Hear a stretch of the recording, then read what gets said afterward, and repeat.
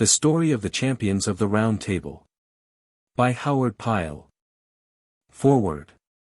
In a book which was written by me aforetime, and which was set forth in print, I therein told much of the history of King Arthur. Of how he manifested his royalty in the achievement of that wonderful magic sword which he drew forth out of the anvil, of how he established his royalty, of how he found a splendid sword yclept Excalibur in a miraculously wonderful manner. Of how he won the most beautiful lady in the world for his queen, and of how he established the famous Round Table of noble worthy knights, the like of whose prowess the world hath never seen, and will not be likely ever to behold again. Also I told in that book the adventures of certain worthy knights, and likewise how the magician Merlin was betrayed to his undoing by a sorceress hight Vivian. Now, if you look any joy in reading that book, I have great hope that that which follows may be every whit as pleasing to you. For I shall hereinafter have to do with the adventures of certain other worthies with whom you may have already become acquainted through my book and otherwise. And likewise of the adventures of certain other worthies, of whom you have not yet been told by me. More especially, I believe, you will find entertainment in what I shall have to tell you of the adventures of that great knight who was altogether the most noble of spirit, and the most beautiful, and the bravest of heart. Of any knight who ever lived excepting only his own son, Galahad, who was the crowning glory of his house and of his name and of the reign of King Arthur. However, if Sir Launcelot of the Lake failed now and then in his behavior, who is there in the world shall say, I never fell into error? And if he more than once offended, who is there shall have hardihood to say, I never committed offence? Yea, that which mocketh Launcelot so singularly dear to all the world, is that he was not different from other men, but like other men, both in his virtues and his shortcomings. Only that he was more strong, more brave and more untiring than those of us who are his brethren, both in our endeavors and in our failures. How do you find this book? Any thoughts about the book or the author? Any suggestion for improvement? Please take a moment to share your thoughts in a comment. If you like it, share it with your friends who might enjoy it as well. Subscribe to keep in touch. Visit CompleteAudiobooks.com for more quality content. Prologue. It hath already been set forth in print in a volume written by me concerning the adventures of King Arthur when he first became king, how there were certain lesser kings who favoured him and were friendly allies with him. And how there were certain others of the same sort who were his enemies. Among those who were his friends was King Ran of Benwick, who was an exceedingly noble lord of high estate and great honour, and who was of a lineage so exalted that it is not likely that there was anyone in the world who was of a higher strain. Now, upon a certain time, King Ban of Benwick fell into great trouble, for there came against him a very powerful enemy, to wit, King Claudas of Scotland. King Claudas brought unto Benwick a huge army of knights and lords, and these sat down before the castle of Tribble with intent to take that strong fortress and destroy it. This noble castle of Tribble was the chiefest and the strongest place of defence in all King Ban's dominions, wherefore he had entrenched himself there with all of his knights and with his queen, hight Helen, and his youngest son, hight Launcelot. Now this child, Launcelot, was dearer to Queen Helen than all the world besides, for he was not only large of limb but so extraordinarily beautiful of face that I do not believe an angel from paradise could have been more beautiful than he. He had been born with a singular birthmark upon his shoulder, which birthmark had the appearance as of a golden star enstamped upon the skin. Wherefore, because of this, the queen would say, Launcelot, by reason of that star upon thy shoulder I believe that thou shalt be the star of our house and that thou shalt shine with such remarkable glory that all the world shall behold thy lustre and shall marvel thereat for all time to come. So the queen took extraordinary delight in Launcelot and loved him to the very core of her heart, albeit she knew not, at the time she spake, how that prophecy of hers concerning the star was to fall so perfectly true. Now, though King Ban thought himself very well defended at his castle of Tribble, yet King Claudas brought so terribly big an army against that place that it covered the entire plain. A great many battles were fought under the walls of the castle, but ever King Claudas waxed greater and stronger, and King Ban's party grew weaker and more fearful. So by and by things came to such a pass that King Ban bethought him of King Arthur, and he said to himself, I will go to my lord the king and beseech help and aid from him, for he will certainly give it me. Nor will I trust any messenger in this affair other than myself, for I myself will go to King Arthur and will speak to him with my own lips."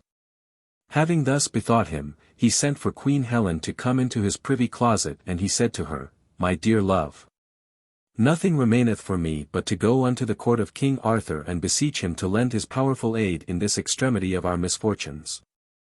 Nor will I trust any messenger in this affair but myself. Now, this castle is no place for thee, when I am away, therefore, when I go upon this business, I will take thee and Launcelot with me, and I will leave you both in safety at King Arthur's court with our other son, Sir Ector, until this war be ended and done." And to these Queen Helen lent her assent. So King Ban summoned to him the seneschal of the castle, who was named Sir Malidor le Brun, and said to him, "Messire, I go hence tonight by a secret pass, with intent to betake me unto King Arthur, and to beseech his aid in this extremity.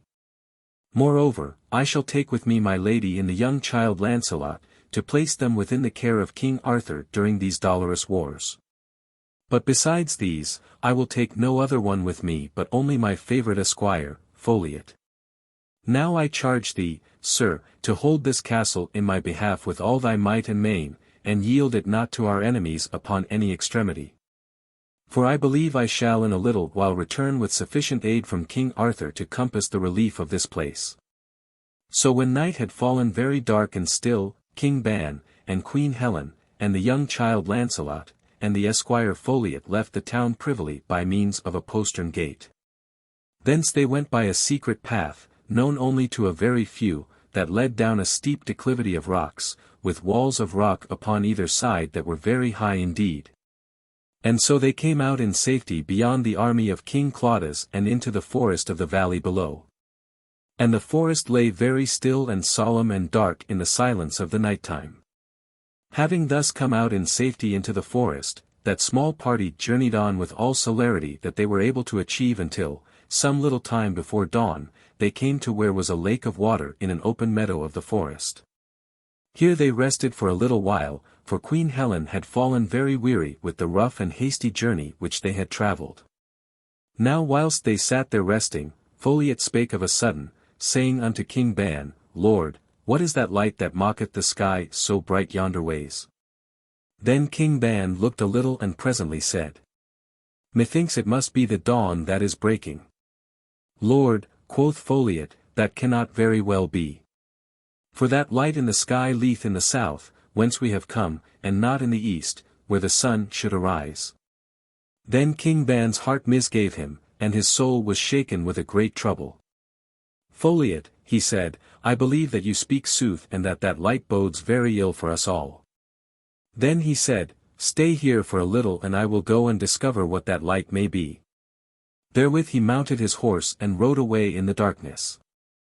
Now there was a very high hill near by where they were, and upon the top of the hill was an open platform of rock whence a man could see a great way off in every direction.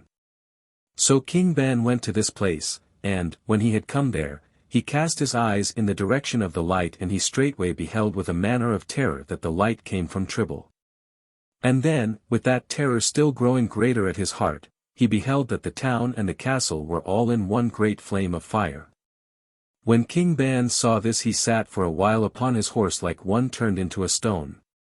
Then, after a while, he cried out in a great voice, "Woe! Woe! Woe is me!" And then he cried out still in a very loud voice, "Certes, God hath deserted me entirely." Therewith a great passion of grief took hold upon him and shook him like to a leaf, and immediately after that he felt that something brake within him with a very sharp and bitter pain, and he wist that it was his heart that had broken. So being all alone there upon the hilltop, and in the perfect stillness of the night, he cried out, "My heart! My heart!" And therewith, the shadows of death coming upon him, he could not sit any longer upon his horse, but fell down upon the ground. And he knew very well that death was nigh him, so, having no cross to pray upon, he took 2 blades of grass and twisted them into that holy sign, and he kissed it and prayed unto it that God would forgive him his sins. So he died all alone upon that hilltop. Meanwhile, Queen Helen and Folliot sat together waiting for him to return, and presently they heard the sound of his horse's hoofs coming down that rocky path. Then Queen Helen said, "Folliot, methinks my lord cometh." So in a little came the horse with the empty saddle. When Folliot beheld that, he said, "Lady, here meseems is great trouble come to us, for methinks something hath befallen my lord, and that he is in sore travail, for here is his horse without him."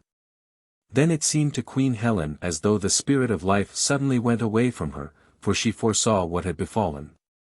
So she arose like one in a dream, and, speaking very quietly, she said, "Folliot, take me whither my lord went a while since."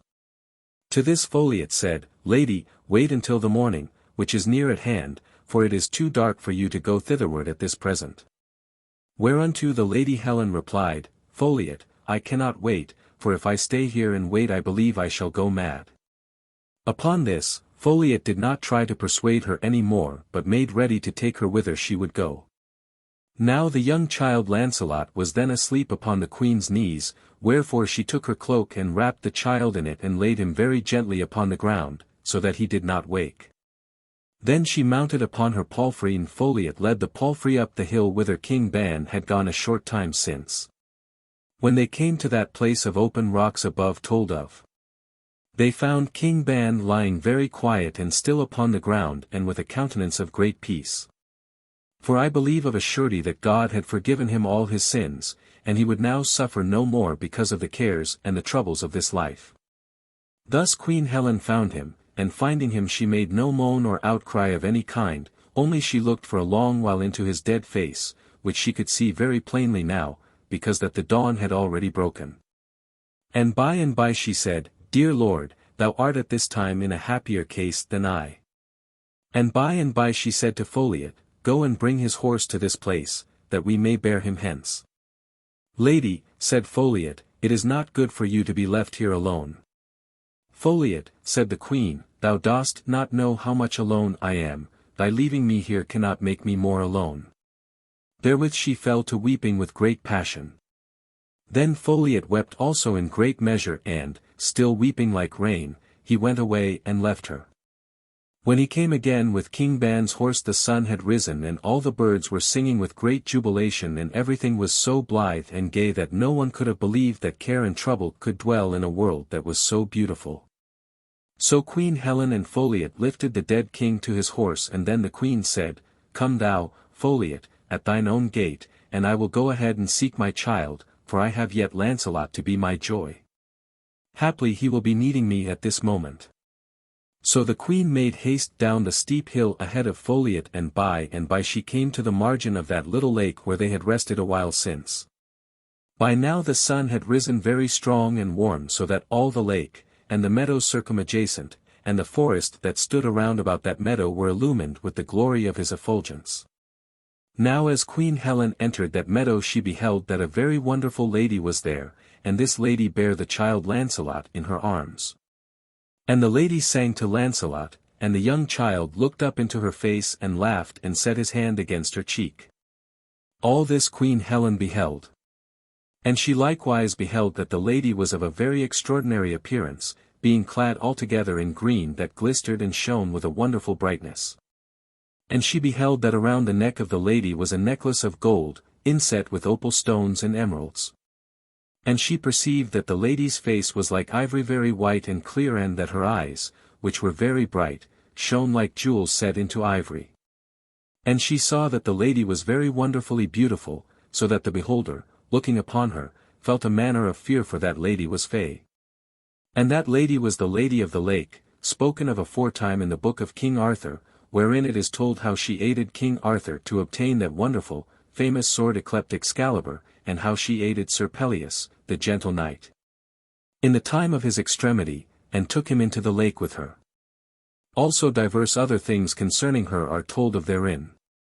Then the queen came near to where the lady was, and she said to her, "Lady, I pray you give me my child again." Upon this the Lady of the Lake smiled very strangely and said, "Thou shalt have thy child again, lady, but not now, after a little thou shalt have him again."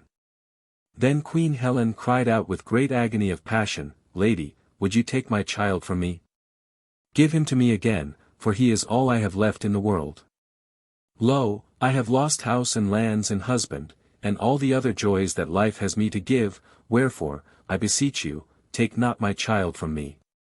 To this the Lady of the Lake said, "Thou must endure thy sorrow a while longer. For it is so ordained that I must take thy child, for I take him only that I may give him to thee again, reared in such a wise that he shall make the glory of thy house to be the glory of the world. For he shall become the greatest knight in the world, and from his loins shall spring a greater still than he, so that the glory of the house of King Ban shall be spoken of as long as mankind shall last." But Queen Helen cried out all the more in a great despair, "What care I for all this? I care only that I shall have my little child again. Give him to me." Therewith she would have laid hold of the garments of the Lady of the Lake in supplication, but the Lady of the Lake drew herself away from Queen Helen's hand and said, "Touch me not, for I am not mortal, but fey." And thereupon she and Launcelot vanished from before Queen Helen's eyes as the breath vanishes from the face of a mirror. For when you breathe upon a mirror the breath will obscure that which lieth behind. But presently the breath will disappear and vanish, and then you shall behold all things entirely clear and bright to the sight again. So the Lady of the Lake vanished away, and everything behind her where she had stood was clear and bright, and she was gone. Then Queen Helen fell down in a swoon, and lay beside the lake of the meadow like one that is dead. And when Folliot came he found her so and wist not what to do for her. There was his lord who was dead and his lady who was so like to death that he knew not whether she was dead or no. So he knew not what to do but sat down and made great lamentation for a long while. What time he sat thus there came that way 3 nuns who dwelt in an abbey of nuns which was not a great distance away from that place. These made great pity over that sorrowful sight, and they took away from there the dead king and the woeful queen, and the king they buried in holy ground. And the queen they let live with them, and she was thereafter known as the Sister of Sorrows. Now Launcelot dwelt for nigh 17 years with the Lady Nimue of the Lake in that wonderful, beautiful valley covered over with the appearance of such a magical lake as hath been aforetime described in the book of King Arthur. And that land of the lake was of this sort that shall here be described. Unto anyone who could enter into the magic water of that lake, and there were very few of those who were mortal who were allowed to come to those meadows of faery that were there concealed beneath those enchanted waters, he would behold before him a wide and radiant field of extraordinary beauty. And he would behold that that field was covered all over with such a multitude of exquisite and beautiful flowers that the heart of the beholder would be elated with pure joy to find himself in the midst of that waving sea of multitudinous and fragrant blossoms. And he would behold many fair and shady groves of trees that here and there grew up from that valley, each glade overshadowing a fountain of water as clear as crystal. And he would perhaps behold, at such pleasant places beneath the shade of those trees, some party of the fair and gentle folk of that country. And he would see them playing in sport, or he would hear them chanting to the music of shining golden harps. And he would behold in the midst of that beautiful plain a wonderful castle with towers and roofs uplifted high into the sky, and all shining in the peculiar radiance of that land, like to castles and battlements of pure gold. Such was the land unto which Launcelot was brought, and from what I have told you you may see what a wonderful, beautiful place it was. And the mystery of that place entered into the soul of Launcelot, so that thereafter, when he came out thence, he was never like other folk, but always appeared to be in a manner remote and distant from other of his fellow mortals with whom he dwelt. For though he smiled a great deal, it was not often that he laughed, and if he did laugh, it was never in scorn, but always in loving kindness. It was here in this land that Sir Perilous had now dwelt for several years, with great peace and content. For it hath been told in the book of King Arthur how, when he was upon the edge of death, the Lady Nimue of the Lake brought him back to life again, and how, after that time, he was half fey and half mortal. And the reason why Launcelot was brought to that place was that Sir Perilous might teach him and train him in all the arts of chivalry. For no one in all the world was more skillful in arms than Sir Perilous, and no one could so well teach Launcelot the duties of chivalry as he. So Sir Perilous taught Launcelot all that was best of knighthood, both as to conduct of manner, and as to the worthiness and skill at arms, wherefore it was that when Launcelot was completely taught, there was no knight in all the world who was his peer in strength of arms or in courtesy of behaviour, until his own son, Sir Galahad, appeared in the courts of chivalry as shall by and by be told of. So when Launcelot came forth into the world again he became the greatest knight in all the history of chivalry, wherefore that prophecy of his mother was fulfilled as to his being like to a bright star of exceeding lustre. Accordingly, I have herein told you with great particularity all these circumstances of his early history so that you may know exactly how it was that he was taken away into the lake, and why it was that he was afterward known as Sir Launcelot, surnamed of the Lake. As to how he came into the world to achieve that greatness unto which he had been preordained, and as to how King Arthur made him knight, and as to many very excellent adventures that befell him, you shall immediately read in what followeth. Part 1. The Story of Launcelot. Introduction.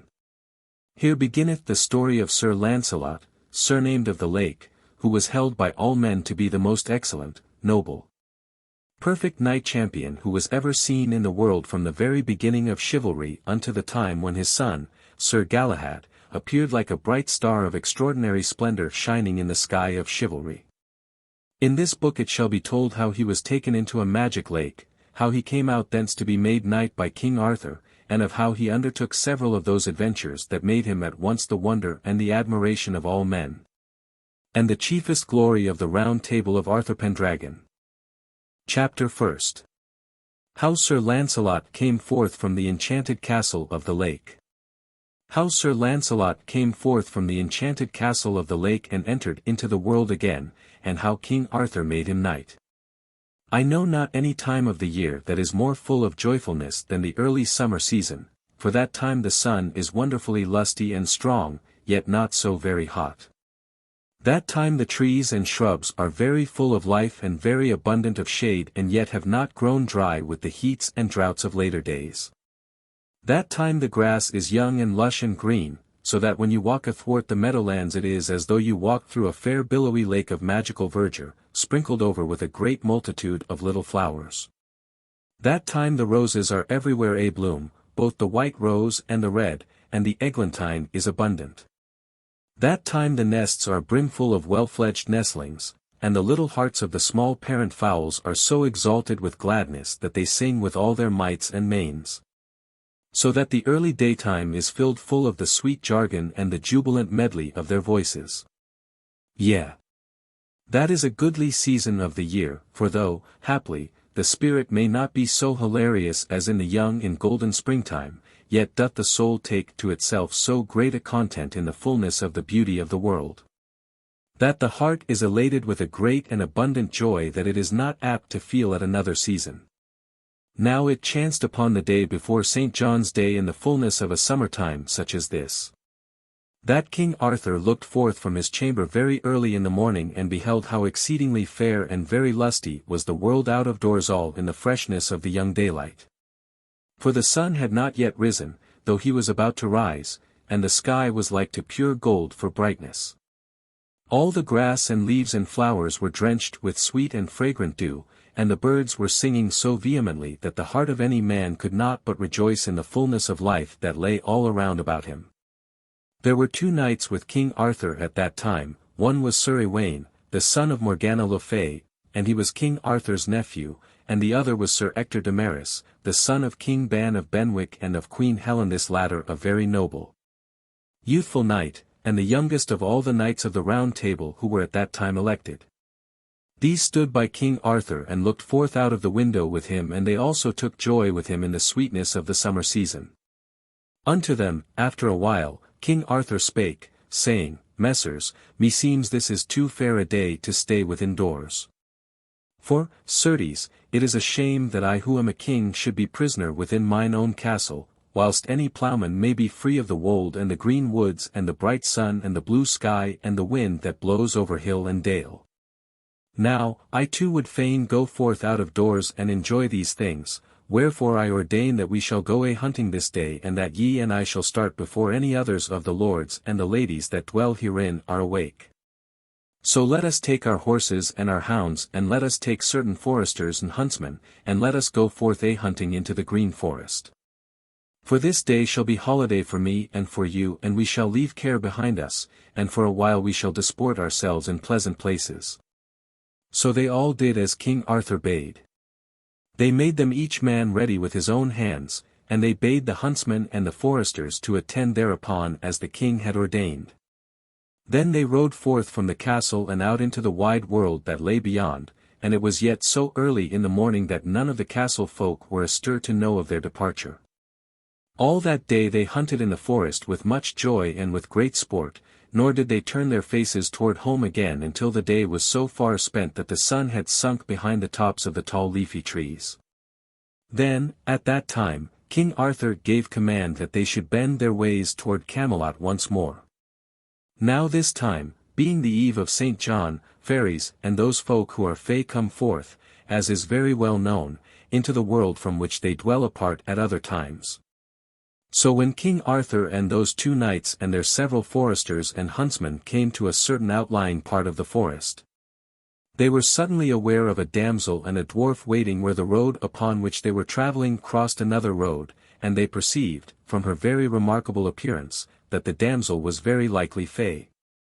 For both she and her dwarf sat each upon a milk-white horse, very strangely still, close to where was a shrine by a hedge of hawthorn, and the damsel was so wonderfully fair of face that it was a marvel to behold her. Moreover, she was clad all in white samite from top to toe, and her garments were embroidered with silver. And the trappings and garniture of her horse were of white samite studded with bright silver bosses, wherefore, because of this silver, she glistered with a sudden lustre whensoever she moved a little. When King Arthur and the 2 knights who were with him drew nigh this damsel, much marvelling at her appearance, she hailed him in a voice that was both high and clear, crying, "Welcome, King Arthur! Welcome, King Arthur! Welcome, King Arthur!" Saying 3 words 3 times, and, "Welcome, Sir Iwaine! Welcome, Sir Ector de Maris," addressing each of those lords by his name. "Damsel," quoth King Arthur, "it is very singular that you should know who we are and that we should not know you. Now, will you not tell us your name and whence you come and whither you go? For of a surety I believe you are fey." "Lord," said the damsel, "it matters not who I am, saving that I am of the court of a wonderful lady who is your very good friend. She hath sent me here to meet you and to beseech you to come with me whither I shall lead you, and I shall lead you unto her." "Damsel," said King Arthur, "I shall be right glad to go with you as you desire me to do. So, if you will lead me to your lady, I and my knights will gladly follow you thitherway to pay our court unto her." Upon this the damsel waved her hand, and drawing her bridle rein she led the way, accompanied by the dwarf, and King Arthur and the 2 knights followed her, and all their party of foresters and huntsmen and hounds and beagles followed them. By this time the sun had set and the moon had risen very fair and round and as yellow as gold, making a great light above the silent tree-tops. Everything now was embalmed in the twilight, and all the world was enshrouded in the mystery of the midsummer eve. Yet though the sun had gone the light was wonderfully bright, wherefore all that the eye could see stood sharp-cut and very clear to the vision. So the damsel and the dwarf led the way for somewhat of a distance, though not for so very far, until they came of a sudden to where was an open meadow in the forest, hedged all around with the trees of the woodland. And here the king and his knights were aware of a great bustle of many people, some working very busily in setting up several pavilions of white samite, and others preparing a table as for a feast, and others upon this business and others upon that. And there were various sumpter mules and pack horses and palfreys all about, as though belonging to a party of considerable estate.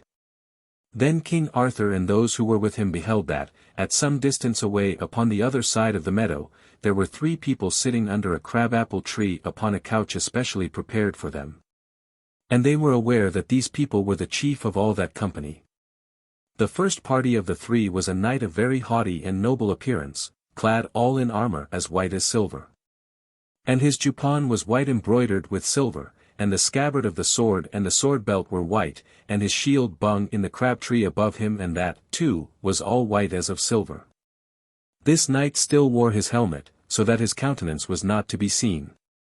The second party of the three was a lady clad all in white raiment. Her face was covered by her wimple so that her countenance also was not to be seen very clearly, but her garments were of wonderful sort, being of white sarcenet embroidered over with silver in the pattern of lily flowers. Also she wore around her breast and throat a chain of shining silver studded with bright and sparkling gems of divers sorts. The third party of the three was a youth of 18 years, so beautiful of face that it seemed to King Arthur that he had never beheld so noble a being. For his countenance was white and shining, and his hair was as soft as silk and as black as it was possible to be, and curled down upon his shoulders. And his eyes were large and bright and extraordinarily black, and his eyebrows arched so smoothly that if they had been painted they could not have been marked upon his forehead more evenly than they were. And his lips, which pouted a little, though not very much, were as red as coral, and his upper lip was shaded with a soft down of black. Moreover, this youth was clad altogether in white cloth of satin with no ornaments whatsoever saving only a fine chain of shining silver set with opal stones and emeralds that hung about his neck. Then when King Arthur approached near enough he perceived by certain signs that the lady was the chiefest of those three, wherefore he paid his court to her especially, saying to her, Lady, it seems that I have been brought hitherward unto you and that you were aware of my name and estate when you sent for me. Now I should be exceedingly glad if you would enlighten me in the same manner as to yourself. Sir, she said, that I shall be glad to do, for if I have known you aforetime, you have also seen me aforetime and have known me as your friend. Therewith the lady lowered the wimple from her face and King Arthur perceived that it was the Lady of the Lake. Upon this he kneeled down upon one knee and took her hand and set it to his lips. Lady, quoth he, I have indeed cause to know you very well, for you have, as you affirm, been a friend to me and to my friends upon many several occasions.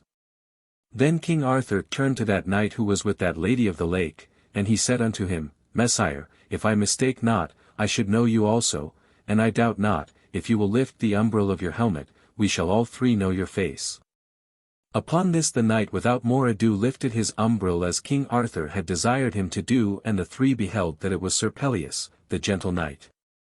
Now it hath already been very fully told about Sir Perilous in the book of King Arthur, and those of you who read of him therein will remember, no doubt, how sorely he was wounded in a combat with Sir Gawain, who was his best friend. And of how the Lady of the Lake took him to dwell with her in that wonderful city that was hidden by the appearance as of an enchanted lake, and of how it was Sir Gawain who last beheld him upon that occasion. But if Sir Gawain was the dearest friend that Sir Perilous had at that time, then Sir Iwain was only less dear to him. Therefore, when Sir Iwain beheld that the strange knight was Sir Perilous, he wist not what to think for pure wonder. For no mortal eyes had ever beheld Sir Perilous since he had gone into the lake with the Lady of the Lake that time as foretold, and it was not thought that anyone would ever see him again. So when Sir Iwain beheld that the knight was Sir Perilous he emitted a great cry of joy and ran to him and catched him in his arms, and Sir Perilous forbade him not. For though at most times those who are of faerie do not suffer themselves to be touched by mortal hands, yet, upon the eve of St. John's Day, fairies and mortals may commune as though they were of the same flesh and blood. Wherefore Sir Perilous did not forbid Sir Iwain, and they embraced, as one time brethren in arms should embrace. And each kissed the other upon the face, and each made great joy the one over the other. Yea, so great was their joy that all those who stood about were moved with pure happiness at beholding them. Then Sir Perilous came to King Arthur and kneeled down before him and kissed his hand, as is the bounden duty of every knight unto his lord. Ha, Messire, quoth King Arthur, methought when I beheld this lady, that you would not be very far distant from her. Then he said unto the Lady of the Lake, Lady, I prithee tell me, who is this fair youth who is with you? For methinks I never beheld before so noble and so beautiful a countenance as his. Maybe you will make us acquainted with him also. Lord, said the Lady Nimue, who he is, and of what quality, shall, I hope, be made manifest in due time. Just now I would not wish that he should be known even unto you. But touching him, I may say that it was for his sake that I sent my damsel to meet you at the crossroads a while ago. But of that, more anon, for see. The feast is now spread which we have prepared for your entertainment. So let us first eat and drink and make merry together, and then we shall speak further of this matter. So they all six went and sat down to the table that had been spread for them in the open meadowland. For the night was very pleasant and warm, and a wonderful full moon shone down upon them with a marvellous lustre, and there was a pleasant air, soft and warm, from the forest, and what with the scores of bright waxen tapers that stood in silver candlesticks upon the table, each taper sparkling as bright as any star, the night was made all illuminate like to some singular midday. There was set before them a plenty of divers savoury meats and of several excellent wines, some as yellow as gold, and some as red as carbuncle, and they ate and they drank and they made merry in the soft moonlight with talk and laughter. Somewhiles they told Sir Perilous and the lady of all that was toward at court at Camelot. Otherwhiles Sir Perilous and the lady told them such marvellous things concerning the land in which they two dwelt that it would be hard to believe that the courts of heaven could be fairer than the courts of fairyland whence they had come. Then, after the feast was ended, the Lady of the Lake said to King Arthur, Sir, and I have won your favour in any way, there is a certain thing I would ask of you. To the which King Arthur made reply, Ask it, lady, and it shall be granted thee, no matter what it may be. Sir, said the Lady of the Lake, this is what I would ask of you. I would ask you to look upon this youth who sits beside me. He is so dear to me that I cannot very well make you know how dear he is. I have brought him hither from our dwelling place for one certain reason, to wit, that you should make him knight. That is the great favour I would ask of you. To this intent I have brought armour and all the appurtenances of knighthood, for he is of such noble lineage that no armour in the world could be too good for him. Lady, quoth King Arthur, I will do what you ask with much pleasure and gladness. But, touching that armour of which you speak, it is my custom to provide anyone whom I make a knight with armour of mine own choosing. To this the Lady of the Lake smiled very kindly, saying, Lord, I pray you, let be in this case. For I dare say that the armour which hath been provided for this youth shall be so altogether worthy of your nobility and of his future credit that you will be entirely contented with it. And with that, King Arthur was altogether satisfied. And, touching that armour, the ancient history that speaketh of these matters saith that it was of such a sort as this that followeth, and that it was brought from that enchanted court of the lake in this wise. To wit, in the front came two youths, leading two white mules, and the mules bore two chests studded with silver bosses. In one chest was the hauberk of that armour, and in the other were the iron boots. These were bright like to silver and were inlaid with cunningly devised figures, all of pure gold. Next to them came two esquires, clad in white robes and mounted upon white horses, bearing the one a silver shield and the other a shining helmet, as of silver it likewise being very wonderfully inlaid with figures of pure gold. After these came two other esquires, the one bearing a sword in a white sheath embossed with studs of silver, the belt whereof was of silver with facets of gold, and the other leading a white charger, whose coat was as soft and as shining as silk. And all the gear and furniture of this horse was of silver and of white samite embellished with silver. So from this you can see how nobly that young acolyte was provided with all that beseemed his future greatness. For, as you may have guessed, this youth was Launcelot, King Ban's son of Benwick, who shortly became the greatest knight in the world. Now there was in that part of the forest border a small abbey of monks, and in the chapel of that abbey Launcelot watched his armour for that night, and Sir Ewaine was with him for all that time. Meantime King Arthur and Sir Ector de Maris slept each in a silken pavilion provided for them by the Lady of the Lake. In the morning Sir Ewaine took Launcelot to the bath and bathed him, for such was the custom of those who were being prepared for knighthood. Now, whilst Sir Ewaine was bathing the youth, he beheld that on his shoulder was a mark in the likeness of a golden star, and he marvelled very much thereat, but he made no mention of it at that time, but held his peace concerning what he saw. Only he marvelled very greatly thereat. Then, after Sir Ewaine had bathed Launcelot, he clothed him in raiment fitted for that ceremony unto which he was ordained, and when the youth was so clothed, Sir Ewaine brought him to King Arthur. And King Arthur knighted Launcelot with great ceremony, and buckled the belt around him with his own hands.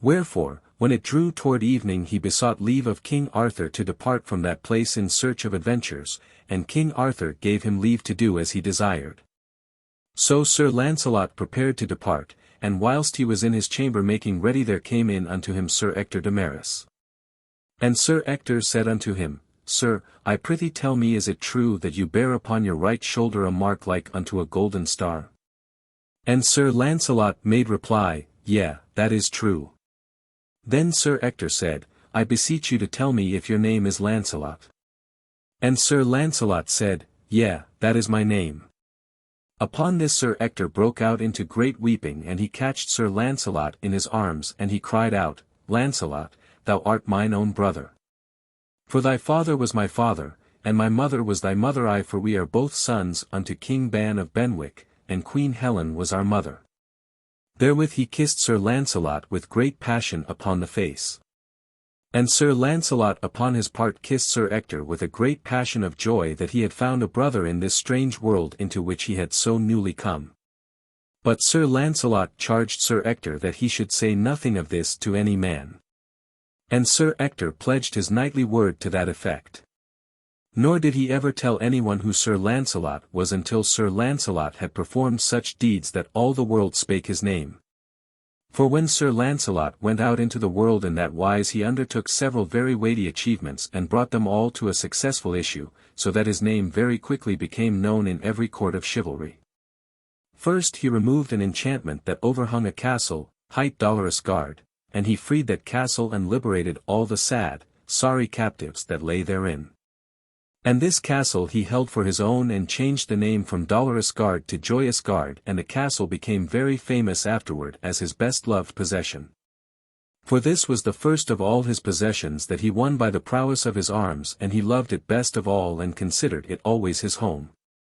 After that Sir Launcelot, at the bidding of Queen Guinevere, took the part of the Lady of Nohan against the King of Northumberland, and he overcame the King of Northumberland and made him subject unto King Arthur.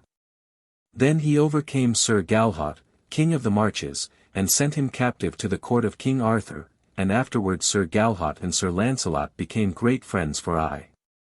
So in a little while all the world spoke of Sir Launcelot, for it was said of him, and truly, that he had never been overcome by any other knight, whether upon horseback or upon foot. And that he always succeeded in every adventure which he undertook, whether that adventure were great or whether it were small. So it was as the Lady of the Lake desired it to be, for Sir Launcelot's name became famous, not because he was his father's son, but because of the deeds which he performed upon his own account. So Sir Launcelot performed all these famous adventures, and after that he returned again to the court of King Arthur crowned with the glory of his successful knighthood. And there he was received with joy and acclaim and was duly installed in that seat of the Round Table that was his. And in that court he was held in the greatest honour and esteem of all the knights who were there. For King Arthur spake many times concerning him to this effect, that he knew not any honour or glory that could belong to a king greater than having such a knight for to serve him as was Sir Launcelot of the Lake. For a knight like Sir Launcelot came hardly ever into the world, and when he did come his glory must needs illuminate with its effulgence the entire reign of that king whose servant he was. So it was that Sir Launcelot was greatly honoured by everybody at the court of King Arthur, and he thereafter abided at that court for the most part of his life. And now I must needs make mention of that friendship that existed betwixt Sir Launcelot and Queen Guinevere, for after he thus returned to the court of the king, they two became such friends that no two people could be greater friends than they were. Now I am aware that there have been many scandalous things said concerning that friendship, but I do not choose to believe any such evil sayings. For there are always those who love to think and say evil things of others. Yet though it is not to be denied that Sir Launcelot never had for his lady any other dame than the Lady Guinevere, still no one hath ever said with truth that she regarded Sir Launcelot otherwise than as her very dear friend. For Sir Launcelot always avouched with his knightly word, unto the last day of his life, that the Lady Guinevere was noble and worthy in all ways, wherefore I choose to believe his knightly word and to hold that what he said was true. For did not he become an hermit, and did not she become a nun in their latter days, and were they not both broken of heart when King Arthur departed from this life in so singular a manner as he did? Wherefore I choose to believe good of such noble souls as they, and not evil of them. Yet, though Sir Launcelot thus abided at the court of the king, he ever loved the open world and a life of adventure above all things else. For he had lived so long in the lake that these things of the sturdy life of out-of-doors never lost their charm for him. So, though he found, for a while, great joy in being at the court of the king, for there were many justs held in his honour, and, whithersoever he rode forth, men would say to one another, Yonder goeth that great knight, Sir Launcelot. Who is the greatest knight in the world, yet he longed ever to be abroad in the wide world again. So one day he besought King Arthur for leave to depart thence and to go forth for a while in search of adventures, and King Arthur gave him leave to do as he desired. So now shall be told of several excellent adventures that Sir Launcelot undertook, and which he carried through with entire success, and to the great glory and renown of the Round Table, of which he was the foremost knight. Chapter 2. How Sir Launcelot and Sir Lionel rode forth errant together. How Sir Launcelot and Sir Lionel rode forth errant together, and how Sir Lionel met Sir Turquine to his great dole. Also how Sir Ector grieved for the departure of his brother Launcelot and so, following him, fell into a very sorry adventure. Now after King Arthur had thus given Sir Launcelot leave to go errant, and whilst Sir Launcelot was making himself ready to depart, there came to him Sir Lionel, who was his cousin germain. And Sir Lionel besought leave to go with him as his knight companion, and Sir Launcelot gave him that leave. So when King Arthur confirmed Sir Launcelot's permission, Sir Lionel also made himself ready very joyfully, and early of the morning of the next day they two took their leave of the court and rode away together. The day being very fair and gracious, and all the air full of the joy of that season which was in the flower of the springtime. So, about noontide, they came to a certain place where a great apple tree stood by a hedge, and by that time they had grown and hungered. So they tied their horses nearby in a cool and shady place, and straightway sat them down under the apple tree in the soft tall grass, which was yet fresh with the coolness of the morning. Then when they had ended their meal, Sir Launcelot said, Brother, I have a great lust to sleep for a little space, for I find myself so drowsy that mine eyelids are like scales of lead. Unto which Sir Lionel made reply. Very well. Sleep thou for a while, and I will keep watch, and after that thou shalt watch, and I will sleep for a little space. So Sir Launcelot put his helmet beneath his head and turned upon his side, and in a little had fallen into a sleep which had neither dream nor thought of any kind, but which was deep and pure like to a clear well of water in the forest. And, whilst he slept thus, Sir Lionel kept watch, walking up and down in the shade of a hedge nearby. Where they were was upon the side of a hill, and beneath them was a little valley. And a road ran through the valley, very white and shining in the sunlight, like a silken ribbon, and the road lay between growing fields of corn and pastureland. Now as Sir Lionel walked beside the hedge, he beheld 3 knights come riding into that valley and along that road with very great speed and in several clouds of dust. And behind them came a 4th knight, who was very huge of frame and who was clad altogether in black armour. Moreover, this knight rode upon a black horse, and his shield was black and his spear was black and the furniture of his horse was black, so that everything appertaining to that knight was as black as any raven. And Sir Lionel beheld that this one knight pursued those other 3 knights, and that his horse went with greater speed than theirs, so that by and by he overtook the hindermost knight. And Sir Lionel beheld that the sable knight smote the fleeing knight a great buffet with his sword, so that that knight fell headlong from his horse and rolled over 2 or 3 times upon the ground, and then lay as though he were dead. Then the black knight catched the second of the 3, and served him as he had served his fellow. Then the third of the 3, finding that there was no escape for him, turned as if to defend himself. But the black knight drave at him, and smote him so terrible a blow that I believe had a thunderbolt smitten him he would not have fallen from his horse more suddenly than he did.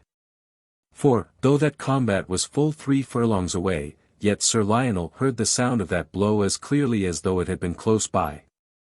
Then after the black knight had thus struck down those 3 knights, he went to each in turn and tied his hands behind his back.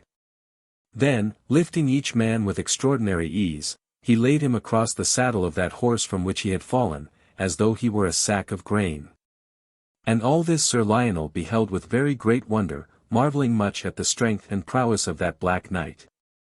Ha, quoth he to himself, I will go and inquire into this business, for it may haply be that yonder black knight shall not find it to be so easy to deal with a knight of the Round Table as with those other 3 knights.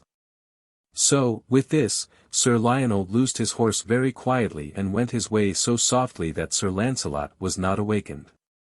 And after he had gone some way, he mounted his steed and rode off at a fast gallop down into that valley.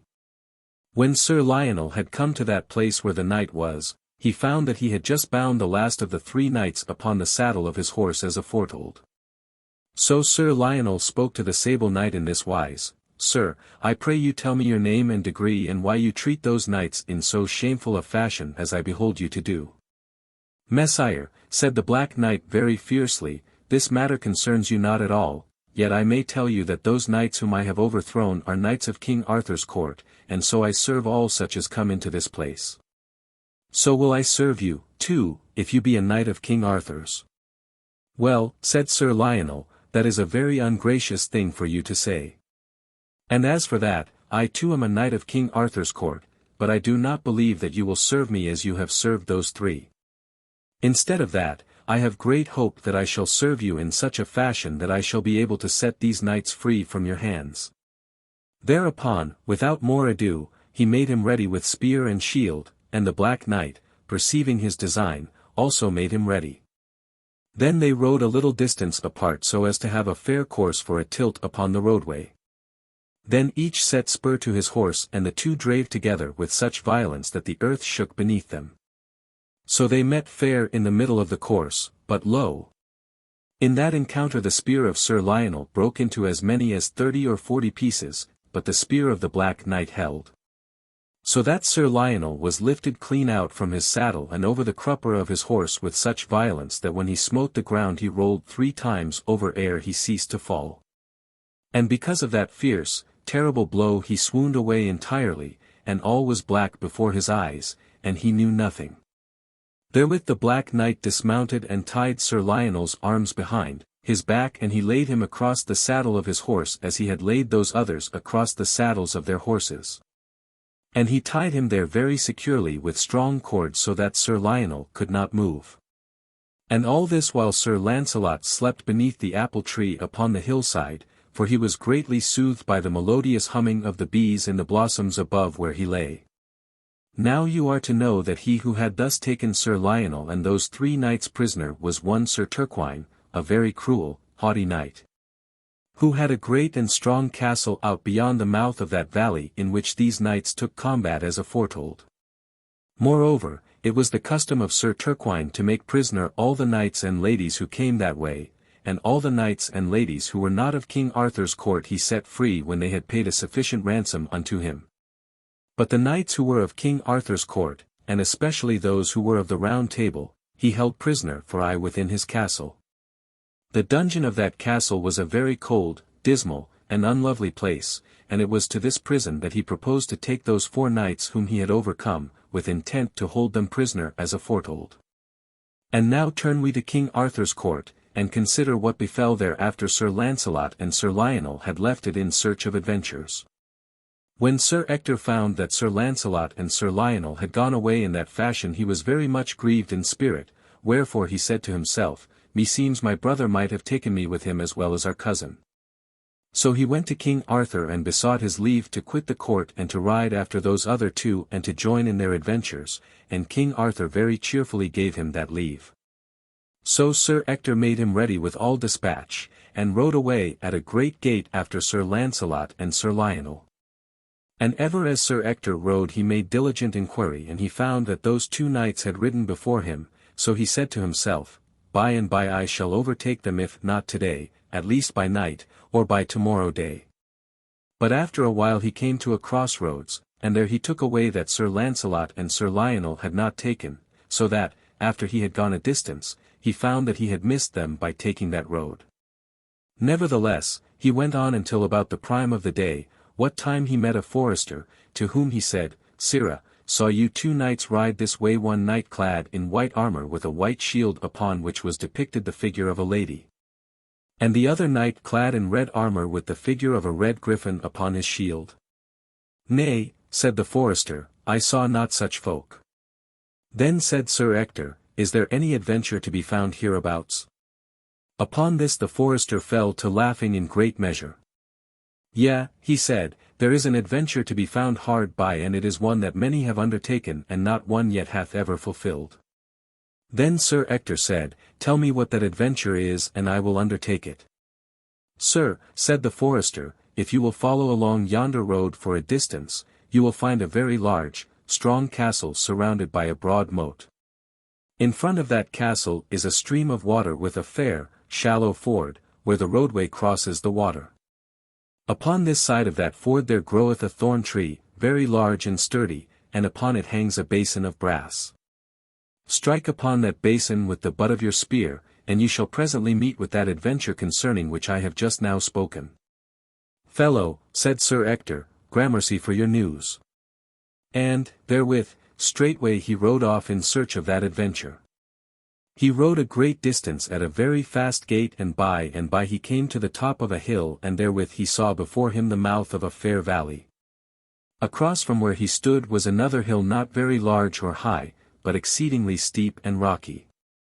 Upon this farther hill was builded a tall, noble castle of grey stone with many towers and spires and tall chimneys and with several score of windows, all shining bright in the clear weather.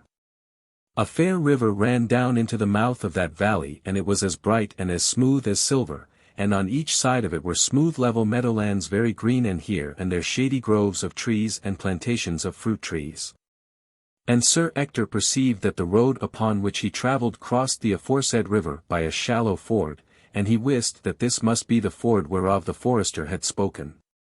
So he rode down unto that ford, and when he had come nigh he perceived the thorn tree of which the forester had told him, and he saw that a great basin of brass hung to the thorn tree, just as the forester had said. Then Sir Ector rode to that thorn tree, and he smote upon that basin of brass with the butt of his spear, so that the basin rang with a noise like thunder, and he smote it again and again, several times over. But though he was aware of a great commotion within that fair castle, yet no adventure befell him, although he smote the brazen basin several times. Now, his horse being athirst, Sir Ector drove him into the ford that he might drink, and whilst he was there he was suddenly aware where, on the other side of the stream, was a singular party coming along the roadway. For first of all there rode a knight entirely clad in black, riding upon a black horse, and all the harness and furniture of that horse entirely of black. Behind him, that knight led 4 horses as though they were pack horses, and across each one of those 4 horses was a knight in full armour, bound fast to the saddle like to a sack of grain, whereat Sir Ector was very greatly astonished. As soon as that sable knight approached the castle, several came running forth and relieved him of those horses he led and took them into the castle. And as soon as he had been thus relieved the sable knight rode very violently up to where Sir Ector was. As soon as he had come to the water's edge he cried out, Sir Knight, come forth from out of that water and do me battle. Very well, said Sir Ector, I will do so, though it will, I think, be to thy very great discomfort. With that he came quickly out from the ford, the water whereof was all broken and churned into foam at his passing, and straightway he cast aside his spear and drew his sword and, driving against that sable knight, he smote him such a buffet that his horse turned twice about. Ha, said the Black Knight, that is the best blow that ever I had struck me in all of my life. Therewith he rushed upon Sir Ector, and without using a weapon of any sort he catched him about the body, underneath the arms, and dragged him clean out of his saddle, and flung him across the horn of his own saddle. Thereupon, having accomplished this marvellous feat, and with Sir Ector still across his saddle-bow, he rode up unto his castle, nor stopped until he had reached the courtyard of the keep. There he set Sir Ector down upon the stone pavement.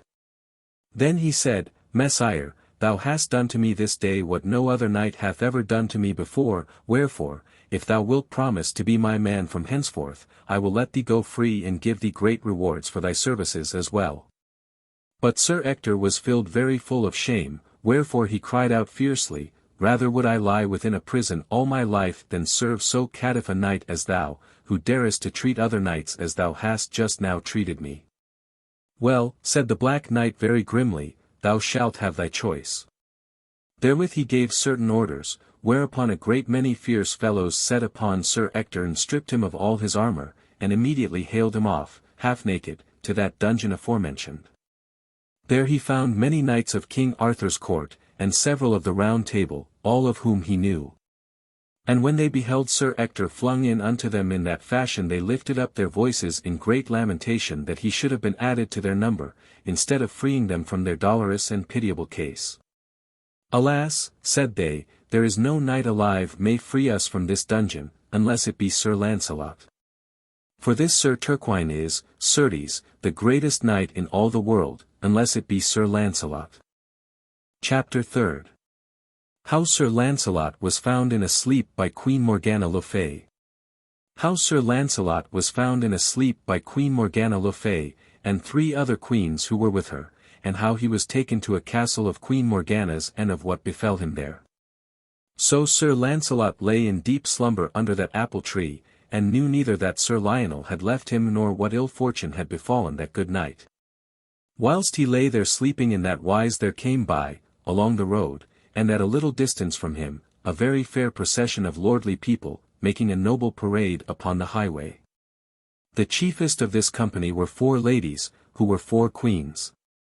With them rode 4 knights, and, because the day was warm, the 4 knights bore a canopy of green silk by the 4 corners upon the points of their lances in such wise as to shelter those queens from the strong heat of the sun. And those 4 knights rode all armed cap a pie on 4 noble war horses, and the 4 queens, bedight in great estate, rode on 4 white mules richly caparisoned with furniture of divers colours embroidered with gold. After these lordly folk there followed a very excellent court of esquires and demoiselles to the number of a score or more, some riding upon horses and some upon mules that ambled very easily. Now all these folk of greater or lesser degree were entirely unaware that Sir Launcelot lay sleeping so nigh to them as they rode by, chattering very gaily together in the springtime weather, taking great pleasure in the warm air, and in growing things, and the green fields, and the bright sky.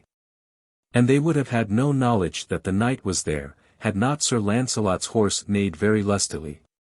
Thereupon, they were aware of the horse, and then they were aware of Sir Launcelot where he lay asleep under the apple tree, with his head lying upon his helmet.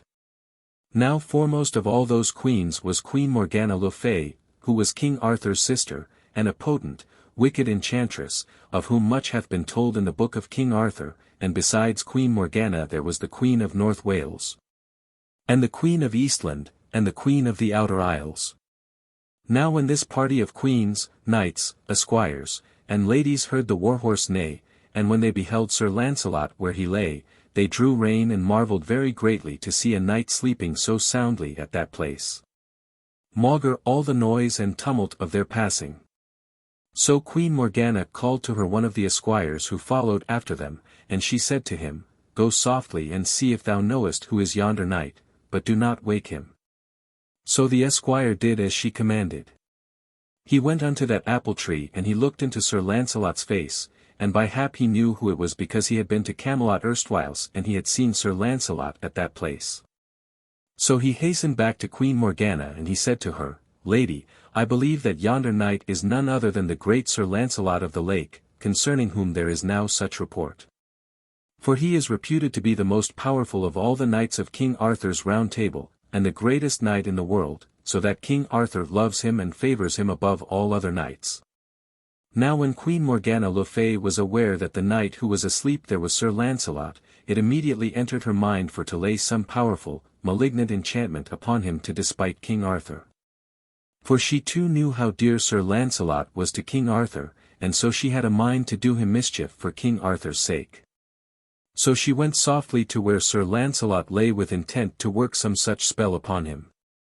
But when she had come to Sir Launcelot she was aware that this purpose of mischief was not possible whilst he wore that ring upon his finger which the Lady of the Lake had given him, wherefore she had to put by her evil design for a while.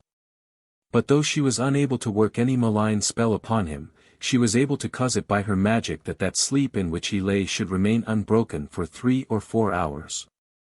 So she made certain movements of her hands above his face, and by that means she wove the threads of his slumber so closely together that he could not break through them to awake. After she had done this she called to her several of the esquires who were of her party, and these at her command fetched the shield of Sir Launcelot and laid him upon it. Then they lifted him and bore him away, carrying him in that manner to a certain castle in the forest that was no great distance away. And the name of that castle was Chateaubras, and it was one of Queen Morgana's castles. And all that while Sir Launcelot wist nothing, but lay in a profound sleep, so that when he awoke and looked about him he was so greatly astonished that he knew not whether he was in a vision or whether he was awake. For whilst he had gone asleep beneath that apple tree, here he now lay in a fair chamber upon a couch spread with a coverlet of flame-coloured linen. Then he perceived that it was a very fair room in which he lay, for it was hung all about with tapestry hangings representing fair ladies at court and knights at battle. And there were woven carpets upon the floor, and the couch whereon he lay was of carved wood, richly gilt.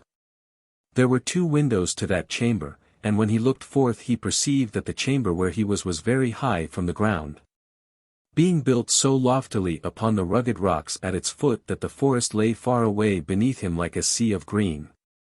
And he perceived that there was but one door to this chamber, and that the door was bound with iron and studded with great bosses of wrought iron, and when he tried that door he found that it was locked. So Sir Launcelot was aware from these things that he was a prisoner, though not a prisoner in a hard case, and he wist not how he had come thither nor what had happened to him. Now when the twilight of the evening had fallen, a porter, huge of frame and very forbidding of aspect, came and opened the door of the chamber where Sir Launcelot lay, and when he had done so there entered a fair damsel, bearing a very good supper upon a silver tray.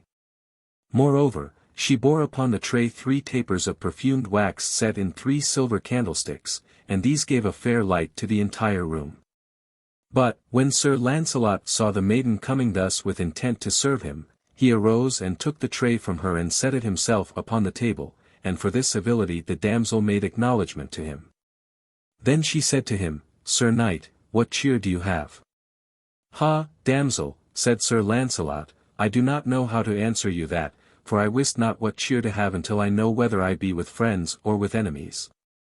For though this chamber wherein I lie is very fair and well bedight, yet meseems I must have been brought here by some enchantment, and that I am a prisoner in this place, wherefore I know not what cheer to take." Then the damsel looked upon Sir Launcelot, and she was very sorry for him.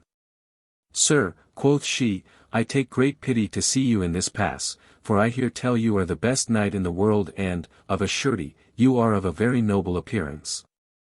I must tell you that this castle wherein you lie is a castle of enchantment, and they who dwell here mean you no good, wherefore I would advise you to be upon your guard against them." "Maiden," said Sir Launcelot, "I give you gramercy for your kind words, and I will be upon my guard as you advise me."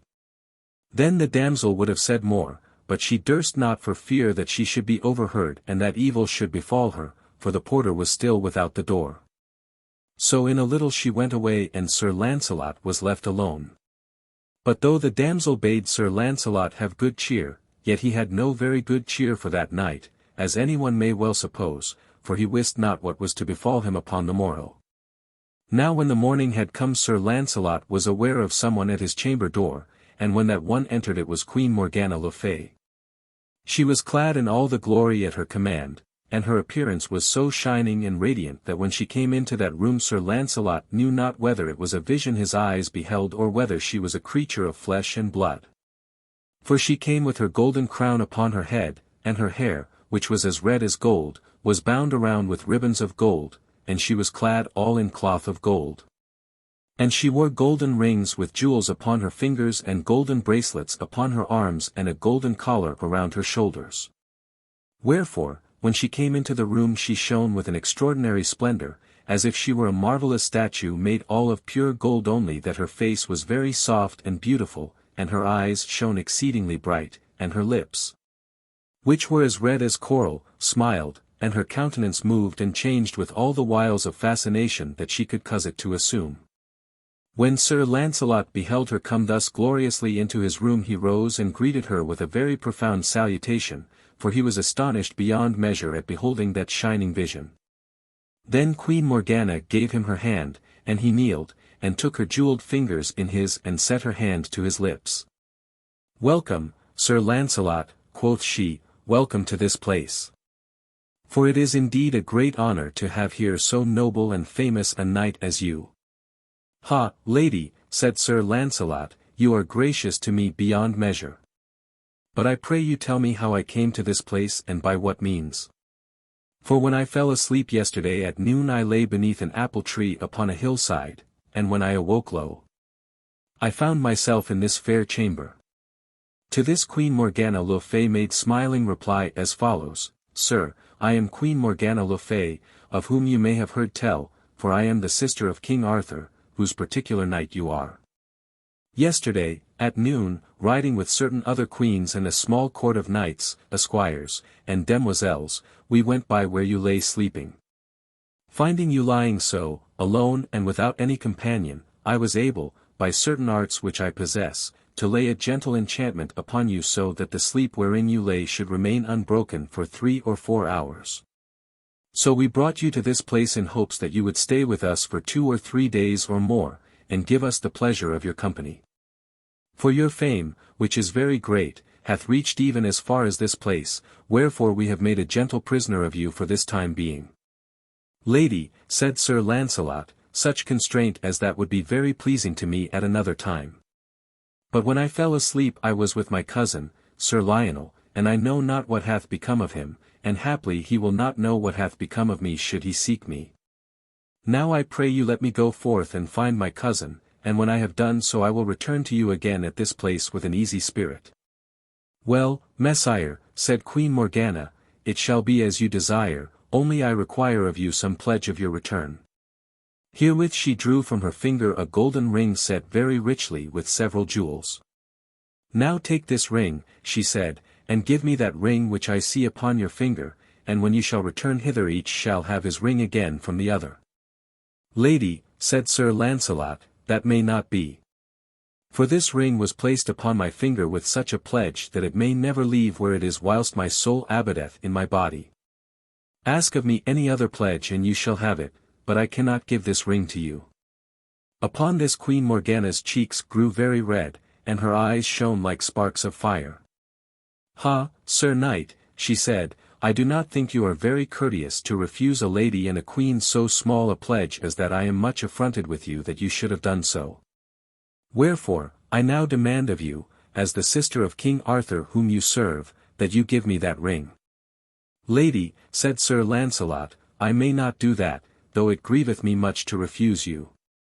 Then Queen Morgana looked at Sir Launcelot a while with a very angry countenance, but she perceived that she was not to have her will with him, wherefore she presently turned very quickly and went out of the room, leaving Sir Launcelot much perturbed in spirit. For he knew how great were the arts of Queen Morgana le Fay, and he could not tell what harm she might seek to work upon him by those arts. But he ever bore in mind how that the ring which he wore was sovereign against such malignant arts as she practised, wherefore he took what comfort he could from that circumstance. Nevertheless, he abode in that chamber in great uncertainty for all that day, and when night came he was afraid to let himself slumber, lest they of the castle should come whilst he slept and work him some secret ill. Wherefore he remained awake whilst all the rest of the castle slept. Now at the middle of the night, and about the time of the first cock-crow, he was aware of a sound without and a light that fell through the crack of the door. Then, in a little, the door was opened and there entered that young damsel who had served him with his supper the night before, and she bare a lighted taper in her hand. When Sir Launcelot perceived that damsel he said, "Maiden, do you come hither with good intent or with evil intent?" "Sir," she said, "I come with good intent, for I take great pity to see you in such a sorry case as this. I am a king's daughter in attendance upon Queen Morgana le Fay, but she is so powerful an enchantress that, in good sooth, I am in great fear lest she sometime do me an ill hap. So tomorrow I leave her service and return unto my father's castle. Meantime, I am of a mind to help you in your adversity. For Queen Morgana trusts me, and I have knowledge of this castle and I have all the keys thereof, wherefore I can set you free. And I will set you free if you will, upon your part, serve me in a way that you can very easily do." Well, said Sir Launcelot, provided I may serve you in a way fitting my knightly honour, I shall be glad to do so under any condition. Now I pray you tell me what it is you would have of me. Sir, said the damsel, my father hath made a tournament betwixt him and the King of North Wales upon Tuesday next, and that is just a fortnight from this day. Now, already my father hath lost one such a tournament, for he hath no very great array of knights upon his side, and the King of North Wales hath 3 knights of King Arthur's Round Table to aid his party. Because of the great help of these knights of the Round Table, the King of North Wales won the last tournament and my father lost it, and now he feareth to lose the tournament that is to be. Now if you will enter upon my father's side upon the day of the tournament, I doubt not that he shall win that tournament, for all men say that you are the greatest knight in the world at this time. So if you will promise to help my father and will seal that promise with your knightly word, then will I set you free of this castle of enchantment. Fair maiden, said Sir Launcelot, tell me your name and your father's name, for I cannot give you my promise until I know who ye be. Sir, said the demoiselle, I am called Eloise the Fair, and my father is King Bagdemagus. Ha! Quoth Sir Launcelot, I know your father, and I know that he is a good king and a very worthy knight besides. If you did me no service whatsoever, I would, at your simple asking, were I free of this place, lend him such aid as it is in my power to give. At this the damsel took great joy and gave Sir Launcelot thanks beyond measure. So they spoke together as to how that matter might be brought about so that Sir Launcelot should be brought to talk to King Bagdemagus. And the damsel Eloise said, Let it be this way, Sir Launcelot. Imprimis thou art to know that somewhat of a long distance to the westward of that place where thou didst fall asleep yesterday, there standeth a very large, fair abbey known as the Abbey of St. James the Lesser. This abbey is surrounded by an exceedingly noble estate that leath all around about it so that no man that haps in that part of the country can miss it if he make inquiry for it. Now I will go and take lodging at that abbey a little while after I leave this place. So when it suits thee to do so, come thou thither and thou wilt find me there and I will bring thee to my father. Very well, said Sir Launcelot, let it be that way. I will come to that place in good time for the tournament. Meantime, I prithee, rest in the assurance that I shall never forget thy kindness to me this day, nor thy gracious behaviour and speech unto me. Wherefore I shall deem it not a duty but a pleasure to serve thee. So, having arranged all these matters, the damsel Eloise opened the door of that room and led Sir Launcelot out thence. And she led him through various passages and down several long flights of steps, and so brought him at last unto a certain chamber, where was his armour. Then the damsel helped Sir Launcelot to encase him in his armour, so that in a little while he was altogether armed as he had been when he fell asleep under that apple tree. Thereafter the damsel brought him out past the courtyard and unto the stable where was Sir Launcelot's horse, and the horse knew him when he came. So he saddled the horse by the light of a half-moon which sailed like a boat high up in the sky through the silver, floating clouds, and therewith he was ready to depart. Then the damsel opened the gate and he rode out into the night, which was now drawing near the dawning of the day. Thus Eloise the Fair aided Sir Launcelot to escape from that castle of enchantment, where else great ill might have befallen him. And now it shall be told how Sir Launcelot did battle with Sir Turquine and of what happened thereat. Chapter 4th. How Sir Launcelot sought Sir Lionel. How Sir Launcelot sought Sir Lionel and how a young damsel brought him to the greatest battle that ever he had in all his life. So Sir Launcelot rode through the forest, and whilst he rode the day began to break. About sunrise he came out into an open clearing where certain charcoal burners were plying their trade. To these rude fellows he appeared out of the dark forest like some bright and shining vision. And they made him welcome and offered him to eat of their food, and he dismounted and sat down with them and brake his fast with them. And when he had satisfied his hunger, he gave them gramercy for their entertainment, and took horse and rode away. He made forward until about the middle of the morning, what time he came suddenly upon that place where, 2 days before, he had fallen asleep beneath the blooming apple tree. Here he drew rein and looked about him for a considerable while. For he thought that haply he might find some trace of Sir Lionel thereabouts. But there was no trace of him, and Sir Launcelot wist not what had become of him. Now whilst Sir Launcelot was still there, not knowing what to do to find Sir Lionel, there passed that way a damsel riding upon a white palfrey. Unto her Sir Launcelot made salutation, and she made salutation to him and asked him what cheer. Maiden, said Sir Launcelot, the cheer that I have is not very good, seeing that I have lost my companion at arms and know not where he is. Then he said, Did you haply meet anywhere with a knight with the figure of a red griffin upon his shield? Whereunto the damsel answered, Nay, I saw none such. Then Sir Launcelot said, Tell me, fair damsel, dost thou know of any adventure hereabouts that I may undertake? For, as thou sayest, I am errant, and in search of such. Upon this the damsel fell a-laughing. Yea, Sir Knight, said she, I know of an adventure not far away, but it is an adventure that no knight yet that ever I heard tell of hath accomplished. I can take thee to that adventure if thou hast a desire to pursue it. Why should I not pursue it, said Sir Launcelot, seeing that I am here for that very cause to pursue adventure. Well, said the damsel, then come with me, Sir Knight, I will take thee to an adventure that shall satisfy thee. So Sir Launcelot and that damsel rode away from that place together. He upon his great war-horse and she upon her ambling palfrey beside him. And the sun shone down upon them, very pleasant and warm, and all who passed them turned to look after them. For the maiden was very fair and slender, and Sir Launcelot was of so noble and stately a mien that few could behold him even from a distance without looking twice or three times upon him. And as they travelled in that way together they fell into converse, and the damsel said to Sir Launcelot, Sir, thou appearest to be a very good knight, and of such a sort as may well undertake any adventure with great hope of success. Now I prithee to tell me thy name and what knight thou art. Fair maiden, said Sir Launcelot, as for telling you my name, that I will gladly do. I am called Sir Launcelot of the Lake, and I am a knight of King Arthur's court and of his Round Table. At this the damsel was very greatly astonished and filled with admiration. Ha! Quoth she, it is a great pleasure to me to fall in with you, Sir Launcelot, for all the world now bespeaketh your fame. Little did I ever think to behold your person, much less speak with you, and ride in this way with you. Now I will tell you what this adventure is on which we are set.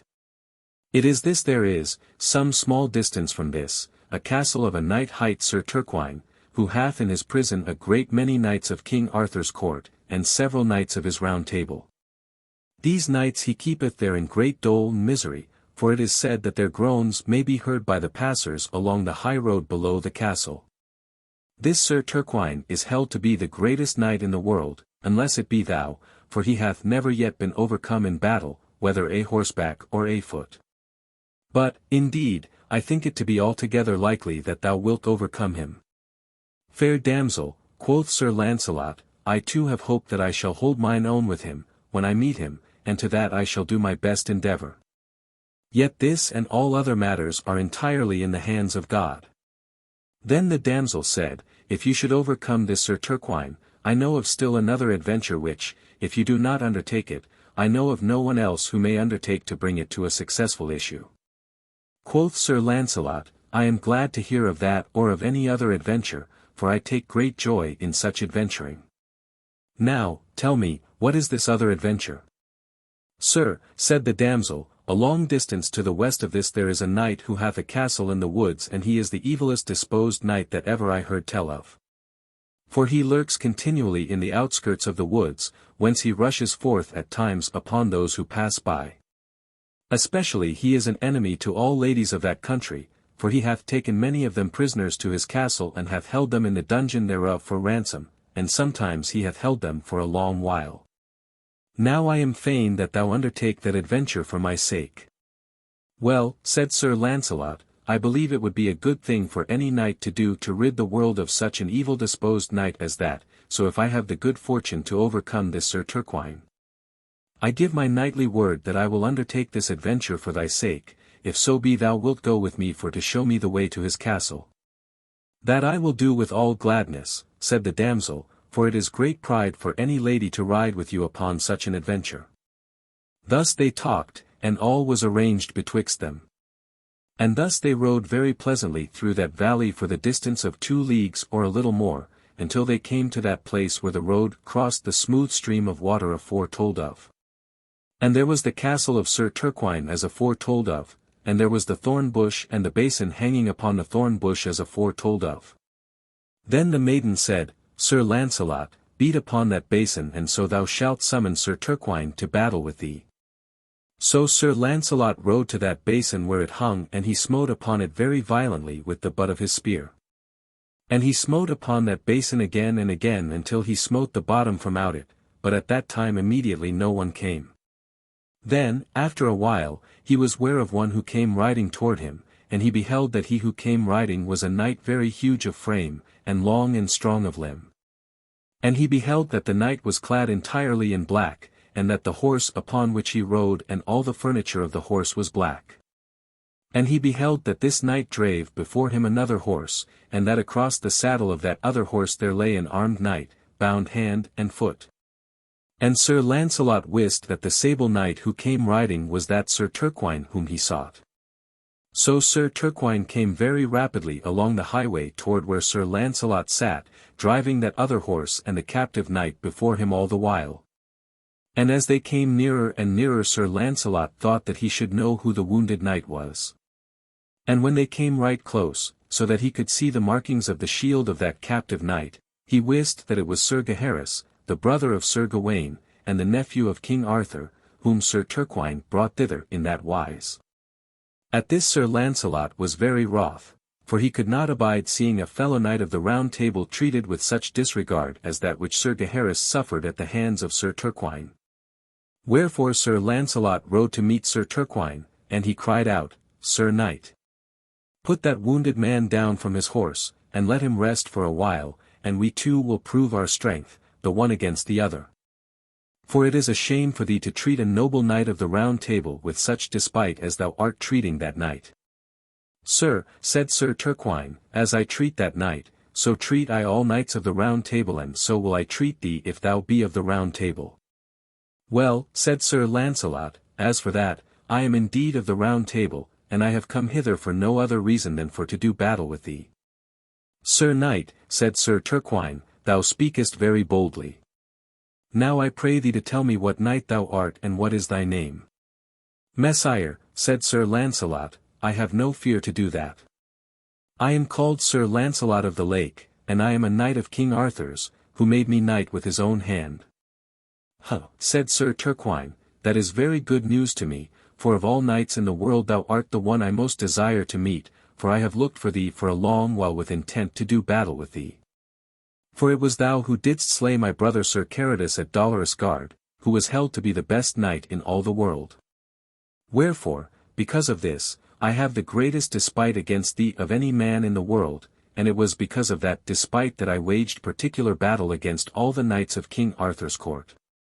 And in despite of thee I now hold 68 knights, who are thy fellows, in the dismalest dungeon of my castle.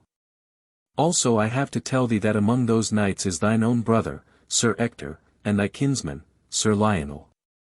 For I overthrew Sir Ector and Sir Lionel only a day or two ago, and now they lie almost naked in the lower parts of that castle yonder. I will put down this knight as thou bidst me, and when I have done battle with thee I hope to tie thee on his saddle horn in his place.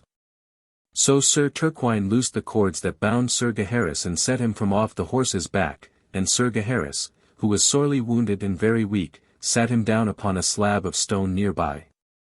Then Sir Launcelot and Sir Turquine made themselves ready at all points, and each took such stand as seemed to him to be best. And when each was ready for the assault, each set spurs to his horse and rushed the one against the other with such terrible violence that they smote together like a clap of thunder. So fierce was that onset that each horse fell back upon the ground, and only by great skill and address did the knight who rode him void his saddle, so as to save himself from a fall. And in that meeting the horse of Sir Turquine was killed outright, and the back of Sir Launcelot's horse was broken and he could not rise, but lay like dead upon the ground. Then each knight drew his sword and set his shield before him, and they came together with such wrath that it appeared as though their fierce eyes shot sparks of fire through the oculariums of their helmets. So they met and struck. And they struck many scores of times, and their blows were so violent that neither shield nor armor could withstand the strokes they gave.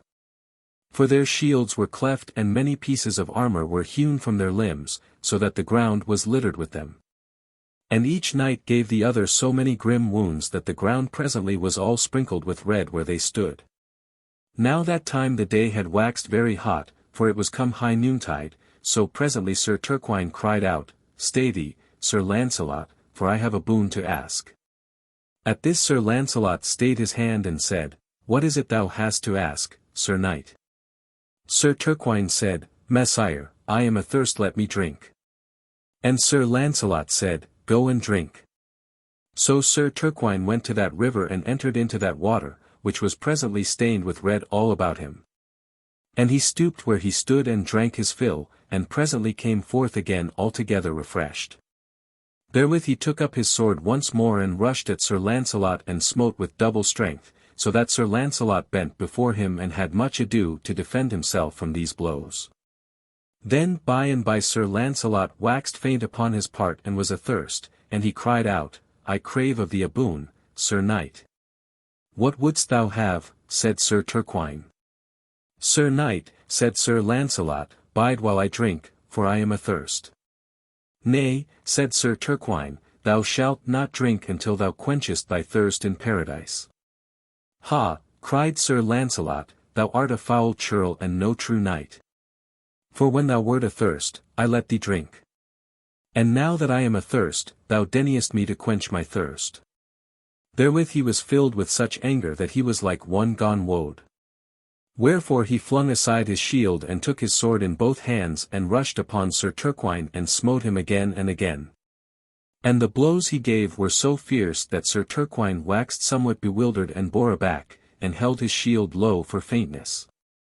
Then when Sir Launcelot beheld that Sir Turquine was faint in that wise, he rushed upon him and catched him by the beaver of his helmet and pulled him down upon his knees. And Sir Launcelot rushed Sir Turquine's helmet from off his head. And he lifted his sword and smote Sir Turquine's head from off his shoulders, so that it rolled down upon the ground. Then for a while Sir Launcelot stood there panting for to catch his breath after that sore battle, for he was nearly stifled with the heat and fury thereof. Then he went down into the water, and he staggered like a drunken man as he went, and the water ran all red at his coming. And Sir Launcelot stooped and slaked his thirst, which was very furious and hot. Thereafter he came up out of the water again, all dripping, and he went to where the damsel was and he said to her, "Damsel, lo, I have overcome Sir Turquine, now I am ready to go with thee upon that other adventure, as I promised thee I would." At this the damsel was astonished beyond measure, wherefore she cried, "Sir, thou art sorely hurt, and in need of rest for 2 or 3 days, and maybe a long time more, until thy wounds are healed." "Nay," said Sir Launcelot, "no need to wait. I will go with thee now." Then Sir Launcelot went to Sir Gaheris, for Sir Gaheris had been sitting for all that while upon that slab of stone. Sir Launcelot said to Sir Gaheris, "Fair lord, be not angry if I take your horse, for I must presently go with this damsel, and you see mine own horse hath broke his back."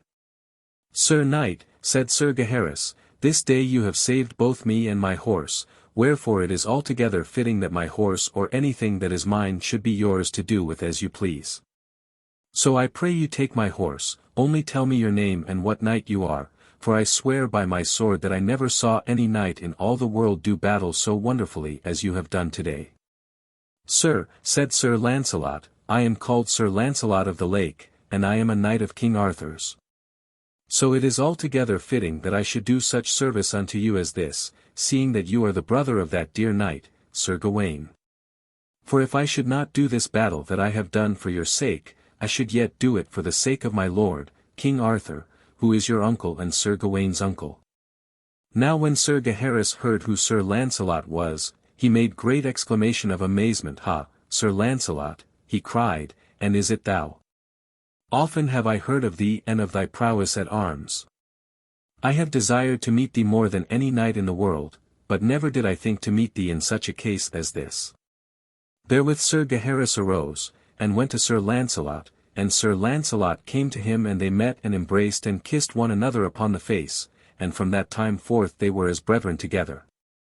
Then Sir Launcelot said to Sir Gaheris, I pray you, Lord, for to go up unto yonder castle, and bring succour to those unfortunates who lie therein. For I think you will find there many fellow knights of the Round Table. And I believe that you will find therein my brother, Sir Ector, and my cousin, Sir Lionel. And if you find any other of my kindred I pray you to set them free and to do what you can for to comfort them and to put them at their ease. And if there is any treasure in that castle, I bid you give it unto those knights who are prisoners there, for to compensate them for the pains they have endured. Moreover, I pray you tell Sir Ector and Sir Lionel not to follow after me, but to return to court and wait for me there, for I have 2 adventures to undertake and I must essay them alone. Then Sir Gaheris was very much astonished, and he cried out upon Sir Launcelot, Sir! Sir! Surely you will not go forth upon another adventure at this time, seeing that you are so sorely wounded. But Sir Launcelot said, Yea, I shall go now. For I do not think that my wounds are so deep that I shall not be able to do my devoirs when my time cometh to do them. At this Sir Gaheris was amazed beyond measure, for Sir Launcelot was very sorely wounded, and his armour was much broken in that battle, wherefore Sir Gaheris had never beheld a person who was so steadfast of purpose as to do battle in such a case. So Sir Launcelot mounted Sir Gaheris' horse and rode away with that young damsel, and Sir Gaheris went to the castle as Sir Launcelot had bidden him to do. In that castle he found 68 prisoners in dreadful case, for some who were there had been there for a long time, so that the hair of them had grown down upon their shoulders, and their beards had grown down upon their breasts. And some had been there but a short time, as was the case of Sir Lionel and Sir Ector. But all were in a miserable sorry plight. And all of those sad prisoners but 2 were knights of King Arthur's court, and 8 of them were knights of the Round Table. All these crowded around Sir Gaheris, for they saw that he was wounded and they deemed that it was he had set them free, wherefore they gave him thanks beyond measure. Not so, said Sir Gaheris, it was not I who set you free. It was Sir Launcelot of the Lake. He overcame Sir Turquine in such a battle as I never before beheld. For I saw that battle with mine own eyes, being at a little distance seated upon a stone slab and wounded as you see. And I make my oath that I never beheld so fierce and manful a combat in all of my life. But now your troubles are over and done, and Sir Launcelot greets you all with words of good cheer and bids me tell you to take all ease and comfort that you can in being free, and in especial he bids me greet you, Sir Ector, and you, Sir Lionel. And to tell you that you are to follow him no farther, but to return to court and bide there until he cometh. For he goeth upon an adventure which he must undertake by himself. Not so, said Sir Lionel, I will follow after him, and find him. And so said Sir Ector likewise, that he would go and find Sir Launcelot. Then Sir Kay the Seneschal said that he would ride with those 2, so the 3 took horse and rode away together to find Sir Launcelot. As for those others, they ransacked throughout the castle of Sir Turquine, and they found 12 treasure chests full of treasure, both of silver and of gold, together with many precious jewels. And they found many bales of cloth of silk and of cloth of gold. So, as Sir Launcelot had bid them do so, they divided the treasure among themselves, setting aside a part for Sir Ector and a part for Sir Lionel and a part for Sir Kay. Then, whereas before they had been mournful, now they were joyful at having been made so rich with those precious things. Thus happily ended that great battle with Sir Turquine, which was very likely the fiercest and most dolorous fight that ever Sir Launcelot had in all of his life. For, unless it was Sir Tristram, he never found any other knight so big as Sir Turquine except Sir Galahad, who was his own son. And now it shall be told how Sir Launcelot fared upon that adventure which he had promised the young damsel to undertake. Chapter 5. How Sir Launcelot went upon an adventure with the damsel Croisette. How Sir Launcelot went upon an adventure with the damsel Croisette as companion, and how he overcame Sir Perilous of the Forest Savage. Now after Sir Launcelot had finished that battle with Sir Turquine as aforetold, and when he had borrowed the horse of Sir Gaheris, he rode away from that place of combat with the young damsel, with intent to carry out the other adventure which he had promised her to undertake. But though he rode with her, yet, for a while, he said very little to her, for his wounds ached him sorely and he was in a great deal of pain. So, because of this, he had small mind to talk, but only to endure what he had to endure with as much patience as he might command. And the damsel upon her part was somewhat aware of what Sir Launcelot was suffering and she was right sorry for him, wherefore she did not trouble him with idle discourse at that moment, but waited for a while before she spake.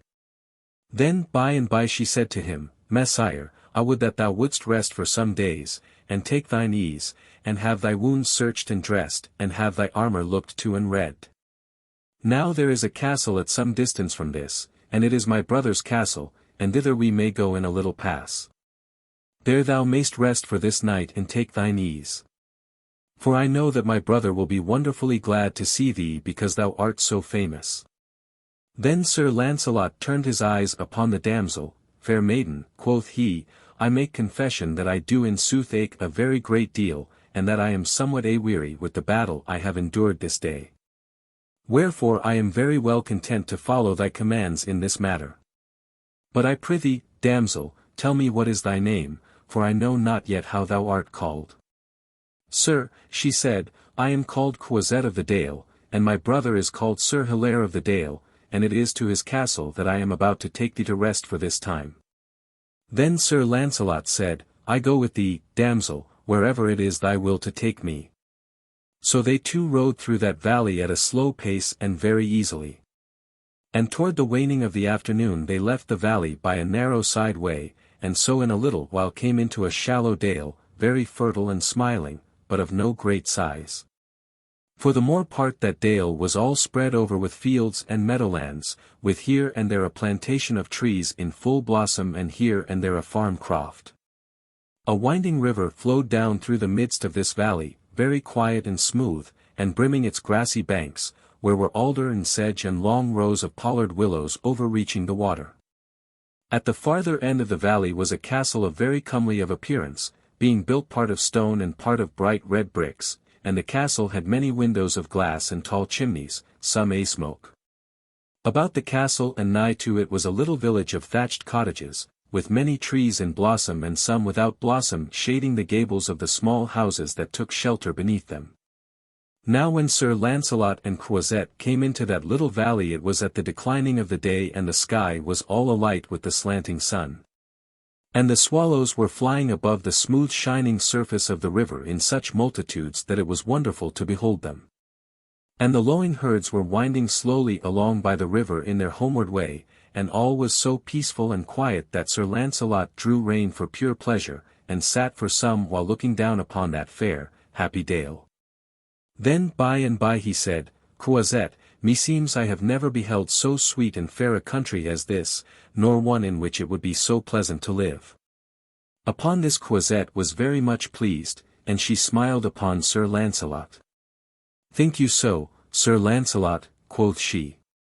Well, in sooth, I am very glad that this valley pleasures you, for I love it beyond any other place in all the world. For here was I born and here was I raised in that castle yonder. For that is my brother's castle and it was my father's castle before his time, wherefore meseems that no place in all the world can ever be so dear to my heart as this dale. Thereupon they went forward up that little valley, and along by the smoothly flowing river, and the farther they went the more Sir Launcelot took pleasure in all that he beheld. Thus they came through the pretty village where the folk stood and watched with great admiration how that noble knight rode that way, and so they came to the castle and rode into the courtyard thereof. Then presently there came the lord of that castle, who was Sir Hilaire of the Dale. And Sir Hilaire greeted Sir Launcelot, saying, Welcome, Sir Knight. This is great honor you do me to come into this quiet dale with my sister, for we do not often have with us travellers of such quality as you. Brother, said Croisette, you may well say that it is an honor to have this knight with us, for this is none other knight than the great Sir Launcelot of the Lake. This day I beheld him overcome Sir Turquine in fair and honourable battle. So he doth indeed do great honour for to visit us in this wise. Then Sir Hilaire looked at Sir Launcelot very steadily, and he said, Sir Launcelot, your fame is so great that it hath reached even unto this peaceful outland place. Wherefore it shall not soon be forgotten here how you came hither. Now, I pray you, come in and refresh yourself, for I see that you are wounded and I doubt not you are weary. Upon this several attendants came, and they took Sir Launcelot and led him to a pleasant chamber. There they unarmed him and gave him a bath in tepid water, and there came a leech and searched his wounds and dressed them. Then those in attendance upon him gave him a soft robe of cloth of velvet, and when Sir Launcelot had put it on he felt much at ease, and in great comfort of body. By and by, when evening had fallen, a very good, excellent feast was spread in the hall of the castle, and there sat down thereto Sir Launcelot and Sir Hilaire and the damsel Croisette.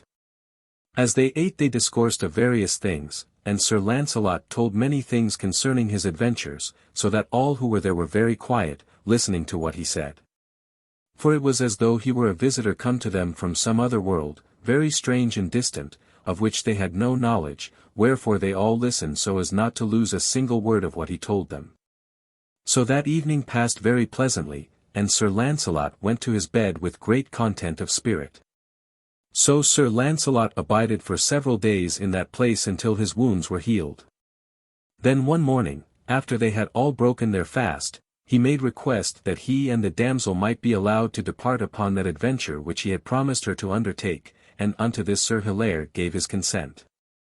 Now, during this while, Sir Launcelot's armour had been so pieced and mended by the armour-smiths of that castle that when he donned it was, in a measure, as sound as it had ever been, and of that Sir Launcelot was very glad. So having made ready in all ways he and Croisette took leave of that place, and all they who were there bade them adieu and gave Sir Launcelot Godspeed upon that adventure. Now some while after they left that dale they rode through a very ancient forest, where the sod was exceedingly soft underfoot and silent to the tread of the horses, and where it was very full of bursting foliage overhead. And as they rode at an easy pace through that woodland place they talked of many things in a very pleasant and merry discourse. Quoth the damsel unto Sir Launcelot, Messire, I take very great wonder that thou hast not some special lady for to serve in all ways as a knight should serve a lady. Ha, damsel, said Sir Launcelot, I do serve a lady in that manner and she is peerless above all other ladies, for that lady is the Lady Guinevere, who is King Arthur's queen. Yet though I am her servant I serve her from a very great distance.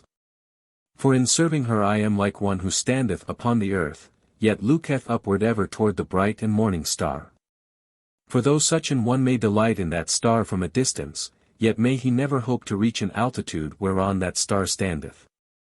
Heyday, quoth Croisette, for that matter, there are other ways of serving a lady than that wise. Were I a knight meseems I would rather serve a lady nearer at hand than at so great distance as that of which thou speakest. For in most cases a knight would rather serve a lady who may smile upon him nigh at hand, and not stand so far off from him as a star in the sky. But to this Sir Launcelot made no reply but only smiled. Then in a little Croisette said, Dost thou never think of a lady in that wise, Sir Launcelot? Nay, said Sir Launcelot, and neither do I desire so to serve any lady. For it is thus with me, Croisette, for all that while of my life until I was 18 years of age I lived in a very wonderful land beneath a magical lake, of which I may not tell thee. Then I came out of that lake and into this world and King Arthur made me a knight. Now because I was so long absent from this world of mankind and never saw aught of it until I was grown into a man, meseems I love that world so greatly that I cannot tell thee how beautiful and wonderful it seems to me.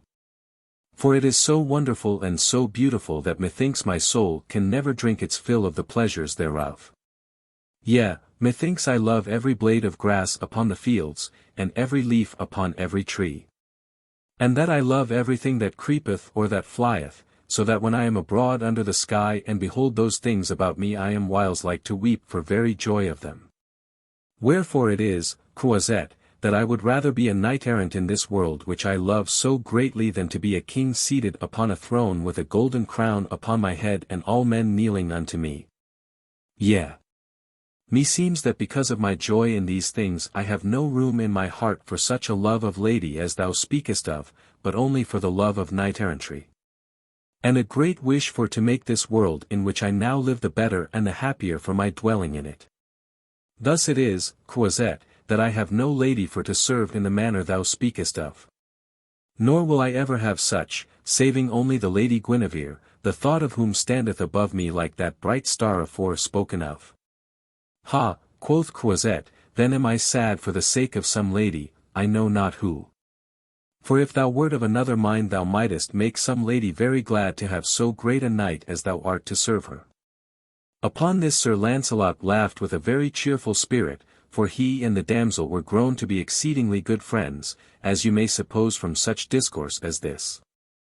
So they wended their way in this fashion until somewhat after the prime of day, and by that time they had come out of that forest and into a very rugged country.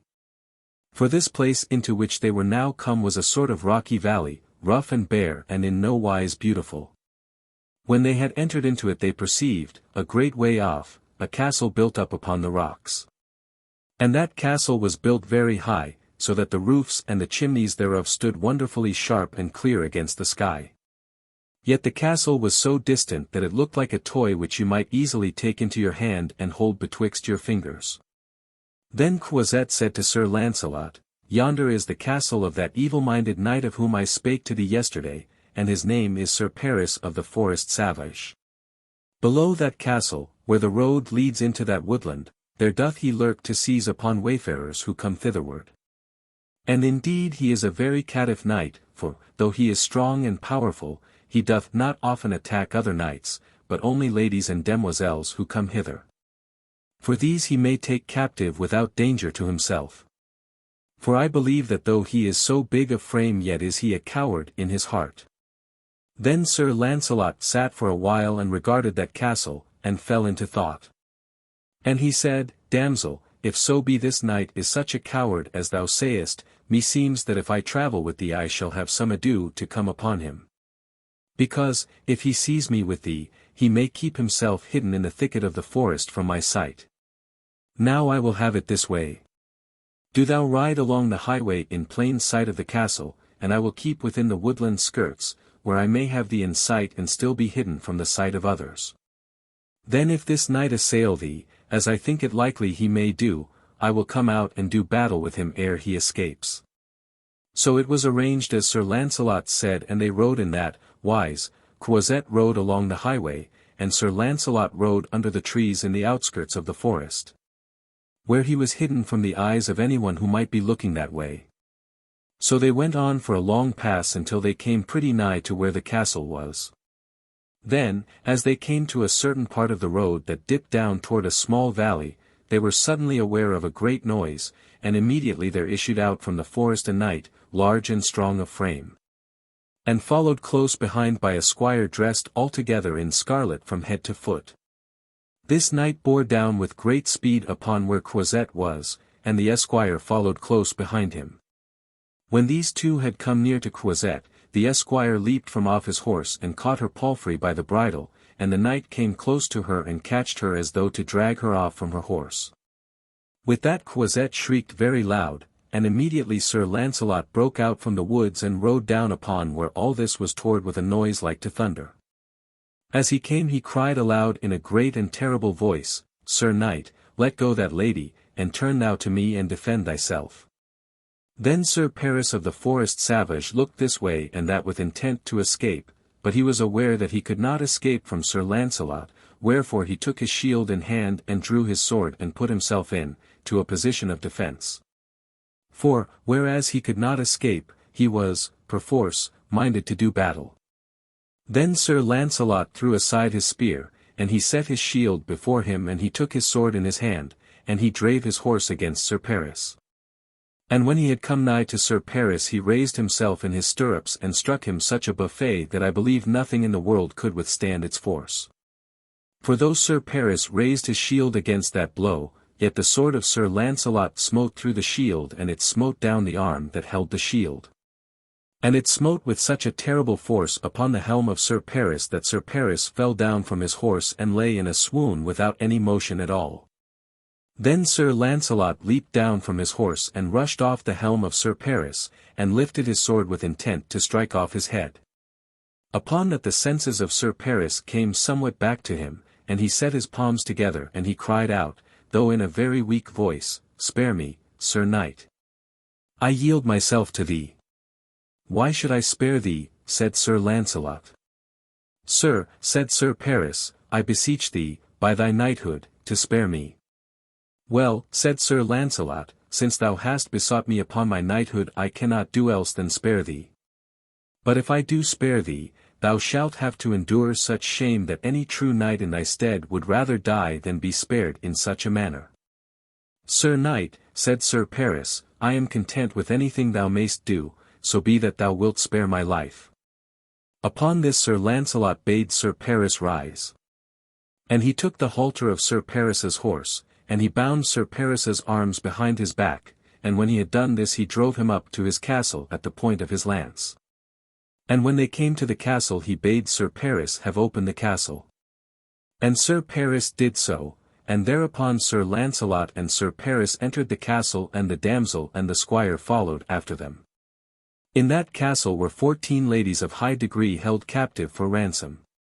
And some of these had been there for a considerable time, to their great discomfort. All these were filled with joy when they were aware that Sir Launcelot had set them free. So they came to Sir Launcelot and paid their court to him and gave him great thanks beyond measure.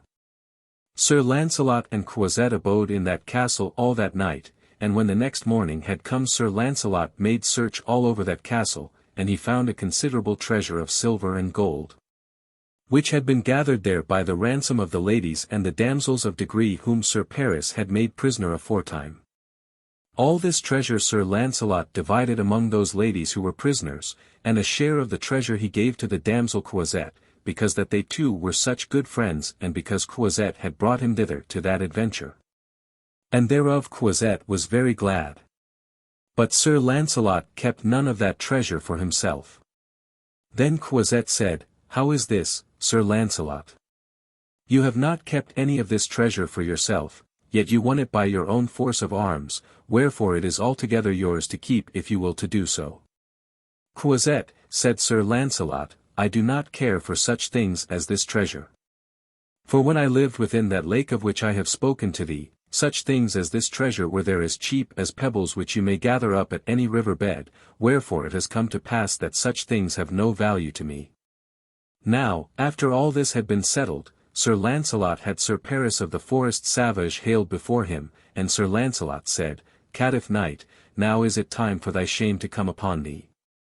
Therewith he had Sir Paris stripped of all armor and raiment, even to his jerkin and his hose, and he had his arms tied behind his back, and he had a halter set about his neck. And Sir Launcelot tied the halter that was about the neck of Sir Paris to the horn of the saddle of his own horse. So that when he rode away with Croisette Sir Paris must needs follow behind him at whatever gait the horse of Sir Launcelot might take. So Sir Launcelot and Croisette rode back to the manor of Sir Hilaire of the Dale with Sir Paris running behind them, and when they had come there Sir Launcelot delivered Sir Paris unto Sir Hilaire. And Sir Hilaire had Sir Paris bound upon a horse's back with his feet underneath the belly of the horse, and sent him to Camelot for King Arthur to deal with him as might seem to the king to be fit. But Sir Launcelot remained with Sir Hilaire of the Dale all the next day and he was very well content to be in that pleasant place. And upon the day after that, which was Sunday, he set forth at about the prime of the day to go to that abbey of monks where he had appointed to meet the damsel Eloise the Fair, as aforetold. And now you shall hear how Sir Launcelot behaved at the tournament of King Bagdemagus, if it please you to read that which herewith immediately followeth. Chapter 6. How Sir Launcelot took part in the tournament between King Bagdemagus. How Sir Launcelot took part in the tournament between King Bagdemagus and the King of North Wales, and how he won that battle for King Bagdemagus. Sir Launcelot rode by many highways and many byways at a very slow pace, stopping now and then when it pleased him to do so, for he took great joy in being free in the open air again.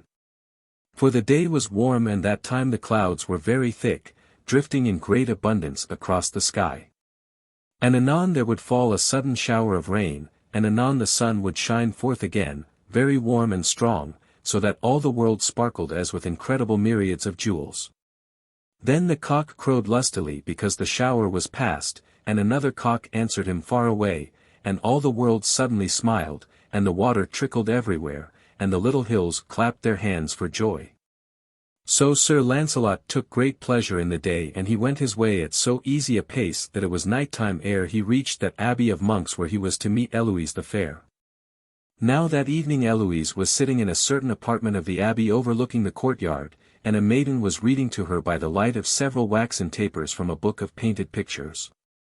And the maiden read in a voice that was both high and clear. Meanwhile, Eloise sat very still and listened to what she read. Now while Eloise the Fair sat so, there was of a sudden the sound of a great horse coming on the stone pavement of the court below. Therewith Eloise arose hastily and ran to the window and looked down into that courtyard.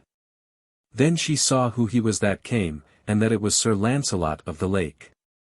For the light was not yet altogether gone from the sky, which was all shining with grey, so that she could see who it was who came there. Then Eloise gave great exclamation of joy, and clapped her hands.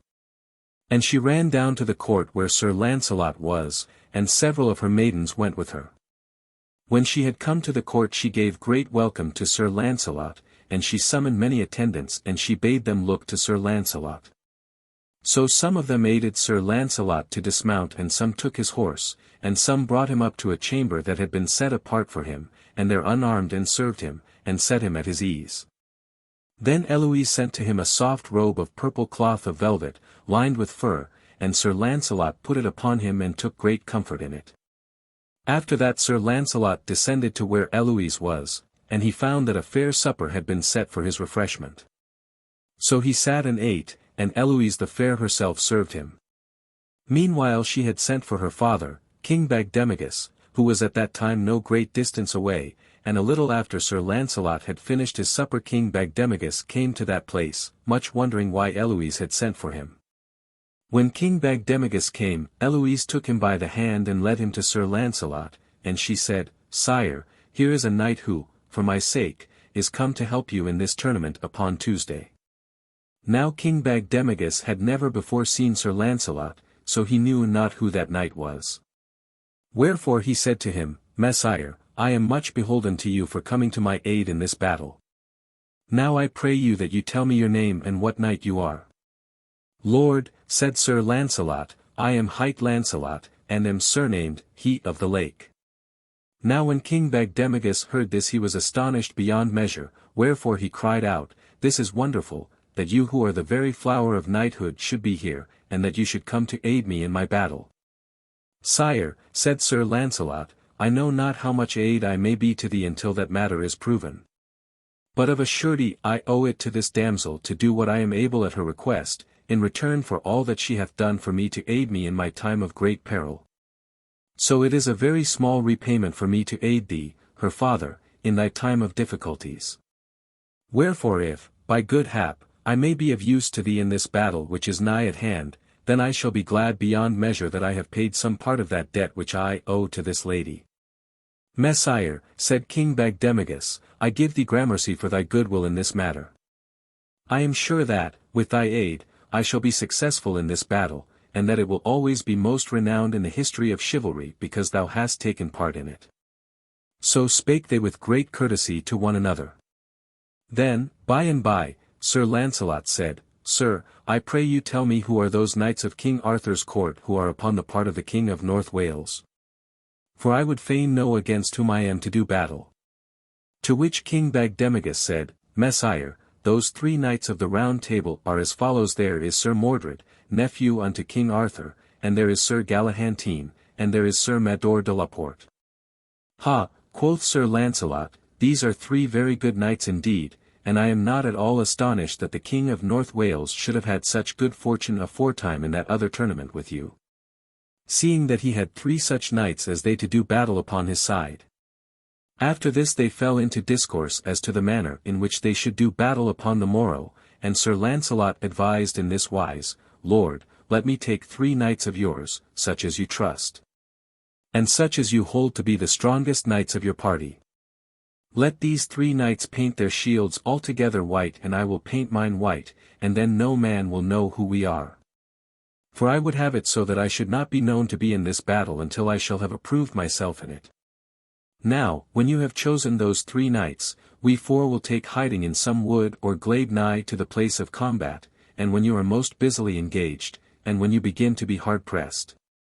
Then we will come forth and fall upon the flank of the party of the King of North Wales with intent to throw them into confusion. Then you will push your assault very hard, and I doubt not by the grace of God that we shall betwixt us be able to bear back their array in confusion. This advice seemed very good to King Bagdemagus, and so he did as Sir Launcelot said. He chose him 3 very strong, worthy, honourable knights, and these made their shields white as Sir Launcelot directed. Thus, all things being arranged as Sir Launcelot willed, it came to be the eve before the battle. So a little after sunset Sir Launcelot and those 3 knights whom King Bagdemagus had chosen rode over toward the place of tourney, which was some 12 miles from the abbey where the damsel Eloise was lodged. There they found a little woodland of tall, leafy trees fit for Sir Launcelot's purpose, and that wood stood to one side of the meadow of battle and at about the distance of 3 furlongs from it. In this little wood Sir Launcelot and the 3 knights companion whom King Bagdemagus had chosen laid themselves down upon the ground and wrapped, each man, his cloak about him. So they slept there until the morrow, when the battle was ordained to be. Now there had been very great preparation made for this tournament, for on 3 sides of the meadow of battle scaffolds had been built and rows of seats had been placed. These were covered over with tapestries and hangings of divers colours, some of figured and some of plain weaving, so that the green and level meadowland was hung all about with these gay and gaudy colours. Now when the morning had come, the folk who came to witness that tournament began to assemble from all directions, lords and ladies of high degree, esquires and damsels of lesser rank, burghers and craftsmen with their wives, townspeople from the town, yeomen from the woodlands, and freeholders from the farm crofts. With these came many knights of the 2 parties in contest, and with the knights came their esquires in attendance. Now these knights were all in full armour, shining very bright, and the esquires were clad in raiment of many textures and various colours, so that they were very gay and debonair. So, with all this throng moving along the highway toward the meadow of battle, it seemed as though the entire world was alive with gay and moving figures. Now the place where Sir Launcelot and those 3 knights who were with him lay hidden was not far from the highway, so, whence they lay, they could see all that goodly procession of folk taking their way toward the lists. And they could look down upon the meadow of battle, which, as hath been said, was not more than 3 furlongs distant. And they could see the crowds of people of high and low degree taking their places upon those seats according to their rank and station. And they could see how the knights contestant arrayed themselves upon this side of the field and upon that, and how the esquires and attendants hurried hither and thither, busying themselves in making their lords ready for the encounter that was soon to befall. Yea, all this could they see as plainly as though it lay upon the palm of a hand. So they saw that about noontide all those who had come thither had taken their places, and that the field was clean, and that the 2 parties of combat were arrayed in order for battle. Then Sir Launcelot perceived that the party of the King of North Wales was very much greater than the party of King Bagdemagus. For while the party of the King of North Wales had nigh 80 of helms, the party of King Bagdemagus had hardly 40 of helms. So Sir Launcelot perceived that that party of King Bagdemagus would have much labour to do if it was to win in the battle. Now, all being prepared, the marshal stood forth and blew upon his trumpet, and therewith those 2 parties of knights rushed the one against the other, each in so great a cloud of dust that one could hardly see the knights in their passage. Therewith they met in the midst of the meadow of battle, with such a crash and uproar of splintered lances as was terrible to hear. And for a while no man could see what was toward, so great was the dust and the tumult. But by and by the dust raised itself a little, and then Sir Launcelot perceived that the party of King Bagdemagus had been pushed back by that other party, as might have been supposed in such a case. So Sir Launcelot looked upon the battle for some while, and he saw that the party of King Bagdemagus was pushed farther and farther back. Then by and by Sir Launcelot said to his knights companion, Messers, methinks now is our time to enter this engagement. Therewith he and they rode forth out of that woods, and they rode down the hill and across the fields, and so came into that meadow of battle. At that time the party of the King of North Wales was so busily engaged in its assault upon the party of King Bagdemagus that very few of those knights engaged were aware of those 4 knights coming. And those who were aware of them thought but very little of the coming of so small a number. So no one interfered with their coming, wherefore they were able to bear down with great speed upon the flank of the party of the King of North Wales. Therewith they struck that flank with such force that both horses and horsemen were overturned by their assault. In that encounter Sir Launcelot carried a spear that was wonderfully strong and tough. With it he ran with great fierceness into the very thickest of the press, and before he was checked he struck down 5 knights with that one spear. And likewise those 3 knights that were with him did such good service that all that flank of the party of the King of North Wales was thrown into great confusion and wist not what to do for to guard themselves against that furious onset.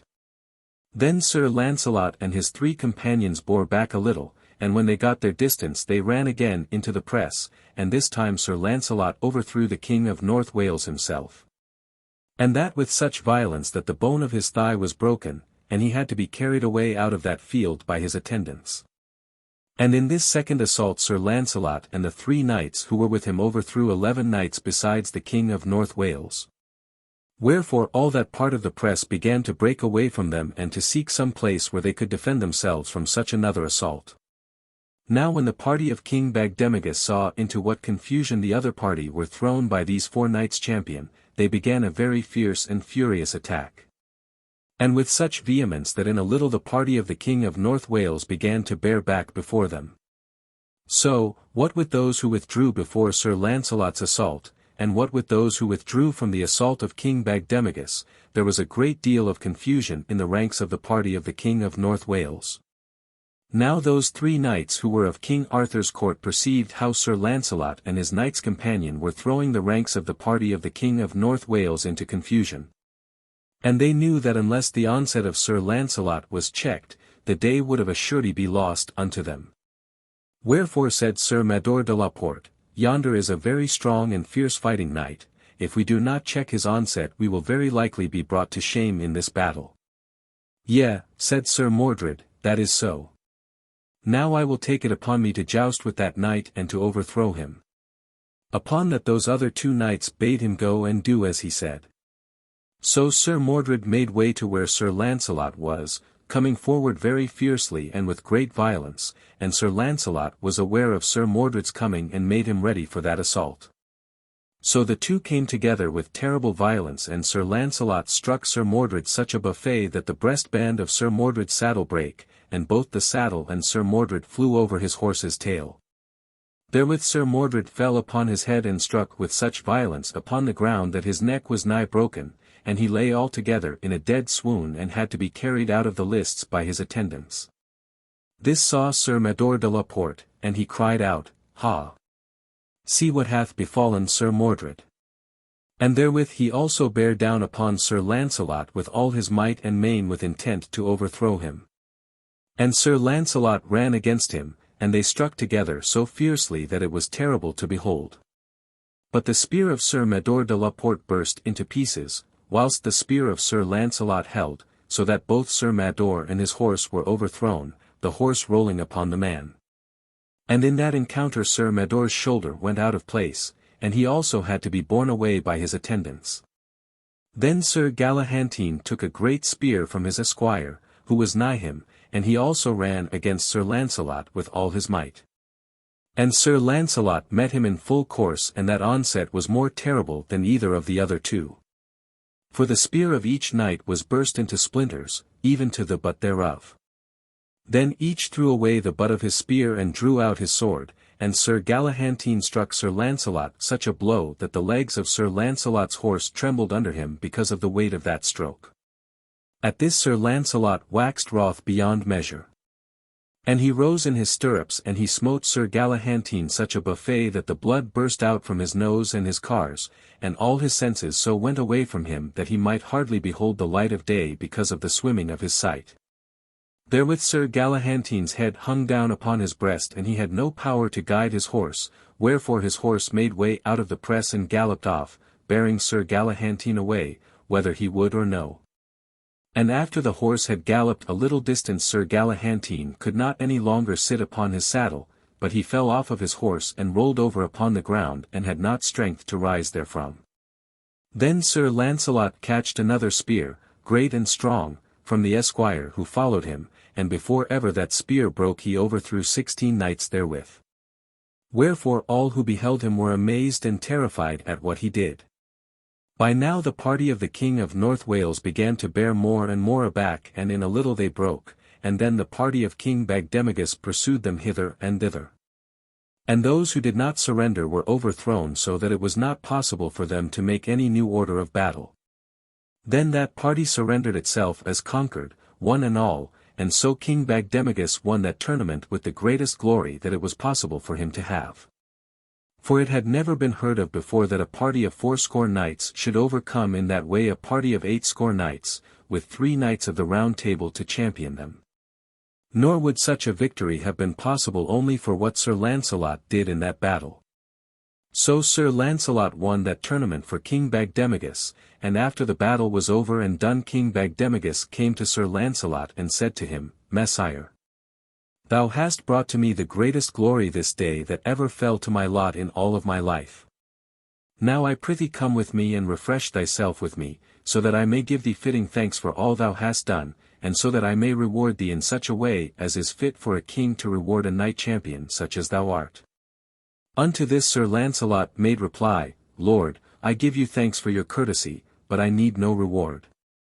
For it is meet that I should have done what I could for the sake of the Demoiselle Eloise the Fair, seeing that she rescued me from the mischiefs that Queen Morgana had intent to do me.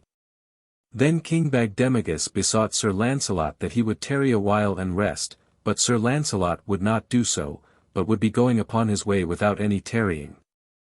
But he said to King Bagdemagus, I prithee greet your daughter for me, and say to her that if ever she hath need of my services again let her send to me, and I will come to her even if it be to the end of the earth. For I have not yet repaid her for what she hath done for me. Therewith Sir Launcelot went his way from that meadow of battle, and, coming to the skirts of the forest he entered therein, and those who were there at the meadow of battle did not see him any more. So endeth the history of that famous tournament betwixt King Bagdemagus and the King of North Wales. Chapter 7. How Sir Launcelot fell into the greatest peril that ever he encountered. How Sir Launcelot fell into the greatest peril that ever he encountered in all his life. Also how he freed a misfortunate castle and town from the giants who held them, and how he released the lord thereof from a dungeon. Now Sir Launcelot wandered errant for many days, meeting no adventure of any moment, but taking great joy in all that he beheld of the wide world about him, and in that time he found lodging wheresoever he chanced to be, if not in house, then beneath the skies, and he endured all sorts of weather, both wet and dry. Upon a certain day, in the prime of the morning, he came across a hilltop, and beheld beneath him a valley, very fertile and well-tilled, with fields and meadowlands spread all over it like to a fair green carpet woven in divers patterns. And in the midst of the valley was a very large and noble castle, with many towers, and tall, steep roofs, and clustering chimneys. So Sir Launcelot descended into that valley, and the road which he took ended in front of the castle and under the shade of the tall grey walls thereof. But he did not stop at that castle but went on by it. Now after Sir Launcelot had passed by that castle it seemed to him that he heard very delicate silver bells ringing sweetly in the air above him. And when he looked up he beheld that a falcon was flying over his head toward a high elm tree that stood at a little distance, and he wist that it was the bells upon the cap of the falcon that rang so sweetly. And Sir Launcelot beheld that long lunes hung from the feet of the falcon as she flew, wherefore he was aware that the falcon had slipped her lunes and had flown from her owner. So Sir Launcelot watched the falcon, and he beheld that she lit in a tall elm tree, where she took her perch and rested, balancing with her wings part spread. Then by and by she would have taken her flight again, but the lunes about her feet had become entangled around the bough on which she sat, so that when she would have flown she could not do so. Now Sir Launcelot was very sorry to see the falcon beating herself in that wise, straining to escape from where she was prisoner, but he knew not what to do to aid her, for the tree was very high, and he was no good climber of trees. While he stood there watching that falcon he heard the portcullis of the castle lifted, with a great noise, and the drawbridge let fall, and therewith there came a lady riding out of the castle very rapidly upon a white mule. And she rode toward where Sir Launcelot watched the falcon upon the tree. When that lady had come nigh to Sir Launcelot, she cried out to him. Sir Knight, didst thou see a falcon fly this way? Sir Launcelot said, Yea, lady, and there she hangs, caught by her lunes in yonder elm tree. Then when that lady beheld how that her falcon hung there, she smote her hands together, crying out, Alas, alas! What shall I do? That falcon is my lord's favourite hawk. While I was playing with her a while since, she slipped from me and took flight, and has sped as thou dost see. Now when my lord findeth that I have lost his hawk in that wise, he will be very angry with me, and will haply do me some grievous hurt. Quoth Sir Launcelot, Lady, I am very sorry for you. Sir, she said, it boots nothing for you to be sorry for me unless you can aid me. How may I aid you in this? Said Sir Launcelot. Messire, quoth she, how otherwise could you aid me than by climbing up into this tree for my hawk? For if you aid me not in such a fashion, I know not what I shall do, for my lord hath a very hot and violent temper, and he is not likely to brook having his favourite hawk lost to him, as it is like to be. Upon this Sir Launcelot was put to a great pass and knew not what to do, for he had no good mind to climb that tree. Lady, quoth he, I prithee tell me what is thy lord's name. Messire, she replied, he is hight Sir Felot, and is a knight of the court of the King of North Wales. Well, lady, said Sir Launcelot, thou dost put upon me a very sore task in this, for God knoweth I am no climber of trees. Yea, I would rather do battle with 20 knights than to climb one such tree as this. Nerthless, I cannot find it in me to refuse the asking of any lady, if so be it lieth at all in my power to perform her will. Now if you will aid me to unarm myself, I will endeavour to climb this tree and get your hawk. So the lady dismounted from her mule, and Sir Launcelot dismounted from his horse, and the lady aided Sir Launcelot to unarm himself. And when he had unarmed himself he took off all his clothes saving only his hosen and his doublet. Then he climbed that tree, though with great labour and pain to himself, and with much dread lest he should fall. So he, at last, reached the falcon where it was, and he loosened the lunes from where they were entangled about the branch, and he freed the bird. Then he brake off a great piece of rotten bough of the tree, and he tied the lunes of the falcon to it, and he tossed the falcon down to where the lady was. And the lady ran with great joy and caught the falcon and loosed it from the piece of branch and tied the lunes to her wrist, so that it could not escape again. Then Sir Launcelot began to descend the tree with as great labour and pain as he had climbed into it. But he had not come very far down when he perceived a knight who came riding very rapidly toward that tree, and he saw that the knight was in full armour. When this knight came to the tree he drew rein and bespoke the lady who was there, though Sir Launcelot could not hear what he said. So, after he had spoken for a little, the knight dismounted from his horse and went to Sir Launcelot's shield and looked upon the face of it very carefully. Then presently he looked upward toward Sir Launcelot, and he said, Art thou Sir Launcelot of the Lake? And Sir Launcelot said, Yea.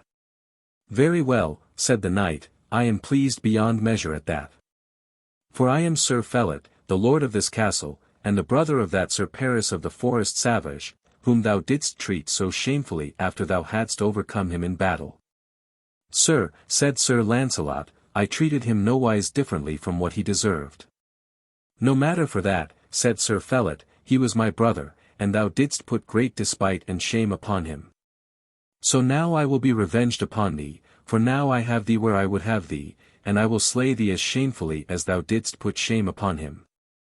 So say thy prayers where thou art, for thou shalt never go away from this place alive. Sir Knight, said Sir Launcelot, I do not believe that thou wouldst really assault a naked and harmless man, for it would certainly be a great shame to thee to do me a harm in that wise. For lo!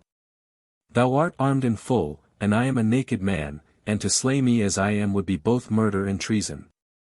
No matter for that, said Sir Felot, as for the shame of it, I take no thought of it. I tell thee thou shalt have no grace nor mercy from me. Wherefore make thy peace with heaven, for thine hour is come. Sir Knight, said Sir Launcelot, I ask only one boon of thee. If thou art of a mind to take so much shame upon thee, as appears to be the case, let me not, at least, die like a felon without any weapon. Let me have my sword in my hand, even if I have no other defense. For if a knight must die, it is a shame for him to die without weapons. So hang my sword upon yonder bough, where I may reach it, and then thou mayst slay me. Nay, said Sir Felot, I will not do that, for I know very well how wonderful is thy prowess. Wherefore I believe that even if thou wert otherwise unarmed thou mightst overcome me if thou hadst thy sword. So I will give thee no such chance, but will have my will of thee as thou art. Then Sir Launcelot was put to a great pass of anxiety, for he wist not what to do to escape from that danger in which he lay. Wherefore he looked all about him and above him and below him, and at last he beheld a great branch of the elm tree just above his head, very straight and tough. So he catched this branch and broke it off from the tree and shaped it to a club of some sort. Then he came lower, and the knight waited to strike him with his sword, when he was low enough, but Sir Launcelot did not come low enough for that. Then Sir Launcelot perceived that his horse stood below him and a little to one side. So of a sudden he ran out along the branch whereon he stood and he leaped quickly down to the earth upon the farther side of his horse from where the knight stood. At this Sir Felot ran at him and lashed at him with his sword, thinking to slay him before he had recovered from his leap. But Sir Launcelot was quicker than he, for he recovered his feet and put away the blow of Sir Felot with his club which he held. Then he ran in upon Sir Felot under his sword arm, and before he could use his sword he struck Sir Felot with all his might upon the side of his head. And he struck him very quickly again, and he struck him the third time, all in the space whilst one might count two. And those blows he struck were so direful that Sir Felot fell down upon his knees, all stunned and bedazed, and the strength went out of his thews because of faintness. Then Sir Launcelot took the sword out of the hand of Sir Felot and Sir Felot did not have strength to deny him. And Sir Launcelot plucked off Sir Felot's helm and catched him by the hair and dragged his neck forward so as to have ease to strike his head from off his body. Now all this while the lady had been weeping and watching what befell. But when she saw the great danger Sir Felot was in, she ran and clasped her arms about him, and cried out in a very loud and piercing voice upon Sir Launcelot to spare Sir Felot and to slay him not. But Sir Launcelot, still holding him by the hair of the head, said, Lady, I cannot spare him, for he has treated me more treacherously than any other knight with whom I ever had dealings. But the lady cried out all the more vehemently, Sir Launcelot, thou good knight, I beseech thee, of thy knighthood, to spare him. Well, said Sir Launcelot, it hath yet to be said of me that I have denied anything that I was able to grant unto any lady that hath asked it of me upon my knighthood. And yet I know not how to trust either of ye. For thou didst not say one word in my behalf when I was in danger of being slain so treacherously just now. As for this knight, I perceive that he is every whit as great a traitor and a coward as was his brother Sir Paris of the Savage Forest. So I will spare him, but I will not trust him, lest he turn against me ere I arm myself again. Wherefore give me hither the halter rein of your mule. So the lady gave Sir Launcelot the halter rein, weeping amain as she did so. And Sir Launcelot took the halter rein and he tied the arms of Sir Felot behind him. Then he bade the lady of Sir Felot to help him arm himself from head to foot, and she did so, trembling a very great deal. Then, when she had done so, quoth Sir Launcelot, Now I fear the treachery of no man. Therewith he mounted his horse and rode away from that place. And he looked not behind him at all, but rode away as though he held too much scorn of that knight and of that lady to give any more thought to them. So after that Sir Launcelot travelled for a while through the green fields of that valley, till by and by he passed out of that valley, and came into a forest through which he travelled for a very long time. For it was about the slanting of the afternoon ere he came forth out of that forest and under the open sky again. And when he came out of the forest he beheld before him a country of perfectly level marish, very lush and green, with many ponds of water and sluggish streams bordered by rushes and sedge. And with pollard willows standing in rows beside the waters. In the midst of this level plain of green, which was like to the surface of a table for flatness, there stood a noble castle, part built of brick and part of stone, and a town of no great size and a wall about the town. And this castle and town stood upon an island surrounded by a lake of water, and a long bridge, built upon stone buttresses, reached from the mainland to the island. And this castle and town were a very long distance away, though they appeared very clear and distinct to the sight across the level marish, like, as it were, to a fine bit of very small and cunning carving. Now the way that Sir Launcelot travelled, led somewhat toward that town, wherefore he went along that way with intent to view the place more near by. So he conveyed by that road for some time without meeting any soul upon the way. But at last he came of a sudden upon an archer hiding behind an osier tree with intent to shoot the waterfowl that came to a pond that was there, for he had several such fowl hanging at his girdle. To him Sir Launcelot said, "Good fellow, what town is that yonder way?" "Sir," said the yeoman, "that is called the town of the Marish because it stands in these fenlands. And that castle is called the Castle of the Fenlands for the same reason." Quoth Sir Launcelot, "What manner of place is that? Is it a good place, or is it otherwise?" "Sir," said the archer, "that place was one while a very good, happy place. For in times gone by there was a lord who dwelt there who was both just and noble, and kind to all folk, wherefore he was loved by all the people. But one night there came two very grim and horrible giants thither from the Welsh mountains, and these entered into the castle by treachery and made prisoner of the lord of the castle. Him they cast into the dungeon of the castle, where they held him prisoner as an hostage. For they threatened that if friends of that lord's should send force against them to dispossess them, they will slay him. As for any other rescue, there is no knight who dareth to go against them because of their terrible size, and their strength, and their dreadful, horrible countenances." "Well," said Sir Launcelot, "that is a pity, and I am sorry for that noble lordling. Now, since there is no other single knight who dareth to undertake this adventure, I myself will go and encounter these giants." "Nay, Sir Knight," said the yeoman, "do not do so, for they are not like mortal men, but rather like monsters that are neither beast nor man. Wherefore anyone who beholdeth them, feareth them." "Gramercy for thy thought of me, good fellow," quoth Sir Launcelot, "but if I shall refuse an adventure because I find it perilous, then I am not like to undertake any adventure at all." Therewith he bade good den to that yeoman and rode upon his way, directing his course toward that town at an easy pass. So he came at last to the long bridge that reached from the land to the island, and he saw that at the farther end of the bridge was the gateway of the town, and through the arch thereof he could perceive a street of the town, and the houses upon either side of the street, and the people thereof coming and going. So he rode forth upon the bridge, and at the noise of his coming, for the hoofs of his horse sounded like thunder upon the floor of the bridge, the people of the town came running to see who it was that dared to come so boldly into their town. These, when Sir Launcelot came nigh, began to call to him on high, crying, "Turn back, Sir Knight! Turn back! Else you will meet your death at this place."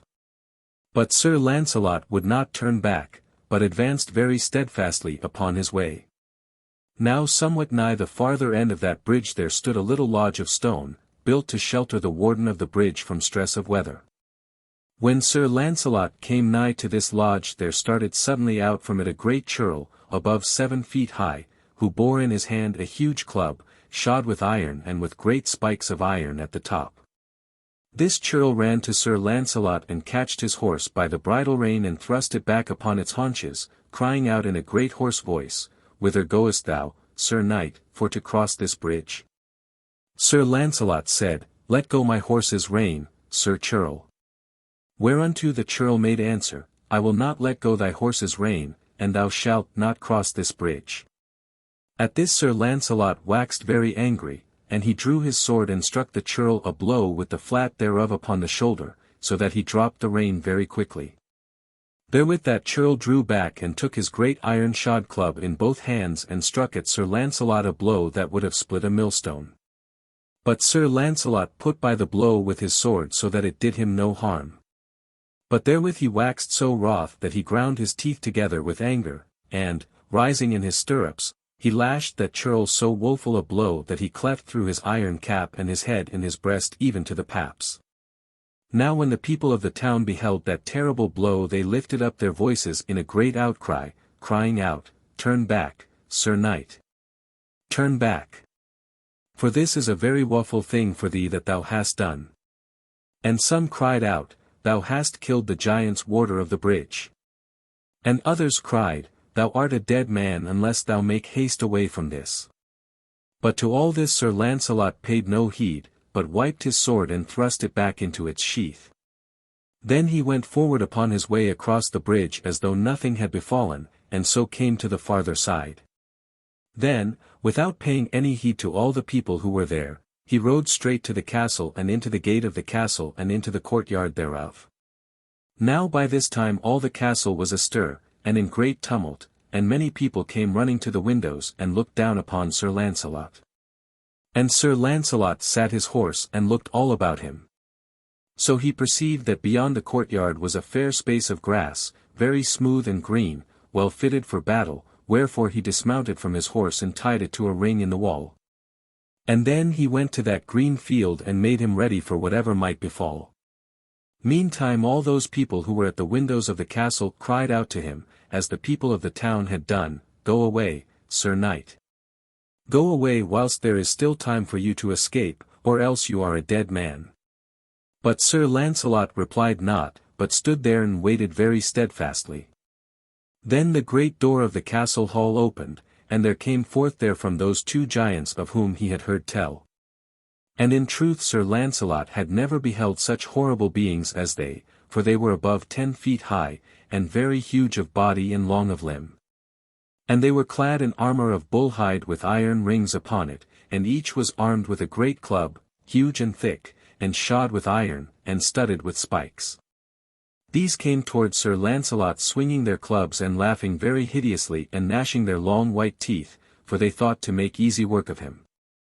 Then Sir Launcelot, seeing them coming thus, set his shield before him, and made ready for that assault with great calmness of demeanor. Then the giants rushed suddenly upon him and struck at him, the both of them together. For they deemed that by so doing the enemy could not escape both blows, but if one failed the other would slay him. But Sir Launcelot put aside the blow of one giant with his sword and of the other with his shield, with marvellous dexterity. Thereupon, ere they could recover themselves, he turned upon that giant who was upon his left hand and he struck him so terrible a blow upon the shoulder that he cut through the armor and through the shoulder and halfway through the body. So that the head and one arm of the giant leaned toward one way, and the other arm and the shoulder leaned toward the other way. Therewith the giant fell down upon the ground bellowing, so that it was most terrible to hear, and in a little he had died where he had fallen. Now when the fellow of that giant beheld that dreadful, horrible stroke, he was so possessed with terror that he stood for a while trembling and like one in a maze. But when he saw Sir Launcelot turn upon him with intent to make at him also, he let fall his club and ran away with great and fearful outcry. Therewith he ran toward the castle and would have entered therein, but those within the castle had closed the doors and the gates against him, so that he could not escape in that way. So the giant ran around and around the court with great outcry, seeking for some escape from his pursuer, and Sir Launcelot ran after him. And Sir Launcelot struck him several times with his sword, so that at last, what with terror and pain and weariness, that giant stumbled and fell upon the ground. Therewith Sir Launcelot ran at him, and, ere he could rise, he took his sword in both hands and smote off his head so that it rolled down upon the ground like a ball. Then Sir Launcelot stood there panting for breath, for he had raced very hard after the giant, and could hardly catch his breath again. As he stood so, many of those of the castle and many of those who were of the town came to him from all sides. And they crowded around him and gave him great acclaim for ridding that place of those giants. Then Sir Launcelot said to them, "Where is your lord?" Whereunto they made reply, "Sir, he lieth in the dungeon of the castle under the ground chained to the walls thereof, and there he hath been for 3 years or more, and no one hath dared to bring him succor until you came hither." "Go find him," said Sir Launcelot, "and set him free, and lose no time in doing so. And put him at all ease that you can." They say, "Will you not stay and see him, Messire, and receive his acknowledgments for what you have done?" But Sir Launcelot replied, Nay, not so. Then they say, will you not have some refreshment after this battle? Whereunto Sir Launcelot said, I do not need such refreshment. Then they say, but will you not rest a little? Nay, said Sir Launcelot, I may not tarry, for I have far to go and several things to do, so that I do not care to stay.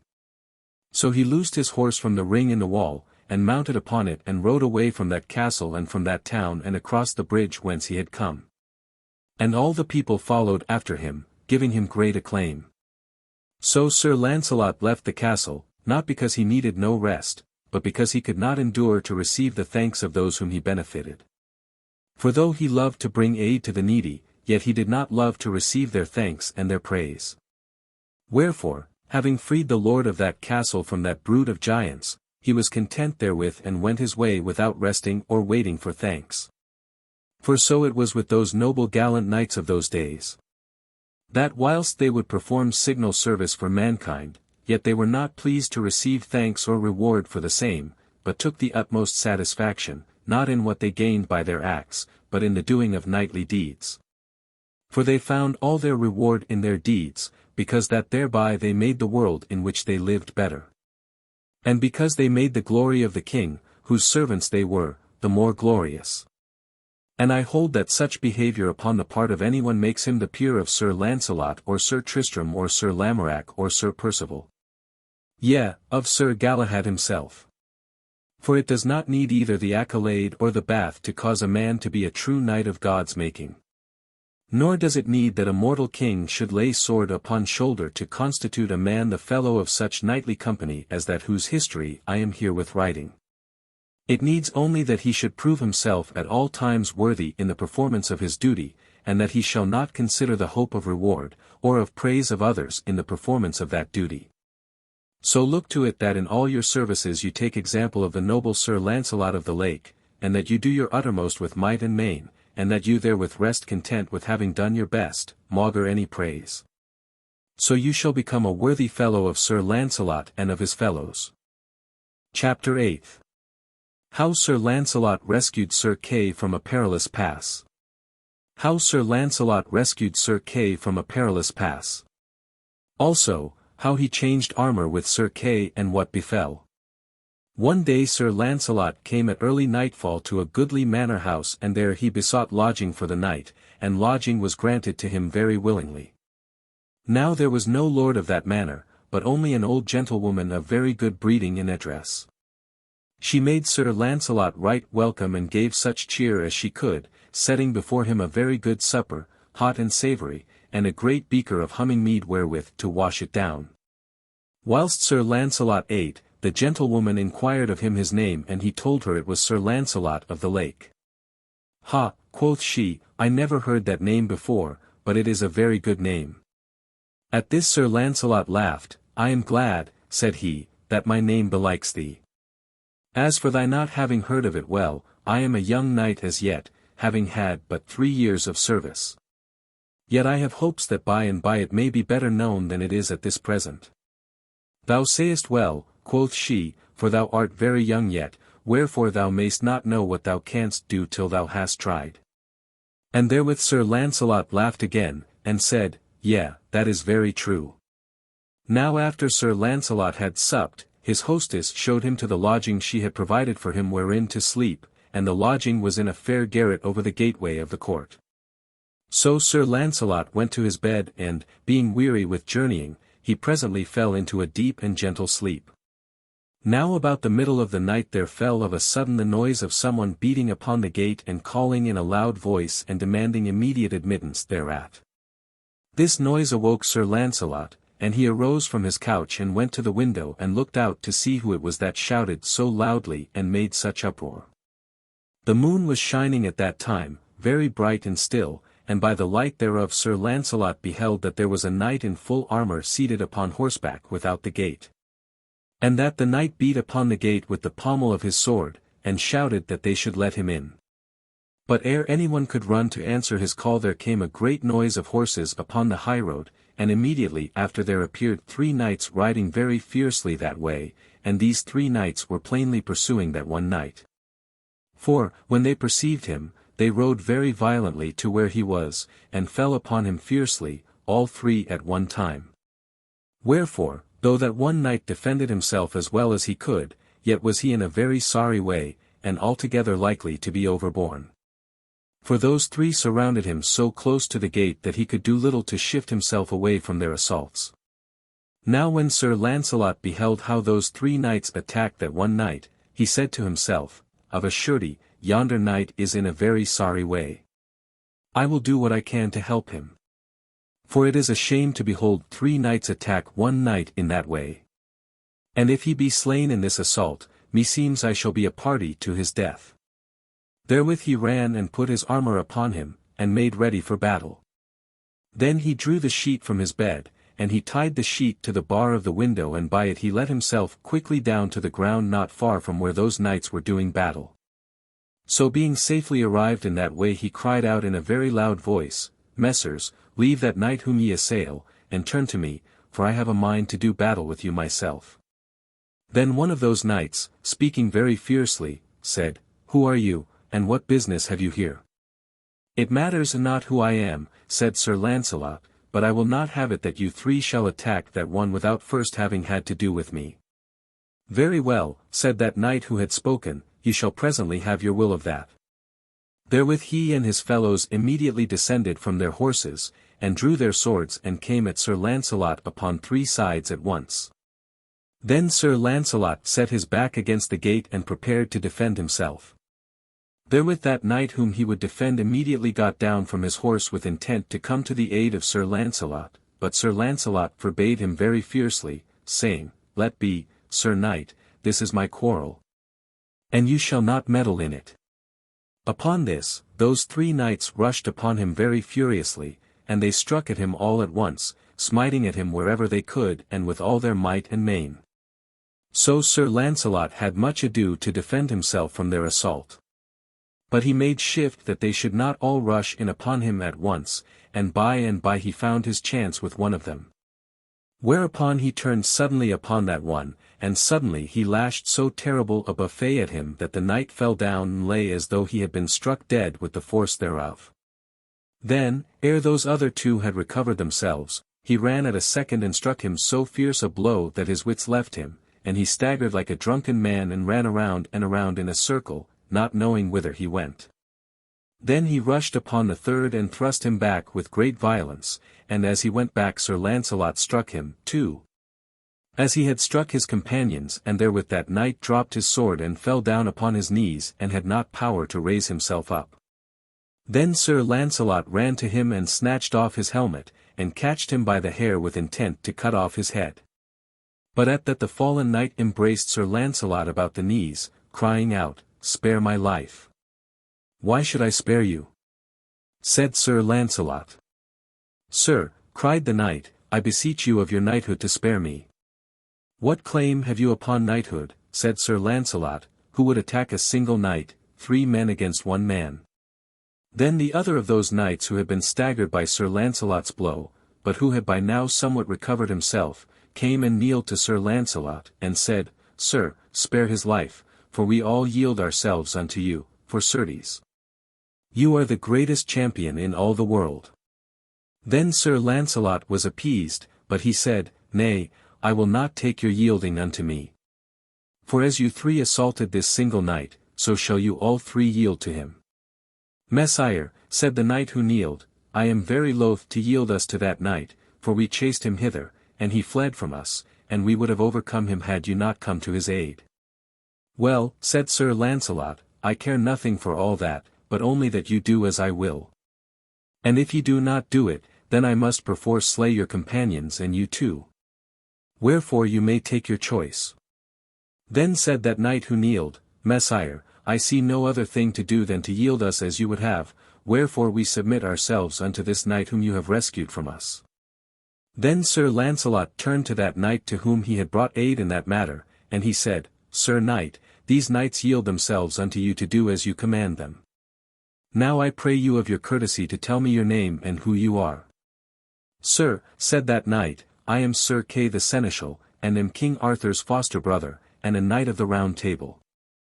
I have been errant now for some time in search of Sir Launcelot of the Lake. Now, I deem either that you are Sir Launcelot, or else that you are the peer of Sir Launcelot.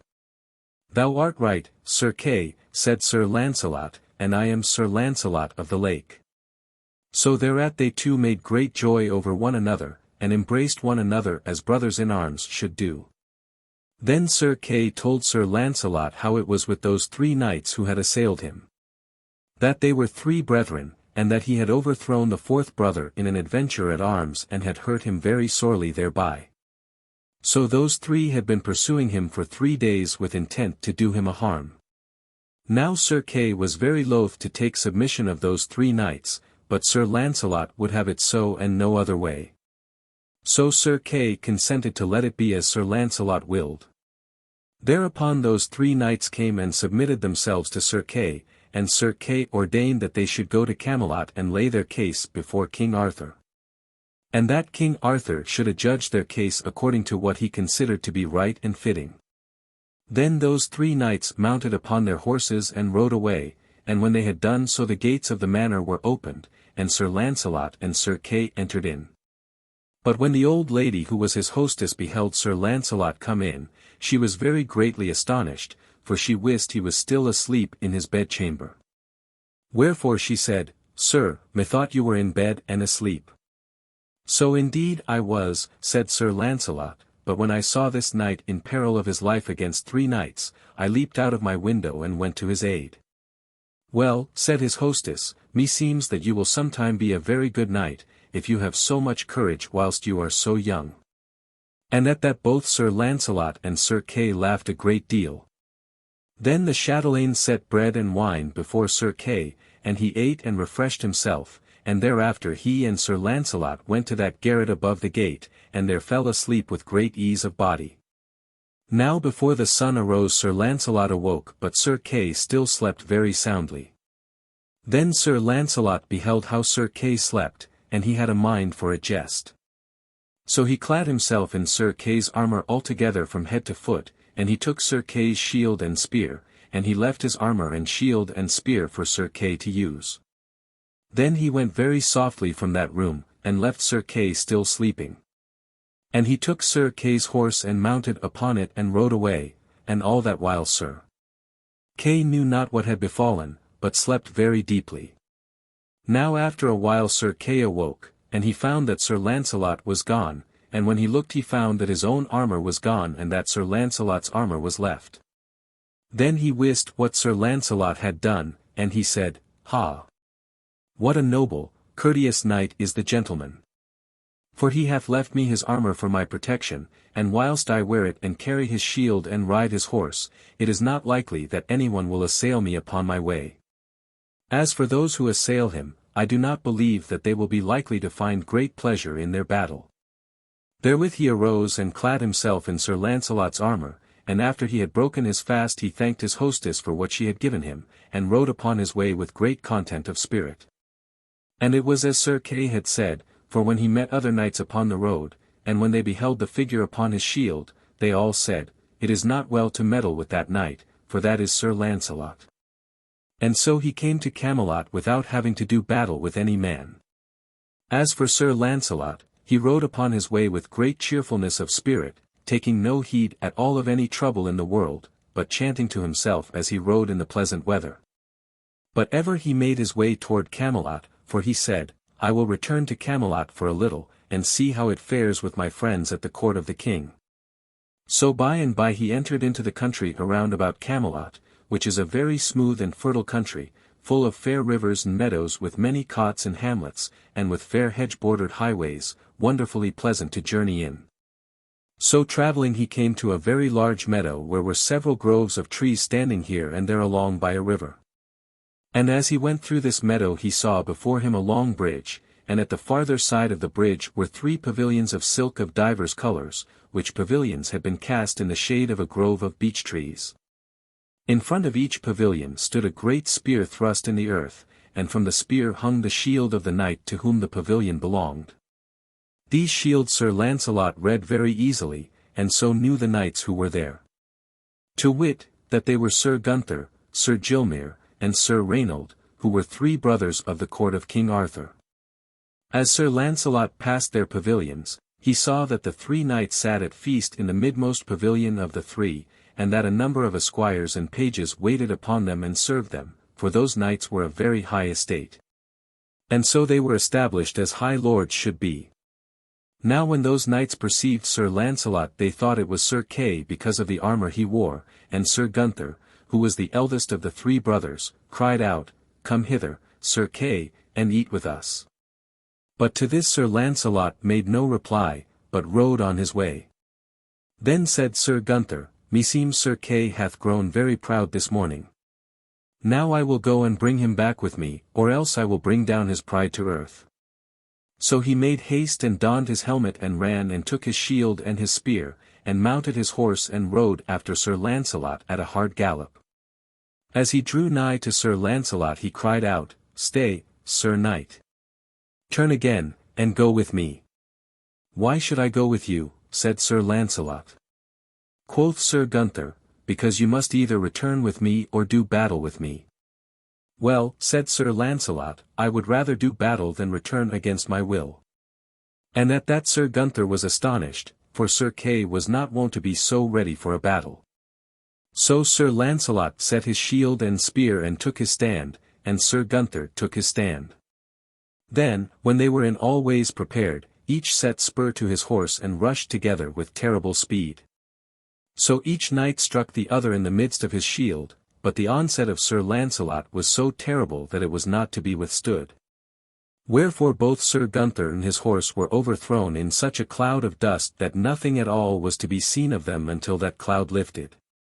At this both Sir Reynold and Sir Gilmere were astonished beyond measure, for Sir Gunther was reckoned to be a much better knight than Sir Kay, wherefore they wist not how it was that Sir Kay should have overthrown him in that fashion. So straightway Sir Gilmere, who was the second of those brothers, called out to Sir Launcelot to tarry and do battle.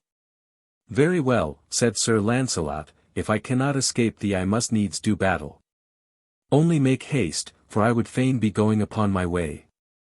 So Sir Gilmere donned his helm in haste and ran and took his shield and spear and mounted upon his horse.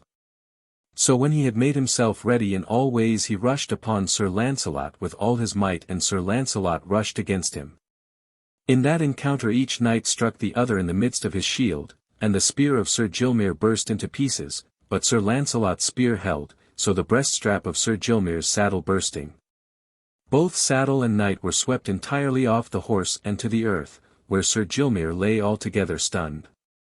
Then Sir Reynold came against Sir Launcelot in like manner as the others had done, and in that encounter Sir Launcelot overthrew both horse and man so that, had not Sir Reynold voided his horse, he would likely have been very sadly hurt.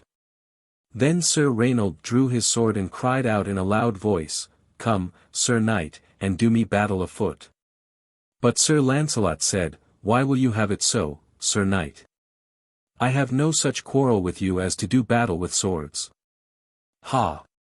said Sir Reynold, "you shall fight with me. For though you wear Sir Kay's armour, I wot very well that you are not Sir Kay, but a great deal bigger man than ever Sir Kay is like to be." "Nay," said Sir Launcelot, "I will not do any more battle with you." And therewith he drew rein and rode away, leaving Sir Reynold standing very angry in the middle of the highway. After that Sir Launcelot rode very easily at a quiet gait, with no great thought whither he rode, until after a while he came to a place where a road went across a level field with 2 rows of tall poplar trees, one upon either side of the highway. Then Sir Launcelot perceived where, beneath the shade of these poplar trees, were 4 knights standing each by his horse. And these 4 knights were conversing very pleasantly together. Now as Sir Launcelot drew nigh he perceived that those were 4 very famous noble knights of the Round Table. To wit, one of those knights was his own brother, Sir Ector de Maris, another was Sir Gawain, another was Sir Iwain, and the 4th was Sir Sagramore le Desirous.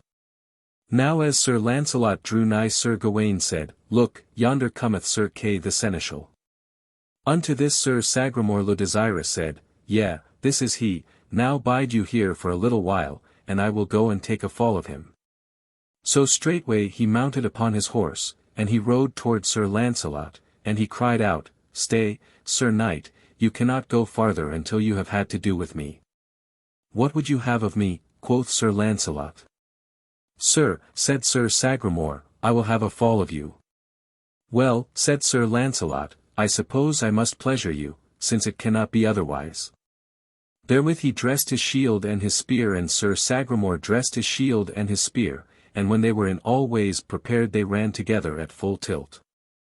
In that encounter Sir Sagramore's spear broke, but Sir Launcelot struck so powerful a blow that he overthrew both horse and man into a ditch of water that was near by.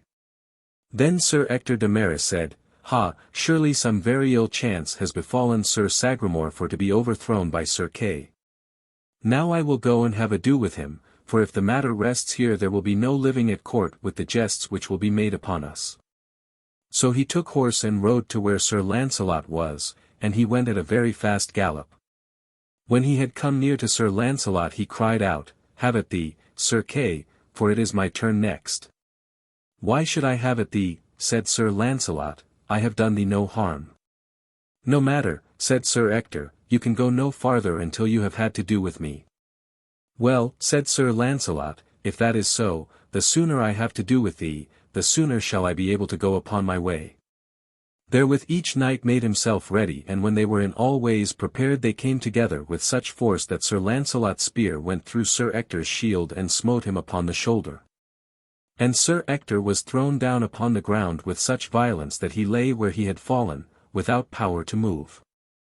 Then said Sir Iwaine to Sir Gawaine where they stood together, "That is, the most wonderful thing that ever I beheld, for never did I think to behold Sir Kay bear himself in battle in such a fashion as that. Now bide thee here and let me have a try at him."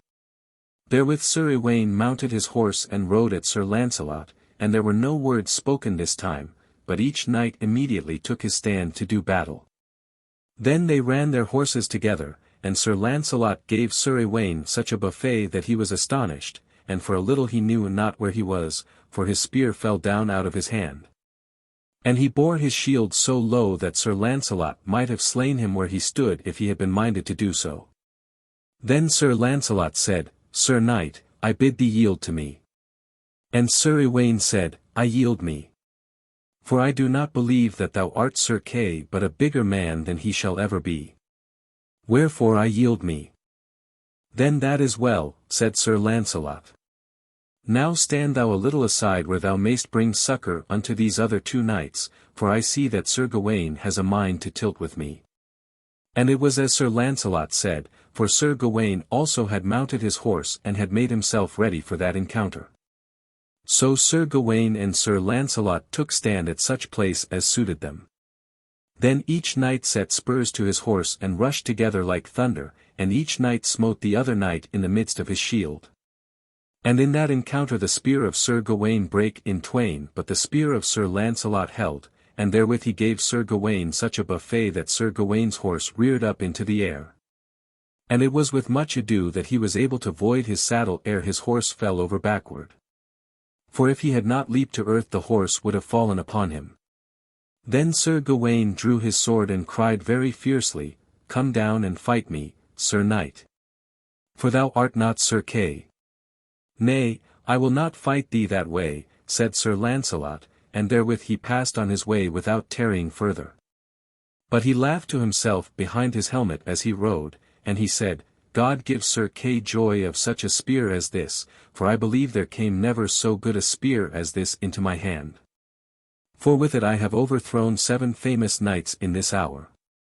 As for those 4 knights of the Round Table, they comforted one another as best they could, for they knew not what to think of that which had befallen them. Only Sir Ector said, "That was never Sir Kay who served us in this wise, but such a man as is better than 10 Sir Kays, or twice 10 Sir Kays, for the matter of that."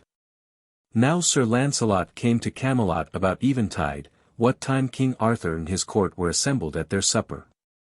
Then there was great joy when news was brought of his coming, and they brought him into the court and set him beside the king and the Lady Guinevere all armed as he was. Then King Arthur said, "Sir Launcelot, how is it with thee?" And Sir Launcelot said, "It is well." Then King Arthur said, "Tell us what hath befallen thee." And Sir Launcelot told all that had happened in that month since he had left court. And all they who were there listened, and were much astonished. But when Sir Launcelot told how he had encountered those 7 knights, in the armour of Sir Kay, all laughed beyond measure excepting those of the 7 who were there, for they took no very good grace to be laughed at in that wise. So now I hope I have made you acquainted with Sir Launcelot of the Lake, who was the greatest knight in the world. For not only have I told you how he was created a knight at the hands of King Arthur, but I have also led you errant along with him. So that you might see for yourself how he adventured his life for other folk and what a noble and generous gentleman he was. And how pitiful to the weak and suffering, and how terrible to the evildoer. But now I shall have to leave him for a while, but after a while in another book that shall follow this, I shall return to him to tell you a great many things concerning other adventures of his. For meantime it is necessary that I should recount the history of another knight, who was held by many to be nearly as excellent a knight as Sir Launcelot was himself. Conclusion. Here endeth the story of Sir Launcelot. That which followeth is the story of Sir Tristram of Lyonesse, who was knit with Sir Launcelot into such close ties of friendship that if they had been brothers of the same blood, with the same father and mother, they could not have loved one another more than they did. For indeed it would not be possible to tell any history of Sir Launcelot of the Lake without telling that of Sir Tristram of Lyonesse as well, for as the web of a fair fabric is woven in with the woof thereof, so were the lives of Sir Launcelot and Sir Tristram woven closely together. Wherefore you shall now hear tell of the goodly adventures of Sir Tristram of Lyonesse, and God grant that you may have the same joy in reading thereof that I shall have in telling of them to you. The Book of Sir Tristram. Prologue. There was a certain kingdom called Lyonesse, and the king of that country was hight Palamydes, and the queen thereof who was hight the Lady Elizabeth, was sister to King Mark of Cornwall.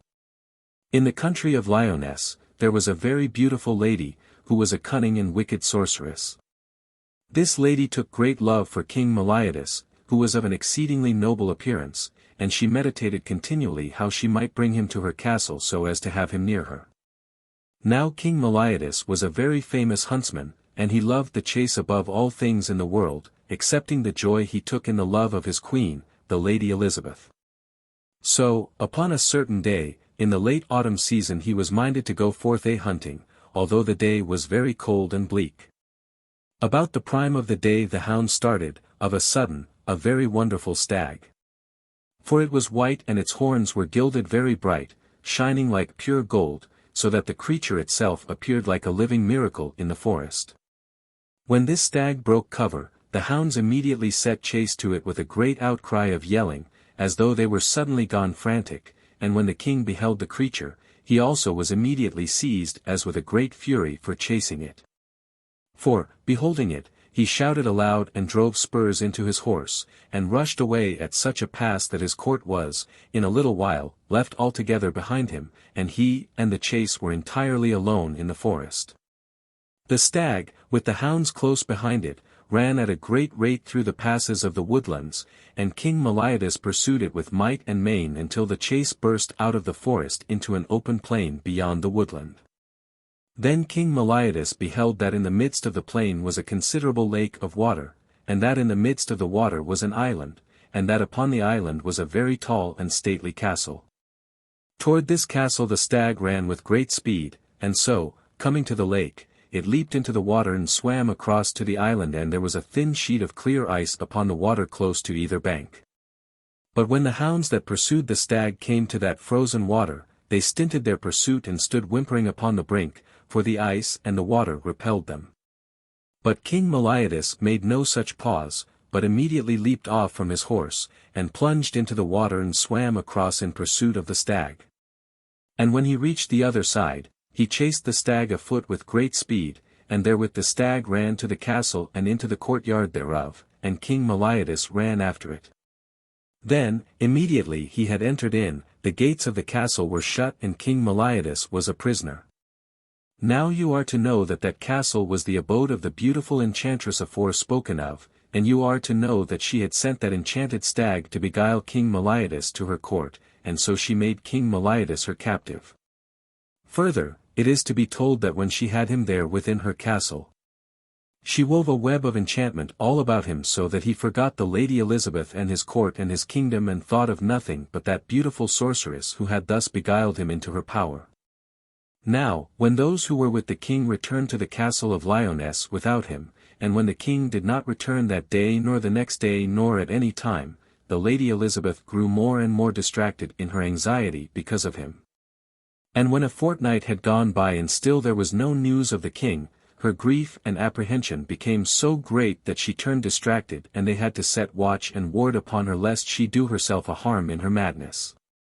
So for a long time they kept her within the castle, but upon a certain day she broke away from her keepers and ran out from the castle and into the forest ere those in attendance upon her knew she had gone.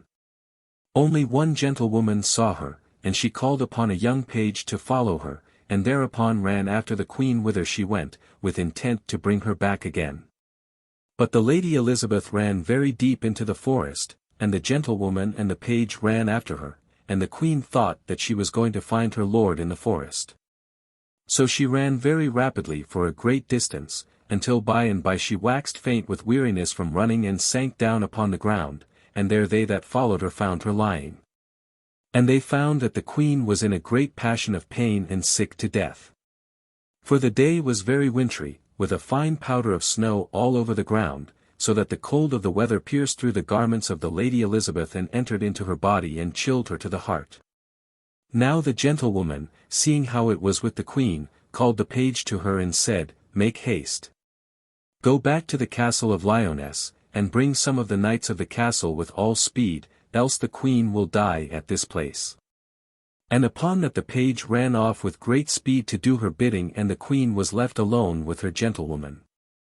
Then the gentlewoman said, "Lady, what cheer?" And the queen said, "Alas, I am sick to death." The gentlewoman said, "Lady, cannot you bear up a little until help cometh?" Thereupon the Lady Elizabeth fell to weeping very piteously, and said, "Nay, I cannot bear up any longer, for the cold hath entered into my heart." Yea, even at that time death was upon her because of the cold at her heart. Then by and by in the midst of her tears and in very sore travail a man-child was born to the queen, and when that came to pass a great peace fell suddenly upon her. Then she said, speaking to the nurse like one in great weariness, "What child is it that I have given unto the world?" The nurse said, "It is a man-child." The queen said to her, "Hold him up until I see him." Thereupon the nurse held the child up and the queen looked at him, though she could hardly see him because it was as though a mist lay upon her eyes which she could not clear away from her sight. For at that time she was drawing deep draughts of death. Then, when she had seen the child and had beheld that he was very strong and lusty and exceedingly comely, she said, "Behold, this is my child, born in the midst of sore travail and great sorrow. Wherefore his name shall be called Tristram because he hath caused so many tears to be shed." Then in a little while the lady died, and the gentlewoman stood weeping beside her, making great outcry in that cold and lonely forest. Anon there came those knights who were sent from the castle to find the queen, and when they came to that place, they beheld that she lay upon the ground all cold and white like to a statue of marble stone. So they lifted her up and bare her away upon a litter, and the gentlewoman followed weeping and wailing in great measure, and bearing the child wrapped in a mantle. So Tristram was born in that wise, and so his name was given to him because of the tears that were shed at his birth. And now it is to be told how King Meliodas returned from that castle of enchantment where he was held prisoner. At this time Merlin was still living in the world, for Vivien had not yet bewitched him, as hath been told in the book of King Arthur. So by and by it came to pass that he discovered where King Meliodas was imprisoned and how it fared with him in the castle of that enchantress. So he made greater spells than those that enmeshed King Meliodas, and he brought King Meliodas back into his memory of the queen and his kingdom. Then straightway the king broke out from the castle of the enchantress and returned to his kingdom. But when he came there it was to find everything in great sorrow and dole, for the Lady Elizabeth was no longer upon this earth to bring joy to the heart of the king. So for a long while after his return King Meliodas lay altogether stricken down with the grief of that bereavement. Here followeth the story of Tristram, how he passed his youth, and how he became a knight of Cornwall of King Mark's making. Part 1. The Story of Sir Tristram and the Lady Belle Isoult. Here followeth the story of Sir Tristram of Lyonesse, who, with Sir Launcelot of the Lake, was deemed to be one of the two most worthy and perfect knights champion of his day. Likewise herein shall be told the story of the Lady Belle Isoult, who next to Queen Guinevere, was reckoned to be the most fair, gentle lady in all of the world. Chapter 1. How the new Queen of Lyonesse sought Tristram's life. How the new Queen of Lyonesse sought Tristram's life, how he went to France, and how he returned again to Lyonesse and was received with love at that place. So King Palamydes grieved very bitterly for the Lady Elizabeth for the space of 7 years, and in that time he took but little pleasure in life, and still less pleasure in that son who had been born to him in that wise. Then one day a certain counsellor who was in great favour with the king came to him and said, Lord, it is not fitting that you should live in this wise and without a mate. For you should have a queen, and you should have other children besides Tristram, else all the fate of this kingdom shall depend upon the life of that one small child. And King Palamydes took this counsel to heart, and after a while he said, What you tell me is true, and so I shall take another queen, even though it is not in me to love any other woman in all of the world but that dear one who is dead and gone. So a while after that he took to wife the Lady Moya, who was the daughter of King Howell of Britain. Now Queen Moya had been married to an Earl of Britain, and by him she had a son who was about the age of Tristram. So she brought this son to Lyonesse with her, and he and Tristram were very good companions. But the Lady Moya took great hatred of Tristram, for she said in her heart, Except for this Tristram, mayhap my son might be king and overlord of this land. And these thoughts brooded with her, so that after a while she began to meditate how she might make away with Tristram so that her own son might come into his inheritance. Now at that time Tristram was about 13 years of age and very large and robust of form and of extraordinary strength of body and beauty of countenance. But the son of Queen Moya was not of such a sort, so the more beautiful and noble Tristram was the more the queen hated him. So one day she called to her a very cunning chemist and she said to him, Give me a drink of such and such a sort, so that he who drinks thereof shall certainly die, maugre help of any kind. And the chemist gave her what she desired, and it was in a phial and was of a golden colour. Now Tristram and the son of the Lady Moya were wont to play ball in a certain court of the castle, and when they would play there they would wax all of a heat with their sport. This the Lady Moya was well aware of. So one day she took that phial of poison and she poured a part of it into a chalice and she filled the chalice with clear water and she set the chalice upon a bench where those two would play at ball. For she said to herself, When they grow warm with their play, Tristram will certainly drink of this water to quench his thirst, and then my son will maybe enter into his inheritance. So the two youths played very fiercely at their game, and they waxed exceedingly hot and presently were both very violently athirst. Then Tristram said, Would I had somewhat to drink, and his stepbrother said, Look, yonder is a chalice of water, drink. And when thou hast quenched thy thirst, then I will drink also. But Tristram said, Nay, brother, drink thou first, for thou art more athirst than I. Then at first the son of the Lady Moya would not have it so, but would have Tristram drink. But afterward he did as Tristram bade him, and, taking the chalice in both hands, he drank freely of that poison which his own mother had prepared. Then when he had drunk his fill, Tristram took the chalice and would have drunk too. But the other said, Stay, Tristram, there is great bitterness in that chalice, and then he said, Methinks I feel a very bitter pang within my vitals, and then he cried out, Woe is me! I am in great pain. Therewith he fell down upon the ground and lay there in a great passion of agony.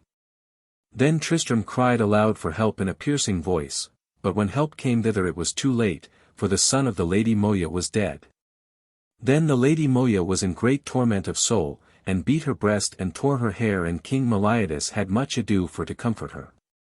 And after this she hated Tristram worse than ever before, for she would say to herself, Except for this Tristram, my own son would yet be alive. So she brooded upon these things until she could not rest, whether by day or night. Then one day she took the rest of the poison that was in the phial and poured it into a goblet of yellow wine. This goblet she gave to one of her pages, saying, "Take this to Tristram, and offer it to him when I shall tell you to do so." Therewith she went down to the hall where Tristram was, and she said, "Tristram, let there be peace betwixt us." And Tristram said, "Lady, that meets my wishes, for I have never had in my heart aught but loving kindness toward you, and so I would have it in your heart toward me." With this the page came in the hall with that goblet of yellow wine. Then the Lady Moya took the goblet and said, "Take this cup, and drink of the wine that is in it, and so there shall be peace betwixt us forever." And as she said that she looked very strangely upon Tristram, but Tristram was altogether innocent of any evil against him. So he reached out his hand to take the cup which the page brought to him. Now at that moment King Meliodas came into the hall fresh from the chase, and he was much heated and greatly athirst, wherefore, when he saw that cup of wine he said, "Stay, Tristram, let me drink, for I am greatly athirst. After I have quenched my thirst, then thou shalt drink." Therewith he took the goblet of wine and made to lift it to his lips. But at that the Lady Moya cried out, in a very loud and piercing voice, "Do not drink of that wine." The king said, "Why should I not drink of it?" "No matter," said the Lady Moya, "thou shalt not drink of it, for there is death in it." Therewith she ran to the king and catched him by the hand, and she plucked away the goblet so that the wine was spilled out of it upon the ground. Then King Meliodas gazed at the Lady Moya, and he thought of many things in very little time. Thereupon he seized her by the hair and dragged her forward, so that she fell down upon her hands and knees to the pavement of the hall. And King Meliodas drew his great sword so that it flashed like lightning, and he cried, "Tell me what thou hast done, and tell me quickly, or thou shalt not be able to tell me at all."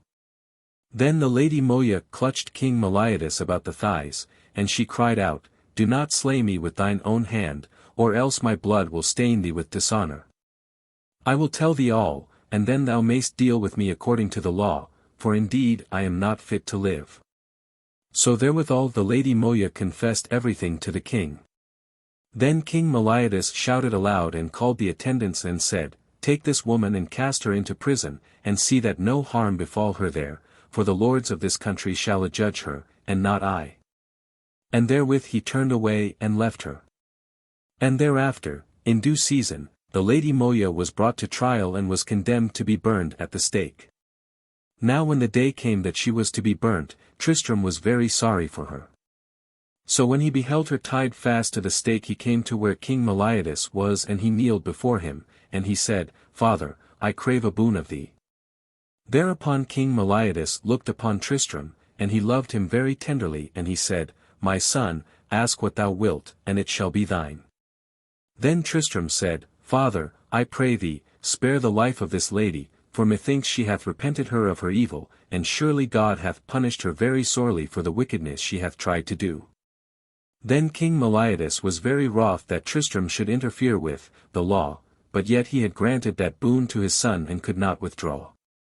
So after a while of thought he said, "Well, I have promised, and so I will perform my promise. Her life is thine, go to the stake and take her. But when thou hast done so I bid thee go forth from this place and show thy face here no more. For thou hast interfered with the law, and hast done ill that thou, the son of the king, should save this murderess. So thou shalt leave this place, for I mistrust that between you two some murder will befall in this country." So Tristram went weeping to where the queen was bound to the stake, and he cut her bonds with his dagger and set her free. And he said, "Lady, thou art free, now go thy way, and may God forgive thee as I do." Then the queen wept also, and said, "Tristram, thou art very good to me." And because she was barefoot and in her shift, Tristram took his cloak and wrapped it about her.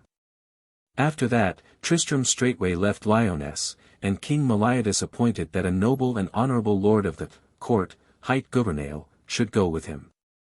They too went to France, and there they were made very welcome at the court of the king. So Tristram dwelt in France till he was 18 years old, and everyone at the court of the king of France loved him and honored him so that he dwelt there as though he were of the blood of France. During the time that he was in France he became the greatest hunter in the world, and he wrote many books on venery that were read and studied long after he had ceased to live. Also he became so skillful with the harp that no minstrel in the world was his equal. And ever he waxed more sturdy of frame and more beautiful of countenance, and more well taught in all the worship of knighthood. For during that time he became so wonderfully excellent in arms that there was no one in France who was his equal. Thus Tristram dwelt at peace in that land for 5 years, but even he longed for his own home with all the might and main of his heart. So one day he said to Gouvernail, "Gouvernail, I cannot deny myself any longer from seeing my father and my own country, for I feel that I must see them or else my heart will certainly break because of its great longing." Nor would he listen to anything that Gouvernail might say contrary to this. So they two took their departure from France, and Tristram travelled as a harper and Gouvernail as his attendant. Thus they came to Lyonesse in that wise. One day whilst King Palamydes sat at meat, they two came into the hall, and Gouvernail wore a long white beard which altogether disguised him so that no one knew him. But Tristram shone with such a great radiance of beauty and of youth that all who looked upon him marvelled at him. And the heart of King Palamydes went out to Tristram very strongly, and he said before all of his court, "Who art thou, fair youth? And whence comest thou?" To which Tristram made reply, "Lord, I am a harper, and this is my man, and we have come from France." Then King Palamydes said to Tristram, "Sir, have you seen a youth in France whom men call Tristram?" And Tristram replied, "Yea, I have seen him several times." King Palamydes said, "Doth he do well?" "Yea," said Tristram, "he doeth very well, though at times he is sore oppressed with a great desire for his own country." At this King Palamydes turned away his face, for his heart went very strongly out at the thought of his son. Then by and by he said to Tristram, "Wilt thou play upon thy harp?" And Tristram said, "Yea, if it will please thee to hear me." Therewith he took his harp and he set it before him, and he struck the strings and played upon it, and he sang in such a wise that no one who was there had ever heard the like thereof. Then King Palamydes' heart was melted at Tristram's minstrelsy, and he said, "That is wonderful harping. Now ask what thou wilt of me, and it shall be thine, whatever it may be." To this Tristram said, "Lord, that is a great thing that thou sayest." "Nevertheless," said King Palamydes, "it shall be as I say." Then Tristram left his harp and he came to where King Palamydes sat, and he kneeled down before him and he said, "Lord, if so be that is the case, then that which I ask of thee is this, that thou wilt forgive me and bring me back into thy favour again." At that King Palamydes was filled with a great wonder, and he said, "Fair youth, who art thou, and what have I to forgive thee?" "Lord," said Tristram, "I am thy son, and ask thee to forgive me that I should have saved the life of that lady who is thy queen." At this King Palamydes cried out with joy, and he came down from where he sat and he took Tristram into his arms and kissed him upon the face, and Tristram wept and kissed his father upon the face. So they were reconciled. After that, Tristram abode in peace in Lyonesse for some while, and during that time he made peace betwixt King Palamydes and Queen Moya, and the queen loved him because he was so good to her. Now after the return of Tristram as aforesaid, King Palamydes would have made him a knight, but Tristram would not suffer the honour of knighthood to be bestowed upon him at that time, but always said, "Lord, think not ill of me if I do not accept knighthood at this time. For I would fain wait until the chance for some large adventure cometh, then I would be made a knight for to meet that adventure, so that I might immediately win renown. For what credit could there be to our house if I should be made knight, only that I might sit in hall and feast and drink and make merry?" So spoke Sir Tristram, and his words sounded well to King Palamydes, wherefore from thenceforth King Palamydes refrained from urging knighthood upon him. Now the way that Sir Tristram achieved knighthood shall be told in that which followeth, and also it shall then be told how he fought his first battle, which was one of the most famous that ever he fought in all of his life. Chapter 2. How Sir Tristram was made knight by the King of Cornwall. How Sir Tristram was made knight by the King of Cornwall, and how he fought a battle with a famous champion. Now first of all it is to be here said that at that time there was great trouble come to King Mark of Cornwall, who, as aforesaid, was uncle to Sir Tristram, and the trouble was this. The king of Cornwall and the king of Ireland had great debate concerning an island that lay in the sea betwixt Cornwall and Ireland. For though that island was held by Cornwall, yet the king of Ireland laid claim to it and demanded that the king of Cornwall should pay him truage for the same. This King Mark refused to do, and there was great contention betwixt Cornwall and Ireland, so that each country made ready for war. But the king of Ireland said, Let there not be war betwixt Ireland and Cornwall concerning this disagreement, but let us settle this affair in some other way. Let us each choose a champion and let those two champions decide the rights of this case by a combat at arms. For so the truth shall be made manifest. Now you are to know that at that time the knights of Cornwall were held in great disregard by all courts of chivalry, for there was not in those days any knight of repute in all the court of Cornwall. Wherefore King Mark knew not where he should find him a champion to meet that challenge from the king of Ireland. Yet he must needs meet it, for he was ashamed to refuse such a challenge as that, and so to acknowledge that Cornwall had no knight champion to defend it. So he said it should be as the king of Ireland would have it, and that if the king of Ireland would choose a champion, he also would do the same. Thereupon the king of Ireland chose for his champion Sir Marhaus of Ireland, who was one of the greatest knights in the world.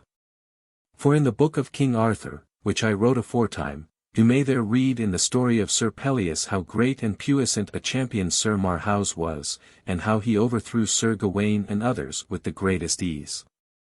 Wherefore at that time he was believed by many to be the greatest knight in the world, it being before the days of Sir Launcelot of the Lake. And even in the days of Sir Launcelot it was doubted whether he or Sir Launcelot were the greater champion. So King Mark could not find any knight in Cornwall to stand against Sir Marhaus. Nor could he easily find any knight outside of Cornwall to do battle with him.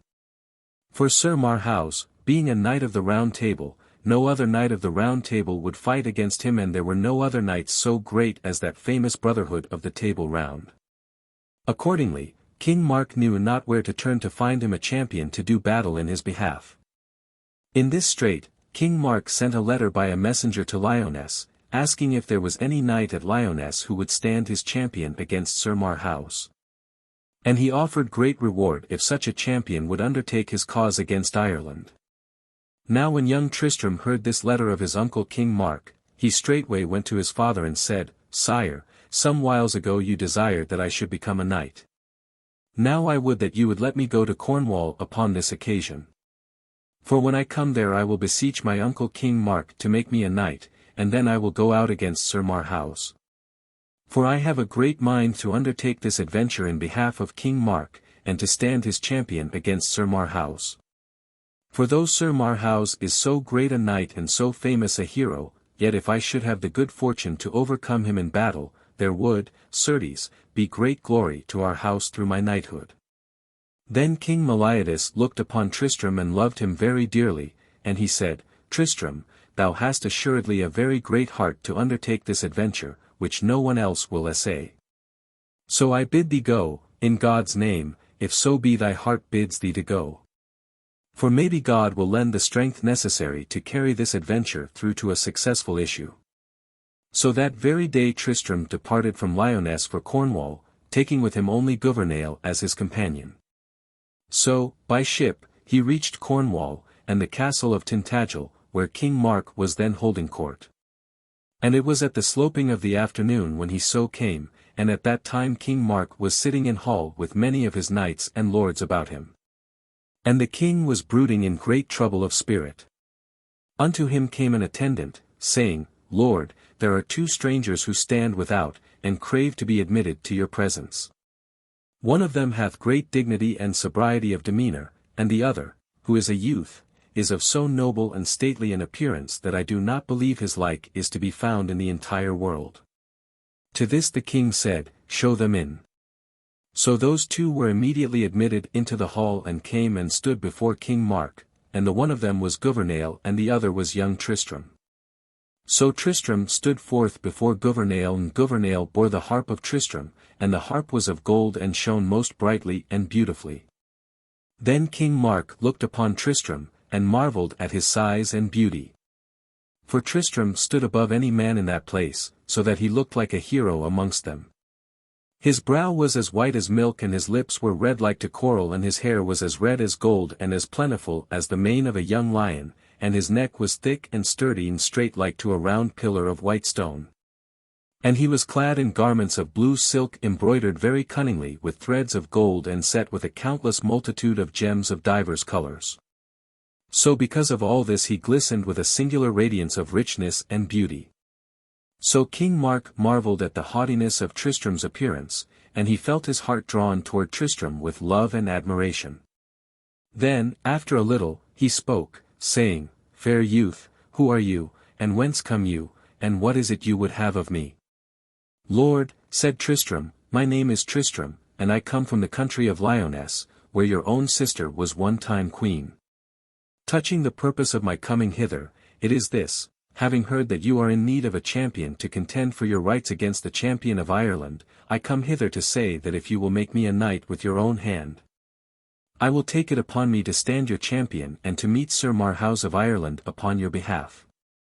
Then King Mark was filled with wonder at the courage of Tristram, and he said, "Fair youth, are you not aware that Sir Marhaus of Ireland is a knight well set in years and of such great and accredited deeds of arms that it is supposed that, excepting Sir Launcelot of the Lake, there is not his peer in any court of chivalry in all of the world?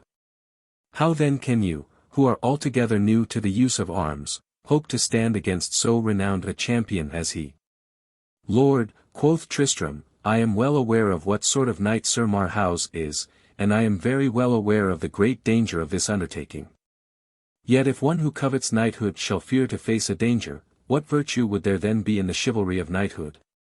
So, Messire, I put my trust in God, his mercies, and I have great hope that he will lend me both courage and strength in my time of need." Then King Mark began to take great joy, for he said to himself, "Maybe this youth shall indeed bring me forth in safety out of these dangers that menace my honor." So he said, "Tristram, I do believe that you will stand a very excellent chance of success in this undertaking, wherefore it shall be as you desire. I will make you a knight, and besides that I will fit you with armor and accoutrements in all ways becoming to the estate of a knight royal. Likewise I will provide you a Flemish horse of the best strain, so that you shall be both furnished and horsed as well as any knight in the world hath ever been." So that night Tristram watched his armor in the chapel of the castle, and the next day he was made knight with all the circumstances appertaining to a ceremony of such solemnity as that. And upon the afternoon of the day upon which he was thus made knight, King Mark purveyed a ship in all ways befitting the occasion. And in the ship Tristram and Gouvernail set sail for that island where Sir Marhaus was known to be abiding at that time. Now upon the second day of their voyaging and about the middle of the day they came to a land which they knew must be the place which they were seeking, and there the sailors made a safe harbor. As soon as they were at anchor a gangway was set from the ship to the shore and Sir Tristram and Gouvernail drave their horses across the gangway and so to the dry land. Thereafter they rode forward for a considerable distance, until about the first slanting of the afternoon they perceived in the distance 3 very fair ships drawn up close to the shore. And then they were aware of a knight, clad in full armor and seated upon a noble horse under the shadow of those ships, and they wist that that must be he whom Sir Tristram sought. Then Gouvernail spake to Sir Tristram, saying, "Sir, that knight resting yonder beneath the shelter of the ships must be Sir Marhaus." "Yea," said Sir Tristram, "that is assuredly he." So he gazed very steadily at the knight for a long while, and by he said, "Gouvernail, yonder seems to me to be a very great and haughty knight for a knight so young as I am to have to do with in his first battle. Yet if God will lend me his strong aid in this affair, I shall assuredly win me great credit at his hands." Then after another short while he said, "Now go, Gouvernail, and leave me alone in this affair, for I do not choose for anyone to be by when I have to do with yonder knight. For either I shall overcome him in this combat or else I will lay down my life at this place. For the case is thus, Gouvernail. If Sir Marhaus should overcome me and if I should yield me to him as vanquished, then mine uncle must pay truage to the King of Ireland for the land of Cornwall. But if I died without yielding me to mine enemy, then he must yet do battle with another champion at another time, if my uncle the king can find such an one to do battle in his behalf. So I am determined either to win this battle or to die therein. Now when Gouvernail heard this, he fell a weeping in great measure, and he cried out, Sir, let not this battle be of that sort. To him Sir Tristram said very steadfastly, Say no more, Gouvernail, but go as I bid thee. Whereupon Gouvernail turned and went away, as he was bidden to do, weeping very bitterly as he went. Now by this Sir Marhaus had caught sight of Sir Tristram where he stood in that field, and so presently he came riding thitherward to meet Sir Tristram. When he had come nigh, Sir Marhaus said, Who art thou, Sir Knight? Unto these Sir Tristram made reply, Sir, I am Sir Tristram of Lyonesse, son of King Palamydes of that land, and nephew of King Mark of Cornwall. I am come to do battle upon behalf of the King of Cornwall, to release him from the demands of truage made by the King of Ireland. Quoth Sir Marhaus, Messire, are you a knight of approval and of battles? Nay, said Sir Tristram, I have only been created knight these 3 days. Alas, said Sir Marhaus, I am very sorry for thee and for thy noble courage that hath brought thee hither to this place. Thou art not fit to have to do with me, for I am one who hath fought in more than 20 battles, each one of which was, I believe, greater than this is like to be. Also I have matched me with the very best knights in the world, and have never yet been overcome. So I advise thee, because of thy extreme youth, to return to King Mark and bid him send me another champion in thy stead, who shall be better seasoned than thou art. Sir, said Sir Tristram, I give thee gramercy for thy advice. But I may tell thee that I was made knight for no other purpose than to do battle with thee, so I may not return without having fulfilled mine adventure. Moreover, because of thy great renown and thy courage and prowess, I feel all the more desirous to have to do with thee. For if I should die at thy hand, then there will be no shame to me, but if I should win this battle from thee, then I shall have very great renown in the courts of chivalry. Well, said Sir Marhaus, it is not likely that thou shalt die at my hand. For because of thy youth I will not have it that this battle shall be so desperate as that. Say not so, said Sir Tristram, for either I shall die at thy hand, or else I shall overcome thee in this battle, for I make my vow to God that I will not yield myself to thee so long as there is life within my body. Alas! Said Sir Marhaus, that is certes a great pity. But as thou hast foreordained it, so it must needs be. Therewith he saluted Sir Tristram and drew rein and rode aside to a little distance where he straightway made ready for that battle. Nor was Sir Tristram behind him in making preparation, albeit he was filled with doubts as to the outcome of that undertaking. Then when they were in all ways prepared, each gave shout and drave spurs into his horse and rushed toward the other with such fury that it was terrible to behold. And each smote the other with his spear in the centre of his shield, and in that encounter Sir Marhaus smote through Sir Tristram's shield and gave Sir Tristram a great wound in his side. Then Sir Tristram felt the blood gush out of that wound in such abundance that it filled his iron boots, so that they were sodden therewith, and he thought he had got his death wound. But in spite of that grievous bitter stroke, he held his seat and was not overthrown. Then so soon as he had recovered himself he voided his horse and drew his sword and set his shield before him. And when Sir Marhaus saw his preparations, he likewise voided his horse and made ready for battle upon foot. So straightway they came together with terrible fury, lashing at each other with such fearful strength and evil will that it was dreadful to behold. And each gave the other many grievous strokes, so that whole pieces of armor were hewn off from their bodies. And each gave the other many deep wounds, so that that part of the armor that still hung to them became red as though it were painted with red. Likewise the ground was all besprinkled red where they stood, yet neither gave any thought to quitting that battle in which they were engaged. Now for a while Sir Tristram feared because of the wound which he had at first received that he would die in that battle, but by and by he perceived that he was stouter than Sir Marhaus and better winded. Wherefore great hope came to him and uplifted him with redoubled strength. Then presently Sir Marhaus fell back a little, and when Sir Tristram perceived that he ran in upon him and smote him several times, such direful strokes that Sir Marhaus could not hold up his shield against that assault. Then Sir Tristram perceived that Sir Marhaus was no longer able to bold up his shield, and therewith he smote him a great blow with his sword upon the helmet. So direful was that blow that the sword of Sir Tristram pierced very deep through the helm of Sir Marhaus and into the brainpan. And Sir Tristram's sword stuck fast in the helm and the brainpan of Sir Marhaus so that Sir Tristram could not pull it out again. Then Sir Marhaus, half a swoon, fell down upon his knees, and therewith a part of the edge of the blade brake off from Sir Tristram's sword, and remained in the wound that he had given to Sir Marhaus. Then Sir Marhaus was aware that he had got his death wound, wherefore a certain strength came to him so that he rose to his feet staggering like a drunken man. And at first he began going about in a circle and crying most dolorously. Then as he wist all that had happed he threw away his sword and his shield, and made away from that place, staggering and stumbling like one who had gone blind. For he was all bewildered with that mortal wound, and wist not very well what he was doing or whither he was going. Then Sir Tristram would have made after him to stop him, but he could not do so because he himself was so sorely wounded and so weak from the loss of blood.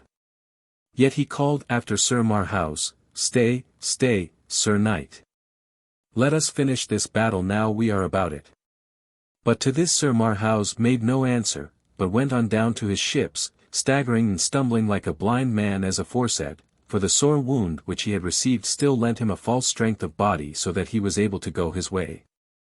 Then those who were aboard the ships, beholding him thus coming staggering toward them, came down and met him and lifted him up and bore him away to his own ship.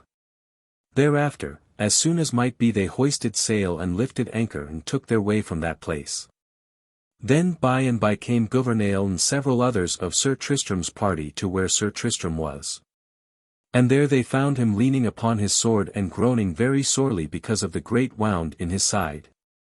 So presently they perceived that he could not walk, wherefore they lifted him up upon his own shield and bore him thence to that ship that had brought him thither.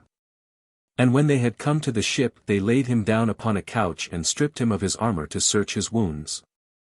Then they beheld what a great wound it was that Sir Marhaus had given him in the side, and they lifted up their voices in sorrow, for they all believed that he would die. So they set sail, and in 2 days brought him back to King Mark, where he sat at Tintagel in Cornwall. And when King Mark saw how pale and wan and weak Sir Tristram was, he wept and grieved very sorely for sorrow of that sight, for he too thought that Sir Tristram was certainly about to die. But Sir Tristram smiled upon King Mark, and he said, "Lord, have I done well for thy sake?" And King Mark said, "Yea," and fell to weeping again. Then, quoth Tristram, "It is time for me to tell thee who I am who have saved thy kingdom from the shame of having to pay truage to Ireland, and that I am thine own sister's son. For my father is King Palamydes of Lyonesse, and my mother was the Lady Elizabeth, who was thine own sister till God took her soul to paradise to dwell there with his angels." But when King Mark heard this he went forth from that place and into his own chamber. And when he had come there he fell down upon his knees and cried out aloud, "Alas, alas, that this should be! Rather, God, would I lose my entire kingdom than that my sister's son should come to his death in this wise." Now it remaineth to say of Sir Marhaus that those who were with him brought him back to Ireland and that there in a little while he died of the wound that Sir Tristram had given him upon the head. But ere he died, and whilst they were dressing that hurt, the Queen of Ireland, who was sister to Sir Marhaus, discovered the broken piece of the blade still in that grim wound. This she drew forth and set aside, and hid very carefully, saying to herself, "If ever I meet that knight to whose sword this piece of blade fitteth, then it will be an evil day for him." Thus I have told you all the circumstances of that great battle betwixt Sir Tristram of Lyonesse and Sir Marhaus of Ireland. And now you shall hear how it befell Sir Tristram thereafter, so hearken to what followeth. Chapter 3. How Sir Tristram went to Ireland to be healed of his wound by the King's daughter of Ireland. How Sir Tristram went to Ireland to be healed of his wound by the King's daughter of Ireland, and of how he came to love the Lady Belle Isoult. Also concerning Sir Palamydes and the Lady Belle Isoult. Now that grievous hurt which Sir Tristram had received at the hands of Sir Marhaus did not heal, but instead grew even more rankled and sore. So that there were many who thought that there had been treachery practiced and that the spearhead had been poisoned to cause such a malignant disease as that with which the wounded man suffered. So by and by Sir Tristram grew so grievously sick of his hurt that all those who were near him thought that he must certainly die. Then King Mark sent everywhere and into all parts for the most wise and learned leeches and chirurgeons to come to Cornwall and search the wounds of Sir Tristram, but of all these no one could bring him any ease. Now one day there came to the court of King Mark a very wise lady, who had travelled much in the world and had great knowledge of wounds of all sorts. At the bidding of the king, she went to where Sir Tristram lay, and searched the wound as so many had already done. And when she had done that she came out of Sir Tristram's chamber and unto King Mark, where he was waiting for her. Then King Mark said to her, Well, how will it be with yonder knight? Lord, quoth she, it is thus. I can do nothing to save his life, nor do I know of any one who may save it unless it be the king's daughter of Ireland, who is known as the Belle Isoult because of her wonderful beauty. She is the most skilful leech in all of the world, and she alone may hope to bring Sir Tristram back to life and health again, for I believe that if she fail no one else can save him.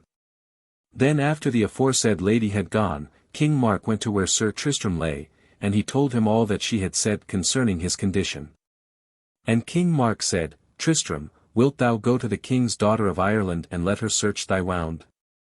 Then Sir Tristram groaned at the thought of the weariness and pain of moving, and he said, Lord, this is a great undertaking for one who is so sick.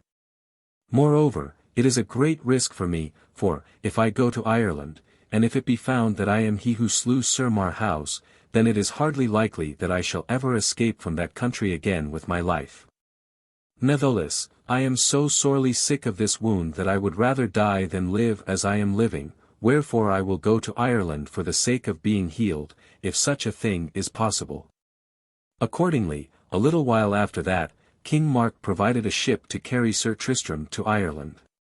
This ship he furnished with sails of silk of divers colours, and he had it hung within with fine embroidered cloth, and fabrics woven with threads of silver and gold, so that in its appearance it was a worthy vessel even for a great king to sail in. Then, when all was ready, King Mark had a number of attendants carry Sir Tristram down to the ship in a litter, and he had them lay Sir Tristram upon a soft couch of crimson satin, which was set upon the deck beneath a canopy of crimson silk, embroidered with threads of silver and garnished with fringe of silver, and Sir Tristram lay there at ease where the breezes of the ocean came pleasantly to him, and breathed upon his face and his temples and his hair and his hands with coolness. And Gouvernail was with Sir Tristram all the while in attendance upon him.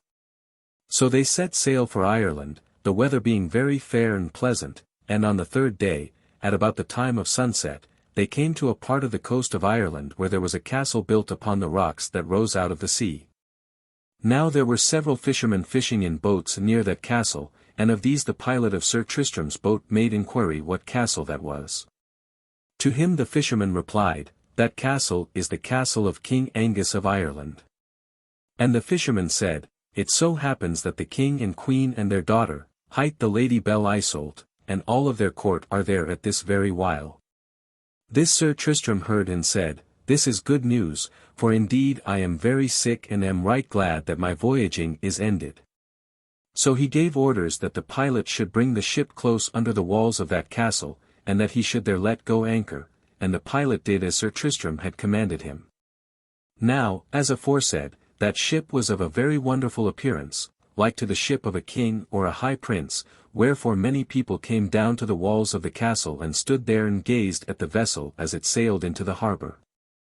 And by that time the sun had set and all the air was illuminated with a marvellous golden light, and in this sky of gold the moon hung like a shield of silver, very bright and steady above the roofs and towers of the castle. And there came from the land a pleasing perfume of blossoms, for it was then in the fullness of the springtime, and all the fruit-bearing trees were luxuriant with bloom so that the soft air of evening was full of fragrance thereby. Then there came a great content into the heart of Sir Tristram, wherefore he said to Gouvernail, Gouvernail, either I shall soon be healed of this wound, or else I shall presently die and enter into paradise free of pain. For I am become very full of content and of peace toward all men.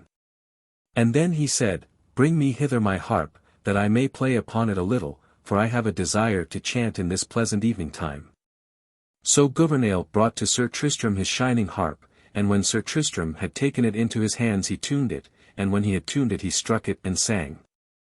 And, because of the stillness of the evening, his voice sounded marvellously clear and sweet across the level water, so that those who stood upon the castle walls and heard it thought that maybe an angel was singing on board of that ship. That time the Lady Belle Isoult sat at the window of her bower enjoying the pleasantness of the evening. She also heard Sir Tristram singing, and she said to those damsels who were with her, what is that I hear? Therewith she listened for a little while, and then she said, Meseems that must be the voice of some angel that is singing.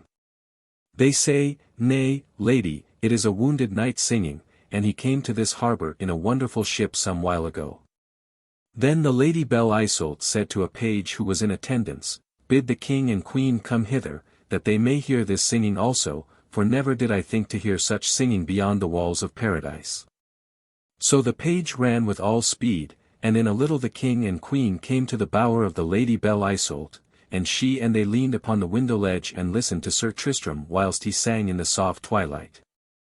Then by and by King Angus said, Now I will have yonder minstrel brought hither to this castle to do us pleasure, for I believe that he must be the greatest minstrel in all the world to sing in that wise.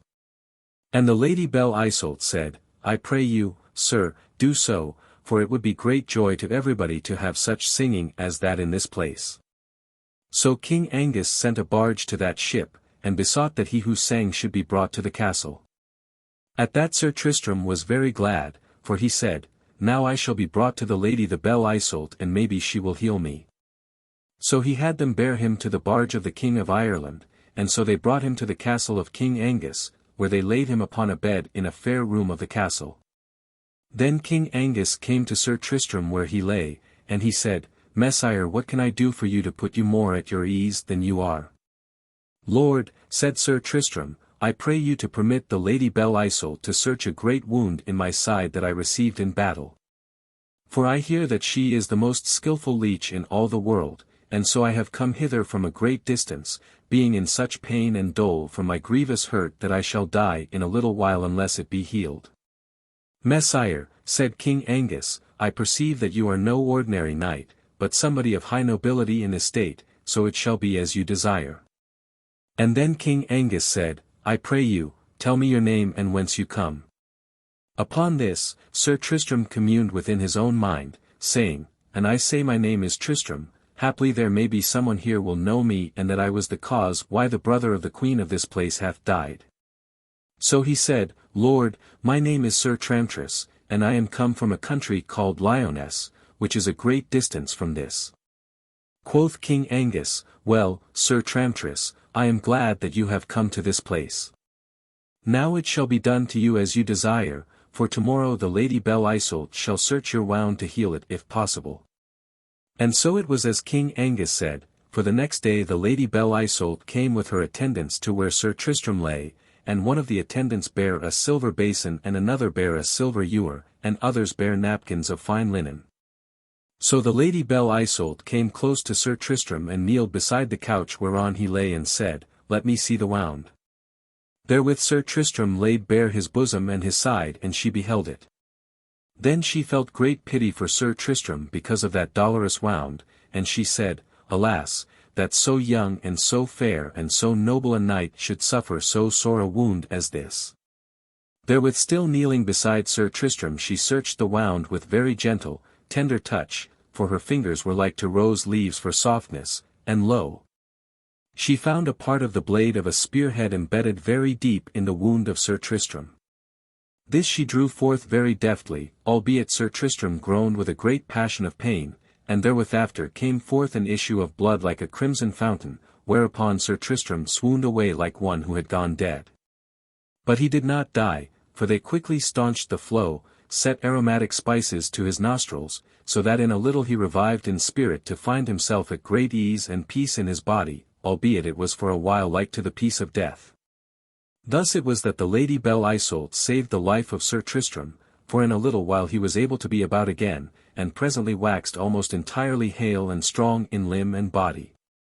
And now it is to be told how Sir Tristram loved the Lady Belle Isoult and how she loved Sir Tristram. Also how a famous knight, hight Sir Palamydes the Saracen, loved Belle Isoult and of how she loved not him. For, as was said, It came about that in a little while Sir Tristram was healed of that grievous wound aforetold of, so that he was able to come and go whithersoever he chose. But always he would be with the Lady Belle Isoult, for Sir Tristram loved her with a wonderfully passionate regard. And so likewise the lady loved Sir Tristram. For if he loved her because she had saved his life, then she also loved him for the same reason. For she did not ever forget how she had drawn out the head of that spear from the wound at his side, and of how he had groaned when she brought it forth, and of how the blood had gushed out of that wound.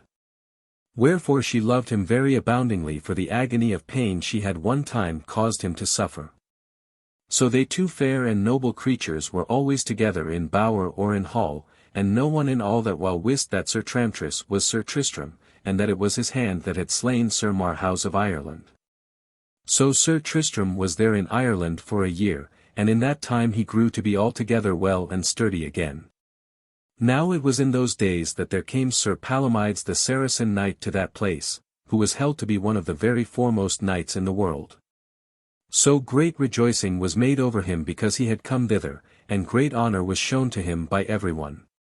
But when Sir Palamydes beheld the Lady Belle Isoult, and when he saw how fair she was, he came in a short while to love her with almost as passionate a regard as that with which Sir Tristram loved her. So that he also sought ever to be with her whenever the chance offered. But Belle Isoult felt no regard for Sir Palamydes, but only fear of him, for all of her love was given to Sir Tristram. Nevertheless, because Sir Palamydes was so fierce and powerful a knight, she did not dare to offend him. Wherefore she smiled upon him and treated him with all courtesy and kindness, although she loved him not, dissembling her regard for him. All this Sir Tristram beheld from aside, and it displeased him a very great deal to see how Sir Palamydes was always beside the lady. But Belle Isoult beheld how Sir Tristram was displeased, wherefore she took occasion to say to him, Tramtris, be not displeased, for what am I to do? You know very well that I do not love this knight, but I am afraid of him because he is so fierce and so strong.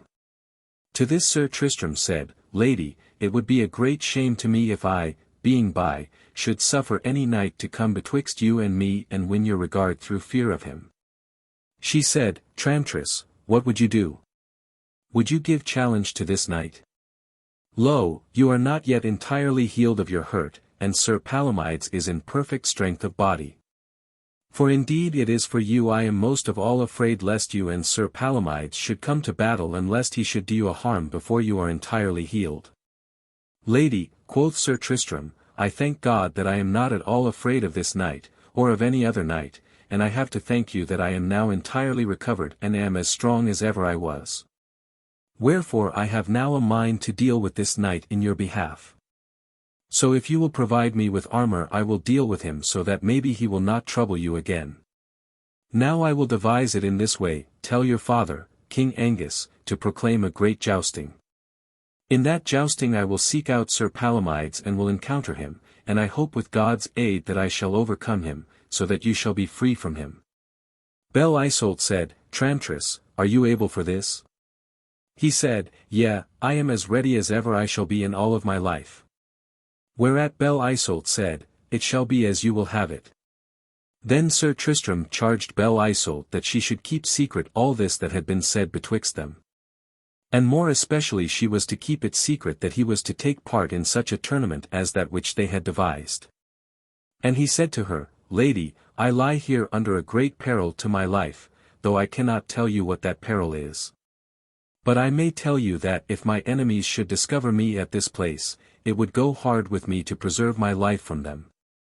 Wherefore, if I take part in any such affair as this, it must be altogether a secret betwixt us. So therewith they parted, and Lady Belle Isoult went to her father and besought him to proclaim a great day of jousting in honour of Sir Palamydes, and the king said that he would do so. So the king sent forth proclamation to all the courts of that nation that a great tournament was to be held and that great rewards and great honours were to be given to the best knight thereat. And that tournament was talked about in all the courts of chivalry where there were knights who desired to win glory in such affairs at arms. And now it shall be told concerning that tournament and how it befell with Sir Tristram thereat, and with Sir Palamydes thereat. Chapter 4. How Sir Tristram encountered Sir Palamydes at the tournament. How Sir Tristram encountered Sir Palamydes at the tournament, and of what befell, also how Sir Tristram was forced to leave the kingdom of Ireland. So came the time for the tournament that King Angus of Ireland had ordained, and that was a very famous affair at arms indeed. For it hath very rarely happened that so noble a gathering of knights hath ever come together as that company which there presented itself for that occasion at the court of the King of Ireland. For you may know how excellent was the court of chivalry that foregathered thereat, when you shall hear that there came to that tournament, the King of 100 knights and the King of the Scots. And that there came several knights of the Round Table, to wit, Sir Gawain, Sir Gaheris and Sir Agravaine. And Sir Bagdemagus and Sir Kay and Sir Dodinas, and Sir Sagramore le Desirous, and Sir Gumret the Less, and Sir Griflet, and that there came besides these many other knights of great renown. These and many others gathered at the court of King Angus of Ireland. So that all those meadows and fields coadjacent to the place of battle were gay as beds of flowers with the multitude of tents and pavilions of divers colours that were there implanted. And on the day of the tournament there came great crowds of people into the lists, so that all that place was alive with movement. For it was as though a sea of people had arisen to overflow the seats and stalls thereof. Now that tournament was to last for 3 days, and upon the 3rd day there was to be a grand melee in which all these knights contestant were to take stand upon this side or upon that. But upon the first 2 of those 3 days Sir Tristram sat in the stall of the king and looked down upon the jousting, for, because of the illness from which he had recovered, he was minded to save his body until the right time should come. What time he should be called upon to do his uttermost. And in those 2 days, Sir Tristram beheld that Sir Palamydes did more wonderfully in battle than he would have believed it possible for any knight to do. For Sir Palamydes was aware that the eyes of the Lady Belle Isoult were gazing upon him, wherefore he felt himself uplifted to battle as with the strength of 10. Wherefore he raged about that field like a lion of battle, seeking whom he might overthrow and destroy. And upon the first day he challenged Sir Gawain to joust with him, and then he challenged Sir Gaheris, and the King of 100 knights, and Sir Griflet, and Sir Sagramore le Desirous and 14 other knights. And all of these he met and many he overcame, and that without any mishap to himself. And upon the 2nd day he met with great success Sir Agravaine and Sir Griflet and Sir Kay and Sir Dodinas and 12 other knights.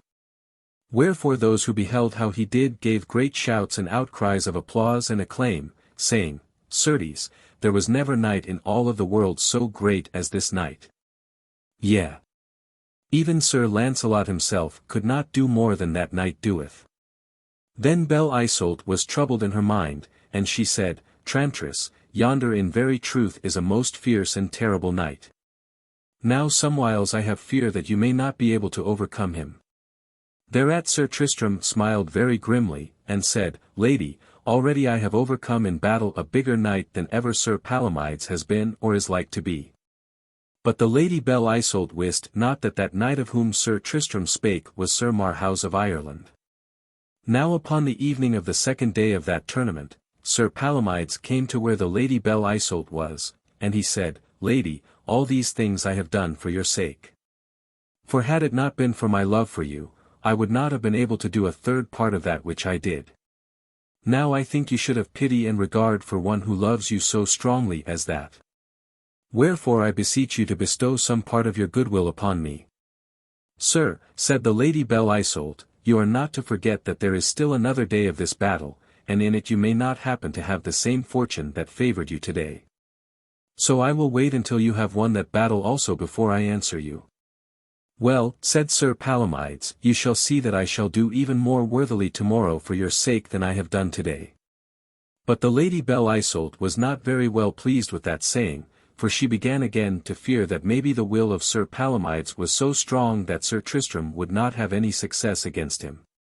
So came the 3rd day of that very famous contest at arms, and when the morning was come there began to gather together in the 2 parties those who were to contest the one against the other. Of one of these parties, Sir Palamydes was the chiefest knight, and upon that side was also Sir Gawain and several of the knights who were with him.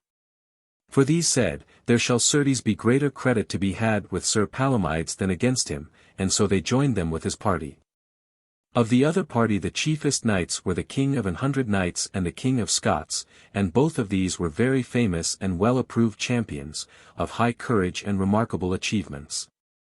Now when the time was nigh ready for that tournament, Sir Tristram went to put on the armour that the Lady Belle Isoult had provided him, and when he was armed he mounted very lightly upon the horse which she had given him. And the armour of Sir Tristram was white, shining like to silver, and the horse was altogether white, and the furniture and trappings thereof were all white, so that Sir Tristram glistened with extraordinary splendour. Now when he was armed and prepared in all ways, the Lady Belle Isoult came to where he was and she said, "Tramtris, are you ready?" And he answered, "Yea." Therewith she took the horse of Sir Tristram by the bridle and she led him to the postern gate of the castle, and put him out that way into a fair field that lay beyond. And Sir Tristram abided in the fields for some while until the tournament should have begun. But the Lady Belle Isoult went to the tournament with her father, the king, and her mother, the queen, and took her station at that place assigned to her whence she might overlook the field. So in a little while that friendly battle began. And again Sir Palamydes was filled with the vehement fury of contest, wherefore he raged about the field, spreading terror whithersoever he came. For first he made at the King of 100 Knights, and he struck that knight so direful a blow that both horse and man fell to the ground with the force thereof. Then in the same manner he struck the King of Scots with his sword, and smote him straightway out of the saddle also. Then he struck down one after another, 7 other knights, all of well-proved strength and prowess, so that all those who looked thereon cried out, "Is he a man or is he a demon?" So, because of the terror of Sir Palamydes, all those in that contest bore away from him as they might do from a lion in anger. At this time came Sir Tristram, riding at a free pace, shining like to a figure of silver. Then many saw him and observed him and said to one another, "Who is this knight, and what party will he join with to do battle?" These had not long to wait to know what side he would join, for immediately Sir Tristram took stand with that party which was the party of the King of 100 Knights and the King of Scots, and that the one party was very glad. And the other party was sorry. For they deemed that Sir Tristram was certes some great champion. Then straightway there came against Sir Tristram 4 knights of the other party, and one of these was Sir Gaheris, and another was Sir Griflet and another was Sir Bagdemagus and another was Sir Kay. But Sir Tristram was possessed with a great joy of battle, so that in a very short time he had struck down or overthrown all those knights, beginning with Sir Gaheris, and ending with Sir Kay the seneschal. This Sir Gawain beheld, and said to Sir Sagramore, "Yonder is certes a knight of terrible strength, now let us go and see of what mettle he be." Therewith Sir Gawain pushed against Sir Tristram from the one side, and Sir Sagramore came against him on the other side, and so they met him both at once. Then first Sir Gawain struck Sir Tristram such a buffet that the horse of Sir Tristram turned twice about with the force of that stroke. And therewith Sir Sagramore smote him a buffet upon the other side so that Sir Tristram wist not upon which side to defend himself. Then, at those blows Sir Tristram waxed so exceedingly fierce that it was as though a fire of rage flamed up into his brains and set them into a blaze of rage. So with that he rose up in his stirrups and launched so dreadful a blow upon Sir Gawain that I believe nothing could have withstood the force of that blow. For it clave through the shield of Sir Gawain and it descended upon the crown of his helmet and it clave away a part of his helmet and a part of the epauliere of his shoulder. And with the force of that dreadful, terrible blow, Sir Gawain fell down upon the ground and lay there as though he were dead. Then Sir Tristram wheeled upon Sir Sagramore, who sat wonderstruck at that blow he had beheld, and thereafter he smote him too, so that he fell down and lay upon the ground in a swoon from which he did not recover for more than 2 hours. Now Sir Palamydes also had beheld those 2 strokes that Sir Tristram had given, wherefore he said, "Ha! Yonder is a very wonderful knight. Now if I do not presently meet him, and that to my credit, he will have more honour in this battle than I." So therewith Sir Palamydes pushed straight against Sir Tristram, and when Sir Tristram beheld that he was very glad, for he said, "Now it will either be Sir Palamydes his day, or else it will be mine." So he upon his part pushed against Sir Palamydes with good intent to engage him in battle, and then they two met in the midst of the field. Then immediately Sir Palamydes smote Sir Tristram such a buffet that Sir Tristram thought a bolt of lightning had burst upon him, and for a little while he was altogether bemazed and wist not where he was.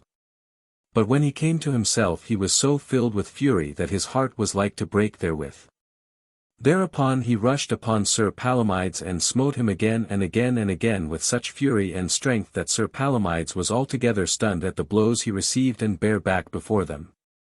Then Sir Tristram perceived how that Sir Palamydes bare his shield low because of the fierceness of that assault. And thereupon he rose up in his stirrups and struck Sir Palamydes upon the crown of the helmet so dreadful a buffet that the brains of Sir Palamydes swam like water, and he must needs catch the pommel of his saddle to save himself from falling. Then Sir Tristram smote him another buffet, and therewith darkness came upon the sight of Sir Palamydes and he rolled off from his horse into the dust beneath its feet. Then all who beheld the encounter shouted very loud and with great vehemence, for it was the very best and most notable assault at arms that had been performed in all that battle. But most of those who beheld that assault cried out, "The Silver Knight." For at that time no one but the Lady Belle Isoult wist who that Silver Knight was. But she wist very well who he was, and was so filled with the glory of his prowess that she wept for joy thereof. Then the King of Ireland said, "Who is yonder knight who hath so wonderfully overthrown Sir Palamydes? I had not thought there was any knight in the world so great as he, but this must be some great champion whom none of us know." Upon that the Lady Belle Isoult, still weeping for joy, could contain herself no longer, but cried out, "Sir, that is Tramtris, who came to us so nigh to death and who hath now done us so great honour being of our household. For I knew very well that he was no common knight but some mighty champion when I first beheld him." At that the King of Ireland was very much astonished and overjoyed, and he said, "If that is indeed so, then it is a very great honour for us all." Now after that assault Sir Tristram took no more part in that battle but withdrew to one side. But he perceived where the esquires attendant upon Sir Palamydes came to him and lifted him up and took him away. Then by and by he perceived that Sir Palamydes had mounted his horse again with intent to leave that meadow of battle, and in a little he saw Sir Palamydes ride away with his head bowed down like to one whose heart was broken. All this Sir Tristram beheld and did not try to stay Sir Palamydes in his departure. But some while after Sir Palamydes had quitted that place, Sir Tristram also took his departure, going in that same direction that Sir Palamydes had gone. Then after he had come well away from the meadow of battle, Sir Tristram set spurs to his horse and rode at a hard gallop along that way that Sir Palamydes had taken. So he rode at such a gait for a considerable pass until, by and by, he perceived Sir Palamydes upon the road before him. And Sir Palamydes was at that time come to the edge of a woods where there were several stone windmills with great sails swinging very slowly around before a strong wind that was blowing. Now this was a lonely place, and one very fit to do battle in, wherefore Sir Tristram cried out to Sir Palamydes in a loud voice, "Sir Palamydes! Sir Palamydes! Turn you about! For here is the chance for you to recover the honour that you have lost to me." Thereupon Sir Palamydes, hearing that loud voice, turned him about. But when he beheld that the knight who called was he who had just now wrought such shame upon him, he ground his teeth together with rage, and therewith drave his horse at Sir Tristram, drawing his sword so that it flashed like lightning in the bright sunlight. And when he came nigh to Sir Tristram, he stood up in his stirrups and lashed a blow at him with all his might and main, for he said to himself, "Maybe I shall now recover mine honour with one blow which I lost to this knight a while since." But Sir Tristram put aside that blow of Sir Palamydes with his shield with very great skill and dexterity, and thereupon, recovering himself, he lashed at Sir Palamydes upon his part. And at that first stroke Sir Tristram smote down the shield of Sir Palamydes, and gave him such a blow upon the head that Sir Palamydes fell down off his horse upon the earth. Then Sir Tristram voided his own horse very quickly, and running to Sir Palamydes where he lay he plucked off his helmet with great violence. Therewith he cried out very fiercely, "Sir Knight, yield thee to me, or I will slay thee." And therewithal he lifted up his sword as though to strike off the head of Sir Palamydes.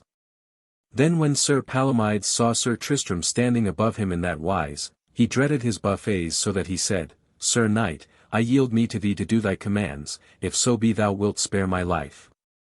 Thereupon Sir Tristram said, Arise, and at that Sir Palamydes got him up to his knees with some ado, and so remained kneeling before Sir Tristram. Well, said Sir Tristram, I believe you have saved your life by thus yielding yourself to me. Now this shall be my commandment upon you. First of all, my commandment is that you forsake the Lady Belle Isoult, and that you do not come near her for the space of an entire year. And this is my second commandment. That from this day you do not assume the arms of knighthood for an entire year and a day. Alas, said Sir Palamydes, why do you not slay me instead of bringing me to such shame as this? Would that I had died instead of yielding myself to you as I did. And therewith he wept for shame and despite. Well, said Sir Tristram, let that pass which was not done. For now you have yielded yourself to me and these are my commands. So with that Sir Tristram set his sword back again into its sheath, and he mounted his horse and rode away, leaving Sir Palamydes where he was. But after Sir Tristram had gone, Sir Palamydes arose, weeping aloud. And he said, This is such shame to me that I think there can be no greater shame. Thereupon he drew his misericordia, and he cut the thongs of his harness and he tore the pieces of armor from off his body and flung them away very furiously, upon the right hand and upon the left. And when he had thus stripped himself of all of his armor, he mounted his horse and rode away into the forest, weeping like one altogether broken-hearted. So Sir Tristram drave Sir Palamydes away from the Lady Belle Isoult as he had promised to do. Now when Tristram came back to the castle of the King of Ireland once more, he thought to enter privily in by the postern gate as he had gone out. But lo! Instead of that he found a great party waiting for him before the castle and these gave him loud acclaim, crying, Welcome, Sir Tramtris. Welcome, Sir Tramtris. And King Angus came forward and took the hand of Sir Tristram, and he also said, Welcome, Sir Tramtris, for you have brought us great honour this day. But Sir Tristram looked at the Lady the Belle Isoult with great reproach and by when they were together he said, Lady, why did you betray me who I was when you had promised me not to do so? Sir, she said, I meant not to betray you, but in the joy of your victory I know not very well what I said. Well, said Sir Tristram, God grant that no harm come of it. She said, What harm can come of it, Messire? Sir Tristram said, I may not tell you, lady, but I fear that harm will come of it. Anon the Queen of Ireland came and said, Tramtris, one so nigh to death as you have been should not so soon have done battle as you have done. Now I will have a bain prepared and you shall bathe therein, for you are not yet hale and strong. Lady, said Tristram, I do not need any bain, for I believe I am now strong and well in all wise. Nay, said the Queen, you must have that bain so that no ill may come to you hereafter from this battle which you have fought. So she had that bain prepared of tepid water, and it was very strong and potent with spices and powerful herbs of divers sorts. And when that bain was prepared, Sir Tristram undressed and entered the bath, and the Queen and the Lady Belle Isoult were in the adjoining chamber which was his bedchamber. Now whilst Sir Tristram was in that bath, the Queen and Belle Isoult looked all about his chamber. And they beheld the sword of Sir Tristram where it lay, for he had laid it upon the bed when he had unlatched the belt to make himself ready for that bath.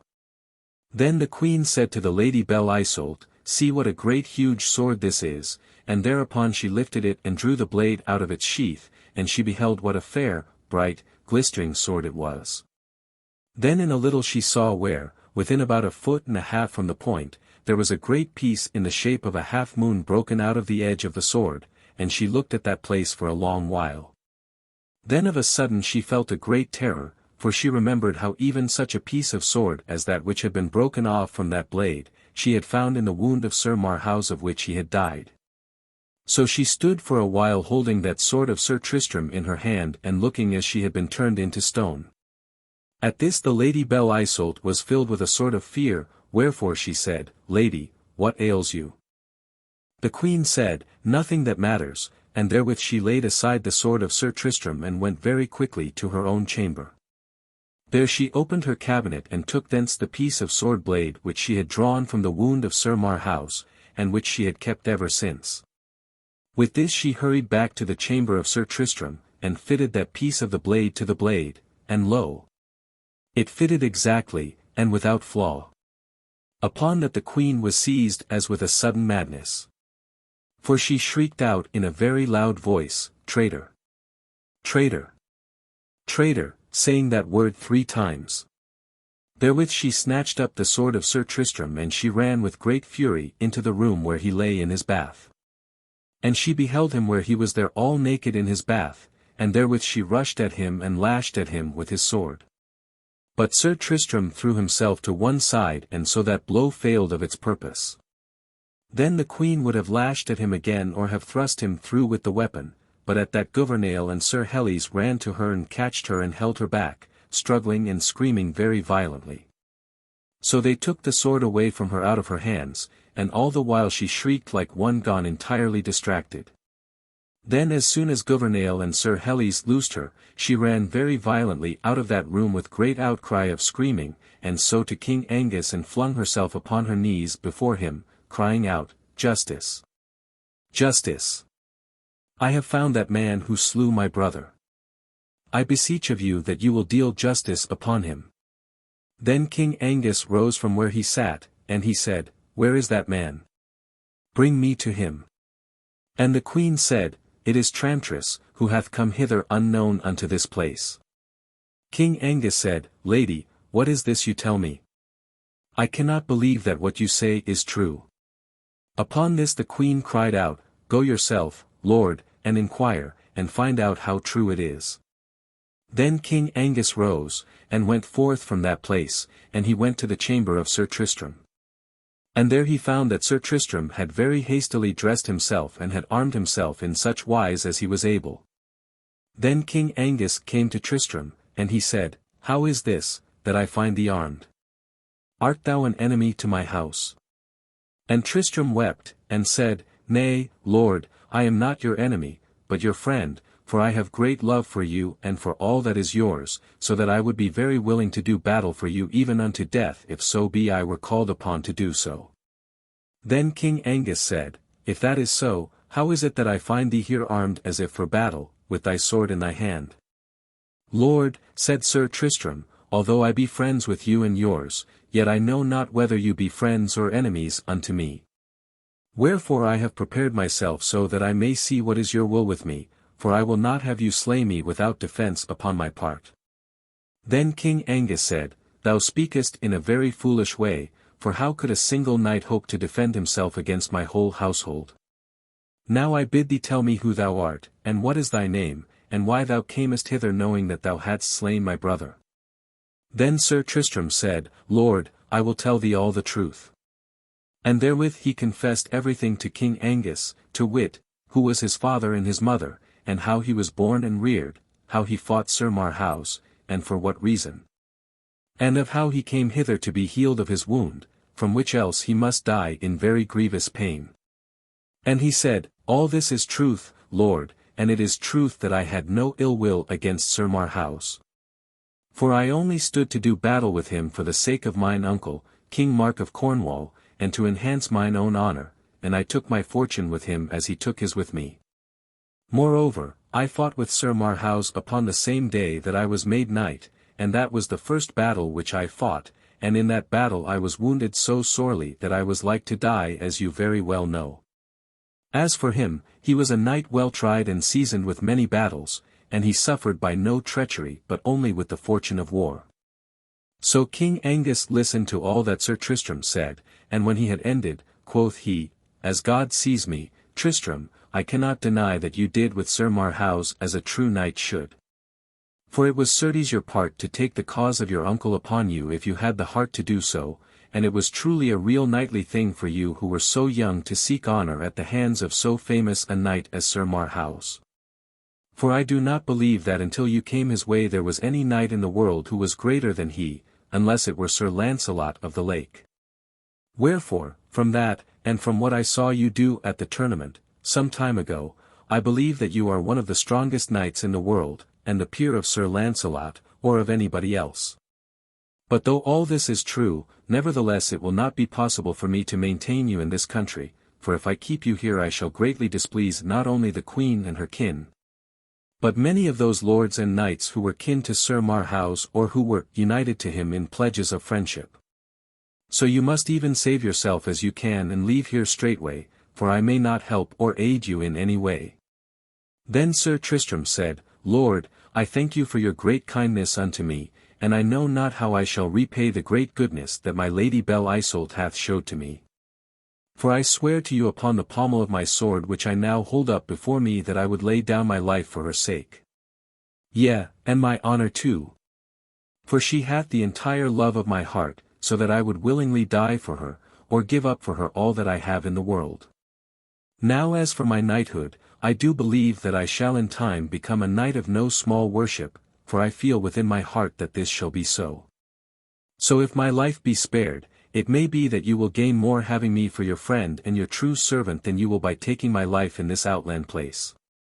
For whithersoever I go I give you my knightly word that I shall be your daughter's servant, and that I shall ever be her true knight in right or in wrong, and that I shall never fail her if I shall be called upon to do her service." Then King Angus meditated upon this for a while, and he said, "Tristram, what thou sayest is very well said, but how shall I get you away from this place in safety?" Sir Tristram said, "Lord, there is but one way to get me away with credit unto yourself. Now I beseech you of your grace that I may take leave of my lady your daughter, and that I may then take leave of all your knights and kinsmen as a right knight should. And if there be any among them who chooses to stop me or to challenge my going, then I must face that one at my peril, however great it may be." "Well," said King Angus, "that is a very knightly way to behave, and so it shall be as you will have it." So Sir Tristram went downstairs to a certain chamber where Belle Isoult was. And he went straight to her and took her by the hand. And he said, "Lady, I am to go away from this place, if I may do so with credit to my honor, but before I go I must tell you that I shall ever be your own true knight in all ways that a knight may serve a lady. For no other lady shall have my heart but you, so I shall ever be your true knight. Even though I shall haply never see your face again, yet I shall ever carry your face with me in my heart, and the thought of you shall always abide with me whithersoever I go." At this the Lady Belle Isoult fell to weeping in great measure, and thereat the countenance of Sir Tristram also was all writhed with passion, and he said, "Lady, do not weep so." She said, "Alas, I cannot help it." Then he said, "Lady, you gave me my life when I thought I was to lose it, and you brought me back from pain unto ease, and from sorrow unto joy. Would God I were suffering all those pangs as aforetime, so that there might be no more tears upon your face." Then, King Angus being by, he took her face into his hands and kissed her upon the forehead, and the eyes, and the lips. Therewith he turned and went away, all bedazed with his sorrow, and feeling for the latch of the door ere he was able to find it and go out from that place. After that Sir Tristram went straight unto the hall of the castle, and there he found a great many of the lords of the castle and knights attendant upon the king. For the news of these things had flown fast, and many of them were angry and some were doubtful. But Tristram came in very boldly, clad all in full armor, and when he stood in the midst of them he spoke loud and with great courage, saying, "If there be any man here whom I have offended in any way, let him speak. And I will give him entire satisfaction whoever he may be. But let such speech be now or never, for here is my body to make good my knighthood against the body of any man, whomsoever he may be." At this all those knights who were there stood still and held their peace, and no man said anything against Sir Tristram, although there were several knights and lords who were kin to the queen, for the boldness of Tristram overawed them. And no one had the heart to answer him. So after a little while Sir Tristram left that place, without turning his head to see if any man followed him.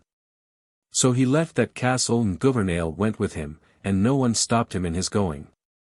After that, he and Gouvernail came to the shore and took a boat and they came to the ship of Sir Tristram, and so they sailed away from Ireland. But the heart of Sir Tristram was so full of sorrow that he wished a great many times that he was dead. So Sir Tristram, though as to his body he was very whole and sound, was, as to his spirit, very ill at ease. For though he was so well and suffered no pain, yet it appeared to him that all the joy of his life had been left behind him, so that he could never more have any more pleasure in this world which lieth outside of the walls of paradise. Chapter 5. How Sir Tristram was sent by command of King Mark to go to Ireland. How Sir Tristram was sent by command of King Mark to go to Ireland to bring the lady the Belle Isoult from Ireland to Cornwall, and how it fared with him. So Sir Tristram came back again to Cornwall, and King Mark and all the knights and lords of the court of the king gave him great welcome and made much joy over him because he had returned safely. But Sir Tristram took no joy in their joy, because he was filled with such heavy melancholy that it was as though even the blue sky had turned to sackcloth to his eyes, so that he beheld nothing bright in all the world. But though he had no great pleasure in life, yet Sir Tristram made many very good songs about Belle Isoult, about her beauty and her graciousness, about how he was her sad, loving knight. About how he was pledged unto her to be true to her all of his life, even though he might never hope to see her again. These like words he would sing to the music of his shining, golden harp, and King Mark loved to listen to him. And sometimes King Mark would sigh very deeply and maybe say, "Messire, that lady of thine must in sooth be a very wonderful, beautiful, gracious lady." And Sir Tristram would say, "Yea, she is all that." So it was at that time that King Mark had great love for Sir Tristram. In a little while all that was very different, and his love was turned to bitter hate, as you shall presently hear tell. Now in those days the knights of Cornwall were considered to be the least worthy of all knights in that part of the world, for they had so little skill and prowess at arms that they were a jest and a laughingstock to many courts of chivalry. It was said of them that a knight champion of Cornwall was maybe a knight, but certes was no champion at all, and this was great shame to all those of Cornwall, more especially as that saying was in a great measure true. One day there came to the court of Cornwall a very noble, haughty knight, hight Sir Bleoberis de Ganis, who was brother to Sir Blamor de Ganis and right cousin to Sir Launcelot of the Lake. This knight was a fellow of King Arthur's Round Table, and so he was received with great honour at Cornwall, and much joy was taken of his being there, for it was not often that knights of such repute as he came to those parts. At that time Sir Tristram was not present at the court, having gone hunting into the forest, but a messenger was sent to him with news that Sir Bleoberis was present at the court of the king and that King Mark wished him to be at court also. Now whilst Sir Tristram was upon his way to return to the court in obedience to these commands, there was held a feast at the castle of the king in honour of Sir Bleoberis. There was much strong wine drunk at that feast, so that the brains of Sir Bleoberis and of others grew very much heated therewith. Then, what with the heat of the wine and the noise and tumult of the feast, Sir Bleoberis waxed very hot-headed, and boastful. So, being in that condition and not knowing very well how he spake, he made great boast of the prowess of the knights of King Arthur's court above those of Cornwall. And in this boastful humour he said, "It is perfectly true that one single knight of the Round Table is the peer of 20 knights of Cornwall, for so it is said and so I maintain it to be." Upon that there fell a silence over all that part of the feast, for all the knights and lords who were there heard what Sir Bleoberis said, and yet no one knew how to reply to him. As for King Mark, he looked upon Sir Bleoberis, smiling very sourly, and as though with great distaste of his words, and he said, "Messire, inasmuch as thou art our guest, and sitting here at feast with us, it is not fit that we should take thy words seriously. Else what thou sayest might be very easily disproved." Upon this the blood rushed with great violence into the face and head of Sir Bleoberis, and he laughed very loud. Then he said, "Well, Lord, it need not be that I should be a guest here very long. And as for what I say, you may easily put the truth thereof to the proof." Therewith Sir Bleoberis arose and looked about him, and he perceived that there was near by where he stood a goblet of gold very beautifully chased and cunningly carved. This Sir Bleoberis took into his hand, and it was half full of red wine. So he stood up before them all, and he cried in a very loud voice, "Messers and all you knights of Cornwall, here I drink to your more excellent courage and prowess, and wish that you may have better fortune in arms than you have heretofore proved yourselves to have." And therewith he drank all the wine that was in the goblet. Then he said, "Now I go away from here and take this goblet with me. And if any knight of Cornwall may take it away from me and bring it back again to the king, then I am very willing to own that there are better knights in this country than I supposed there to be. Therewith he turned and went out from that place very haughtily and scornfully, taking that goblet with him, and not one of all those knights who were there made any move to stay him, or to reprove him for his discourteous speech. Now after he had come out of the hall and into the cool of the air, the heat of the wine soon left him, and he began to repent him of what he had done, and he said, Alas! Meseems I was not very courteous to King Mark, who was mine host. So for a while he was minded to take that goblet back again and make amends for what he had said, but afterward he could not do this because of his pride. So he went to the chamber that had been allotted to him and clad himself in his armor, and after that he rode away from the court of King Mark carrying the goblet with him. Now some while after he had gone, Sir Tristram came into the hall where the others were, and there he found them all sitting with ill countenances, and no man daring, for shame, to look at his fellow. So Sir Tristram came to King Mark and said, Where is Sir Bleoberis? And King Mark said, He is gone away. Sir Tristram said, Why did he go? Thereupon King Mark told Sir Tristram of what had befallen, and how Sir Bleoberis had taken away that goblet to the great shame and scorn of all those who were there. Upon this the blood flew very violently into Sir Tristram's face, and he said, Was there no knight here with spirit enough to call reproof upon Sir Bleoberis, or to stay him in his going? Therewith he looked all about that hall, and he was like a lion standing among them, and no man dared to look him in the face or to reply to him. Then he said, Well, if there is no knight in Cornwall who hath the will to defend his king, then is there a knight of Lyonesse who will do so because he received knighthood at the hands of the king of Cornwall. And therewith he turned and went away, and left them very haughtily, and they were all still more abashed than they had been before. Then Sir Tristram went to his chamber and had himself armed in all wise. And he took his horse and mounted and rode away in the direction that Sir Bleoberis had gone, and Gouvernail went with him. So Sir Tristram and Gouvernail rode at a good pace for a long time, making inquiry of whomsoever they met if Sir Bleoberis had passed that way. At last they entered the forest and rode therein a great way, meeting no one till toward the latter part of the afternoon. By and by they saw before them two knights, very large and strong of frame and clad all in bright and shining armor, and each riding a great warhorse of Flemish strain. Gouvernail, said Sir Tristram, ride forward apace and see for me who are yonder knights. So Gouvernail rode forward at a gallop, and so, in a little, came near enough to the two knights to see the devices upon their shields. Upon that he returned to Sir Tristram, and said, Messire, those are two very famous worthy knights of King Arthur's court, and of the two you are acquainted with one, but the other is a stranger to you. For the one is Sir Sagramore le Desirous, who was at that tournament in Ireland, and the other is Sir Dodinas le Savage. Well, said Sir Tristram, those are indeed two very good, worthy knights. Now if you will sit here for a while, I will go forward and have speech with them. Messire, said Gouvernail, I would counsel you not to have to do with those knights, for there are hardly any knights more famous at arms than they, so it is not likely that you can have success of them if you should essay them. But to this Sir Tristram said, Peace, Gouvernail. Hold thy peace, and bide here while I go forward. Now those knights when they became aware that Sir Tristram and Gouvernail were there, had halted at a clear part of the woodland to await what should befall. Unto them Sir Tristram came, riding with great dignity and haughtiness, and when he had come nigh enough he drew rein and spoke with great pride of bearing, saying, Messers, I require of you to tell me whence you come, and whither you go, and what you do in these marches. Unto him Sir Sagramore made reply, speaking very scornfully, Fair knight, are you a knight of Cornwall? And Sir Tristram said, Why do you ask me that?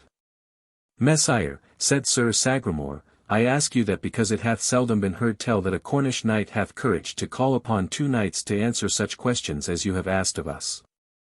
Well, said Sir Tristram, for the matter of that, I am at this present a knight of Cornwall, and I hereby let you know that you shall not go away from here unless you either answer my question or give me satisfaction at arms.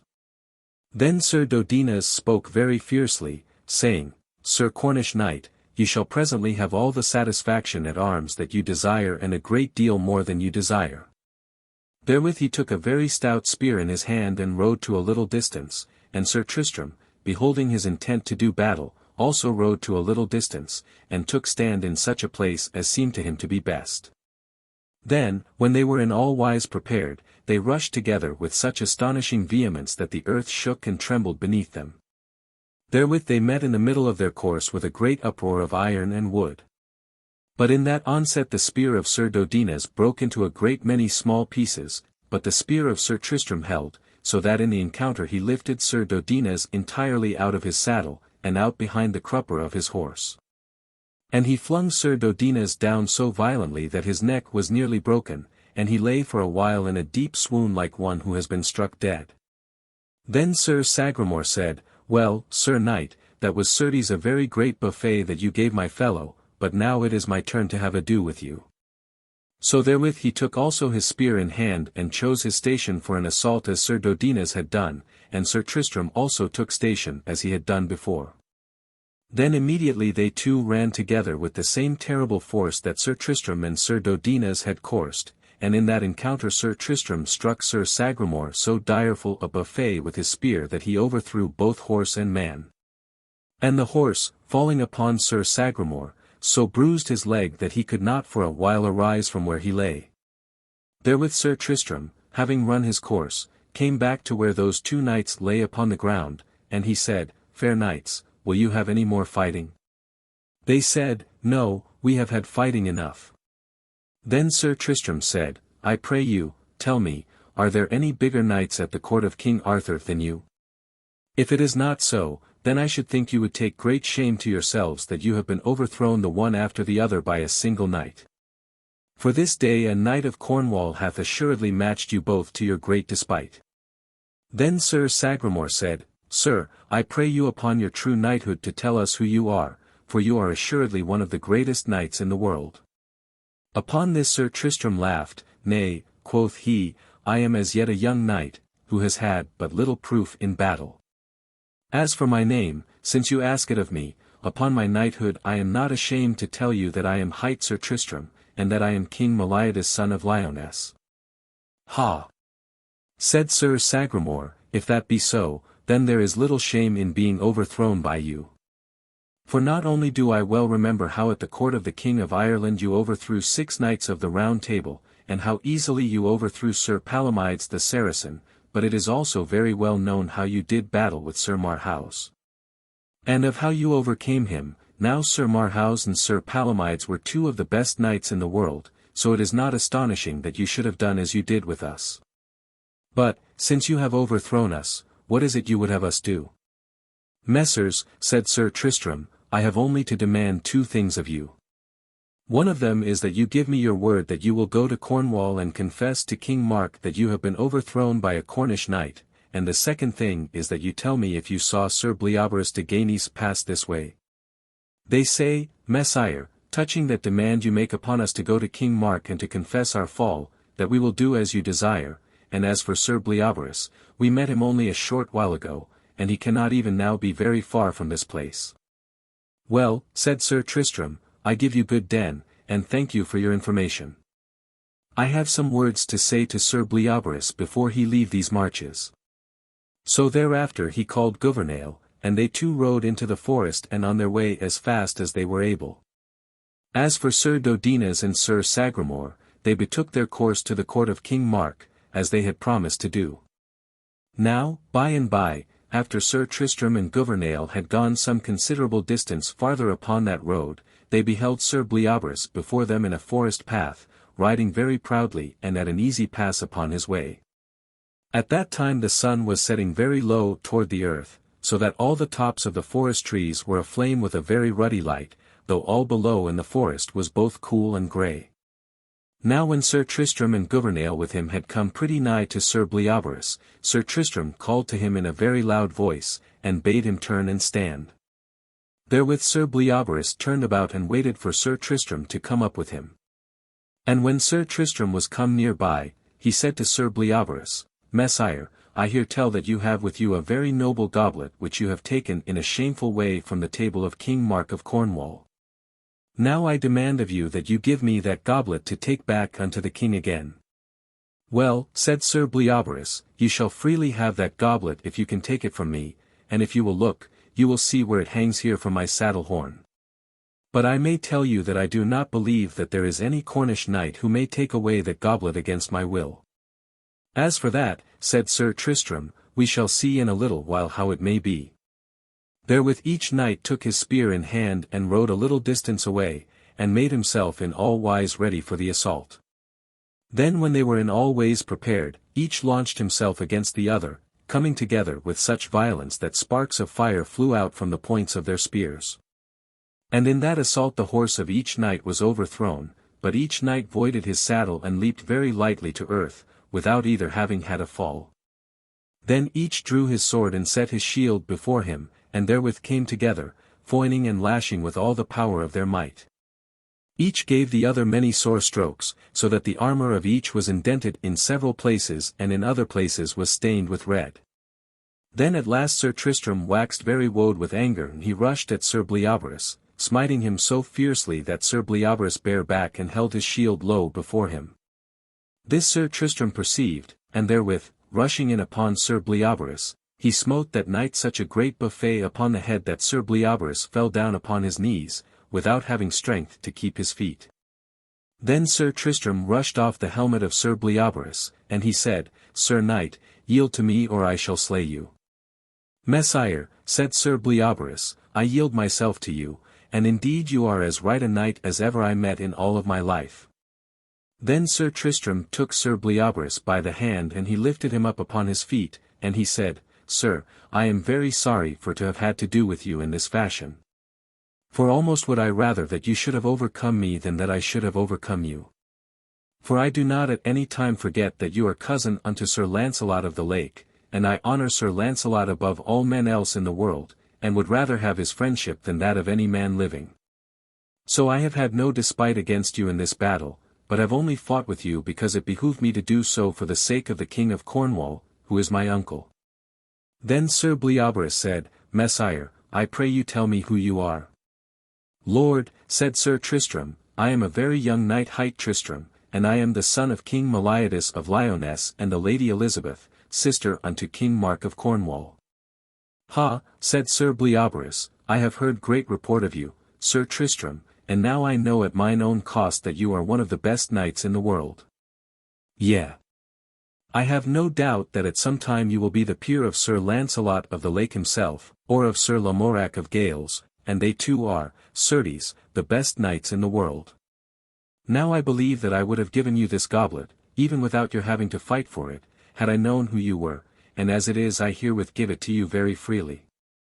So Sir Bleoberis untied the goblet from where it hung at his saddle-bow, and Sir Tristram took the goblet and gave him gramercy for it, and therewith having recovered their horses, each knight mounted, and betook his way whither he was going.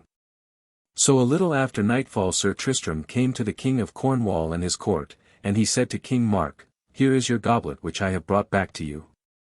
And I would God that some of your knights who are so much older than I had the courage to do for you what I have had to do.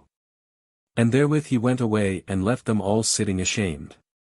Now it chanced some little while after these things happened as aforesaid, that King Mark lay down upon his couch after his midday meal for to sleep a little space during the heat of the day. And it likewise happened that the window near by where he lay was open so that the air might come into the room. Now at that time 3 knights of the court sat in the garden beneath where the window was. These knights talked to one another concerning Sir Tristram, and of how he had brought back that goblet from Sir Bleoberis de Ganis, and of what honour it was to have such a champion in Cornwall for to stand for the honour of that court. In their talk they said to one another that if only the King of Cornwall were such a knight as Sir Tristram, then there would be plenty of knights of good worth who would come to that court. And Cornwall would no longer have to be ashamed of its chivalry as it was nowadays. So they said, Would God our king were such a knight as Sir Tristram. All this King Mark overheard, and the words that they said were like a very bitter poison in his heart. For their words entered into his soul and abided there, and thereupon at that same hour all his love for Tristram was turned into hate. Thus it befell that, after that day, King Mark ever pondered and pondered upon that which he had heard, and the longer he pondered it, the more bitter did his life become to him, and the more he hated Sir Tristram. So it came to pass that whenever he was with Sir Tristram and looked upon him, he would say in his heart, "So they say that you are a better knight than I. Would God you were dead or away from this place, for I believe that some day you will be my undoing." Yea. There were times when he would look upon Sir Tristram in that wise and whisper to himself, "Would God would send a blight upon thee, so that thou wouldst wither away."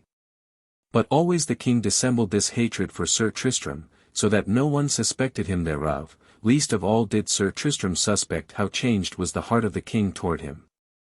Now one day Sir Tristram was playing upon his harp and singing before King Mark, and the king sat brooding upon these things as he gazed at Tristram. And Sir Tristram, as he ofttimes did nowadays, sang of the lady Belle Isoult, and of how her face was like to a rose for fairness. And of how her soul was like to a nightingale in that it uplifted the spirit of whosoever was near her even though the darkness of sorrow as of night might envelop him.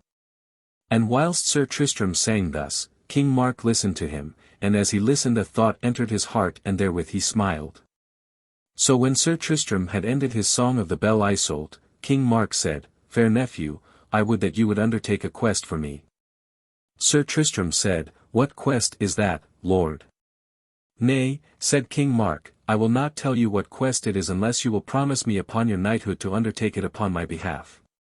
Then Sir Tristram suspected no evil, wherefore he smiled and said, "Dear lord, if the quest is a thing that it is in my power to undertake, I will undertake it upon your asking, and unto that I pledge my knighthood." King Mark said, "It is a quest that you may undertake." Sir Tristram said, "Then I will undertake it, if you will tell me what it is." King Mark said, "I have listened to your singing for this long while concerning the lady Belle Isoult. So the quest I would have you undertake is this, that you go to Ireland, and bring thence the lady Belle Isoult to be my queen. For because of your songs and ballads I have come to love her so greatly that I believe that I shall have no happiness in life until I have her for my queen. So now, since you have pledged me your word upon your knighthood to do my bidding in this case, such is the quest that I would send you upon." And therewith he smiled upon Sir Tristram very strangely. Then Sir Tristram perceived how he had been betrayed and he put aside his harp and rose from where he sat. And he gazed for a long while at King Mark, and his countenance was wonderfully white like that of a dead man. Then by and by he said, "Sir, I know not why you have put this upon me, nor do I know why you have betrayed me. For I have ever served you truly as a worthy knight and a kinsman should. Wherefore I know not why you have done this unto me, nor why you seek to compass my death. For you know very well that if I return to Ireland I shall very likely be slain either by the Queen or by some of her kindred, because that for your sake I slew in battle Sir Marhaus, the Queen's brother of Ireland. Yet, so far as that is concerned, I would rather lose my life than succeed in this quest, for if so be I do not lose my life, then I must do that which I would liever die than do. Yea. I believe that there was never any knight loved a lady as I love the lady Belle Isoult. For I love her not only because of her beauty and graciousness, but because she healed mine infirmities and lent ease unto my great sufferings and brought me back from death unto life. Wherefore that which you bid me fulfill is more bitter to me than death." "Well," said King Mark, "I know nothing of all this, only I know that you have given me your knightly word to fulfill this quest." "Very well," said Sir Tristram, "if God will give me his good help in this matter, then I will do that which I have pledged my knighthood to undertake." Therewith he turned and went out from that place in such great despair that it was as though his heart had been turned into ashes. But King Mark was filled with joy that he should have caused Sir Tristram all that pain, and he said to his heart, "This is some satisfaction for the hate which I feel for this knight, by and by I shall maybe have greater satisfaction than that."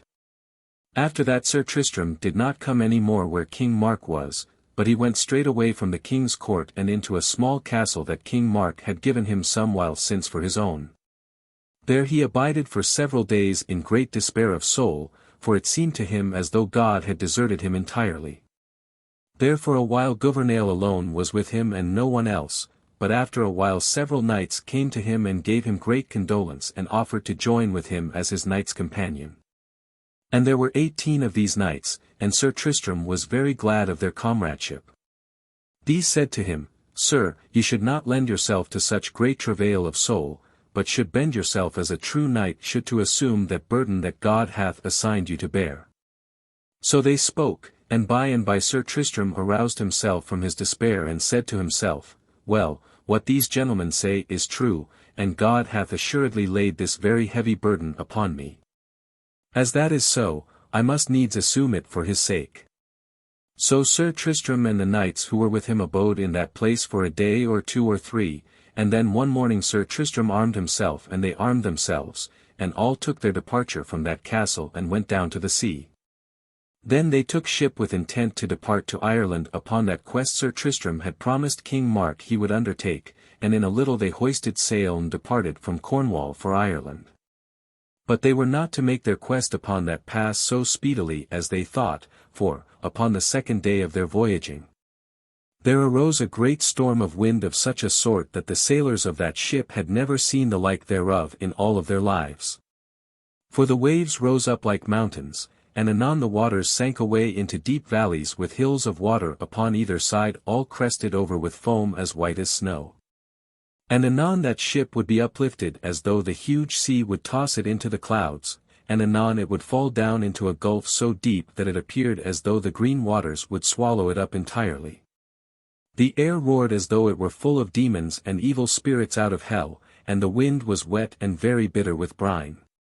So the ship fled away before that tempest, and the hearts of all aboard were melted with fear because of the great storm of wind and the high angry waves. Then toward evening those who were watching from the lookout beheld a land and a haven, and they saw upon the land overlooking the haven was a noble castle and a fair large town, surrounded by high walls of stone. So they told the others of what they saw, and all gave great rejoicing for that they were so nigh the land. Therewith they sailed the ship toward the haven, and having entered therein in safety, they cast anchor under the walls of the castle and the town, taking great joy that God had brought them safe and sound through that dreadful peril of the tempest. Then Sir Tristram said to Gouvernail, Knowest thou, Gouvernail, what place is this to which we have come? Messire, said Gouvernail, I think it is Camelot. And then those knights of Cornwall who stood by said, Yea, that is true, and it is Camelot. And one of them said, Messire, it is likely that King Arthur is at that place at this very time, for so it was reported that he was, and so I believe it to be. Ha, quoth Tristram, that is very good news to me, for I believe that it would be the greatest joy to me that the world can now give to behold King Arthur and those noble knights of his court ere I die. More especially do I desire above all things to behold that great, noble champion, Sir Launcelot of the Lake. So let us now go ashore, and mayhap it shall come to pass that I shall see the great king and Sir Launcelot, and mayhap shall come to speak with the one or the other. And that saying of Sir Tristram's seemed good to those knights who were with him, for they were weary of the sea, and desired to rest for a while upon the dry land. So they presently all went ashore and bade their attendants set up their pavilions in a fair level meadow that was somewhat near a league distant away from the castle and the town. In the midst of the other pavilions upon that plain was set the pavilion of Sir Tristram. It was of fine crimson cloth striped with silver, and there was the figure of a griffin carved upon the summit of the center pole of the pavilion. The spear of Sir Tristram was implanted by the point of the truncheon in the ground outside the pavilion, and thereunto his shield was hung so that those who passed that way might clearly behold what was the device thereon. And now shall be told how Sir Tristram became united in friendship with the brotherhood of good knights at King Arthur's court. Chapter 6. How Sir Tristram had to do in battle with 3 knights of the Round Table. How Sir Tristram had to do in battle with 3 knights of the Round Table. Also how he had speech with King Arthur. So came the next morning, and uprose the sun in all the splendor of his glory, shedding his beams to every quarter with a rare dazzling effulgence. For by night the clouds of storm had passed away and gone, and now all the air was clear and blue, and the level beams of light fell athwart the meadowland so that countless drops of water sparkled on leaf and blade of grass, like an incredible multitude of shining jewels scattered all over the earth. Then they who slept were awakened by the multitudinous voicing of the birds, for at that hour the small fowls sang so joyous a roundelay that all the early morning was full of the sweet jargon of their chanting. At this time, so early in the day, there came two knights riding by where Sir Tristram and his companions had set up their pavilions. These were two very famous knights of King Arthur's court and of the Round Table. For one was Sir Ector de Maris and the other was Sir Morgana of Lisle. When these two knights perceived the pavilions of Sir Tristram and his knight's companion, they made halt, and Sir Ector de Maris said, "What knights are these who have come hither?" Then Sir Morgana looked and presently he said, "Sir, I perceive by their shields that these are Cornish knights, and he who occupies this central pavilion must be the champion of this party." "Well," quoth Sir Ector, "as for that I take no great thought of any Cornish knight, so do thou strike the shield of that knight and call him forth, and let us see of what metal he is made." "I will do so," said Sir Morgana. And therewith he rode forward to where the shield of Sir Tristram hung from the spear, and he smote the shield with the point of his lance, so that it rang with a very loud noise. Upon this, Sir Tristram immediately came to the door of his pavilion, and said, "Messers, why did you strike upon my shield?" "Because," said Sir Ector, "we are of a mind to try your mettle what sort of a knight you be." Quoth Sir Tristram, "God forbid that you should not be satisfied. So if you will stay till I put on my armor you shall immediately have your will in this matter." Thereupon he went back into his tent and armed himself and mounted his horse and took a good stout spear of ashwood into his hand. Then all the knights of Cornwall who were with Sir Tristram came forth to behold what their champion would do, and all their esquires, pages, and attendants came forth for the same purpose, and it was a very pleasant time of day for jousting. Then first of all Sir Morgana essayed Sir Tristram, and in that encounter Sir Tristram smote him so dreadful, terrible a blow that he cast him a full spear's length over the crupper of his horse.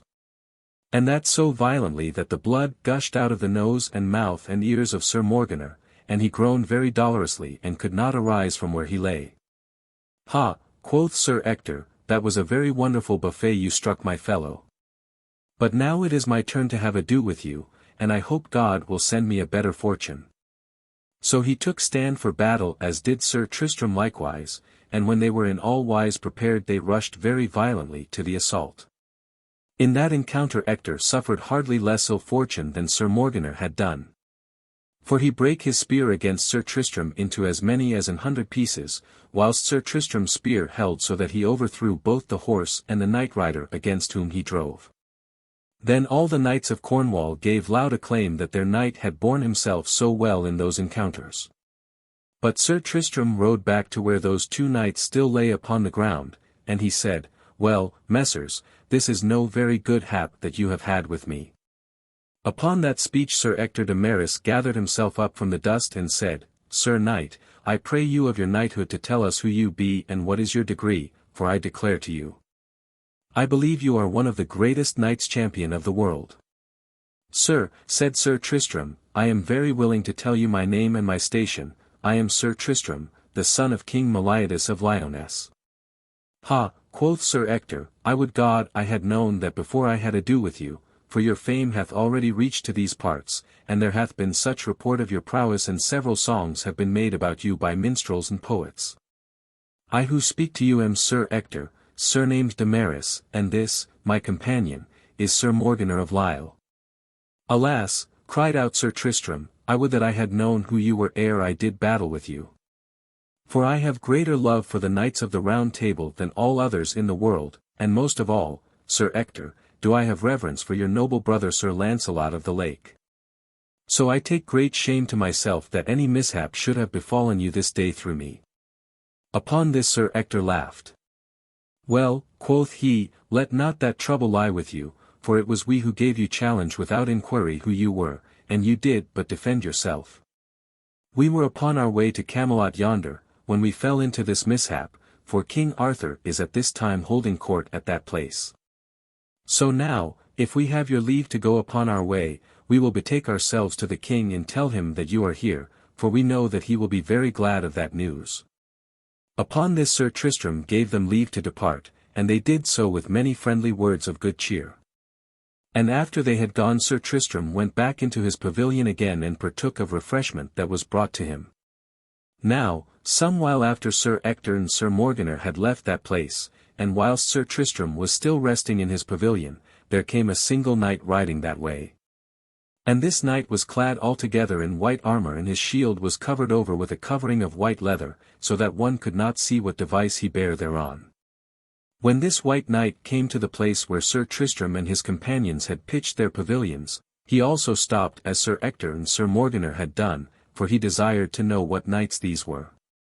At that time Gouvernail was standing alone in front of Sir Tristram's pavilion, and unto him the white knight said, Sir, I pray you, tell me who is the knight to whom this pavilion belongs. Now Gouvernail thought to himself, here is another knight who would have ado with my master. Perhaps Sir Tristram may have glory by him also.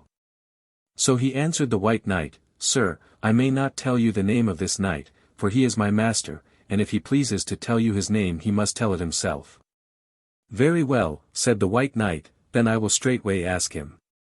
Therewith he rode to where the shield of Sir Tristram hung, and he struck upon the shield so violent a blow that it rang very loud and clear.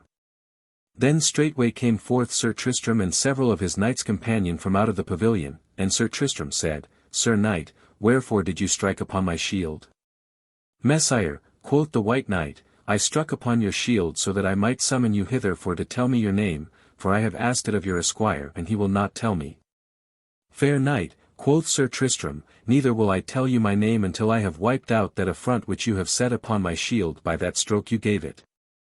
For no man may touch my shield without my having to do with him because of the affront he gives me thereby. Well, said the white knight, I am satisfied to have it as you please. So therewith Sir Tristram went back into his pavilion and several went with him.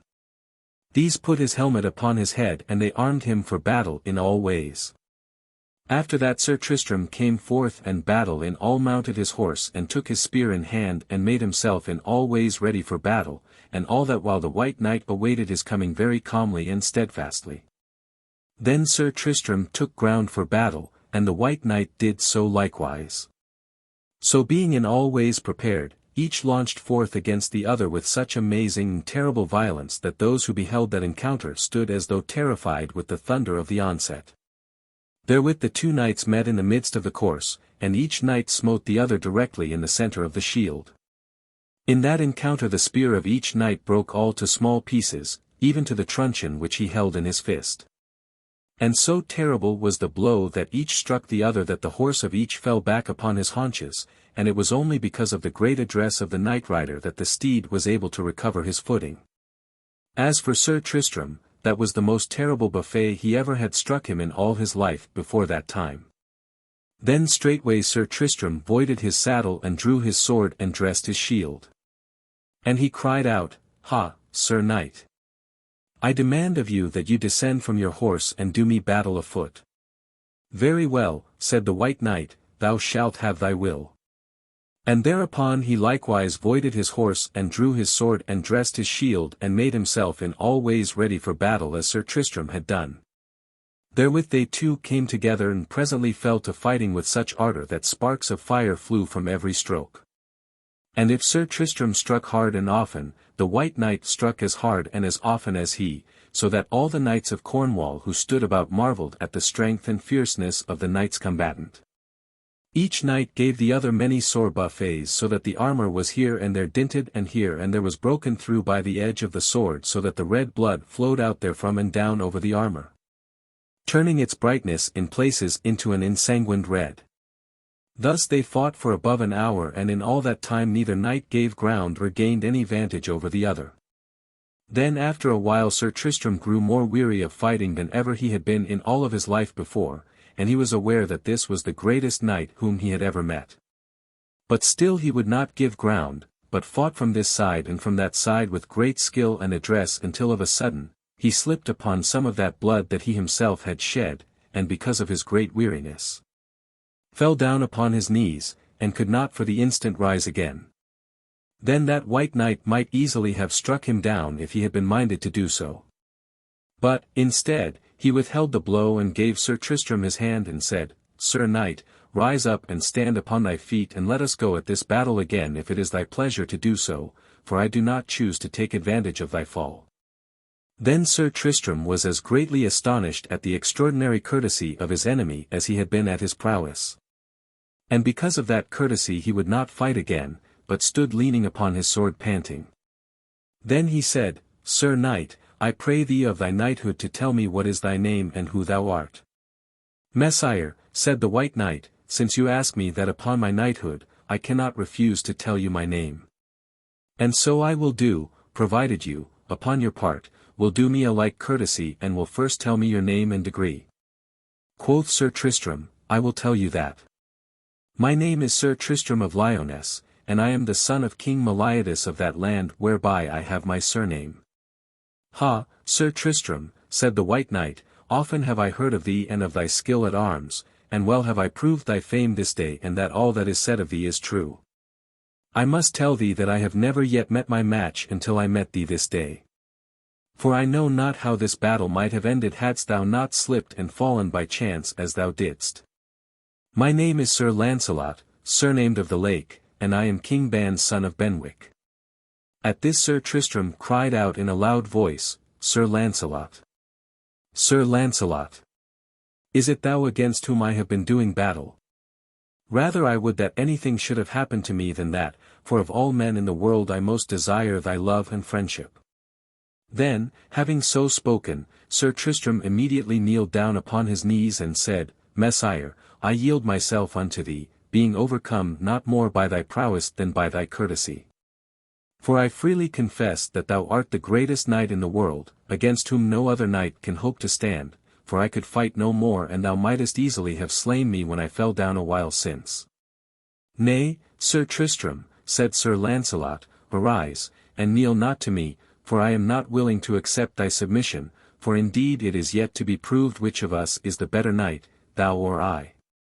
Wherefore let neither of us yield to the other, but let us henceforth be as dear as brothers in arms the one toward the other. Then Sir Tristram rose up to his feet again. Well, Sir Launcelot, he said, whatsoever thou shalt ordain shall be as thou wouldst have it. But there is one thing I must do because of this battle. Then he looked upon his sword which he held naked and ensanguined in his hand and he said, Good sword, thou hast stood my friend and hast served me well in several battles, but this day thou hast served me for the last time. Therewith he suddenly took the blade of the sword in both hands, the one at the point and the other nigh the haft, and he brake the blade across his knee and flung the pieces away. Upon this Sir Launcelot cried out in a loud voice, Ha, Messire! Why didst thou do such a thing as that? To break thine own fair sword? Sir, quoth Sir Tristram, this sword hath this day received the greatest honour that is possible for any blade to receive, for it hath been baptized in thy blood. So, because aught else that might happen to it would diminish that honour, I have broken it so that its honour might never be made less than it is at this present time. Upon this Sir Launcelot ran to Sir Tristram and catched him in his arms, and he cried out, Tristram, I believe that thou art the noblest knight whom ever I beheld. And Sir Tristram replied, And thou, Launcelot, I love better than father or kindred. Therewith each kissed the other upon the face, and all they who stood by were so moved at that sight that several of them wept for pure joy. Thereafter they too went into Sir Tristram's pavilion and disarmed themselves. Then there came sundry attendants who were excellent leeches, and these searched their hurts and bathed them and dressed them. And several other attendants came and fetched soft robes and clothed the knights therein so that they were very comfortable in their bodies. Then still other attendants brought them good strong wine and manchets of bread, and they sat together at table and ate very cheerfully and were greatly refreshed. So I have told you of that famous affair at arms betwixt Sir Launcelot and Sir Tristram, and I pray God that you may have the same pleasure in reading of it that I had in writing of it. Now, as Sir Launcelot and Sir Tristram sat in the pavilion of Sir Tristram making pleasant converse together, there suddenly entered an esquire to where they were sitting. This esquire proclaimed, Messers, hither cometh King Arthur, and he is very near at hand. Thereupon, even as that esquire spoke, there came from without the pavilion a great noise of trampling horses and the pleasant sound of ringing armour, and then immediately a loud noise of many voices uplifted in acclamation. Therewith Sir Launcelot and Sir Tristram arose from where they sat, and as they did so the curtains at the doorway of the pavilion were parted, and there entered King Arthur himself enveloped, as it were, with all the glory of his royal estate. Unto him Sir Tristram ran, and would have fallen upon his knees, but King Arthur stayed him from so doing. For the great king held him by the hand and lifted him up, and he said, Sir, are you Sir Tristram of Lyonesse? Yea, said Sir Tristram, I am he. Ha, said King Arthur, I am gladder to see you than almost any man I know of in the world, and therewith he kissed Sir Tristram upon the face, and he said, Welcome, Messire, to these parts. Welcome. And thrice welcome. Then Sir Tristram besought King Arthur that he would refresh himself, and the king said he would do so. So Sir Tristram brought him to the chiefest place, and there King Arthur sat him down. And Sir Tristram would have served him with wine and with manchets of bread with his own hand, but King Arthur would not have it so, but bade Sir Tristram to sit beside him on his right hand, and Sir Tristram did so. After that, King Arthur spake to Sir Tristram about many things, and chiefly about King Palamydes, the father of Sir Tristram, and about the court of Lyonesse. Then, after a while King Arthur said, Messire, I hear tell that you are a wonderful harper. And Sir Tristram said, Lord, so men say of me. King Arthur said, I would fain hear your minstrelsy. To which Sir Tristram made reply, Lord, I will gladly do anything at all that will give you pleasure. So therewith Sir Tristram gave orders to Gouvernail, and Gouvernail brought him his shining golden harp, and the harp glistered with great splendor in the dim light of the pavilion. Sir Tristram took the harp in his hands and tuned it and struck upon it. And he played upon the harp, and he sang to the music thereof so wonderfully that they who sat there listened in silence as though they were without breath. For not one of them had ever heard such singing as that music which Sir Tristram sang, for it was as though some angel were singing to those who sat there hearkening to his chanting. So after Sir Tristram had ended, all who were there gave loud acclaim and much praise to his singing. Ha, Messire! Quoth King Arthur, many times in my life have I heard excellent singing, but never before in my life have I heard such singing as that. Now I wish that we might always have you at this court and that you would never leave us. And Sir Tristram said, Lord, I too would wish that I might always be with you and with these noble knights of your court, for I have never met any whom I love as I love them. So they sat there in great joy and friendliness of spirit, and for the while, Sir Tristram forgot the mission he was upon and was happy in heart and glad of that terrible storm that had driven him thitherward. And now I shall tell you the conclusion of all these adventures, and of how it fared with Sir Tristram. Chapter 7. How Sir Tristram had speech with King Angus of Ireland. How Sir Tristram had speech with King Angus of Ireland, how he undertook to champion the cause of King Angus and of what happened thereafter. Now, as Sir Tristram and King Arthur and Sir Launcelot sat together in the pavilion of Sir Tristram in pleasant, friendly discourse, as aforetold, there came Gouvernail of a sudden into that place.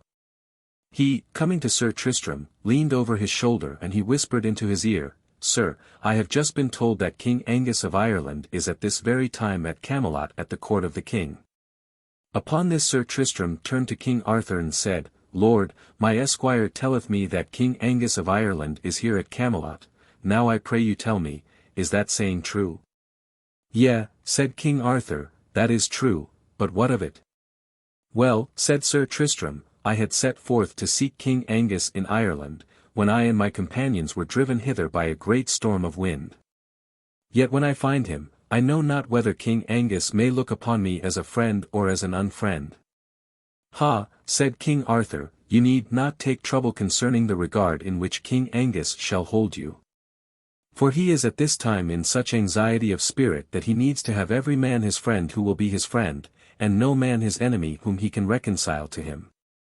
He is not just now in very good grace either with me or with my court, for the case with him is thus, some while ago, after you left the court of Ireland, there came to that place Sir Blamor de Gainis, who is right cousin to Sir Launcelot of the Lake, and with Sir Blamor a knight companion hight Sir Bertrand de la Rivière Rouge.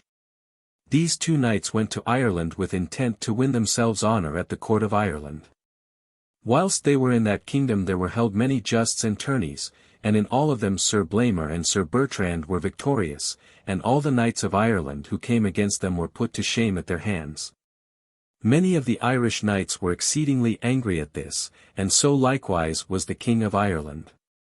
Now it happened one day that Sir Bertrand was found dead and murdered at a certain pass in the king's forest, and when the news thereof was brought to Sir Blamor, he was very wroth that his knight companion should have been thus treacherously slain. So he immediately quitted Ireland and returned hither straightway, and when he had come before me he accused King Angus of treason because of that murder. Now at this time King Angus is here upon my summons for to answer that charge and to defend himself therefrom. For Sir Blamor offers his body to defend the truth of his accusation, and as for the King of Ireland, he can find no knight to take his part in that contention. For not only is Sir Blamor, as you very well know, one of the best knights in the world, but also nearly everybody here hath doubt of the innocence of King Angus in this affair. Now from this you may see that King Angus is very much more in need of a friend at this time than he is of an enemy. Lord, said Sir Tristram, what you tell me is very excellent good news, for now I know that I may have talk with King Angus with safety to myself, and that he will no doubt receive me as a friend. So after King Arthur and his court had taken their departure, it being then in the early sloping of the afternoon, Sir Tristram called Gouvernail to him and bade him make ready their horses, and when Gouvernail had done so, they too mounted and rode away by themselves toward that place where King Angus had taken up his lodging. When they had come there, Sir Tristram made demand to have speech with the king, and therewith they in attendance ushered him in to where the King Angus was. But when King Angus saw Sir Tristram who he was, and when he beheld a face that was both familiar and kind, he gave a great cry of joy, and ran to Sir Tristram and flung his arms about him, and kissed him upon the cheek. For he was rejoiced beyond measure to find a friend in that unfriendly place. Then Sir Tristram said, Lord, what cheer have you? Unto that King Angus replied, Tristram, I have very poor cheer. For I am alone amongst enemies with no one to befriend me, and unless I find some knight who will stand my champion tomorrow or the next day, I am like to lose my life for the murder of Sir Bertrand de la Rivière Rouge. And where am I to find any one to act as my champion in defense of my innocence in this place, where I behold an enemy in every man whom I meet? Alas, Tristram! There is no one in all the world who will aid me unless it be you, for you alone of all the knights in the world beyond the circle of the knights of the Round Table may hope to stand against so excellent and so strong a hero. Lord, quoth Sir Tristram, I know very well what great trouble overclouds you at this time, and it is because of that that I am come hither for to visit you. For I have not at any time forgotten how that I told you when you spared my life in Ireland that mayhap the time might come when I might serve as your friend in your day of need. So if you will satisfy me upon 2 points, then I myself will stand for your champion upon this occasion. Ah, Tristram, quoth King Angus, what you say is very good news to me indeed. For I believe there is no other knight in all the world, unless it be Sir Launcelot of the Lake, who is so strong and worthy a knight as you. So tell me what are those 2 matters concerning which you would seek satisfaction, and, if it is possible for me to do so, I will give you such an answer as may please you. Lord, said Sir Tristram, the first matter is this, that you shall satisfy me that you are altogether innocent of the death of Sir Bertrand. And the second matter is this, that you shall grant me whatsoever favour it is that I shall have to ask of you. Then King Angus arose and drew his sword, and he said, Tristram, behold. Here is my sword and the guard thereof and the blade thereof and the handle thereof make that holy sign of the cross unto which all Christian men bow down to worship. Look. See. Here I kiss that holy sign, and herewith I swear an oath upon that sacred symbol, and I furthermore swear upon the honour of my knighthood, that I am altogether guiltless of the death of that noble, honourable knight aforesaid. Nor do I at all know how it was he met his death, for I am innocent of all evil knowledge thereof. Now, Messire, art thou satisfied upon that point? And Sir Tristram said, I am satisfied. Then King Angus said, As to the matter of granting you a favour, that I would do in any case for the love I bear you. So let me hear what it is that you have to ask of me. Lord, cried out Sir Tristram, the favour is one I had liever die than ask. It is this, that you give me your daughter, the Lady Belle Isoult, for wife unto mine uncle, King Mark of Cornwall. Upon these words, King Angus sat in silence for a long while, gazing very strangely upon Sir Tristram. Then by and by he said, Messire, this is a very singular thing you ask of me. For from what you said to me aforetime and from what you said to my daughter I had thought that you desired the Lady Belle Isoult for yourself. Now I can in no wise understand why you do not ask for her in your name instead of asking for her in the name of King Mark. Then Sir Tristram cried out as in great despair, Messire, I love that dear lady a great deal more than I love my life. But in this affair I am fulfilling a pledge made upon the honour of my knighthood and unto the King of Cornwall, who himself made me knight. For I pledged him unaware, and now I am paying for my hastiness. Yet I would God that you might take the sword which you hold in your hand and thrust it through my heart, for I had liefer die than fulfill this obligation to which I am pledged. Well, said King Angus, you know very well that I will not slay you, but that I will fulfill your boon as I have promised. As for what you do in this affair, you must answer for it to God and to the honour of your own knighthood whether it is better to keep that promise which you made to the King of Cornwall or to break it. Then Sir Tristram cried out again in great travail of soul, Lord, you know not what you say, nor what torments I am at this present moment enduring. And therewith he arose and went forth from that place, for he was ashamed that anyone should behold the passion that moved him. And now is to be told of that famous battle betwixt Sir Tristram and Sir Blamor de Gainis, of which so much hath been written in all the several histories of chivalry that deal with these matters. Now when the next morning had come clear and fair and with the sun shining wonderfully bright a great concourse of people began to betake themselves to that place where the lists had been set up in preparation for that ordeal of battle. That place was on a level meadow of grass very fair bedight with flowers and not far from the walls of the town nor from the high road that led to the gate of the same. And, indeed, that was a very beautiful place for battle, for upon the one hand was the open countryside, all gay with spring blossoms and flowers, and upon the other hand were the walls of the town. Over above the top of those walls was to be seen a great many tall towers, some built of stone and some of brick, that rose high up into the clear, shining sky, all full of slow-drifting clouds, that floated, as it were, like full-breasted swans in a sea of blue. And beyond the walls of the town you might behold a great many fair houses with bright windows of glass all shining against the sky. So you may see how fair was all that place, where that fierce battle was presently to be fought. Meanwhile, great multitudes of people had gathered all about the meadow of battle, and others stood like flies upon the walls of the town and looked down into that fair, pleasant meadowland, spread with its carpet of flowers. All along one side of the ground of battle was a scaffolding of seats fair bedraped with fabrics of various colours and textures. In the midst of all the other seats were 2 seats hung with cloth of scarlet, and these seats were the one for King Arthur and the other for King Angus of Ireland. In the centre of the meadowland Sir Blamor rode up and down very proudly. He was clad in red armour, and the trappings and the furniture of his horse were all of red, so that he paraded the field like a crimson flame of fire. Sir, quoth King Arthur to King Angus, yon is a very strong, powerful, noble knight. Now where mayst thou find one who can hope to stand against him in this coming battle? Lord, said King Angus, I do believe that God hath raised up a defender for me in this extremity. For Sir Tristram of Lyonesse came to me yesterday, and offered for to take this quarrel of mine upon him. Now I do not believe that there is any better knight in all of Christendom than he, wherefore I am today uplifted with great hopes that mine innocence shall be proved against mine accuser. Ha! Quoth King Arthur, if Sir Tristram is to stand thy champion in this affair, then I do believe that thou hast indeed found for thyself a very excellent, worthy defender. So anon there came Sir Tristram riding to that place, attended only by Gouvernail. And he was clad all in bright, polished armour so that he shone like a star of great splendour as he entered the field of battle. He came straight to where King Arthur sat and saluted before him. King Arthur said, Sir, what knight art thou?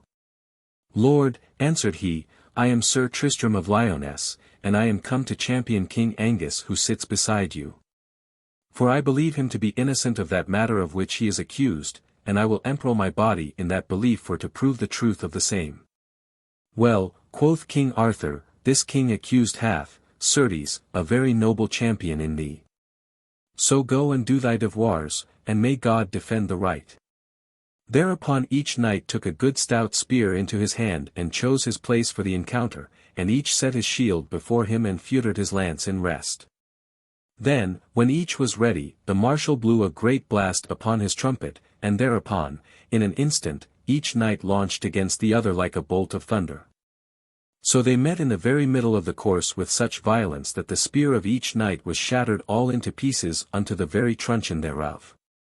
Each horse fell back upon his haunches, and each would no doubt have fallen entirely, had not the knight rider recovered his steed with the greatest skill and address. Then each knight voided his saddle and each drew his sword and set his shield before him. Therewith they came to battle on foot like two wild boars so fiercely and felly that it was terrible to behold. For they traced this way and that and foined and struck at one another so that whole pieces of armor were hewn from the bodies of each.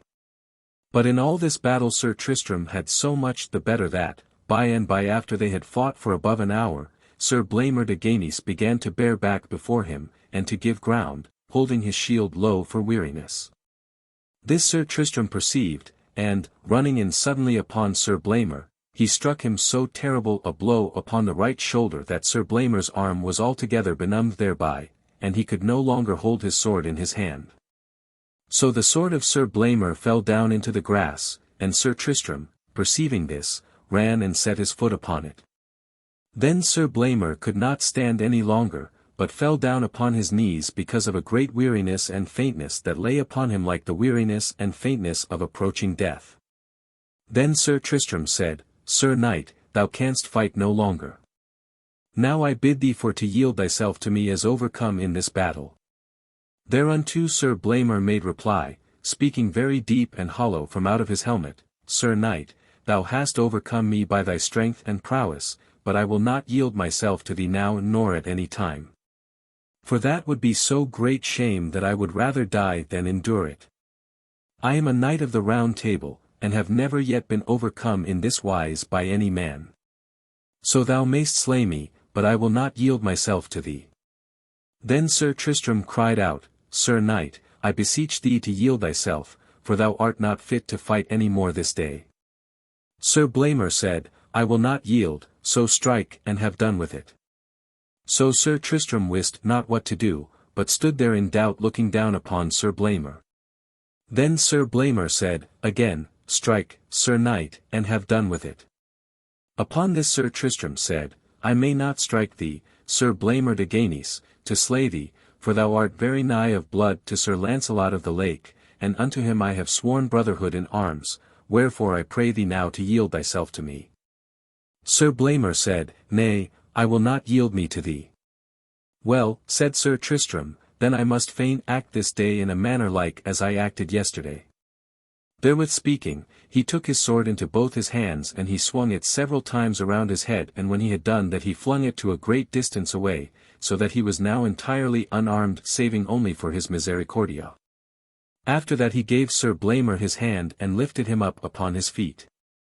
And he stooped and picked up Sir Blamor's sword out of the grass and gave it back to Sir Blamor into his hands, and he said, Sir Knight, now thou art armed and I am entirely unarmed, and so thou hast me at thy mercy.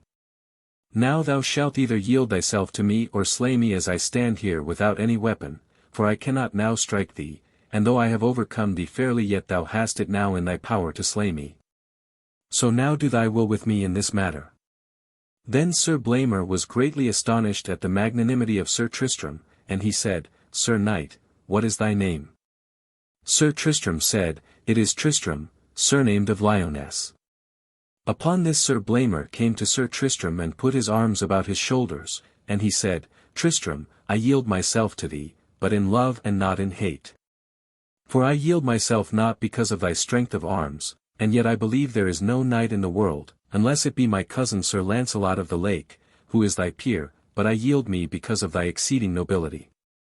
Yet I would that I might only be satisfied that this King of Ireland is no traitor.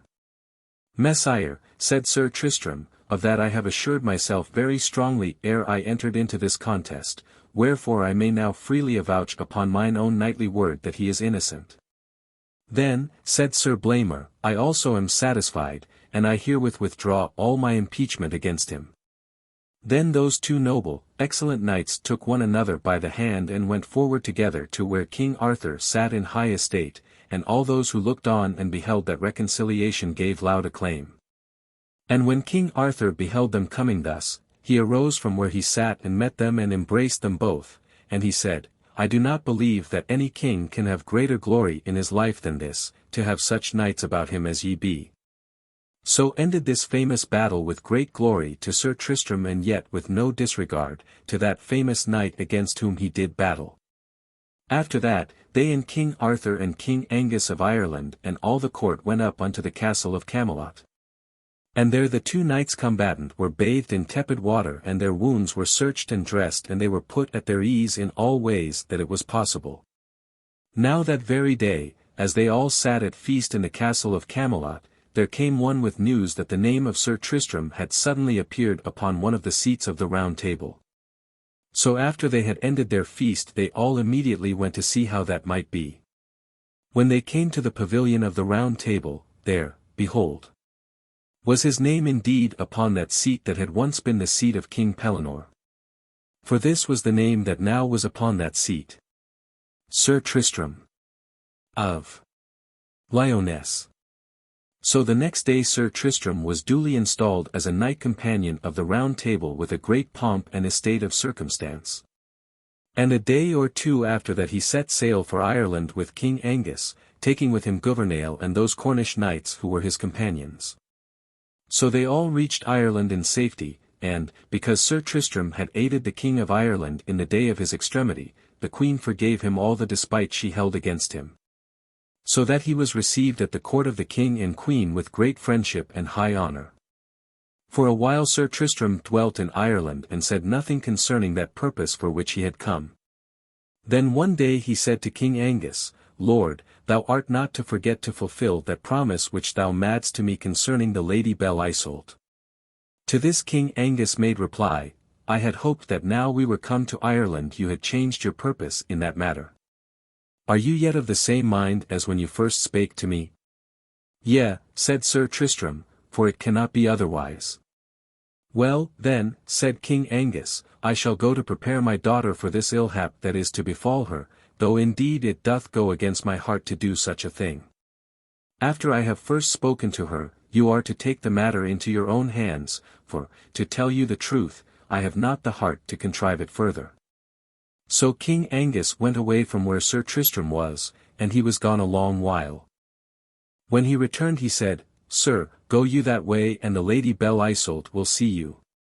So Sir Tristram went in the direction King Angus had said, and a page showed him the way. So by and by he came to where the Lady Belle Isoult was, and it was a great chamber in a certain tower of the castle and high up under the eaves of the roof.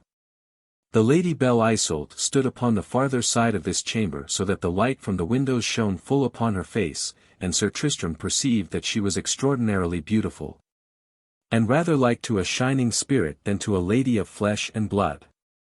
For she was clad altogether in white, and her face was like to wax for whiteness and clearness, and she wore ornaments of gold set with shining stones of divers colours about her neck and about her arms so that they glistered with a wonderful lustre. Her eyes shone very bright and clear like one with a fever, and Sir Tristram beheld that there were channels of tears upon her face, and several tears stood upon her white checks like to shining jewels hanging suspended there. So, for a while, Sir Tristram stood still without speaking and regarded her from afar. Then after a while she spake and said, Sir, what is this you have done? Lady, he said, I have done what God set me to do, though I would rather die than do it. She said, Tristram, you have betrayed me. Upon the which he cried out in a very loud and piercing voice, Lady, say not so. She said, Tristram, tell me, is it better to fulfill this pledge you have made, knowing that in so doing you sacrifice both my happiness and your happiness to satisfy your pride of honor? Or is it better that you sacrifice your pride and break this promise so that we may both be happy? Tristram, I beseech you to break this promise you have made and let us be happy together. At this Sir Tristram cried out in a very loud voice, Lady, did you put your hand into my bosom and tear my naked heart, you could not cause me so much pain as that which I this moment endure. It cannot be as you would have it, for it is thus with me, were it but myself whom I might consider, I would freely sacrifice both my life and my honor for your sake. But it may not be so, lady.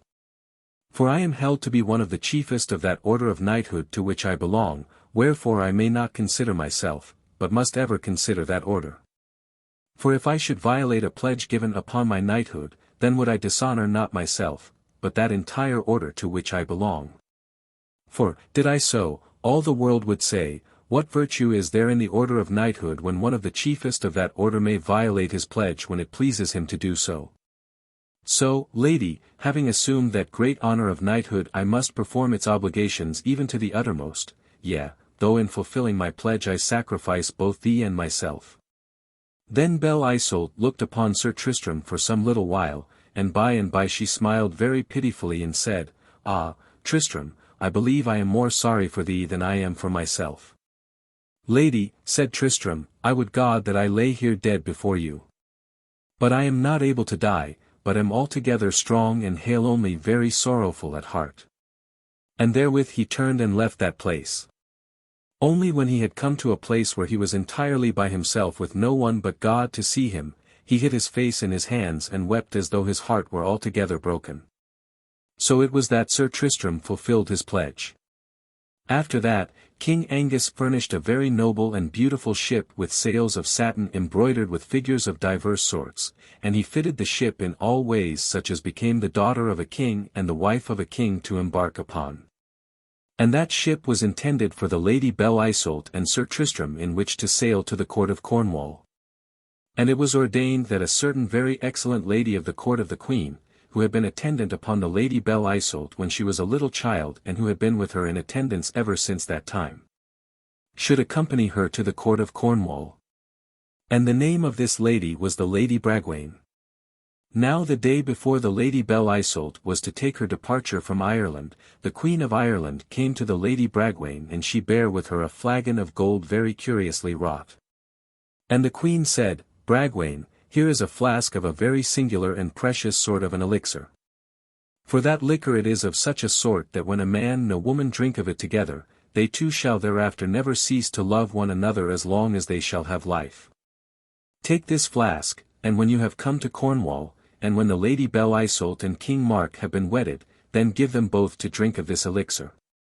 For after they have drunk they shall forget all else in the world and cleave only to one another. This I give you to the intent that the Lady Isoult may forget Sir Tristram, and may become happy in the love of King Mark whom she shall marry. Soon thereafter the Lady Belle Isoult took leave of the king and the queen and entered into that ship that had been prepared for her.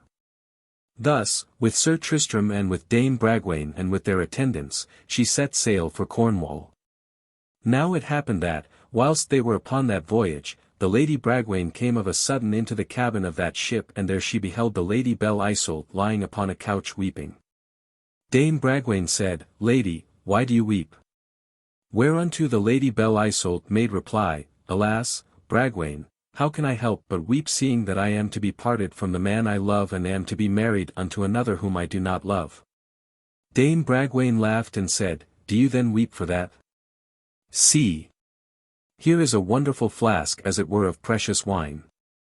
When you are married to the King of Cornwall, then you are to quaff of it and he is to quaff of it and after that you will forget all others in the world and cleave only to one another. For it is a wonderful love potion and it hath been given to me to use in that very way. Wherefore dry your eyes, for happiness may still lay before you. When the Lady Belle Isoult heard these words she wept no more but smiled very strangely. Then by and by she arose and went away to where Sir Tristram was. When she came to him she said, Tristram, will you drink of a draught with me? He said, Yea, lady, though it were death in the draught. She said, There is not death in it, but something very different, and thereupon she went away into the cabin where that chalice aforesaid was hidden. And at that time Dame Bragwaine was not there. Then the Lady Belle Isoult took the flagon from where it was hidden, and poured the elixir out into a chalice of gold and crystal and she brought it to where Sir Tristram was. When she had come there, she said, Tristram, I drink to thee, and therewith she drank the half of the elixir there was in the chalice. Then she said, Now drink thou the rest to me. Upon that Sir Tristram took the chalice and lifted it to his lips, and drank all the rest of that liquor that was therein. Now immediately Sir Tristram had drunk that elixir he felt it run like fire through every vein in his body. Thereupon he cried out, Lady, what is this you have given me to drink? She said, Tristram, that was a powerful love potion intended for King Mark and me. But now thou and I have drunk of it and never henceforth can either of us love anybody in all of the world but the other. Then Sir Tristram catched her into his arms and he cried out, Isoult! Isoult! What hast thou done to us both? Was it not enough that I should have been unhappy but that thou shouldst have chosen to be unhappy also? Thereat the Lady Belle Isoult both wept and smiled, looking up into Sir Tristram's face, and she said, Nay, Tristram. I would rather be sorry with thee than happy with another. He said, Isoult, there is much woe in this for us both. She said, I care not, so I may share it with thee. Thereupon Sir Tristram kissed her thrice upon the face, and then immediately put her away from him and he left her and went away by himself in much agony of spirit. Thereafter they reached the kingdom of Cornwall in safety, and the Lady Belle Isoult and King Mark were wedded with much pomp and ceremony, and after that there was much feasting and every appearance of rejoicing. Part 2. The Story of Sir Tristram and Sir Lamorack. Introduction. And now shall be told the story of Sir Tristram and Sir Lamorack of Gales, how they became brothers in arms, how Sir Lamorack took offence at Sir Tristram, and how they became reconciled again.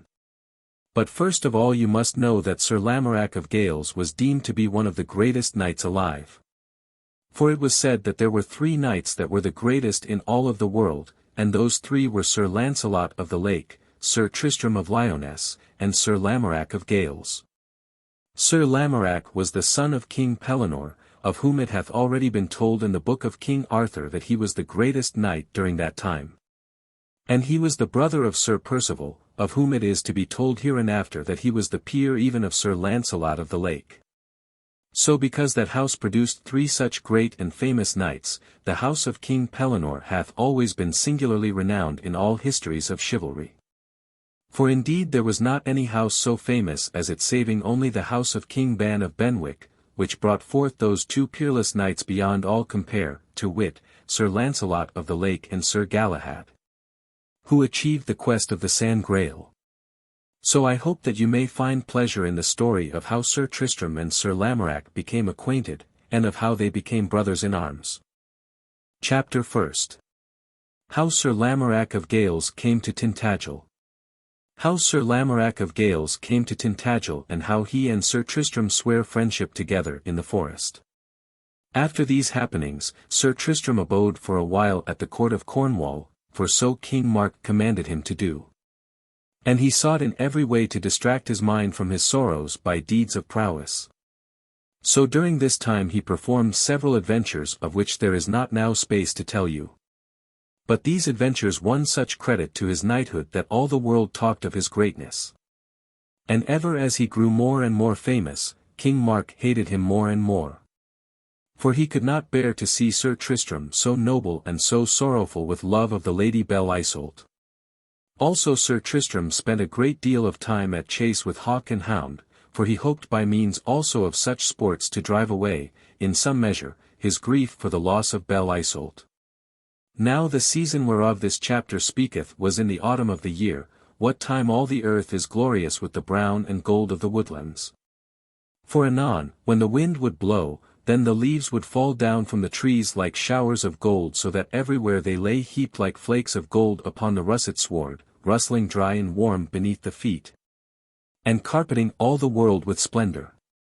And the deep blue sky overhead was heaped full of white, slow-moving clouds, and everywhere the warm air was fragrant with the perfume of the forest, and at every strong breeze the nuts would fall pattering down upon the ground like hailstones. And because the world was so beautiful and so lusty, Sir Tristram took great pleasure in life in spite of that trouble that lay upon him. So he and his court rode very joyfully amid the trees and thickets. making the woodlands merry with the music of winding horns and loud calling voices and with the baying of hounds sounding like sweet tolling bells in the remoter aisles of the forest spaces. Thus Sir Tristram made sport all one morning, in such an autumn season, and when noon had come he found himself to be an-hungered. So he gave orders to those who were in attendance upon him that food should be spread at a certain open space in the forest. And therewith, in accordance with those orders, they in attendance immediately opened sundry hampers of wicker, and therefrom brought forth a noble pasty of venison, and manchets of bread and nuts and apples and several flasks and flagons of noble wine of France and the Rhine countries. This abundance of good things they set upon a cloth as white as snow which they had laid out upon the ground. Now just as Sir Tristram was about to seat himself at this goodly feast he beheld amid the thin yellow foliage that there rode through a forest path not far away a very noble seeming knight clad all in shining armour and with vestments and trappings of scarlet so that he shone like a flame of fire in the woodlands. Then Sir Tristram said to those who stood near him, Know ye who is yonder knight who rides alone? They say, No, Lord, we know him not. Sir Tristram said, Go and bid that knight of his courtesy that he come hither and eat with me. So 3 or 4 esquires ran to where that knight was riding, and in a little they came attending him to where Sir Tristram was, and Sir Tristram went to meet him. Then Sir Tristram said, Sir knight, I pray you for to tell me your name and degree, for it seems to me that you are someone very high in order of knighthood. Messire, quoth the other, I shall be very glad to tell you my name if so be you will do the like courtesy unto me. I am Sir Lamorack of Gales, and I am son of the late King Pellinore, who was in his days held to be the foremost knight in this realm. I come to these parts seeking Sir Tristram of Lyonesse, of whose fame I hear told in every court of chivalry whither I go. For I have never beheld Sir Tristram, and I have a great desire to do so. Well, quoth Sir Tristram, meseems I should be greatly honoured that you should take so much trouble for nothing else than that, for lo! I am that very Sir Tristram of Lyonesse whom you seek. Then Sir Lamorack immediately leaped down from his war-horse and putting up the umbril of his helmet, he came to Sir Tristram and took him by the hand and kissed him upon the cheek. And Sir Tristram kissed Sir Lamorack again, and each made great joy of the other. After that, Sir Lamorack, with the aid of these esquires attendant upon Sir Tristram, put aside his armour, and bathed his face and neck and hands in a cold forest brook, as clear as crystal, that came brawling down out of the woodlands. Therewith, being greatly refreshed he and Sir Tristram sat down to that bountiful feast together, and ate and drank with great joy and content of spirit. And whiles they ate each made inquiry of the other what he did, and each told the other many things concerning the goodly adventures that had befallen him.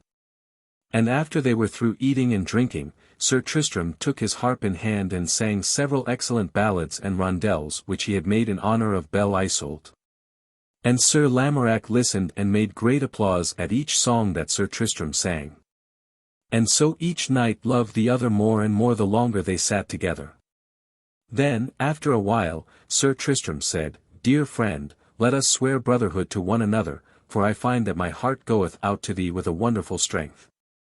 Ha, Tristram, said Sir Lamorack, I would rather live in brotherhood with thee than with any man whom I know, for I find that the longer I am with thee, the greater and the stronger my love groweth for thee.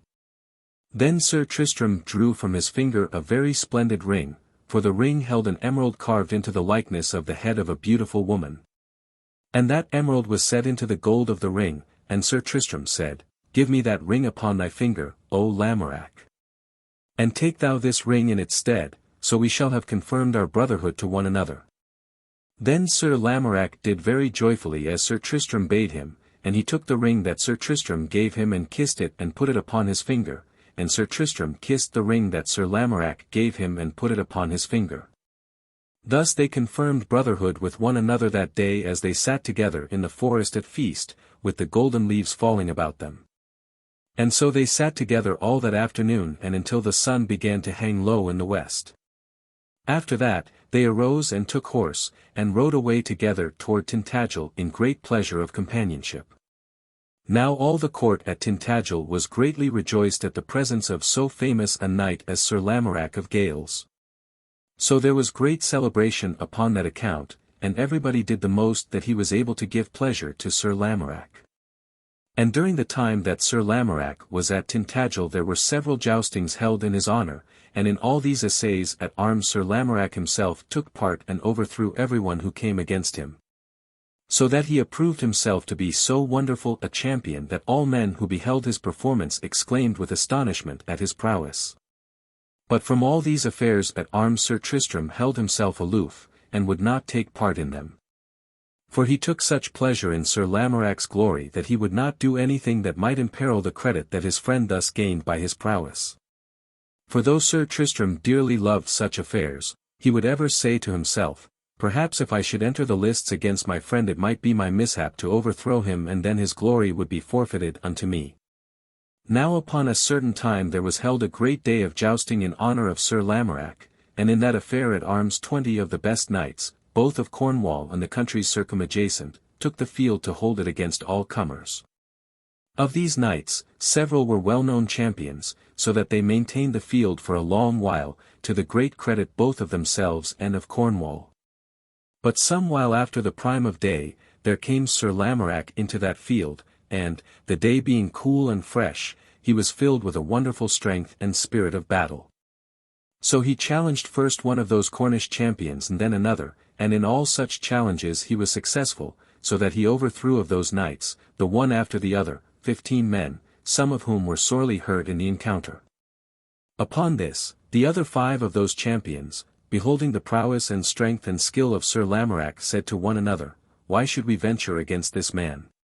Of a verity, this knight is no mere man, but a demon of strength and skill. Wherefore no man may hope to stand against him in an assault of arms, for lo! If he doth but touch a man with his lance that man straightway falleth from his saddle. So they withdrew themselves from that encounter and would not have to do with Sir Lamorack. Now at that time Sir Tristram was sitting with the court of the king, and not far from the lady Belle Isoult, overlooking the meadow of battle. To him King Mark said, Messire, why do you take no part against this knight? Is it that you fear him? To this Sir Tristram replied with great calmness, Nay, I fear not him nor any man alive, and that you know, Lord, better than anyone in all of the world.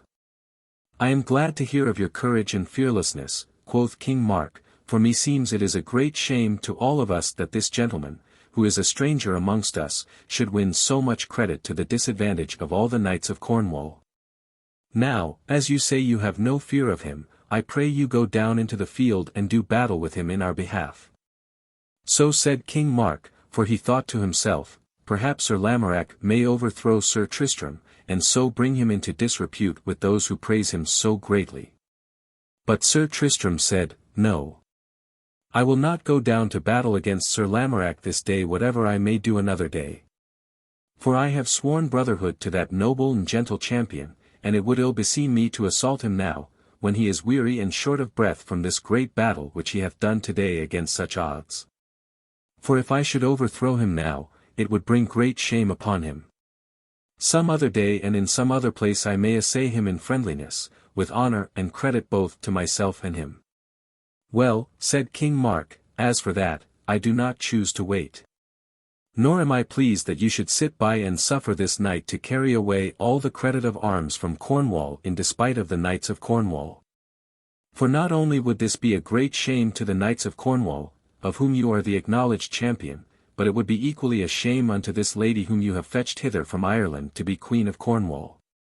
So I lay this command upon you not only because I am your king, but because I am he who made you knight that you straightway go down into yonder meadow and do battle with this knight who beareth himself so proudly in our midst. Then Sir Tristram looked upon King Mark with great anger and bitterness, and he said, This is great shame and despite which you seek to put upon me by giving such commands unto me. Verily, it would seem that in all ways you seek to put shame and sorrow upon me. And yet I have ever been your true knight, and have saved your kingdom from truage to Ireland and have served you very faithfully in all ways. Would to God I had been made knight by any man in the world rather than by you. At this King Mark smiled very bitterly upon Tristram. Sirrah, quoth he, meseems you speak very outrageously to me who am your king. Now I herewith command you to go straightway down into that field without any further words and to do my bidding against yonder knight. Then Sir Tristram groaned in spirit, and then he said, I go. So Sir Tristram arose and went away from that place very full of bitterness and anger against the king and his court. For whiles there were some of that court who were sorry for the affront that King Mark had put upon him in public before the eyes of the entire court, yet there were others who smiled and were glad of his humiliation. For even so true and noble a gentleman as Sir Tristram, when he groweth great and famous, is like to have as many enemies as friends. For there are ever those who envy truth and nobility in a man, as well as others who hate meanness and falsity, and so Sir Tristram ever had many enemies whithersoever he went. And that also was the case with Sir Launcelot and Sir Lamorack, and with other noble knights at that time. But though Sir Tristram was so filled with indignation he said nothing to any man, but went to his lodging and summoned Gouvernail, and bade Gouvernail to help him to his armour and his horse. Gouvernail said, Lord, what would you do for to arm and horse yourself at this hour? Sir Tristram made reply, The king hath commanded me to do battle with Sir Lamorack, and yet Sir Lamorack is my very dear friend and sworn brother in arms. He is already weary with battle, and of a surety I shall be very likely to overthrow him in an assault at arms at this time. Gouvernail said, Lord, that would be great shame to you as well as to him. And Sir Tristram said, Yea, it is great shame. Then Gouvernail beheld Sir Tristram's face, how it was all filled with a passion of shame and indignation, and so he guessed what had passed, and held his peace. So when Sir Tristram was armed and mounted, he rode down into the meadow of battle, where was Sir Lamorack parading with great glory before the applause of all who looked down upon that field. But when Sir Lamorack beheld that it was Sir Tristram who came against him, he was greatly astonished, and cried out, Ha, Tristram, how is this? Is it you who come against me? Have you then forgot that I am your brother in arms and a fellow of the Round Table? To this Sir Tristram said, Messire, I come not of my own free will, but only because I must needs come, being so commanded by the King of Cornwall. Very well, said Sir Lamorack, so be it as you will, though I am very much surprised that you should do battle against me, after all that hath passed betwixt us. More especially at this season when, as you very well know, I am weary and winded with battle. Thereupon and without further parley, each knight took stand for the encounter at the position assigned to him. Then when they were in all ways prepared, the marshal of the field blew upon his trumpet a call for the assault. So rushed those two together like two stones, flung each out of a catapult. And therewith they two smote together in the midst of their course like to a clap of thunder. In that encounter the spear of Sir Lamorack brake into as many as 20 or 30 pieces. But the spear of Sir Tristram held, so that the horse of Sir Lamorack, which was weary with the several charges he had made, was overthrown into a great cloud of dust. But Sir Lamorack did not fall with his steed.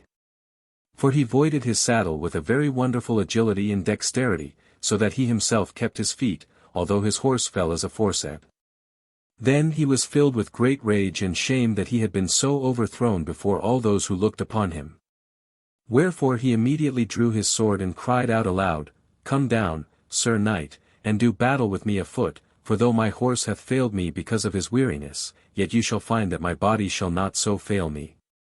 But that while Sir Tristram sat very sorrowful, and he said, Nay, I will not have to do with thee again this day, for it was against my will that I came hither to do battle with thee, and it is to my shame that I did so. Wherefore I will not now do further battle with thee. But wait until tomorrow and until thou art fresh, and then I will give thee the chance of battle again. To this Sir Lamorack made answer very bitterly, Sir, I think you talk to amuse me.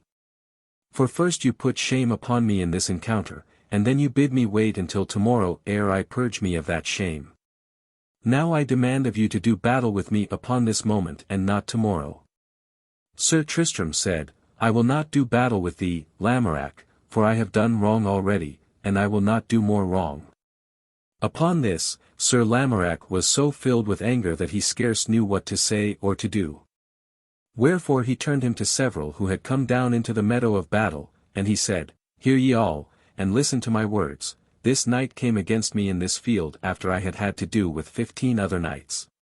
In that encounter he overthrew me, because of the weariness of my horse. Having done that unknightly deed, he now refuseth me any further test of battle, but allows me to lie beneath that shame which he put upon me. Now I bid you who stand here to take this word to Sir Launcelot of the Lake. I bid ye tell Sir Launcelot that Sir Tristram of Lyonesse, having sworn brotherhood in arms to me, and being a fellow knight of the Round Table, hath come against me when I was weary with battle and he was fresh.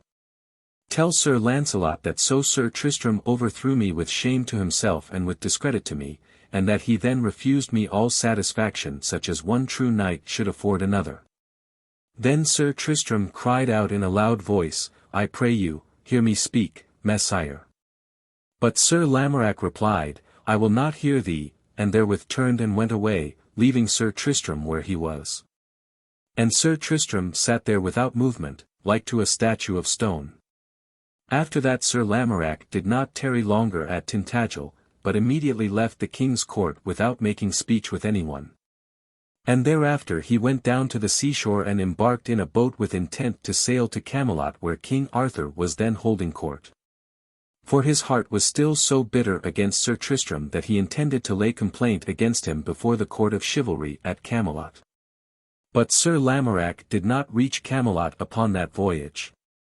For, whilst he was in passage, there suddenly arose a great tempest of wind, and in spite of all that the mariners could do, that small ship wherein he sailed was driven upon a cruel headland of rocks and cliffs where it was dashed to pieces. But Sir Lamorack had foreseen that that small boat was to be wrecked, wherefore, before the end came, he stripped himself entirely naked and leaped into the waters and swam for his life. So he swam for a long time until he was well nigh exhausted and upon the point of drowning in the waters. But at that moment he came by good hap to where was a little bay of quiet water, whereinto he swam and so made shift to come safe to land but faint and weak, and so sick that he feared that he was nigh to death. Then Sir Lamorack perceived that there was heather at that place growing upon the rocks of the hillside. So he crawled into the heather and lay him down therein in a dry spot and immediately fell into such a deep sleep of weariness that it was more like to the swoon of death than to slumber. Now the lord of that country whereunto Sir Lamorack had come was a very wicked knight, huge of frame and very cruel and hard of heart. The name of this knight was Sir Nabon, surnamed Lenoir. For he was very swarth of hue, and he always wore armor entirely of black. This knight had several years before slain the lord of that land, and had seized upon all of the island as his own possession, and no one dared to come against him for to recover these possessions. For his prowess was so remarkable and his body so huge that all the world was afraid of him. So he dwelt there unmolested in a strong castle of stone built up upon a rock near to the seashore, whence he might behold all the ships that passed him by. Then, whenever he would see such a ship pass by, he would issue forth in his own ships and seize upon that other vessel, and either levy toll upon it or sink it with all upon board. And if he found any folk of high quality aboard such a ship, that one he would seize and hold for ransom. So Sir Nabon made himself the terror of all that part of the world, and all men avoided the coasts of so inhospitable a country. Such was the land upon which Sir Lamorack had been cast by the tempest. Now whilst Sir Lamorack lay sleeping in the heather in that wise as aforetold, there came by that way several fisher folk. These, when they saw him lying there, thought at first that he was dead. But as they stood talking concerning him, Sir Lamorack was aware of their voices and woke and sat up and beheld them. Then the chiefest of those fisher folk spake and said, Who are you, and how came you here? Him Sir Lamorack answered, Alas! Friend! I am a poor soul who was cast ashore from a shipwreck, naked as you see me. Now I pray you, give me some clothes to cover my nakedness, and give me some food to eat, and lend me such succor as man may give to man in distress. Then the chief fisherman perceived the ring upon Sir Lamorack's finger that Sir Tristram had given him, and he said, How got you that ring upon your finger? Sir Lamorack said, He who was my friend gave it to me.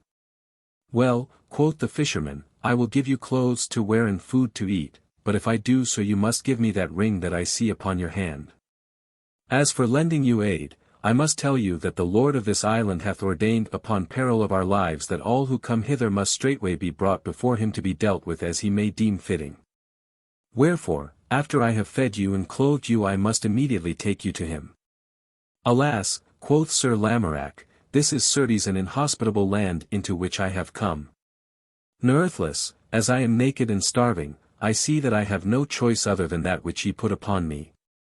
So therewith he gave the chief of the fisher folk the ring that Sir Tristram had given him, and in return the fishermen gave him such garments as they could spare to cover his nakedness. And they gave him black bread and cheese to eat, and bitter ale to drink from a skin that they carried with them. After that they tied Sir Lamorack's hands behind his back, and so, having made him prisoner, they brought him to the castle of Sir Nabon, and before Sir Nabon who was there at that time. Now it chanced that the swineherd of Sir Nabon's castle had been slain in a quarrel with one of his fellows, so that when Sir Nabon beheld Sir Lamorack, that he was big and sturdy of frame, he said, I will spare this fellow his life. But I will make him my swineherd. So take ye him away and let him herd my swine. So they led Sir Lamorack away, and he became swineherd to Sir Nabon surnamed Lenoir, and presently in a little while he grew so rough and shaggy that his own mother would hardly have known him had she beheld him. So in death this adventure of Sir Lamorack. And now it shall be told how it befell with Sir Tristram after Sir Lamorack had left Tintagel as aforetold. Chapter 2. How Sir Tristram started to go to Camelot. How Sir Tristram started to go to Camelot, and how he stayed by the way to do battle with Sir Nabon le Noir. Now after Sir Lamorack had quit the court of King Mark of Cornwall as aforetold, Sir Tristram was very sad at heart for a long while. Nevertheless, he tried to comfort himself by saying, Well, it was not by my will that I did battle with my friend and brother in arms, for I had no choice as to that which I was compelled to do. So he spake to himself, and took what comfort he was able from such considerations, and that comfort was not very great. Then one day there came from Sir Launcelot of the Lake a letter in which Sir Launcelot said that he had heard that Sir Tristram had assailed Sir Lamorack when that knight was weary and spent with battle. And in that letter Sir Launcelot further said, It is very strange to me, Messire, that such things should be said of you, and that by several mouths. Now, I pray you, set this matter at right, for I do not choose to have such a thing said of you. That you would wait until a knight was weary with fighting before you would do battle with him.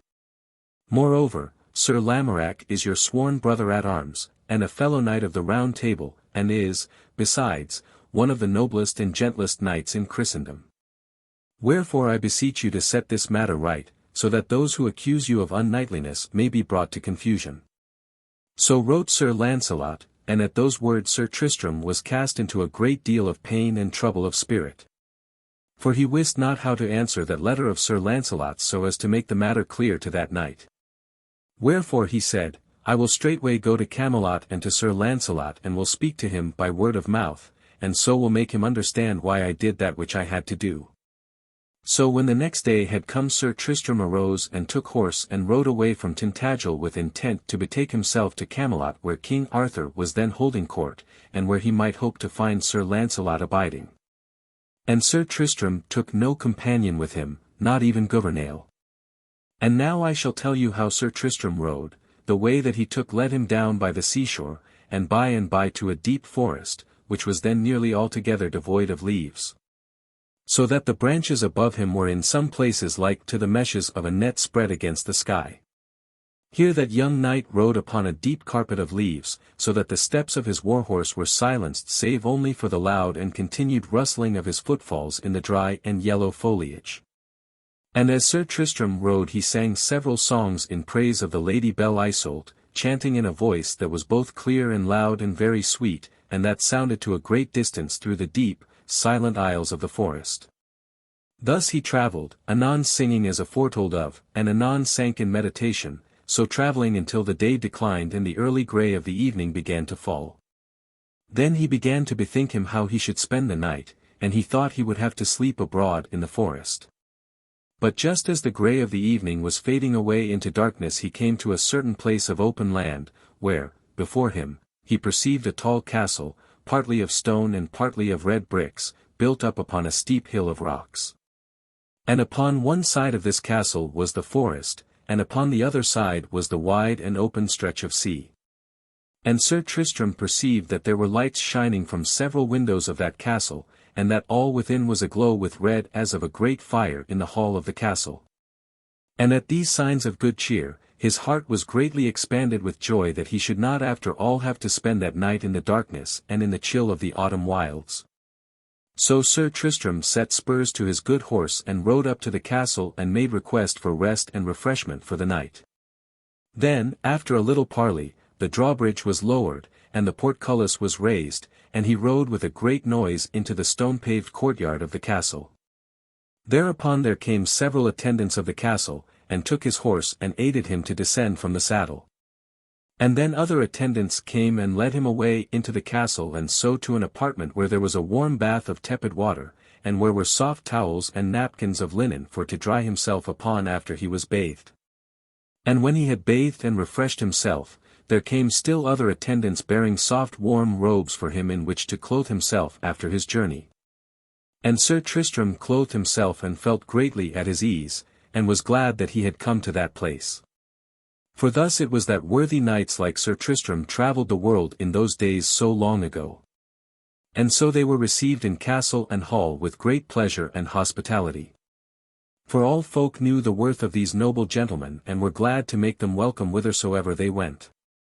And so I have told to you how Sir Tristram travelled, that you might, perchance, find pleasure in the thought thereof.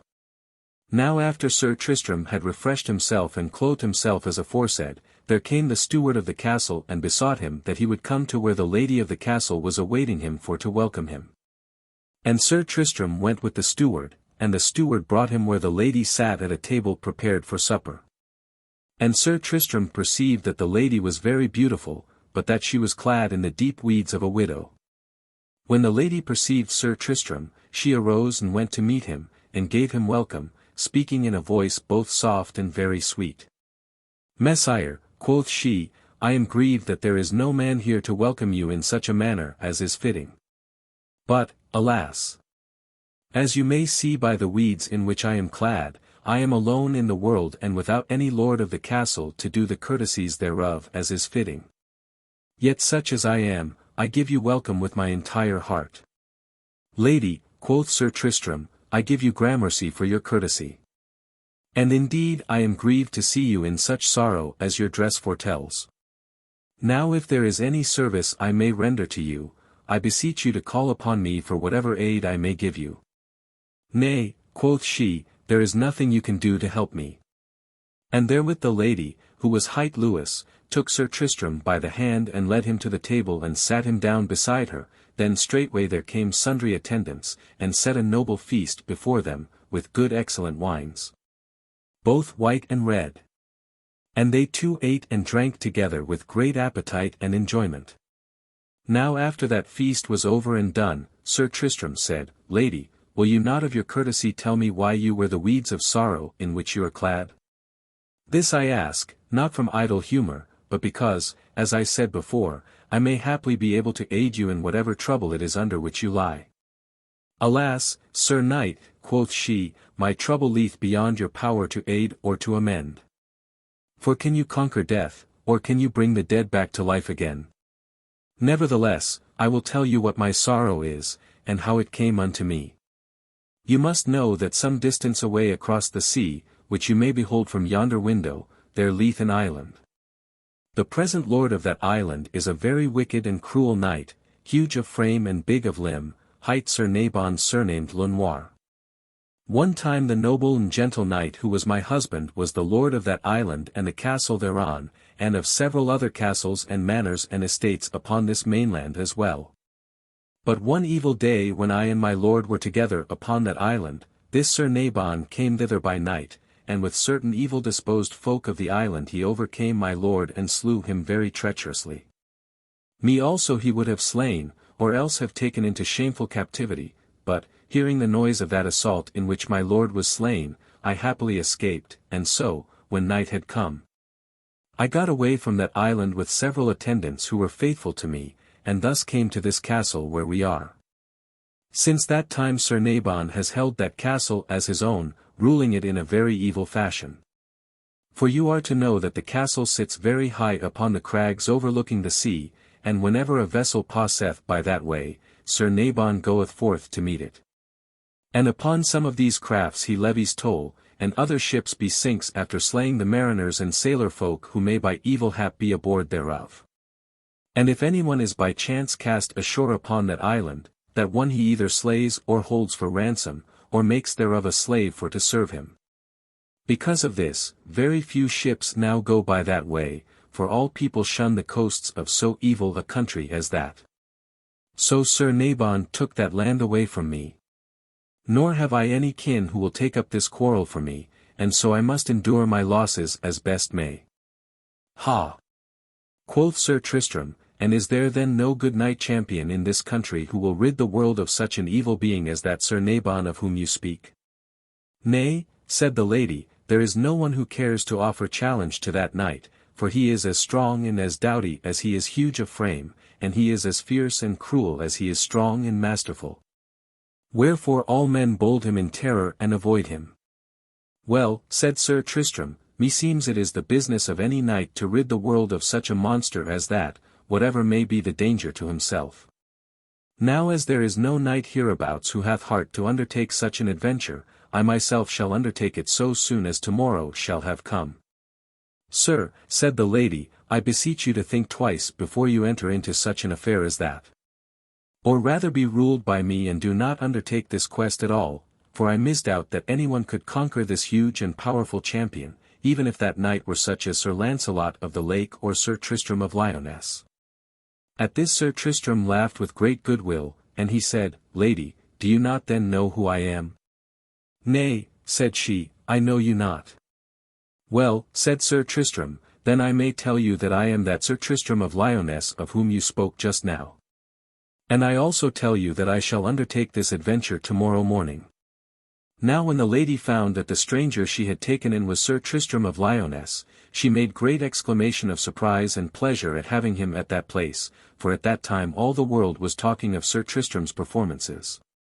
So she took great pleasure and pride that her castle should have given him shelter. She made many inquiries concerning his adventures, and Sir Tristram told her all she asked of him. Then the lady said, Messire, I hear tell that you sing very sweetly, and that you are a wonderful harper upon the harp.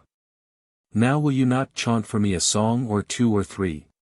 And Sir Tristram said, Lady, I will do whatsoever you ask me that may give you pleasure. So the lady bade them bring a harp and they did so. And Sir Tristram took the harp and set it before him and tuned it and played upon it, and sang so sweetly that they of the castle said, Certes, this is no knight-errant who sings, but an angel from paradise who hath come among us. For surely no one save an angel from paradise could sing so enchantingly. So passed that evening very pleasantly until the hours waxed late. Then Sir Tristram retired to a very noble apartment where a soft couch spread with flame-coloured linen had been prepared for him, and where he slept a soft sleep without disturbance of any kind. Now when the next morning had come, Sir Tristram armed himself and mounted upon his war-horse, and rode him to a certain place on the shore. There he found some mariners in haven with a large boat, and to these he paid 10 pieces of silver money to bear him across the sea to that island where Sir Nabon le Noir abided. At first these mariners said they would not sail to such a coast of danger and death, but afterward they said they would, and they did do so. But still they would not bring Sir Tristram to land nigh to the castle, but only at a place that was a great way off, and where they deemed themselves to be more safe from the cruel lord of that land. As for Sir Tristram he made merry with their fear, saying, It is well that we who are knights-errant have more courage than you who are sailor-men, else it would not be possible that monsters such as this Sir Nabon should ever be made an end of. Upon this the captain of these sailors replied, Well, Messire, for the matter of that, it is true that mariners such as we have not much courage, for we are the first of our order who have dared to come hither. But it is also true that you are the first errant knight who hath ever had courage to come hither. So what say you for the courage of your own order? And at that Sir Tristram laughed with great goodwill and rode his way. Thereafter he rode forward along the coast of that land for several leagues, with the noise of the sea ever beating in his ears, and the shrill clamour of the seafowl ever sounding in the air about him. By and by he came to a place of certain high fells, and therefrom perceived before him in the distance a tall and forbidding castle standing upon a high headland of the coast. And the castle was built of stone, that was like the rocks upon which it stood, so that at first one could not tell whether what one beheld was a part of the cliffs or whether it was the habitation of man. But when Sir Tristram had come somewhat nearer, he perceived the windows of the castle shining against the sky, and he saw the gateway thereof, and the roofs and the chimneys thereof. So that he knew that it was a castle of great size and strength and no wall of rock as he had at first supposed it to be. And he wist that this must be the castle of that wicked and malignant knight, Sir Nabon, whom he sought.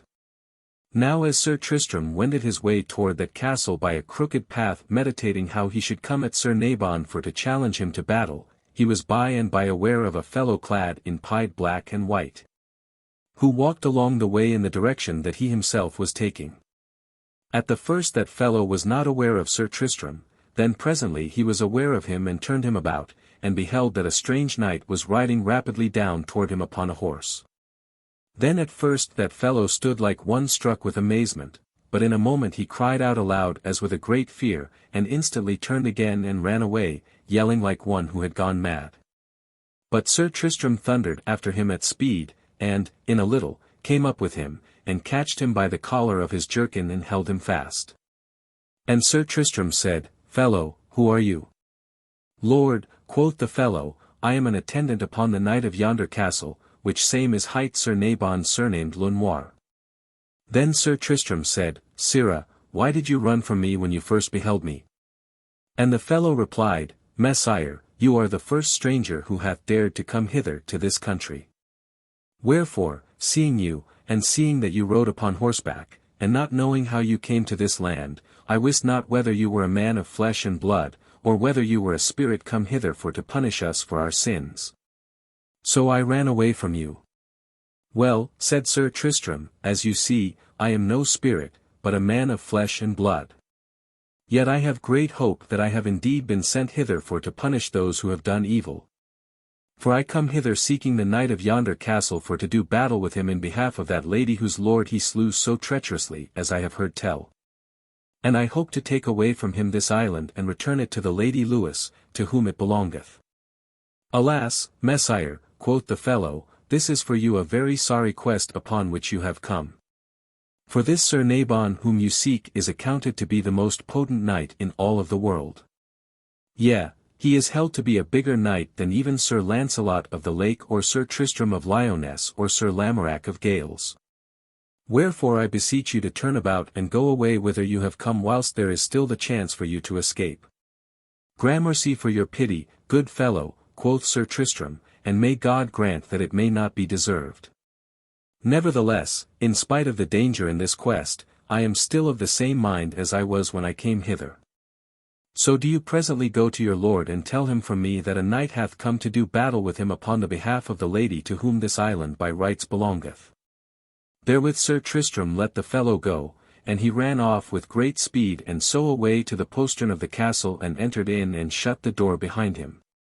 Now at that time Sir Nabon Le Noir was walking along the wall of the castle, and his son, who was a lad of 17 years, was with him. There the messenger from Sir Tristram found him and delivered his message. Thereupon Sir Nabon looked over the battlements and down below, and he beheld that there was indeed a tall and noble knight seated upon horseback in a level meadow that reached away, descending inland from the foot of the crags whereon the castle stood. But when Sir Nabon perceived that a stranger knight had dared to come thus into his country, he was filled with amazement at the boldness of that knight that he wist not what to think. Then, presently a great rage got hold upon him, and he ground his teeth together, and the cords on his neck stood out like knots on the trunk of a tree. For a while he stood as though bereft of speech. Then anon he roared out in a voice like that of a bull, crying to those who were near him, "Go! Haste ye!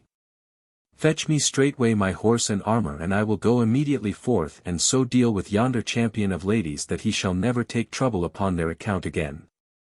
Then those who were in attendance upon Sir Nabon were terrified at his words and ran with all speed to do his bidding, and presently fetched his armour and clad him in it. And they fetched his horse into the courtyard of the castle and helped him to mount upon it. And lo! The armour of Sir Nabon was as black as ink, and the great horse upon which he sat was black. And all the trappings and furniture of the armour and of the horse were black, so that from top to toe he was altogether as black and as forbidding as death himself. So when Sir Nabon was thus in all wise prepared for battle, the portcullis of the castle was lifted up, and he rode forth to meet Sir Tristram, and his young son rode with him as his esquire.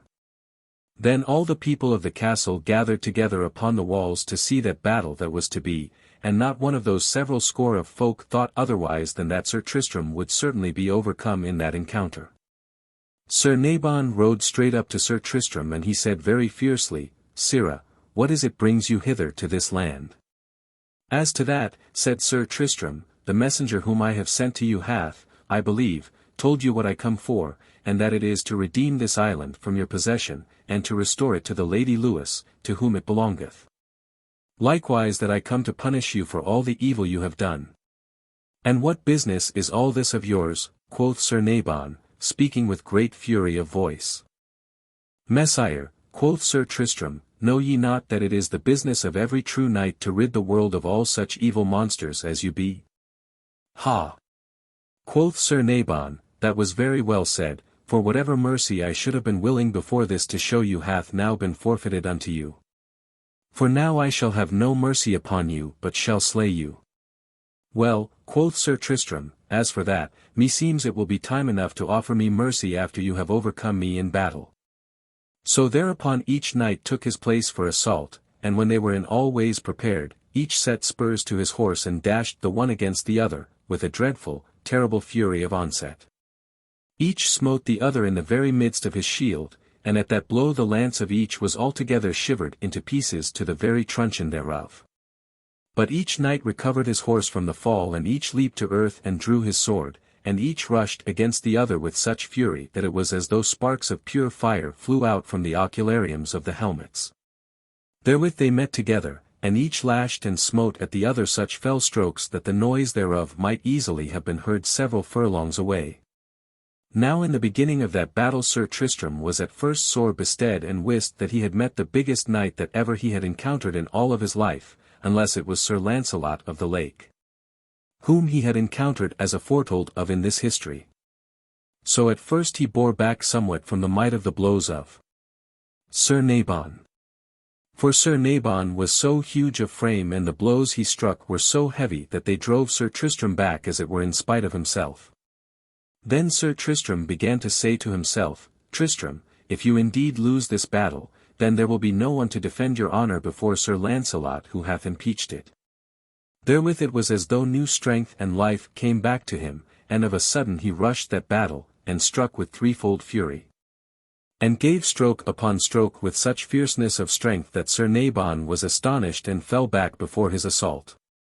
Then Sir Tristram perceived how Sir Nabon held his shield passing low, and therewith he rushed in upon him and smote him again and yet again. And so he smote Sir Nabon down upon his knees. Then he rushed in upon him and catched his helmet and plucked it off from his head. And he catched Sir Nabon by the hair of his head and drew his head forward. And Sir Tristram lifted his sword on high and he smote Sir Nabon's head from off his body so that it rolled down into the dust upon the ground. Now when the son of Sir Nabon perceived how that his father was slain, he shrieked like a woman. And he fell down upon his knees and crawled upon his knees to Sir Tristram and catched him about the thighs, crying out to him, "Spare me, and slay me not." But Sir Tristram thrust him away and said, "Who art thou?" "Messire," said the youth, "I am the son of him whom thou hast just slain."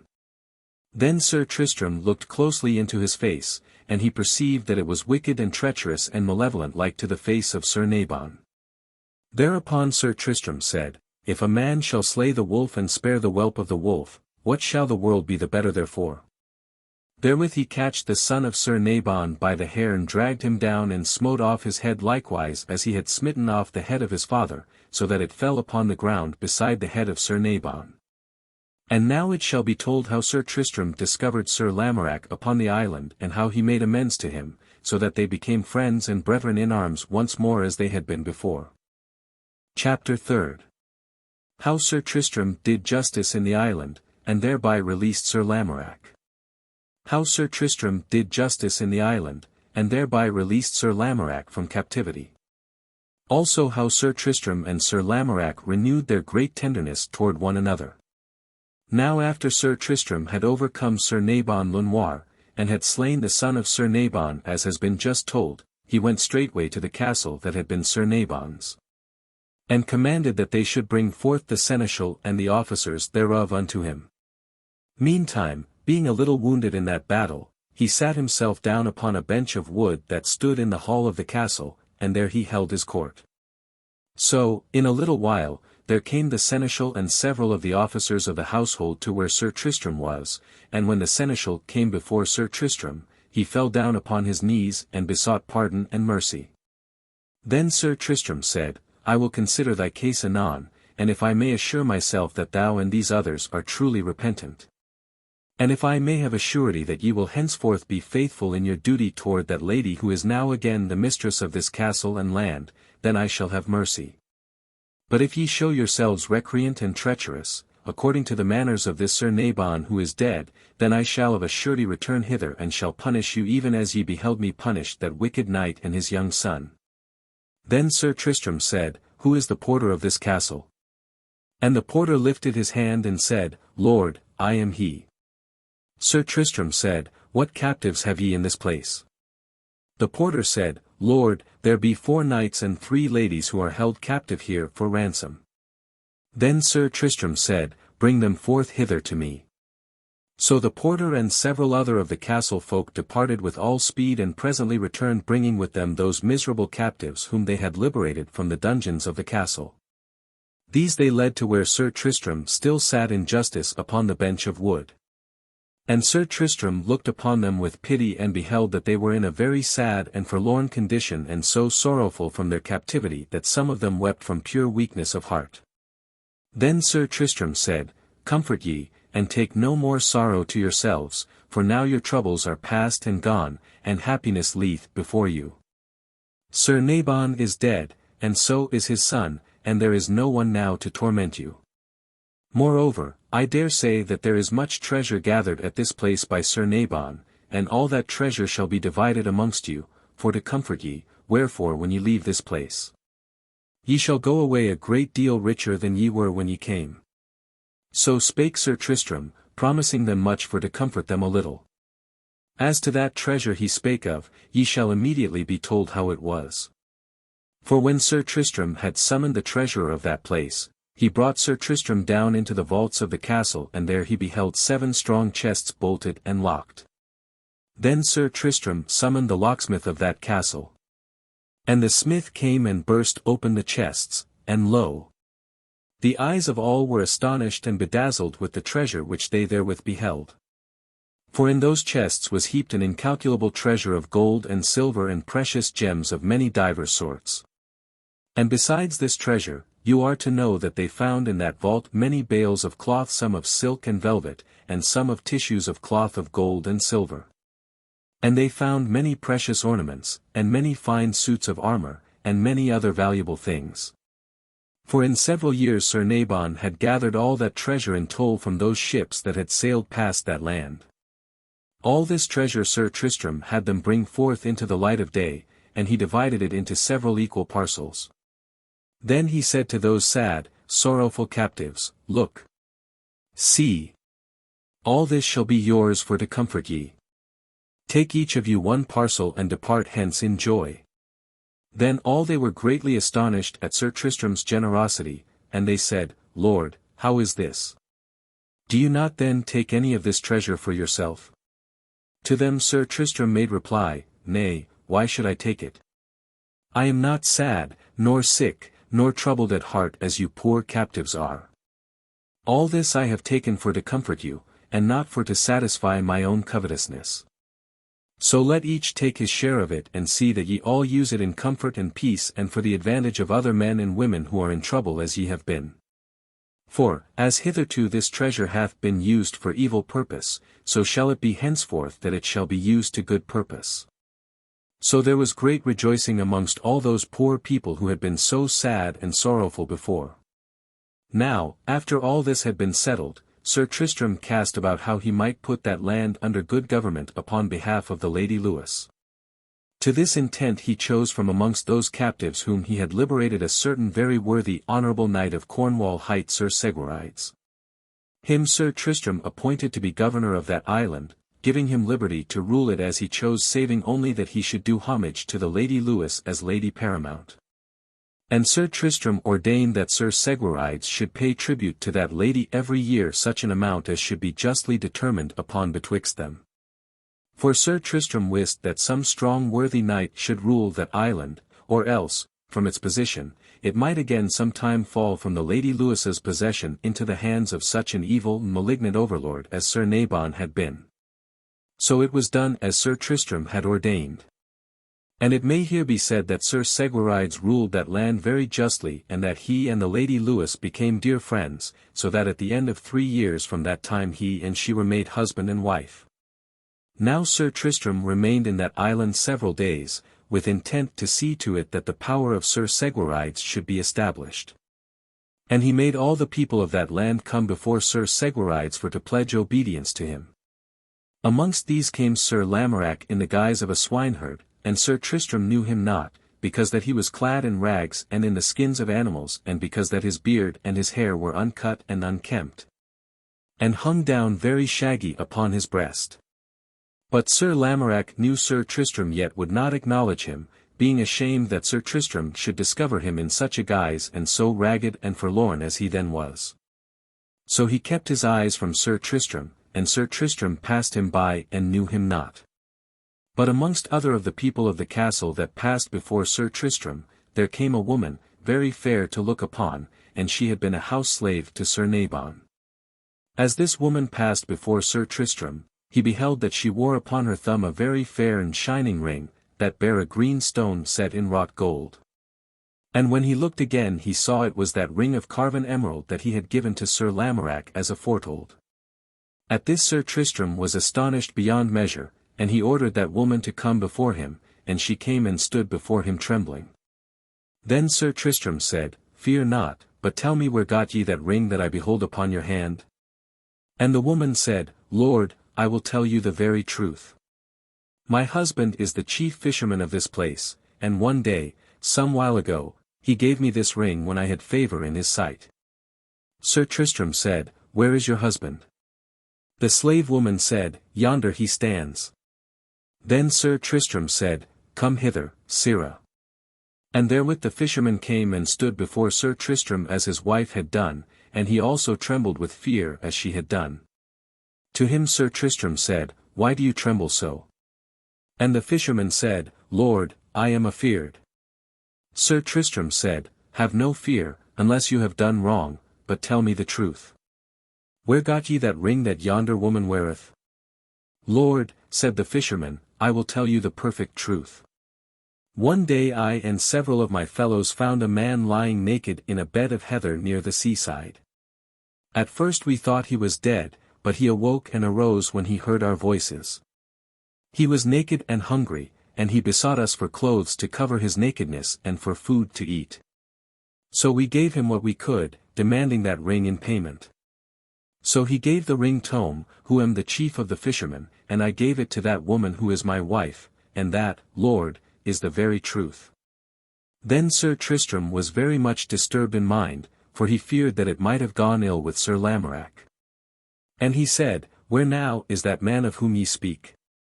The fisherman replied, "Lord, he was set to keep the swine, and he is the swineherd of the castle to this day."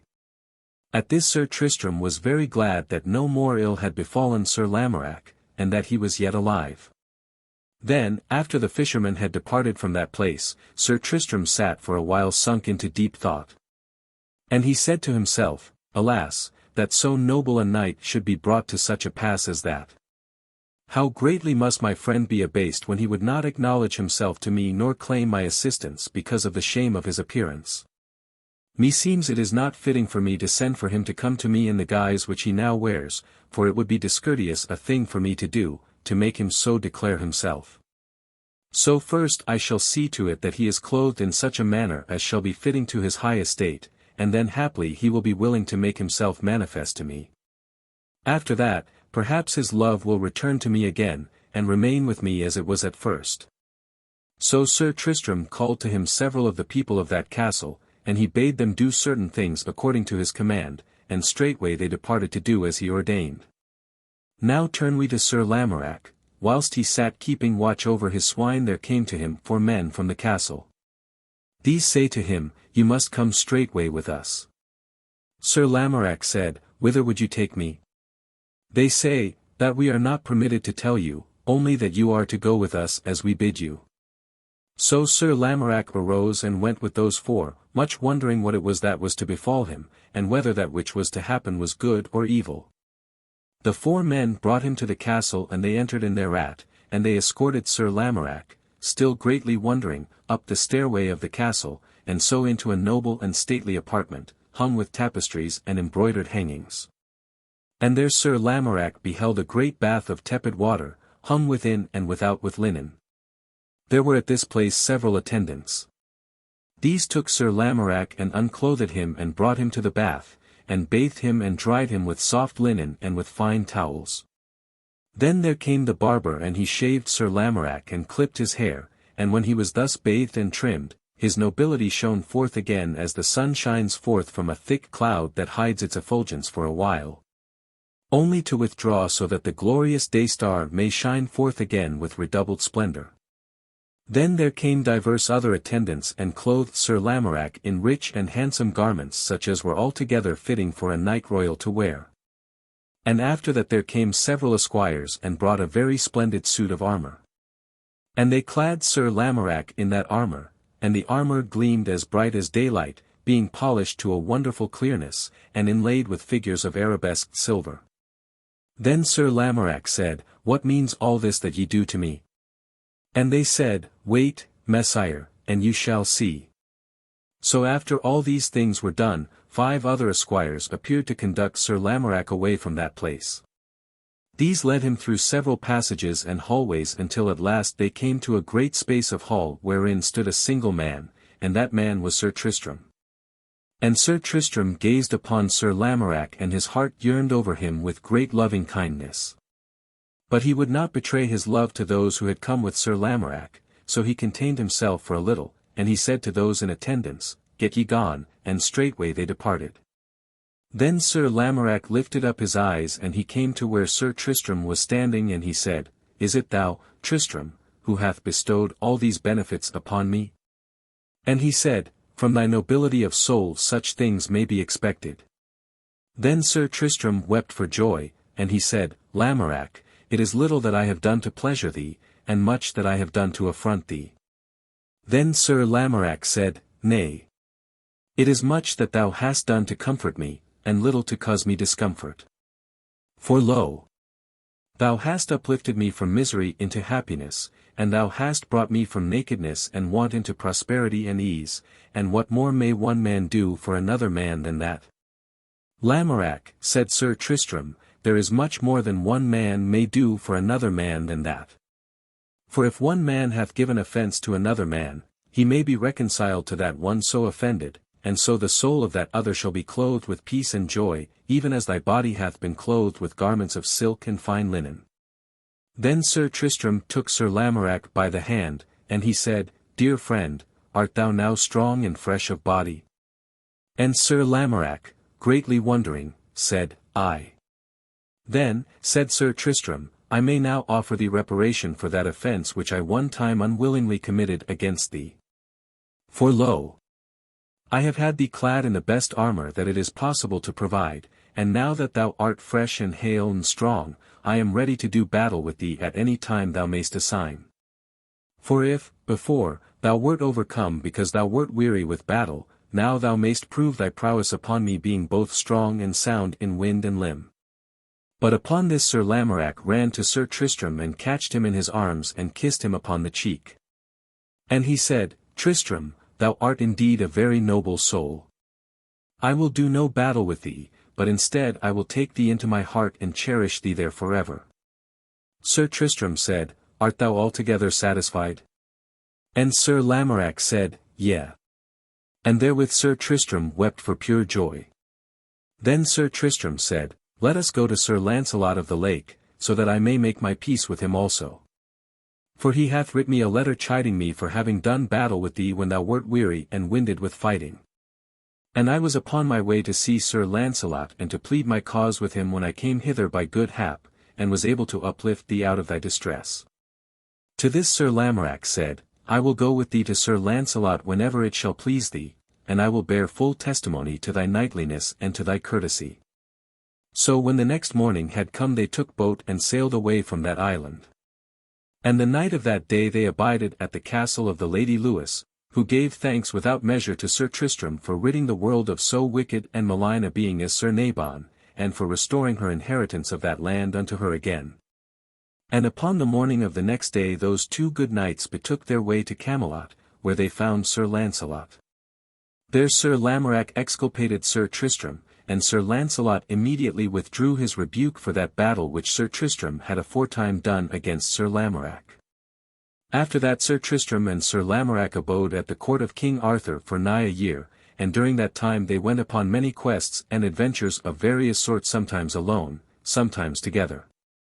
All these have been set down in ancient histories that tell of the adventures of Sir Tristram and Sir Lamorack. Some of them I would like right well to tell you of, but should I undertake to do so, the story of those happenings would fill several volumes such as this. Nevertheless, I may tell you that they did together many knightly deeds, the fame whereof hath been handed down to us in several histories of chivalry. Therein you may read of those things if you should care to do so. All this I leave to tell you how Sir Tristram returned into Cornwall, and likewise to tell you of one more famous adventure that he did at this time. Sir Tristram had been at the court of King Arthur for about a year when one day there came a messenger unto the court at Camelot with news that Sir Palamydes, the Saracen knight aforetold of in this history, had through a cunning trick seized the Lady Belle Isoult and had carried her away to a lonely tower in the forest of Cornwall. The messenger bore a letter from King Mark beseeching Sir Tristram to return as immediately as possible unto Cornwall and to rescue that lady from her captivity. And the letter further said that 2 knights of Cornwall had already essayed to rescue the Lady Belle Isoult, but that they had failed, having been overcome and sorely wounded in battle by Sir Palamydes. And the letter said that it was acknowledged by all men that Sir Tristram was the only knight of Cornwall who could achieve the rescue of Belle Isoult from so wonderful and puissant a knight as Sir Palamydes. So in answer to that letter, Sir Tristram immediately left the court of King Arthur and returned in all haste to Cornwall, and there he found them all in great perturbation that the Lady Belle Isoult had thus been stolen away. But Sir Tristram did not remain at court very long, for, after he had obtained such information as he desired, he immediately left Tintagel and plunged into the forest with Gouvernail as his companion in quest of that lonely tower where Belle Isoult was said to be held prisoner. After several adventures of no great note he came at last very, very deep into the forest and into an open space thereof, and in the midst of that open space he beheld a lonely tower surrounded by a moat. And he wist that that must be the place where the Lady Belle Isoult was held prisoner. But when Sir Tristram drew nigh to this tower he perceived a single knight sitting at the base of the tower with head hanging down upon his breast as though he were broken-hearted with sorrow. And when he came still more nigh, Sir Tristram was astonished to perceive that that mournful knight was Sir Palamydes the Saracen, and he wondered why Sir Palamydes should be so broken-hearted. And now it must be told why it was that Sir Palamydes came to be in such a sorry case as that, for the truth was that he was locked and shut outside of the tower, whilst the Lady Belle Isoult was shut and locked inside thereof. Now it hath already been told how the letter of King Mark had said to Sir Tristram that 2 knights of Cornwall went both against Sir Palamydes for to challenge him and to rescue the Lady Belle Isoult. The second of these knights was Sir Adthorp, and he had followed Sir Palamydes so closely through the forest that he had come to the forest tower not more than an hour after Sir Palamydes had brought the Lady Belle Isoult thither. Therewith Sir Adthorp gave loud challenge to Sir Palamydes to come forth and do him battle, and therewith Sir Palamydes came immediately out against him, full of anger that Sir Adthorp should have meddled in that affair. But immediately Sir Palamydes had thus issued forth to do battle with Sir Adthorp, the Lady Belle Isoult ran down the tower stairs and immediately shut the door through which he had passed. And she locked it and set a great bar of oak across the door. So when Sir Palamydes had overthrown the Cornish knight, and when he would have returned to the tower, he could not, for lo! It was fastened against him. So now for 3 days he had sat there at the foot of the tower and beside the moat, sunk in sorrow like to one who had gone out of his mind. So Sir Tristram found him, and perceiving that it was Sir Palamydes who was sitting there, he said to Gouvernail, Go thou and bid that knight to come and do battle with me. So Gouvernail went to Sir Palamydes and he said, Sir, arise, for here is a knight would speak with you. But Sir Palamydes would not move. Then Gouvernail touched him with his lance, and said, Sir Palamydes, arise and bestir yourself, for here is Sir Tristram come to do battle with you. With that, Sir Palamydes awoke from his stupor and arose very slowly and stiffly. And he gathered up his helmet which was lying beside him and put it upon his head. Then he took down his shield from where it hung against the wall and he mounted upon his horse, doing all as though he were moving in a dream. But as soon as he was upon horseback he suddenly aroused himself, for his fierce spirit had come back to him once more. Then he gnashed his teeth, crying out in a loud voice, Tristram, this time either thou or I shall perish. Therewith he rushed upon Sir Tristram and smote him so violently that Sir Tristram had much ado to defend himself. And Sir Palamydes smote him again, and with that Sir Tristram smote in return. And if the blows of Sir Palamydes were terrible, the blows of Sir Tristram were terrible likewise. Then by and by Sir Tristram smote Sir Palamydes so sore a buffet that the Saracen knight fell down from his horse and was unable immediately to arise. Then Sir Tristram ran to him and rushed off his helmet and catched him by the hair with intent to cut his head from off his body. But with that the Lady Belle Isoult came running from out the tower and cried out, Tristram, is it thou? Spare that mistaken knight and have mercy upon him as thou hopest for mercy. Lady, said Sir Tristram, for thy sake and at thy bidding I will spare him. Then he said to Sir Palamydes, Arise. And Sir Palamydes arose very painfully, and Sir Tristram said, Get thee hence, and go to the court of King Arthur and make thy confession to the king and ask him to forgive thee, and if he forgive thee, then also I will forgive thee. Therewith Sir Palamydes mounted upon his horse and rode away without speaking another word, his head bowed with sorrow upon his breast for shame and despair. Then Sir Tristram took the Lady Belle Isoult up behind him on his horse, and he and she and Gouvernail departed from that place. So Sir Tristram brought the Lady Isoult back to Cornwall, and there he was received with loud praise and great rejoicing, for everybody was glad that Belle Isoult had been brought safely back again. And now it shall be told what reward Sir Tristram received for this deed of arms. For, though at first King Mark was greatly beholden to Sir Tristram, that he had thus rescued the Lady Belle Isoult, yet, by little and little, he grew to hate that noble knight more bitterly than ever. For he heard men say to one another, Lo, Sir Tristram is, certes, the very champion of Cornwall, for who is there in this country is his equal. So King Mark, hearing these things said to himself, The more noble Tristram is, the more ignoble will men deem me to be who am under obligations to such an enemy. So he would say in his heart, Yea, Tristram, I hate thee more than death. Part 3. The Madness of Sir Tristram. Introduction. Here followeth the story of how Sir Tristram was driven out of Cornwall and of how he went mad because of his troubles. Likewise it shall be told how he performed several very wonderful adventures whilst he was in that state, and of how he was brought back into his senses again. Chapter 1. How Sir Tristram was discovered with the Lady Belle Isoult. How Sir Tristram was discovered with the Lady Belle Isoult, how he assaulted King Mark, and how he escaped from Tintagel into the forest.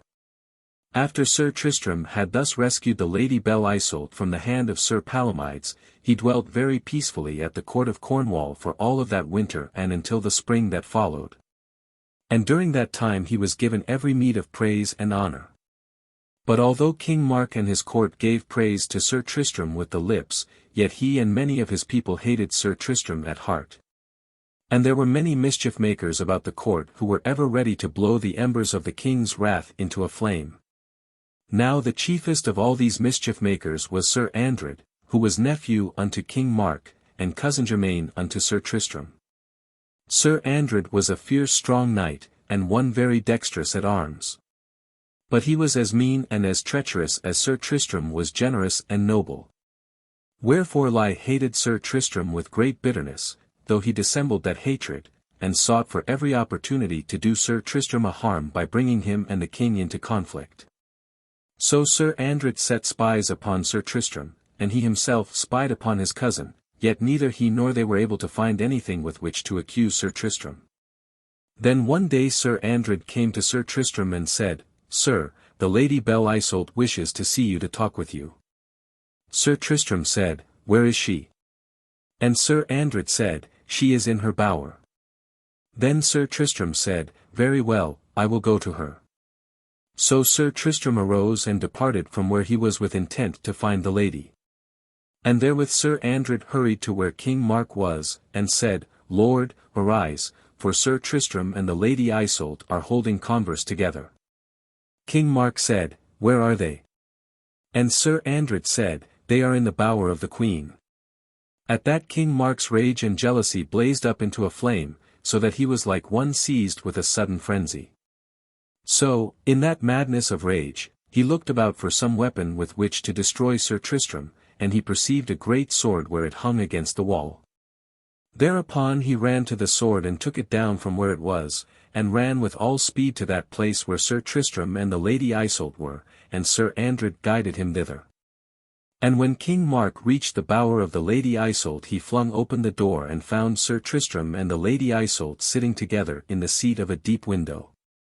And he perceived that the Lady Isoult wept and that Sir Tristram's face was very sorrowful because of her sorrow. Then King Mark twisted him about and bent double as with a great pain, and then he cried out thrice in a voice very hoarse and loud, "Traitor! Traitor! Traitor!" saying those words 3 times. Therewith he ran at Sir Tristram and struck furiously at him with that sword he held, with intent to slay him. Now Sir Tristram was at that time altogether without armor and was clad in clothes of scarlet silk.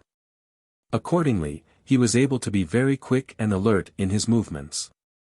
So perceiving King Mark rushing upon him with intent to slay him he leaped aside and so avoided the blow. Then immediately he rushed in upon King Mark and catched him by the wrist and wrenched the sword out of his hand.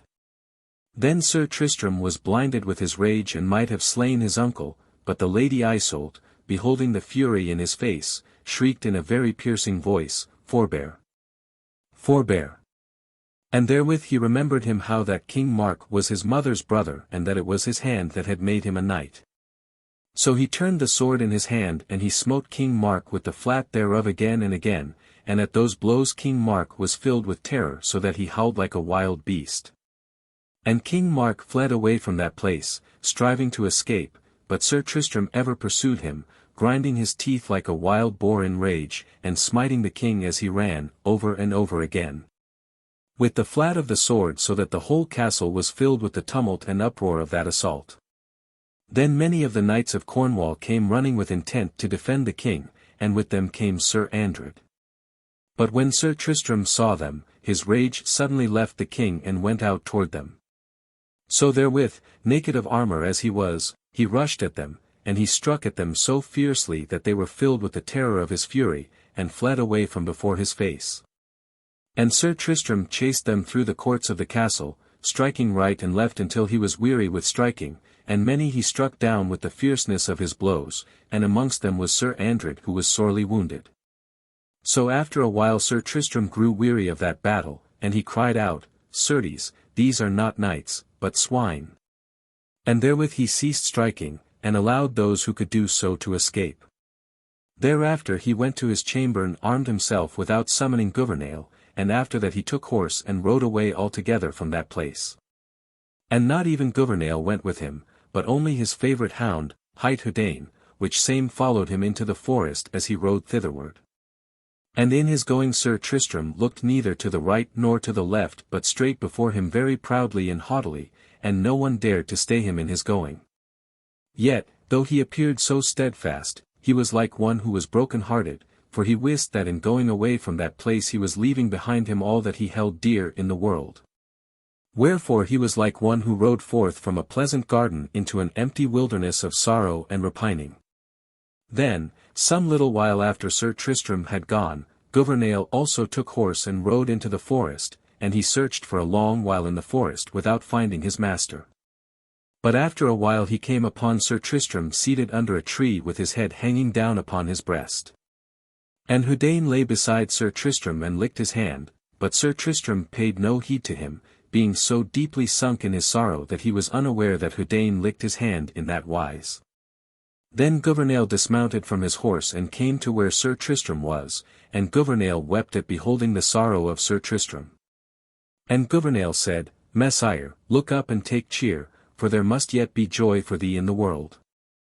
Sir Tristram raised his eyes very slowly, for they were heavy and dull like lead, and he looked at Gouvernail for some while as though not seeing him.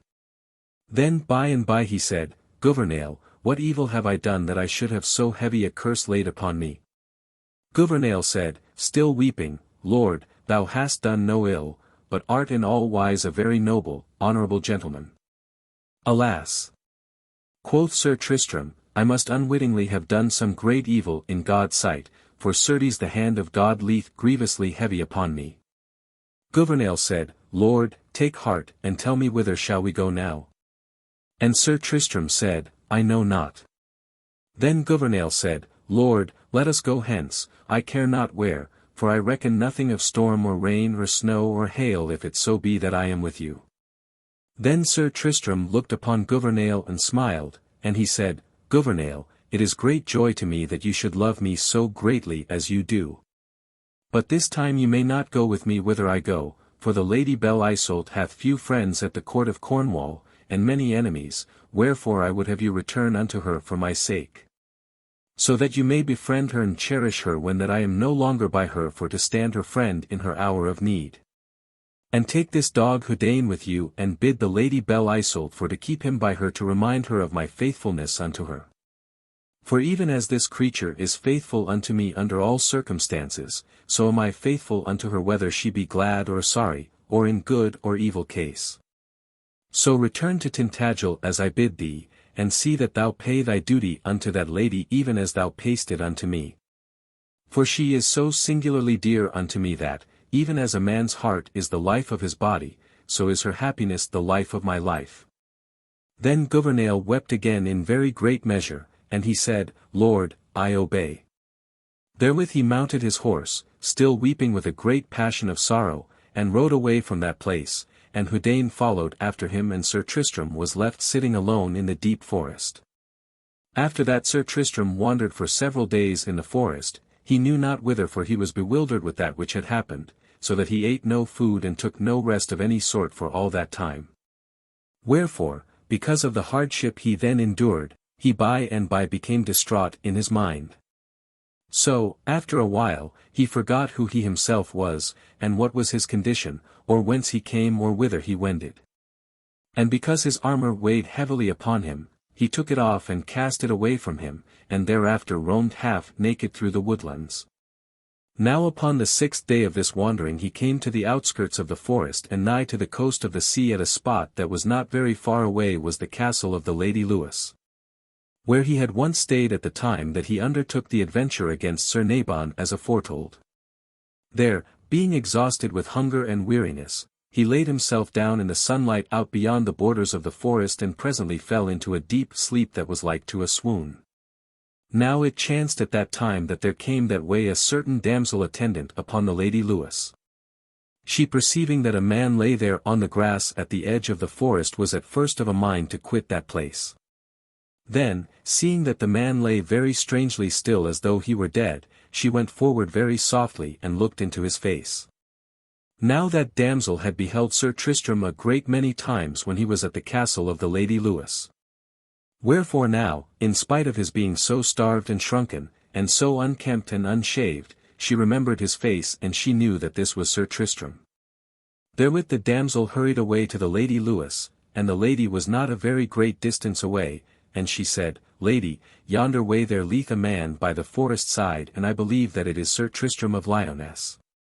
Yet he is but half clad and in great distress of body, so that I know not of a surety whether it is really Sir Tristram or not. Now I pray you come with me and look upon his face and see if you may know him. So the Lady Lyonesse went with the damsel to where Sir Tristram lay and looked into his face, and she knew Sir Tristram in spite of his ill condition. Then the Lady Lyonesse touched Sir Tristram upon the shoulder and shook him, and thereupon Sir Tristram awoke and sat up. Then the Lady Lyonesse said, Sir Tristram, is it thou who liest here? And Sir Tristram said, I know not who I am.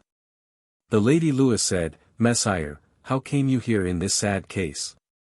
And Sir Tristram said, I know not whence I came, nor how I came hither, nor who I am, nor what it is that ails me, for I cannot hold my mind with enough steadiness to remember those things. Then the lady sighed for sorrow of Sir Tristram, and she said, Alas, Sir Tristram, that I should find you thus. Now I pray you, Lord, for to come with me to my castle which is hard by. There we may care for you and may perhaps bring you back to health again.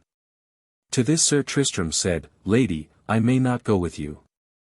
For though I cannot remember whence I came, nor who I am, this much I know that I am mad, and that the forest is the only fit place for such as I am come to be. The lady said, Alas, Sir Tristram, thou wilt die if thou art left alone here in the forest. And Sir Tristram said, Lady, I know not what you mean when you say I am to die. What is it to die? So at these words the Lady Lyonesse saw how it was with Sir Tristram, that his brains were altogether turned, and she wist that some sore trouble must have befallen to bring him to such a pass. Then she bethought her of how dearly he loved the music of the harp, and she said to herself, Mayhap by means of music I may bring him back into his senses again. So she said to that damsel who had brought her thither, Go thou and bring hither my little harp of gold, and let us see if music may charm him to remembrance. So the damsel ran to the castle and brought the harp thence, and the Lady Lyonesse took the harp and tuned it and struck it and played upon it. And the lady sang very sweetly a ballad that she knew Sir Tristram loved. Then when Sir Tristram heard the sound of the music and singing he aroused himself. For first he listened with great pleasure, and then he said, Give it to me. Give it to me. And he reached out his hands and would have taken the harp from the lady. But the Lady Lyonesse laughed and shook her head, and she walked away from Sir Tristram and toward the castle, still playing upon the little harp and singing. And Sir Tristram followed close after, saying ever, Give it to me. Give it to me, and reaching out his hands for the harp. So the Lady Lyonesse led him away from that place across the meadows, and she led him to the castle and into the castle. And ever Sir Tristram followed after her, beseeching her for to give the harp unto him. And the lady led Sir Tristram that way until she had brought him to a fair room, and there she gave him the harp. And Sir Tristram took it very eagerly into his hands and struck upon it and played and sang most sweetly and with great joy and pleasure. Afterward, being so much comforted, he ate and drank with appetite, and then fell into a fair sound sleep. Yet, though he so slept, still Sir Tristram's wits in no wise recovered themselves. For when he awoke from that slumber he still could not remember who he was or whence he came, neither could he remember the faces of any of those who were around about him. But, though he was thus mad, he was still gentle and kind in his madness and courteous and civil to all those who came nigh him. So Sir Tristram remained a gentle captive in the castle of the Lady Lyonesse for nigh upon a month, and somewhiles she would sing and harp to him, and otherwhiles he himself would harp and sing. But ever and anon, when he found the chance for to do so, he would escape from the captivity of the castle and seek the forest. For he was aware of his madness and he ever sought to hide that madness in the deep and shady woodland where only the wild creatures of the forest might see him. Yet always when he so escaped the Lady Lyonesse would take her little golden harp and go forth to the skirts of the forest and play upon it, and when the music thereof would reach Sir Tristram's ears he would return to the castle, being led thither by the music. But one day he wandered so far astray that the music of the harp could not reach his ears, and then he wandered on farther and farther until he was altogether lost. At that Lady Lyonesse took much sorrow, for she had much love for Sir Tristram. So she sent many of her people to search the forest for him, but none of these were able to find him, and thereafter he came no more to the castle. Thus Sir Tristram escaped from that castle, and after that he wandered in the forest as he had done at the first. And in that time he took no food and but little rest. And the brambles tore his clothes, so that in a short time he was well nigh altogether naked. And somewhiles during this time of wandering he would be seized as with a fury of battle, and in such case he would shout aloud as though in challenge to an enemy. And then he would rend and tear great branches from the trees in the fury of his imaginings. But otherwhiles he would wander through the leafy aisles of the forest in gentler mood, singing so sweetly that had you heard him you would have thought that it was some fairy spirit of the forest chanting in those solitudes. So he wandered until he failed with faintness, and sank down into the leaves. And I believe that he would then have died, had it not been that there chanced to come that way certain swineherds of the forest who fed their swine upon acorns that were to be therein found. These found Sir Tristram lying there as though dead, and they gave him to eat and to drink so that he revived once more. After that they took him with them, and he dwelt with them in those woodlands. There these forest folk played with him and made merry with him, and he made them great sport. For he was ever gentle and mild like a little child for innocence, so that he did no harm to anyone, but only talked in such a way that the swineherds found great sport in him. Now Sir Andred of Cornwall very greatly coveted the possessions of Sir Tristram, so that when several months had passed by and Sir Tristram did not return to Tintagel, he said to himself, "Of a surety, Tristram must now be dead in the forest. And, as there is no one nigher of kin to him than I, it is altogether fitting that I should inherit his possessions." But as Sir Andred could not inherit without proof of the death of Sir Tristram, he suborned a certain very beautiful but wicked lady who dwelt in the forest, persuading her that she should give false evidence of Sir Tristram's death. Accordingly, he one day brought that lady before King Mark, and she gave it as her evidence that Sir Tristram had died in the forest and that she had been with him when he died. And she showed them a new-made grave in the forest, and she said, "That is the grave of Sir Tristram, for I saw him die and I saw him buried there with mine own eyes." So everybody believed this evidence, and thought that Sir Tristram was really dead, and so Sir Andred seized upon all the possessions of Sir Tristram. And there were many who were very sorry that Sir Tristram was dead, and there were others who were glad thereof in the same measure. But when the news was brought to Belle Isoult that Sir Tristram was dead, she shrieked aloud and swooned away. And she lay in that swoon so long that they thought for a while she would never recover from it. But by and by she awoke therefrom, crying, "Would to God that I were dead with Tristram and had never awakened." And thereafter she mourned continually for Sir Tristram and would not be comforted, for she was like to a woman who hath been widowed from a lover of her youth. And now it shall be told of how it fared with Sir Tristram in the forest where he dwelt with the swineherds, and of how he achieved a very notable adventure therein. Chapter 2. How Sir Tristram got him a sword from Sir Kay and how he slew therewith a huge knight. How Sir Tristram got him a sword from Sir Kay and how he slew therewith a huge knight in the forest and rescued a lady in very great distress. Also how Sir Launcelot found Sir Tristram in the forest and brought him thence to Tintagel again. Now it chanced one day that Sir Kay the seneschal came riding through those parts of the forest where Sir Tristram abided with the swineherds, and with Sir Kay there came a considerable court of esquires.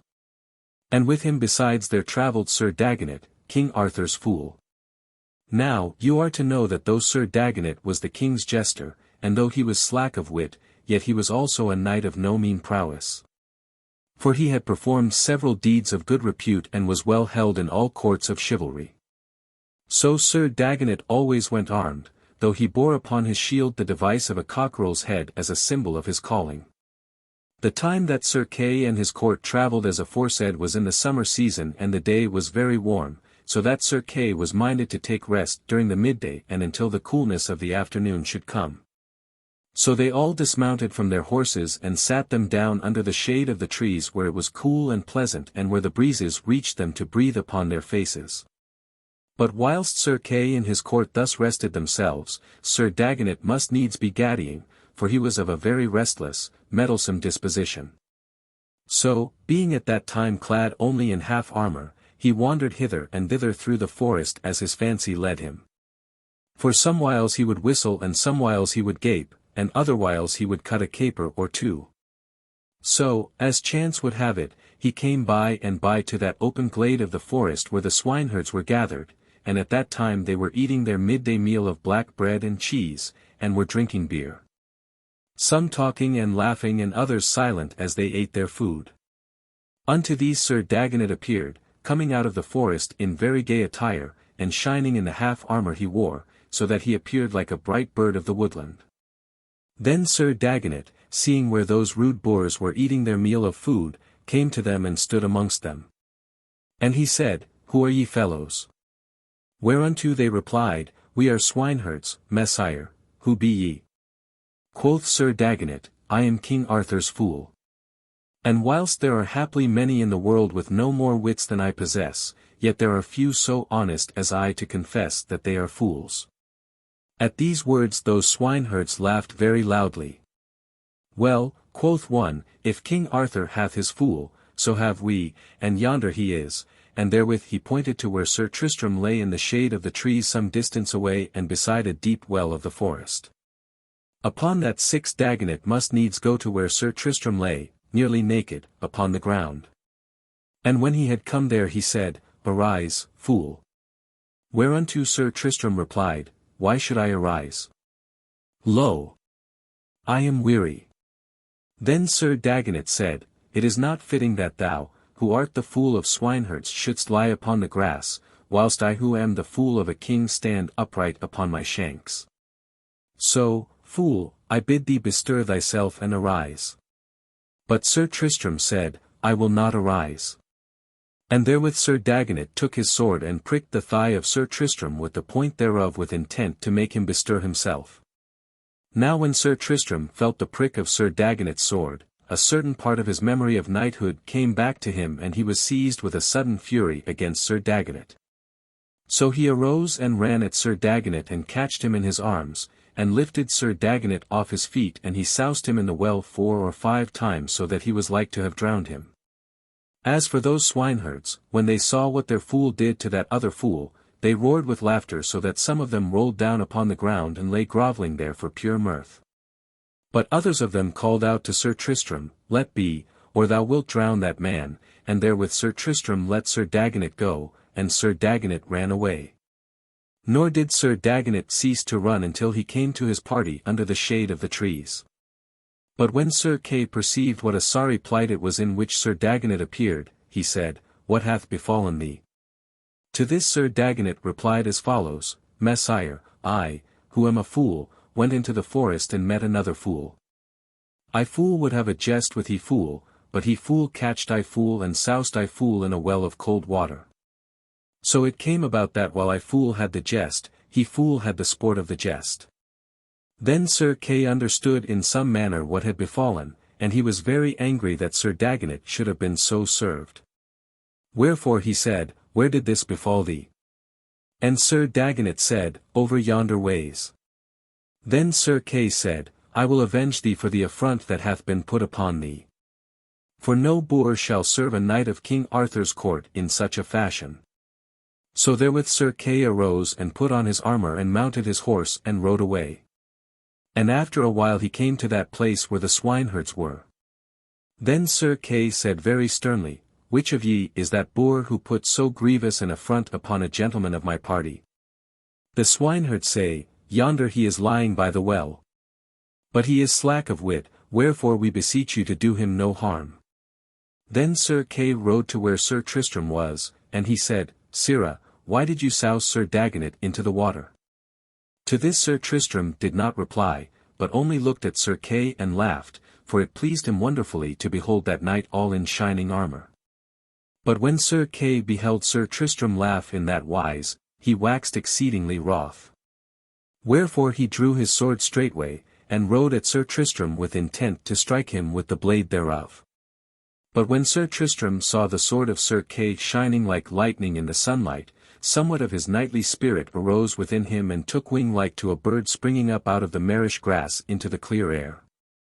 For beholding that bright flashing sword he cried out aloud and arose and came very steadily toward Sir Kay, and Sir Kay rode toward Sir Tristram. Then when Sir Kay had come near enough to strike, he arose in his stirrups and lifted the blade on high with intent to strike Sir Tristram with it. But therewith Sir Tristram ran very quickly in beneath the blow, so that the stroke of Sir Kay failed of its mark. Then Sir Tristram leaped up and catched Sir Kay around the body and dragged him down from off his horse very violently upon the ground, and with that the sword of Sir Kay fell down out of his hands and lay in the grass. Then Sir Tristram lifted up Sir Kay very easily and ran with him to the well of water and soused him therein several times until Sir Kay cried out, "Fellow, spare me or I strangle." Upon that Sir Tristram let go Sir Kay, and Sir Kay ran to his horse and mounted thereon and rode away from that place with might and main, all streaming with water like to a fountain. And all that while those swineherds roared with great laughter, 10 times louder than they had laughed when Sir Tristram had soused Sir Dagonet into the well. Then Sir Tristram beheld the sword of Sir Kay where it lay in the grass, and forthwith he ran to it and picked it up. And when he held it in his hands he loved it with a great passion of love, wherefore he hugged it to his bosom and kissed the pommel thereof. But when the swineherds beheld the sword in Sir Tristram's hands, they said, "That is no fit plaything for a madman to have," and they would have taken it from him, but Sir Tristram would not permit them, for he would not give them the sword. And no one dared to try to take it from him. So thereafter he kept that sword ever by him both by night and by day, and ever he loved it and kissed it and fondled it, for, as aforesaid, it aroused his knightly spirit to life within him, wherefore it was he loved it.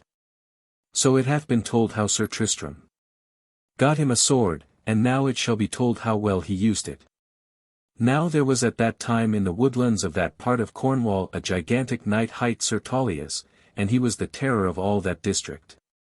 For not only was he a head and shoulders taller than the tallest of Cornish men, but his strength and fierceness were great in the same degree that he was big of frame. Many knights had undertaken to rid the world of this Sir Tauleas, but no knight had ever yet encountered him without meeting some mishap at his hands. Yet it is to be said that heretofore no such knight as Sir Launcelot or Sir Lamorack had come against Sir Tauleas, but only the knights of Cornwall and Wales, whose borders marched upon that district where Sir Tauleas ranged afield. Now one day there came riding through the forest a very noble, gallant young knight, hight Sir Dagonet, and with him rode his lady, a beautiful dame to whom he had lately been wedded with a great deal of love. These wayfarers in their travelling came to that part of the forest where the swineherds abode, and where were the open glade of grass and the fair well of water aforespoken of. Hereunto coming, and the day being very warm, these two travellers dismounted and besought refreshment of the swineherds who were there, and those rude good fellows gladly gave them to eat and to drink of the best they had. Whilst they ate, Sir Tristram came and sat nigh to Sir Dagonet and his lady and smiled upon them, for he loved them very greatly because of their nobility and beauty. Then Sir Dagonet looked upon Sir Tristram and beheld how strong and beautiful of body and how noble of countenance he was, and he saw that beautiful shining sword that Sir Tristram carried ever with him. And Sir Dagonet said, "Fair friend, who are you, and where gat ye that sword?" "I know not who I am," said Sir Tristram, "nor know I whence I came nor whither I go. As for this sword, I had it from a gentleman who came hither to us no great while ago." Then the chiefest of the swineherds said, "Lord, this is a poor madman whom we found naked and starving in the forest. As for that sword, I may tell you that he took it away from a knight who came hither to threaten his life, and he soused that knight into the well so that he was well nigh drowned." Sir Dagonet said, "That is a very strange story, that a naked madman should take the sword out of the hands of an armed knight and treat that knight as ye tell me. Now maybe this is some famous hero or knight who hath lost his wits through sorrow or because of some other reason, and who hath so come to this sorry pass." So said Sir Dagonet, and it may here be said that from that time those rude swineherds began to look upon Sir Tristram with different eyes than before, saying amongst themselves, "Maybe what that knight said is true.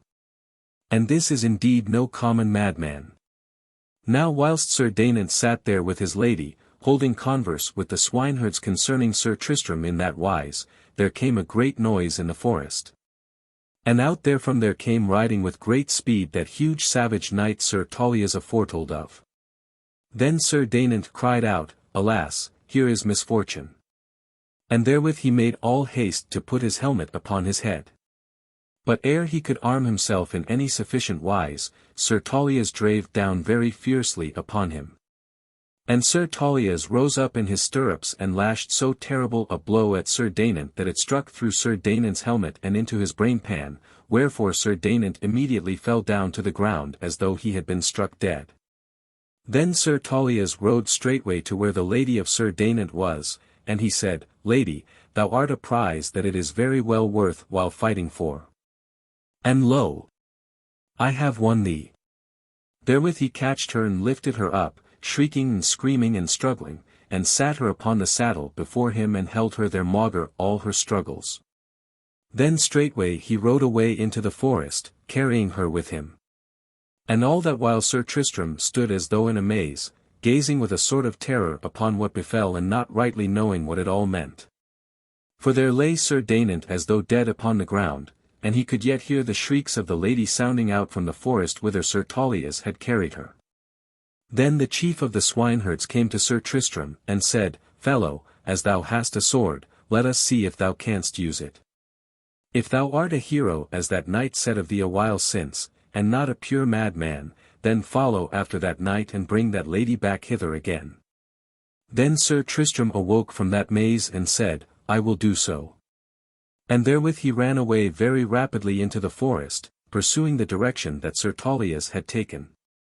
And he ran for a great distance, and by, after a while, he beheld Sir Tauleas before him where he rode.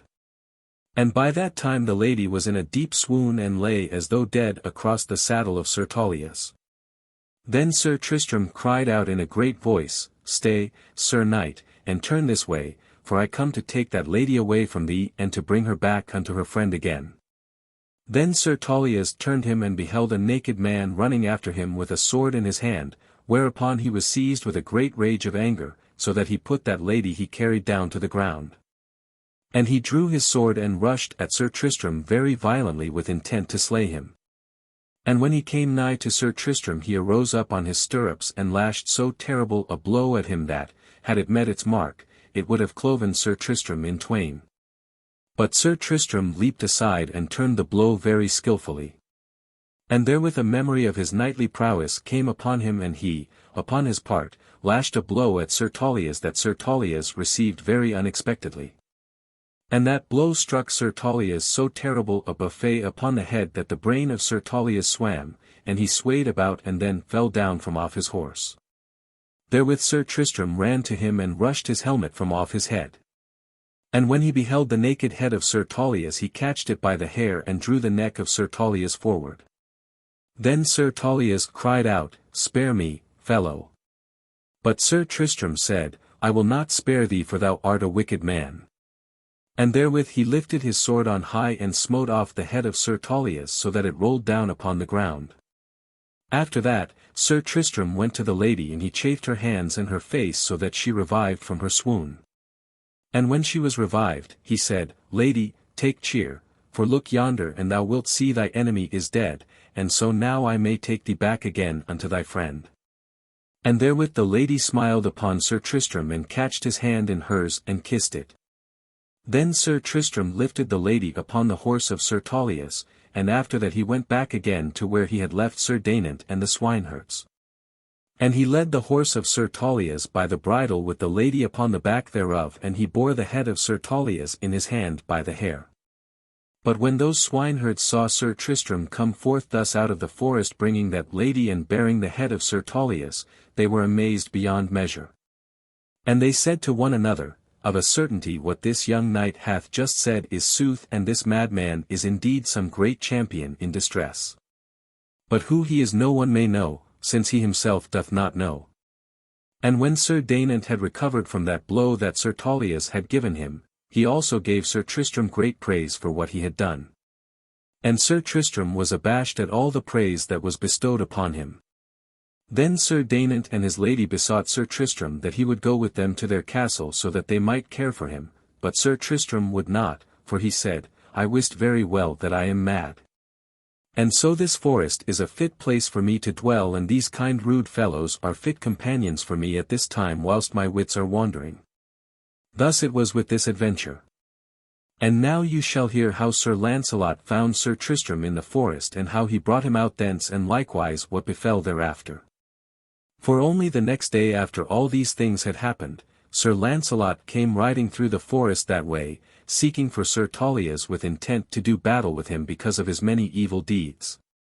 For Sir Launcelot purposed either to slay him or else to bring him captive to King Arthur. So it came to pass that Sir Launcelot came to that place where Sir Tristram and the swineherds abode. There Sir Launcelot made pause for to rest and to refresh himself, and whilst he sat with his helmet lying beside him so that the breezes might cool his face, all those rude swineherds gathered about and stared at him. And Sir Launcelot smiled upon them, and he said, Good fellows, I pray you tell me, do you know where, hereabouts, I shall find a knight whom men call Sir Tauleas? Unto this the chief swineherd made reply, saying, Lord, if you come hither seeking Sir Tauleas, you shall seek him in vain.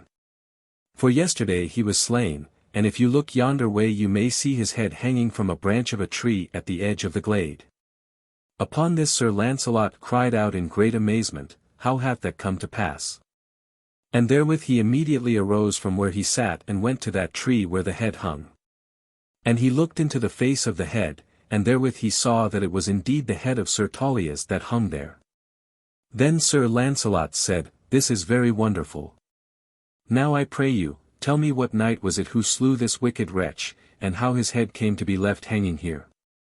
To this the chief of the swineherds made reply, Messire, he who slew Sir Tauleas was no knight, but a poor madman whom we found in the forest and who has dwelt with us now for a year past. Yonder you may see him, lying half naked, sleeping beside that well of water. Sir Launcelot said, Was it he who did indeed slay Sir Tauleas? And the swineherd said, Yea, Lord, it was he. Sir Launcelot said, Do ye not then know who he is? The swineherd replied, No, Lord, we only know that one day we found him lying in the forest naked and nigh to death from hunger, and that we fed him and clothed him, and that since then he hath dwelt ever with us, showing great love for us all. Then Sir Launcelot went to where Sir Tristram lay, and he looked upon him as he slept, and he knew him not, for the beard and the hair of Sir Tristram had grown down all over his breast and shoulders, and he was very ragged and beaten by the weather. But though Sir Launcelot knew him not, yet he beheld that the body of Sir Tristram was very beautiful and strong, for he saw how all the muscles and thews thereof were cut very smooth and clean as you might cut them out of wax. Wherefore Sir Launcelot gazed for a long while and felt great admiration for his appearance. Then Sir Launcelot beheld how the sleeping man held a naked sword in his arms very caressingly, as though he loved it, and thereat he was very much surprised to find such a sword as that in the hands of this forest madman. Wherefore be said to those swineherds, Where got this man that sword? Messire, said the swineherd who had afore spoken, some while since there came a knight hitherward who ill-treated him. Thereupon this poor man ran at the knight and overthrew him and took the sword away from him and soused him several times in the well. After that he hath ever held fast to this sword and would not give it up to any of us. Ha! Said Sir Launcelot, that is a very wonderful story, that a naked man should overthrow an armed knight and take his sword away from him. Now I deem that this is no mere madman, but some noble knight in misfortune. Therewith he reached forward and touched Sir Tristram very gently on the shoulder, and at that Sir Tristram awoke and opened his eyes and sat up. And Sir Tristram looked upon Sir Launcelot, but knew him not, albeit some small memory moved very deeply within him. Nevertheless, though he knew not Sir Launcelot, yet he felt great tenderness for that noble knight in arms, and he smiled very lovingly upon him. And Sir Launcelot felt in return a very great deal of regard for Sir Tristram, but wist not why that was, yet it seemed to Sir Launcelot that he should know the face of Sir Tristram, and that it was not altogether strange to him. Then Sir Launcelot said, Fair friend, was it thou who slew Sir Tauleas? And Sir Tristram said, I. Sir Launcelot said, Who art thou? Whereunto Sir Tristram made reply, I know not who I am, nor whence I come, nor how I came hither. Then Sir Launcelot felt great pity and tenderness for Sir Tristram, and he said, Friend, wilt thou go with me away from this place and into the habitations of men? There I believe thy mind may be made whole again, and that it may be with thee as it was beforetime. And verily, I believe that when that shall come to pass, the world shall find in thee some great knight it hath lost. Sir Tristram said, Sir Knight, though I know not who I am, yet I know that I am not sound in my mind, wherefore I am ashamed to go out in the world and amongst mankind, but would fain hide myself away in this forest.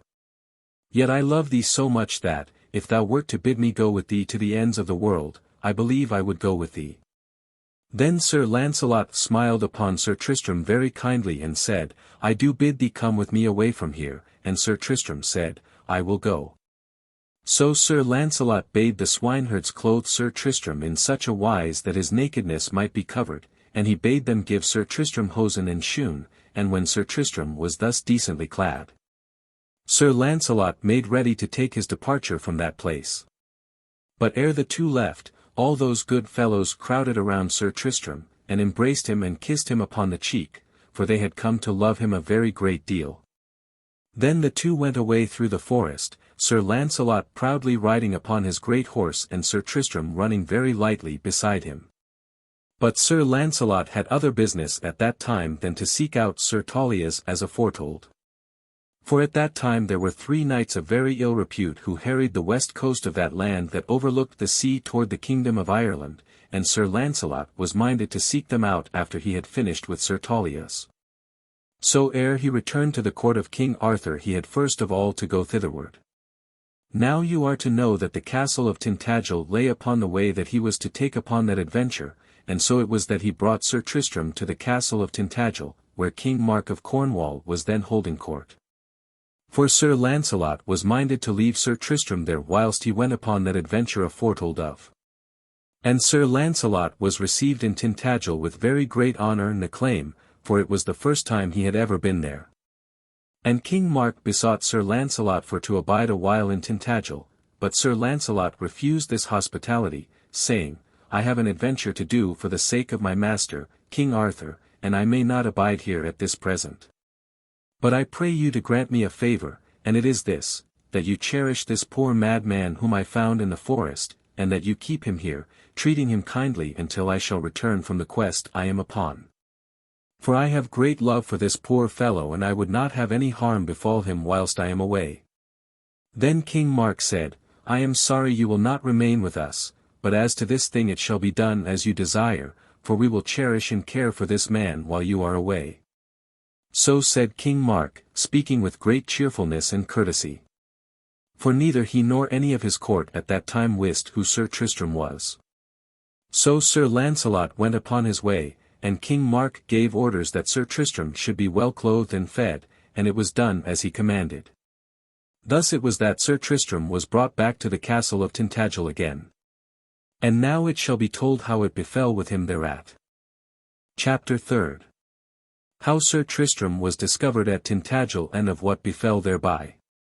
How Sir Tristram was discovered at Tintagel and of what befell thereby. Now during the time that Sir Tristram abode thus unknown at the court of Tintagel, he was allowed to wander thereabouts whithersoever he chose, and no one hindered him either in going or in coming. For none in all that place suspected who he was, but everyone thought that he was only a poor gentle madman of the forest, so he was allowed to wander at will as his fancy led him. And Sir Tristram's memory never awoke. But though it awoke not, yet it stirred within him. For though he could not remember what this place was whereunto he had come, yet it was very strangely familiar to him, so that whithersoever he went, he felt that those places were not altogether strange to him. And in some of those places he felt great pleasure and in other places somewhat of pain, yet he knew not why he should have the one feeling or the other. Now of all those places whereunto he wandered, Sir Tristram found most pleasure in the pleasance of the castle where was a fair garden and fruit trees. For it was there that he and the Lady Belle Isoult had walked together aforetime ere his affliction had befallen him, and he remembered this place better than any other, and took more pleasure in it. Now one day Sir Tristram came wandering thus into that pleasance, and, the day being warm, he sat under the shade of an apple tree beside a marble fountain of water, and the apple tree above his head was all full of red and golden fruit. So Sir Tristram sat there, striving to remember how it was that he had once aforetime beheld that fountain and that garden and that apple tree beneath which he sat. So whilst he sat there pondering in that wise, there came the Lady Belle Isoult into the garden of that pleasance, and her lady, the Dame Bragwaine, was with her, and the hound, hight Houdaine, which Sir Tristram had sent to her by Gouvernail, walked beside her on the other side. Then Belle Isoult perceived that there was a man sitting under the apple tree, and she said to Dame Bragwaine, Who is yonder man who hath dared to come hither into our privy garden? Unto this, Dame Bragwaine replied, That, lady, is the gentle madman of the forest whom Sir Launcelot brought hither 2 days ago. Then the Lady Belle Isoult said, Let us go nearer and see what manner of man he is. And so they went forward toward where Sir Tristram sat, and the dog Houdaine went with them. Then Sir Tristram was aware that someone was nigh. And therewith he turned his face and beheld the Lady Isoult for the first time since he had gone mad in the forest, and the lady was looking at him, but knew him not. Then of a sudden, because of his great love for Belle Isoult, the memory of Sir Tristram came all back to him in the instant, and upon that instant he knew who he was and all that had befallen him. And how he had been brought there as a madman out of the forest. But though he knew her in that wise, yet, as has been said, she knew not him. Then Sir Tristram was all overwhelmed with shame that he should be thus found by that dear lady. Wherefore he turned away his face and bowed his head so that she might not remember him, for he perceived that as yet she did not know him who he was. Now at that moment the dog, Houdaine, was aware of the savour of Sir Tristram. Wherefore he leaped away from the Lady Belle Isoult and ran to Sir Tristram and smelt very eagerly of him. And with that he knew his master. Then the 2 ladies who looked beheld Houdaine fall down at the feet of Sir Tristram and grovel there with joy. And they beheld that he licked Sir Tristram's feet and his hands, and that he leaped upon Sir Tristram and licked his neck and face, and at that they were greatly astonished. Then of a sudden a thought came to Dame Bragwaine, and she catched the Lady Isoult by the arm and she said, Lady, know you not who yonder madman is? But the Lady Belle Isoult said, Nay, I know not who he is. Who is he, Bragwaine? And Bragwaine said, Certes, that is Sir Tristram, and no one else in all the world. Therewith, at those words, the scales suddenly fell from Lady Belle Isoult's eyes and she knew him. Then, for a little space, she stood as though turned into stone, then she emitted a great loud cry of joy and ran to Sir Tristram where he sat, and flung herself down upon the ground at the feet of Sir Tristram and embraced him about the knees. And she cried out in a voice of great passion, Tristram! Tristram! Is it thou? They told me thou wert dead, and lo! Thou art come to life again. And with that she fell to weeping with such fury of passion that it was as though the soul of her were struggling to escape from her body. Then Sir Tristram got to his feet in great haste and agitation and he said, Lady! Lady! This must not be arise, and stay your passion or else it will be our ruin. For behold, I am alone and unarmed in this castle, and there are several herein who seek my life. So if it be discovered who I am, both thou and I are lost. Then, perceiving how that Belle Isoult was in a way distracted and out of her mind with joy and grief and love, he turned him unto Bragwaine and said to her, Take thy lady hence and by I will find means whereby I may come to speech with her in private. Meanwhile it is death both for her and for me if she remain here to betray me unto the others of this castle. So Bragwaine and Sir Tristram lifted up the Lady Belle Isoult, and Bragwaine led her thence out of that place. For I believe that Belle Isoult knew not whither she went but walked like one walking half in a swoon. Now it chanced at that time that Sir Andred was in a balcony overlooking that pleasance, and, hearing the sound of voices and the sound of a disturbance that was suppressed, he looked out and beheld all that passed. Then he also wist who was that madman whom Sir Launcelot had fetched to that place out of the forest, and that he was Sir Tristram. Therewith he was filled with a great rage and fury and was likewise overwhelmed with great fear lest, if Sir Tristram should escape from that castle with his life, he would reclaim those possessions that he, Sir Andred, had seized upon. So therewith he withdrew himself from that balcony very softly, into the apartment behind. And he sat down in that apartment for a little while as though not knowing rightly what to do. But after a little while he arose and went to King Mark. And King Mark looked up and beheld him and said, What news do you bring, Messire?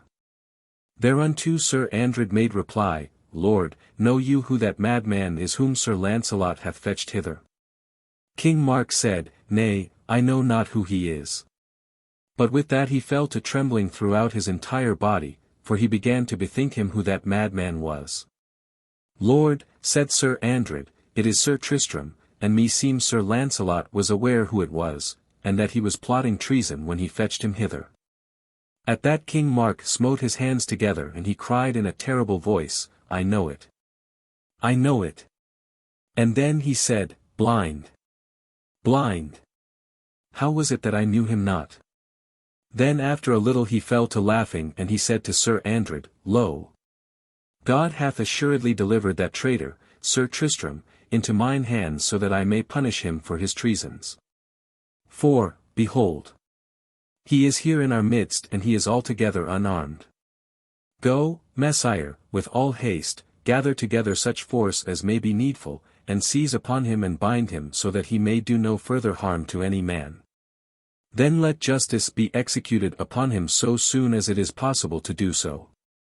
And Sir Andred said, Lord, it shall be done according to your demands and upon the instant. Therewith Sir Andred went forth from where the king was, and he armed himself in complete armor, and he gathered together a number of knights and esquires and he led them to that place where he knew Sir Tristram would be. And there he found Sir Tristram sitting sunk in thought. And when Sir Tristram beheld those armed men come in thus upon him, he arose to defend himself. But then Sir Andred cried out in a loud voice, Seize him ere he can strike and bind him fast, for he is unarmed and may do you no harm. With that a dozen or more of those who were with Sir Andred flung themselves upon Sir Tristram, shouting and roaring like wild beasts. And they bore him to the earth by numbers, and after a while, by dint of great effort, they held him and bound his hands together by the wrists. Then they lifted up Sir Tristram and stood him upon his feet, and lo! His bosom heaved with his struggles, and his eyes were all shot with blood and his lips afroth with the fury of his fighting, and his clothes were torn in that struggle so that his body was half naked. And they held him there, a knight in armor with a naked sword standing upon his right hand and another armed knight with a naked sword standing upon his left hand. Then Sir Andred came and stood in front of Sir Tristram and taunted him, saying, Ha, Tristram, how is it with thee now? Lo! Thou camest like a spy into this place, and now thou art taken with all thy treason upon thee. So thou shalt die no knightly death, but, in a little while, thou shalt be hanged like a thief. Then he came close to Sir Tristram, and he laughed and said, Tristram, where is now the glory of thy strength that one time overcame all thine enemies? Lo! Thou art helpless to strike a single blow in defence of thine honour. And therewith Sir Andred lifted his hand and smote Sir Tristram upon the face with the palm thereof. At that blow the rage of Sir Tristram so flamed up in him that his eyes burned as with pure green fire. And in an instant, so quickly that no man wist what he did, he turned with amazing suddenness upon that knight who stood at his left hand, and he lifted up both hands that were bound. And he smote that knight such a blow upon the face that the knight fell down upon the ground and his sword fell out of his hand. Then Sir Tristram snatched the sword and, turning with astonishing quickness, he smote the knight upon his right hand such a buffet that he instantly fell down upon his knees and then rolled over upon the ground in a swoon. Then Sir Tristram turned upon Sir Andred, and lifting high the sword with both hands tied, he smote him so terrible a blow that the blade cut through his epaulier and half through his body as far as the paps. At that great terrible blow the breath fled out of Sir Andred with a deep groan, and he fell down upon the ground and immediately died. Now all this had happened so suddenly that they who beheld it were altogether amazed and stood staring as though bewitched by some spell. But when they beheld Sir Tristram turn upon them and make at them with that streaming sword lifted on high, the terror of his fury so seized upon them that they everywhere broke from before him and fled, yelling, and with the fear of death clutching them in the vitals. And Sir Tristram chased them out of that place and into the courtyard of the castle, and some he smote down and others escaped, but all who could do so scattered away before him like chaff before the wind. Then, when they were gone, Sir Tristram stood panting and glaring about him like a lion at bay. Then he set the point of his sword upon the pavement of the court, and the pommel thereof he set against his breast, and he drew the bonds that held his wrists across the edge of the sword so that they were cut and he was free. But Sir Tristram wist that in a little the whole castle would be aroused against him, and that he would certainly be overwhelmed by dint of numbers, wherefore he looked about him for some place of refuge. And he beheld that the door of the chapel which opened upon the courtyard stood ajar. So he ran into the chapel and shut to that door and another door and locked and bolted them both, and set a heavy bar of wood across both of them so that for a while he was safe. But yet he was only safe for a little while, for about the time of early nightfall, which came not long thereafter, a great party of several score of King Mark's people came against the chapel where he was. And when they found that the doors were locked and barred, they brought rams for to batter in the chief door of the chapel. Then Sir Tristram beheld how parlous was his case, and that he must in a little while die if he did not immediately do something to save himself. So with that he ran to a window of the chapel and opened it and looked out thence. And lo! Below him and far beneath was the sea, and the rocks of the shore upon which the castle was built, and the sea and the rocks lay 12 fathoms beneath him. But Sir Tristram said, "Better death there than here." And therewith finding that the door was now falling in beneath the rams, he leaped out from the window ledge, and thence he dived down into the sea, and no one saw that terrible leap that he made. So he sank down deep into the sea, but met no rocks, so that he presently came up again safe and sound. Then, looking about him, he perceived in the twilight a cave in the rocks, and thither he swam with the intent to find shelter for a little. Now when they who had come against him had broken into the chapel they all ran in one great crowd, for they expected to find Sir Tristram and to do battle with him. But lo! Sir Tristram was not there, but only the empty walls. Then at first they were greatly astonished, and knew not what to think. And some who came cried out, "Is that man then a spirit that he can melt away into thin air?" But after a little, one of them perceived where the window of the chapel stood open, and therewith several of them ran thereunto and looked out, and they wist that Sir Tristram had leaped out thence into the sea. Then they said to one another, "Either that knight is now dead, or else he will perish when the tide rises and covers the rocks, so tonight we will do no more with this business. But tomorrow we will go and find his body where it lies among the rocks of the shore." So thereupon they shut the window and went their ways. Now Gouvernail was not at that time at Tintagel, nor did he return thereunto until all this affair was over and done. But when he came there were many voices to tell him what had befallen, and to all of them Gouvernail listened without saying anything. But afterward Gouvernail went and sought out a certain knight hight Sir Santre de Lushan, who, next to himself, was the most faithful friend to Sir Tristram at that place. To him Gouvernail said, "Messire, I do not think that Sir Tristram is dead, for he hath always been a most wonderful swimmer and diver. But if he be alive, and we do not save him, he will assuredly perish when the tide comes up and covers over those rocks amongst which he may now be hidden." So Gouvernail and Sir Santre went to that chapel unknown to anyone, and they went to that window whence Sir Tristram had leaped, and they opened the window, and leaned out and called upon Sir Tristram in low voices, "Sir Tristram, if thou art alive, arise and answer us, for we are friends." Then after a while Sir Tristram recognized Gouvernail's voice and answered them, "I am alive, but save me, or I perish in a little while." Then Gouvernail said, "Lord, are you hurt, or are you whole?" Sir Tristram replied, "I am strong and well in body, but the tide rises fast." Gouvernail said, "Messire, can you wait a little?" Sir Tristram said, "Aye, for a little, but not for too long." Then Gouvernail and Sir Santre withdrew from where they were and they made all haste, and they got together a great number of sheets and napkins, and tied these together and made a rope. And lowered the rope down to the rocks where Sir Tristram was. Then Sir Tristram climbed up the rope of linen and so reached the chapel in safety. And at that time it was nigh to midnight and very dark. But when Sir Tristram stood with them in the chapel, he gave them hardly any greeting, but said at once, Messers, how doth it fare with the Lady Belle Isoult? For he thought of her the first of all and above all things else.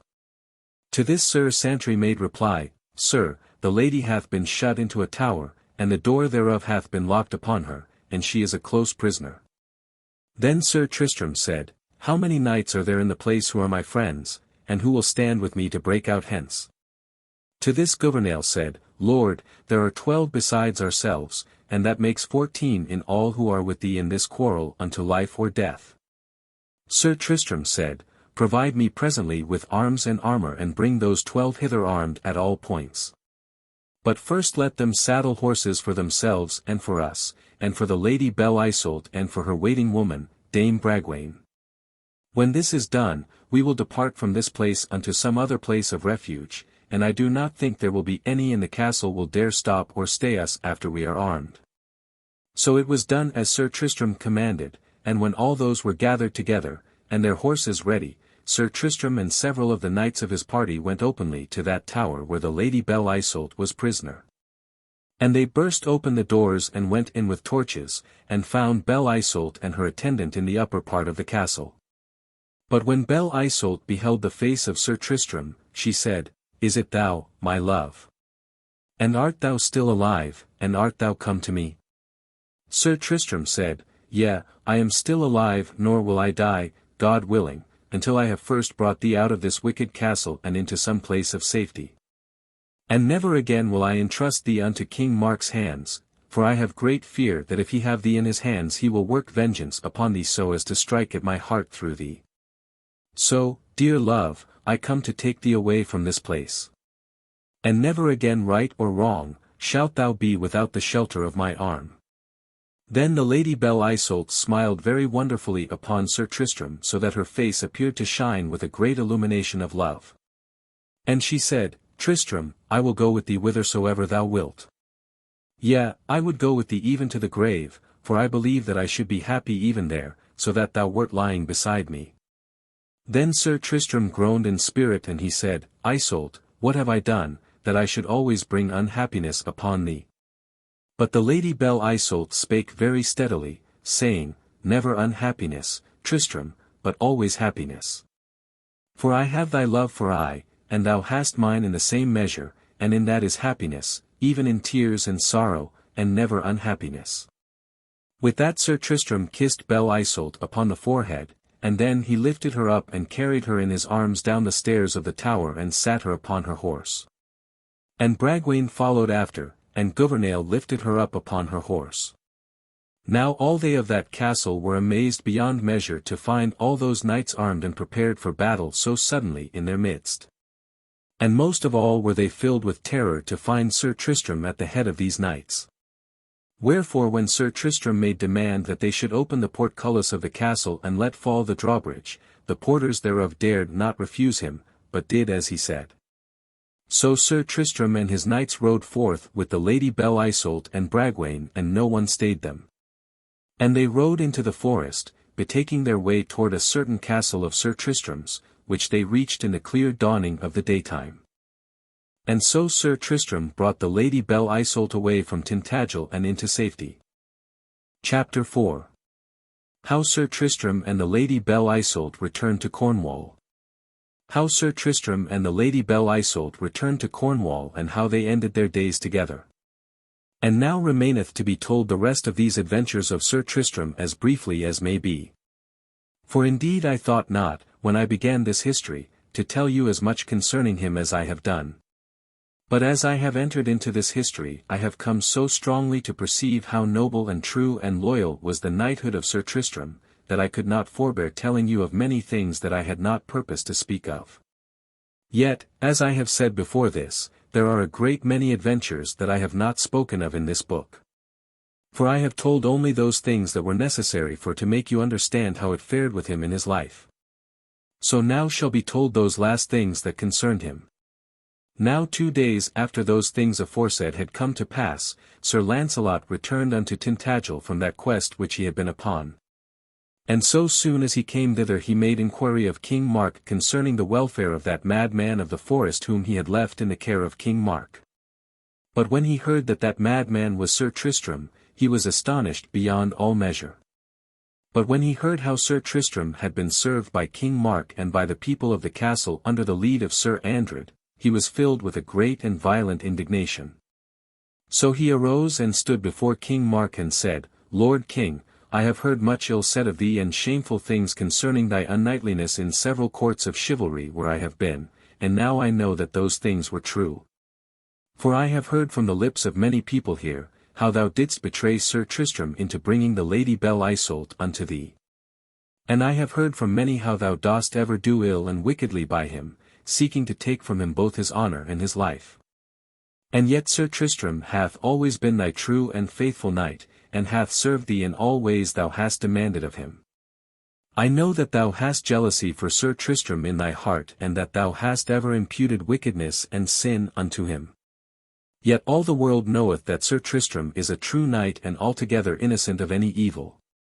For all the evil which thou hast imputed to him hath no existence saving only in thine own evil heart. Now I give thee and all thy people to know that had ill befallen Sir Tristram at your hands I should have held you accountable therefor and should have punished you in such a way that you would not soon have forgotten it. But of that there is no need, for Sir Tristram himself hath punished you in full measure without any aid from me. So now I will go away from this place and will never come hither again. Nor will I acknowledge you should I meet you in court or in field. So saying, Sir Launcelot turned and went away from that place very proudly and haughtily, leaving them all abashed at his rebuke. So that day Sir Launcelot went forward through the forest until he reached that castle whereunto Sir Tristram had taken the Lady Belle Isoult, and there he was received by Sir Tristram with all joy and honour. And Sir Launcelot abided at that place for 2 days, with great pleasure to himself and to Sir Tristram and to Belle Isoult.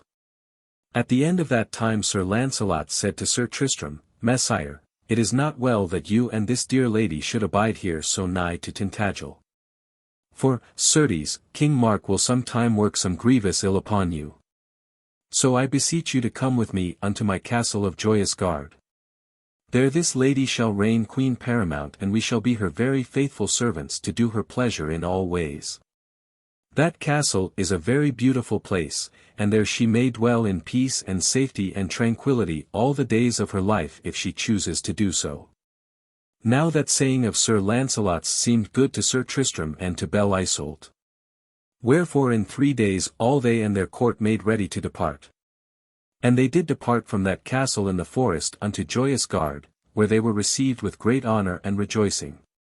So the Lady Belle Isoult abided for 3 years at Joyous Gard, dwelling there as queen paramount in all truth and innocence of life, and Sir Launcelot and Sir Tristram were her champions and all their courts were her servants. And during those 3 years there were many famous joustings held at Joyous Gard, and several belle adventures were performed both by Sir Launcelot and Sir Tristram in her honour. And indeed I believe that this was the happiest time of all the Lady Belle Isoult's life, for she lived there in peace and love and tranquillity and she suffered neither grief nor misfortune in all that time. Then one day there came King Arthur to Joyous Gard, and he was received with such joy and celebration as that place had never before beheld. A great feast was set in his honour, and after the feast King Arthur and Sir Tristram and Belle Isoult withdrew to one side and sat together in converse. Then after a while King Arthur said, Lady, may I ask you a question? And at that Lady Belle Isoult lifted up her eyes and looked very strangely upon the king, and after a while she said, Ask thy question, Lord King, and I will answer it if I can. Lady, said King Arthur, answer me this question, is it better to dwell in honour with sadness or in dishonour with joy? Then Belle Isoult began to pant with great agitation, and by she said, Lord, why ask you me that? King Arthur said, Because, lady, I think your heart hath sometimes asked you the selfsame question. Then the Lady Belle Isoult clasped her hands together and cried out, Yea, my heart hath often asked me that question, but I would not answer it. King Arthur said, Neither shalt thou answer me, for I am but a weak and erring man as thou art a woman. But answer thou that question to God, dear lady, and then thou shalt answer it in truth. Therewith King Arthur fell to talking of other things with Sir Tristram, but the lady could not join them in talk, but sat thenceforth in silence, finding it hard to breathe because of the oppression of tears that lay upon her bosom. And Belle Isoult said no more concerning that question that King Arthur had asked.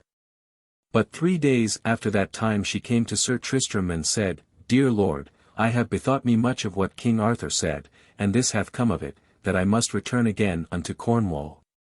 Then Sir Tristram turned away his face so that she might not see it, and he said, Methought it would come to that. And then in a little he went away from that place, leaving her standing there. So it came about that peace was made betwixt Sir Tristram and King Mark, and Belle Isoult and King Mark, and King Arthur was the peacemaker. Thereafter Sir Tristram and his court and the Lady Belle Isoult returned unto Cornwall, and there they dwelt for some time in seeming peace. But in that time the Lady Belle Isoult would never see King Mark or exchange a word with him, but lived entirely apart from him and in her own life in a part of the castle. And at that King Mark was struck with such bitterness of despair that he was like to a demon in torment. For he saw, as it were, a treasure very near and yet afar, for he could not come unto it. And the more he suffered that torment, the more he hated Sir Tristram, for in his suffering it appeared to him that Sir Tristram was the cause of that suffering. So it came about that King Mark set spies to watch Sir Tristram, for in his evil heart he suspected Sir Tristram of treason, and he hoped that his spies might discover Sir Tristram in some act for which he might be punished. So those spies watched Sir Tristram both night and day, but they could find nothing that he did that was amiss. Now one day Belle Isoult felt such a longing for Sir Tristram that she could not refrain from sending a note to him beseeching him for to come to her so that they might see one another again. And though Sir Tristram misdoubted what he did, yet he went as she desired, even if it should mean the peril of death to him.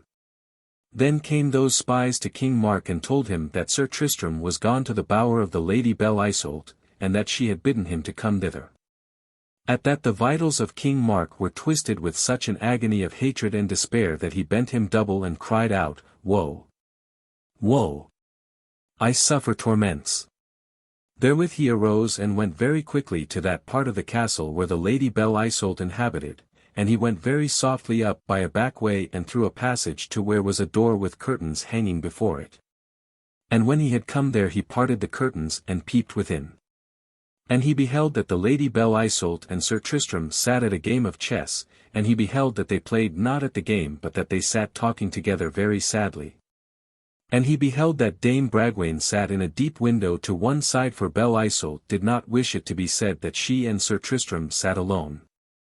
All this King Mark saw and trembled with a torment of jealousy. So by and by he left that place and went very quietly back into that passageway whence he had come. And when he had come there he perceived a great glaive upon a pole 2 ells long. This he took into his hand and returned unto that curtained doorway again. Then being in all ways prepared he parted the curtains silently and stepped very quickly and without noise into the room. And the back of Sir Tristram was toward him. Then King Mark lifted the glaive on high and he struck, and Sir Tristram sank without a sound.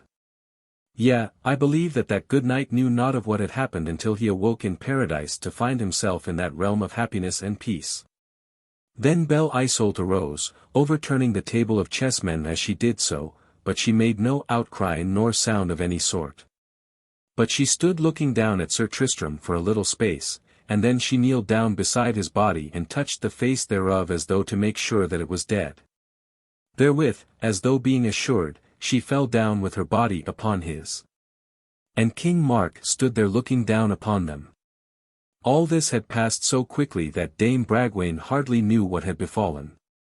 But now, upon an instant, she suddenly fell to shrieking so piercingly that the whole castle rang with the sound thereof.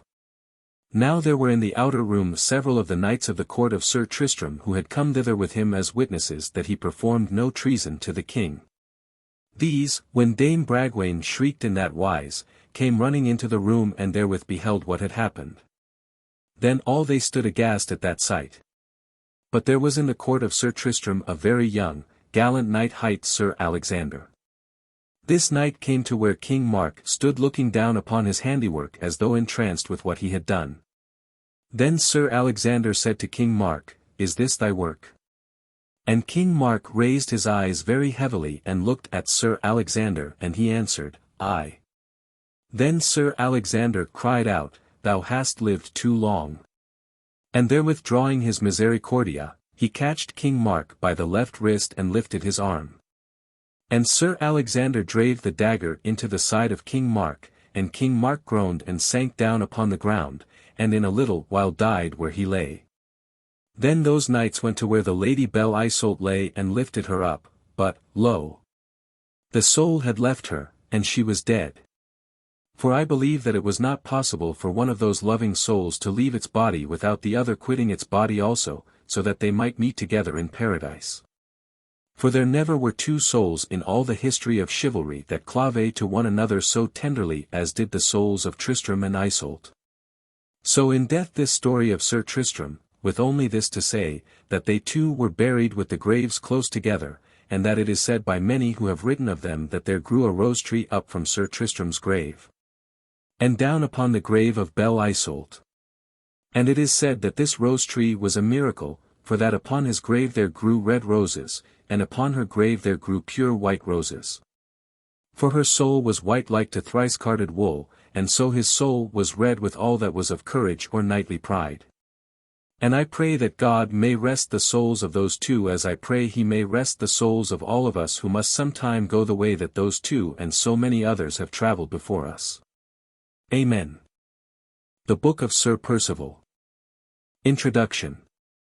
Here beginneth the story of Sir Percival of Gales, who was considered to be one of the three great knights of the Round Table at that time.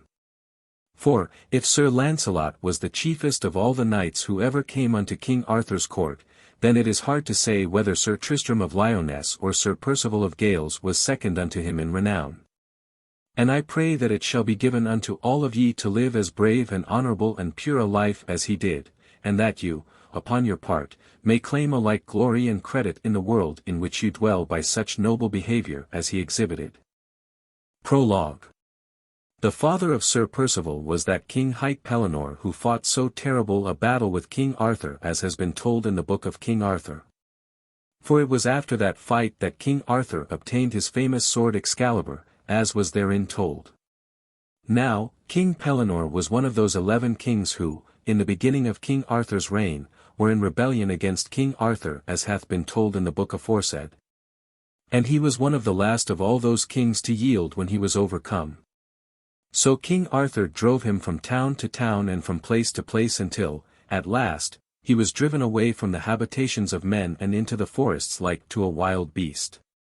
Now, King Pellinore took with him into the wilderness his wife and his 4 sons, to wit, Lamorack and Aglaval and Dorner and Percival.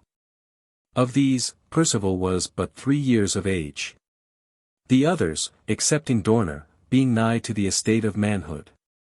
Thereafter that noble family dwelt in the forest like hunted animals, and that was a very great hardship for the lady who had been queen. And, likewise, it was greatly to the peril of the young child, Percival.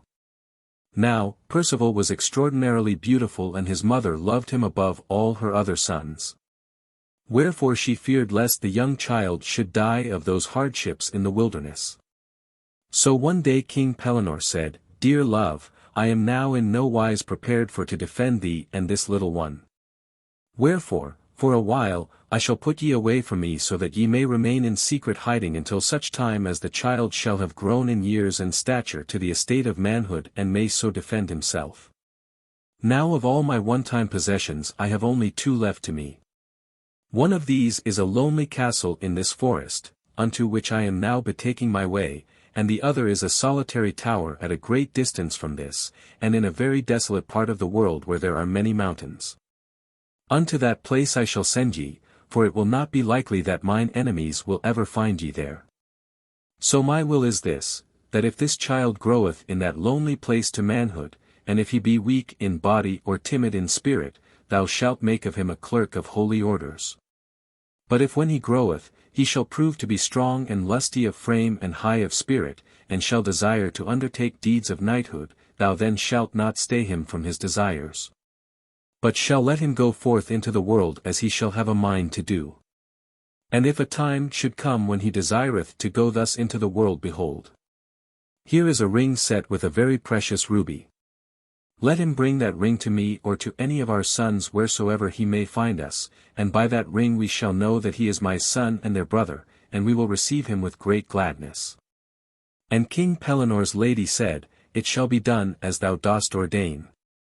So it was that King Pellinore betook himself to that lonely castle where King Arthur found him and fought with him.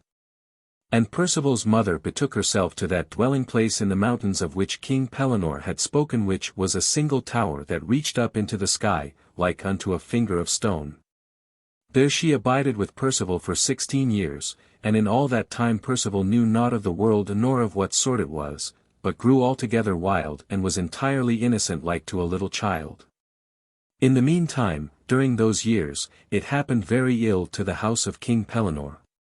For though King Arthur became reconciled to King Pellinore, yet there were in King Arthur's court many who were bitter enemies to that good, worthy knight. So it came about that first King Pellinore was slain by treachery, and then Sir Aglaval and Sir Dorner were slain in the same way, so that Sir Lamorack alone was left of all that noble family.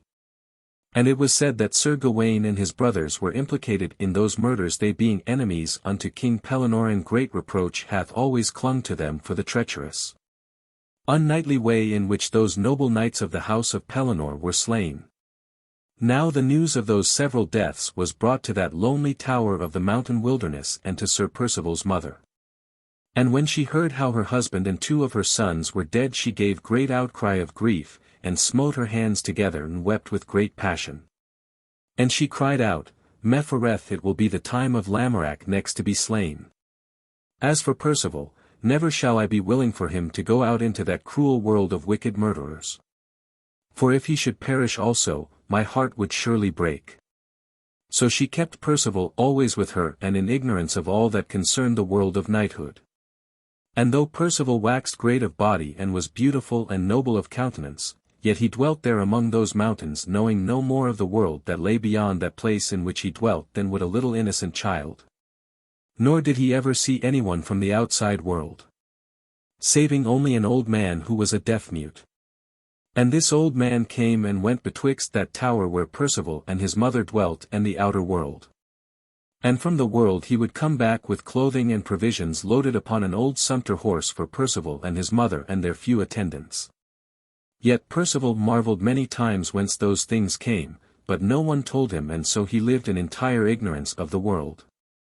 And Percival's mother would not let him touch any weapon saving only a small Scots spear, which same is a sort of javelin. But with this Percival played every day of his life until he grew so cunning in handling it that he could pierce with it a bird upon the wing in the air. Now it chanced upon a time when Percival was 19 years of age that he stood upon a pinnacle of rock and looked down into a certain valley.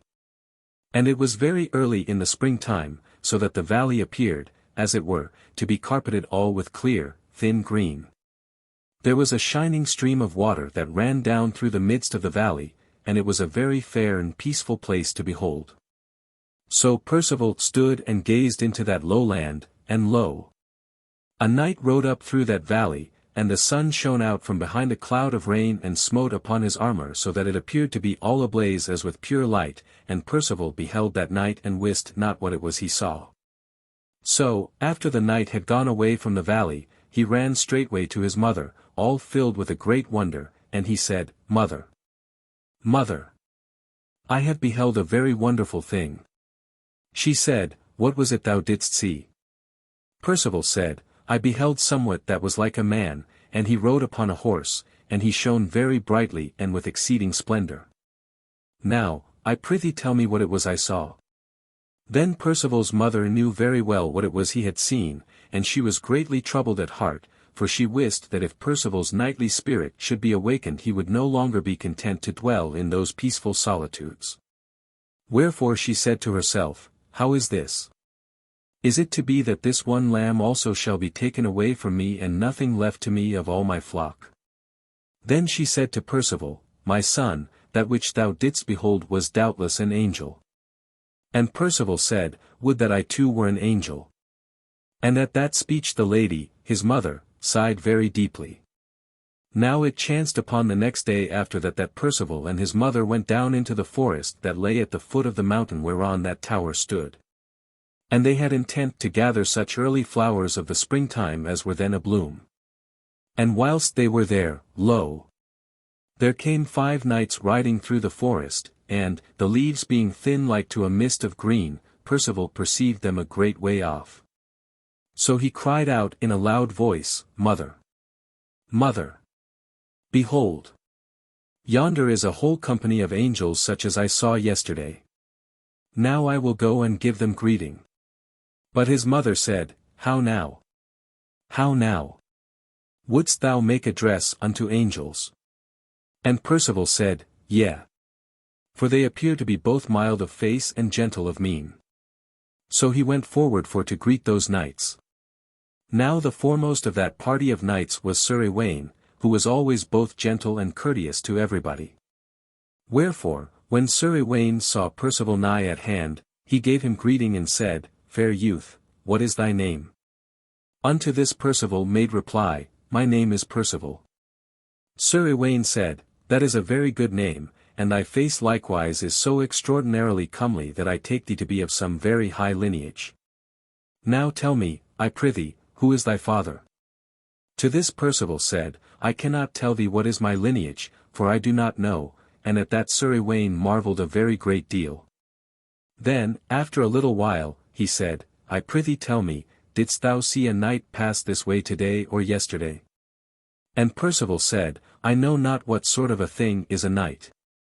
Sir Iwaine said, A knight is such a sort of man as I am.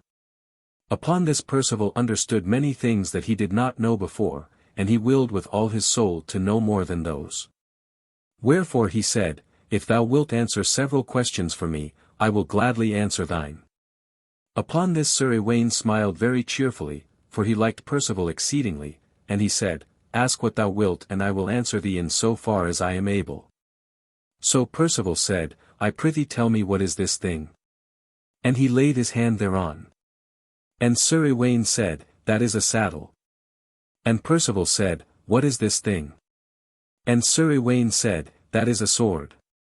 And Percival said, What is this thing? And Sir Iwaine said, That is a shield. And so Percival asked him concerning all things that appertain to the accoutrements of a knight, and Sir Iwaine answered all his questions. Then Percival said, Now I will answer thy question. I saw a knight ride past this way yesterday, and he rode up yonder valley and to the westward. Upon this Sir Iwaine gave gramercy to Percival and saluted him, and so did the other knights, and they rode their way. After they had gone Percival returned to his mother, and he beheld that she sat exactly where he had left her, for she was in great travail of soul because she perceived that Percival would not now stay with her very much longer. And when Percival came to where she sat he said to her, Mother, those were not angels, but very good, excellent knights. And upon this the lady, his mother, burst into a great passion of weeping, so that Percival stood before her all abashed, not knowing why she wept. So by and by he said, Mother, why dost thou weep? But she could not answer him for a while, and after a while she said, Let us return homeward. And so they walked in silence. Now when they had come to the tower where they dwelt, the lady turned of a sudden unto Percival and she said to him, Percival, what is in thy heart? And he said, Mother, thou knowest very well what is there. She said, Is it that thou wouldst be a knight also? And he said, Thou say'st it. And upon that she said, Thou shalt have thy will, come with me. So Percival's mother led him to the stable and to where was that poor packhorse that brought provisions to that place, and she said, This is a sorry horse but I have no other for thee. Now let us make a saddle for him. So Percival and his mother twisted sundry cloths and wisps of hay and made a sort of a saddle thereof. And Percival's mother brought him a scrip with bread and cheese for his refreshment and she hung it about his shoulder. And she brought him his javelin which he took in his hand. And then she gave him the ring of King Pellinore with that precious ruby jewel inset into it, and she said, Take thou this, Percival, and put it upon thy finger, for it is a royal ring. Now when thou leavest me, go unto the court of King Arthur and make diligent inquiry for Sir Lamorack of Gales. And when thou hast found him, show him that ring, and he will see that thou art made a very worthy knight. For, Percival, Sir Lamorack is thy brother. One time thou hadst a father alive, and thou hadst 2 other brothers. But all they were slain by treachery of our enemies, and only thou and Lamorack are left. So look to it that thou guard thyself when thou art in the world and in the midst of those enemies, for if thou shouldst perish at their hands, I believe my heart would break. Then she gave Percival advice concerning the duty of one who would make himself worthy of knighthood. And that advice was as follows. In thy journeying thou art to observe these sundry things, when thou comest to a church or a shrine say a paternoster unto the glory of God. And if thou hearest a cry of anyone in trouble, hasten to lend thine aid, especially if it be a woman or a child who hath need of it, and if thou meet a lady or a damosel, salute her in seemly fashion. And if thou have to do with a man, be both civil and courageous unto him, and if thou art an hungered or athirst and findest food and wine, eat and drink enough to satisfy thee, but no more. And if thou findest a treasure or a jewel of price and canst obtain those things without injustice unto another, take that thing for thine own, but give that which thou hast with equal freedom unto others. So, by obeying these precepts, thou shalt become worthy to be a true knight and, haply, be also worthy of thy father, who was a true knight before thee. And Percival said, All these things will I remember and observe to do. And Percival's mother said, But thou wilt not forget me, Percival. And he said, Nay, mother. But when I have got me power and fame and wealth, then will I straightway return thitherward and take thee away from this place, and thou shalt be like to a queen for all the glory that I shall bestow upon thee. Upon this the lady, his mother, both laughed and wept, and Percival stooped and kissed her upon the lips. Then he turned and left her, and he rode away down the mountain and into the forest, and she stood and gazed after him as long as she could see him. And she was very lonely after he had gone. So I have told you how it came that Percival went out into the world for to become a famous knight. Chapter 1. How Percival departed into the world and how he found a fair damsel. How Percival departed into the world and how he found a fair damsel in a pavilion. Likewise how he came before Queen Guinevere and how he undertook his first adventure. Now after Percival had ridden upon his way for a very long time, he came at last out of that part of the forest and unto a certain valley where were many osiers growing along beside a stream of water. So he gathered branches of the willow trees and peeled them and wove them very cunningly into the likeness of armor such as he had seen those knights wear who had come into his forest. And when he had armed himself with wattled osiers he said unto himself, Now am I accoutred as well as they. Whereupon he rode upon his way with an heart enlarged with joy.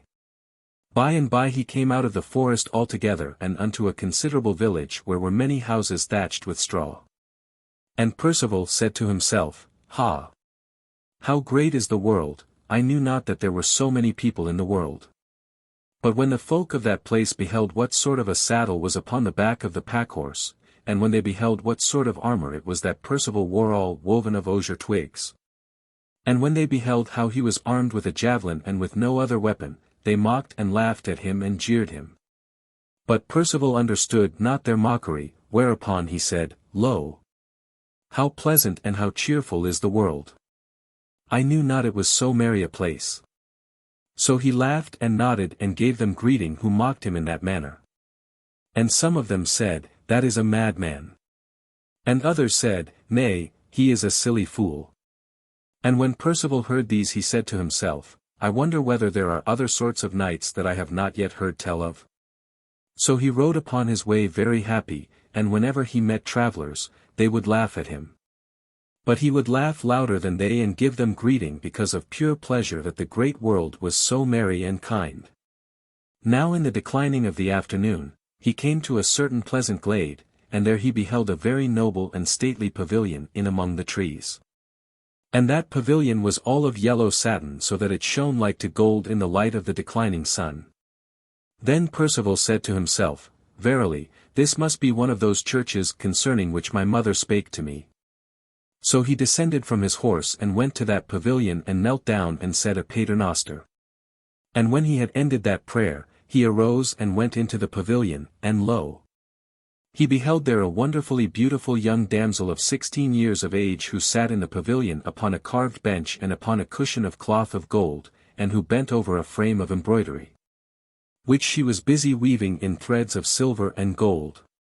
And the hair of that damosel was as black as ebony, and her cheeks were like rose leaves for redness, and she wore a fillet of gold around her head, and she was clad in raiment of sky-blue silk. And nearby was a table spread with meats of divers sorts, and likewise with several wines, both white and red. And all the goblets were of silver, and all the pattens were of gold, and the table was spread with a napkin embroidered with threads of gold. Now you are to know that the young lady who sat there was the Lady Yvette the Fair, the daughter of King Pecheur. When Percival came to that pavilion, the Lady Yvette looked up and beheld him with great astonishment, and she said to herself, "That must either be a madman or a foolish jester who comes hither clad all in armor of wattled willow twigs." So she said to him, "Sirrah, what dost thou here?" He said, "Lady, is this a church?" Upon that she was angered, thinking that he had intended to make a jest, and she said, "Begone, fool, for if my father, who is King Pecheur, cometh and findeth thee here, he will punish thee for this jest." But Percival replied, "Nay, I think he will not, lady." Then the damosel looked at Percival more narrowly, and she beheld how noble and beautiful was his countenance, and she said to herself, "This is no fool nor a jester, but who he is or what he is I know not." So she said to Percival, "Whence comest thou?" And he said, "From the mountains and the wilderness." Then he said, "Lady, when I left my mother she told me that whenever I saw good food and drink and was an-hungered, I was to take what I needed. Now I will do so in this case." Whereupon he sat him down to that table and fell to with great appetite. Then when that damosel beheld what he did, she laughed in great measure and clapped her hands together in sport. And she said, "If my father and brothers should return and find thee at this, they would assuredly punish thee very sorely, and thou couldst not make thyself right with them." Percival said, "Why would they do that, lady?" And she said, "Because that is their food and drink, and because my father is a king and my brethren are his sons." Then Percival said, "Certes, they would be uncourteous to begrudge food to a hungry man," and thereat the damsel laughed again. Now when Percival had eaten and drunk his fill, he arose from where he sat. And he beheld that the damsel wore a very beautiful ring of carved gold set with a pearl of great price.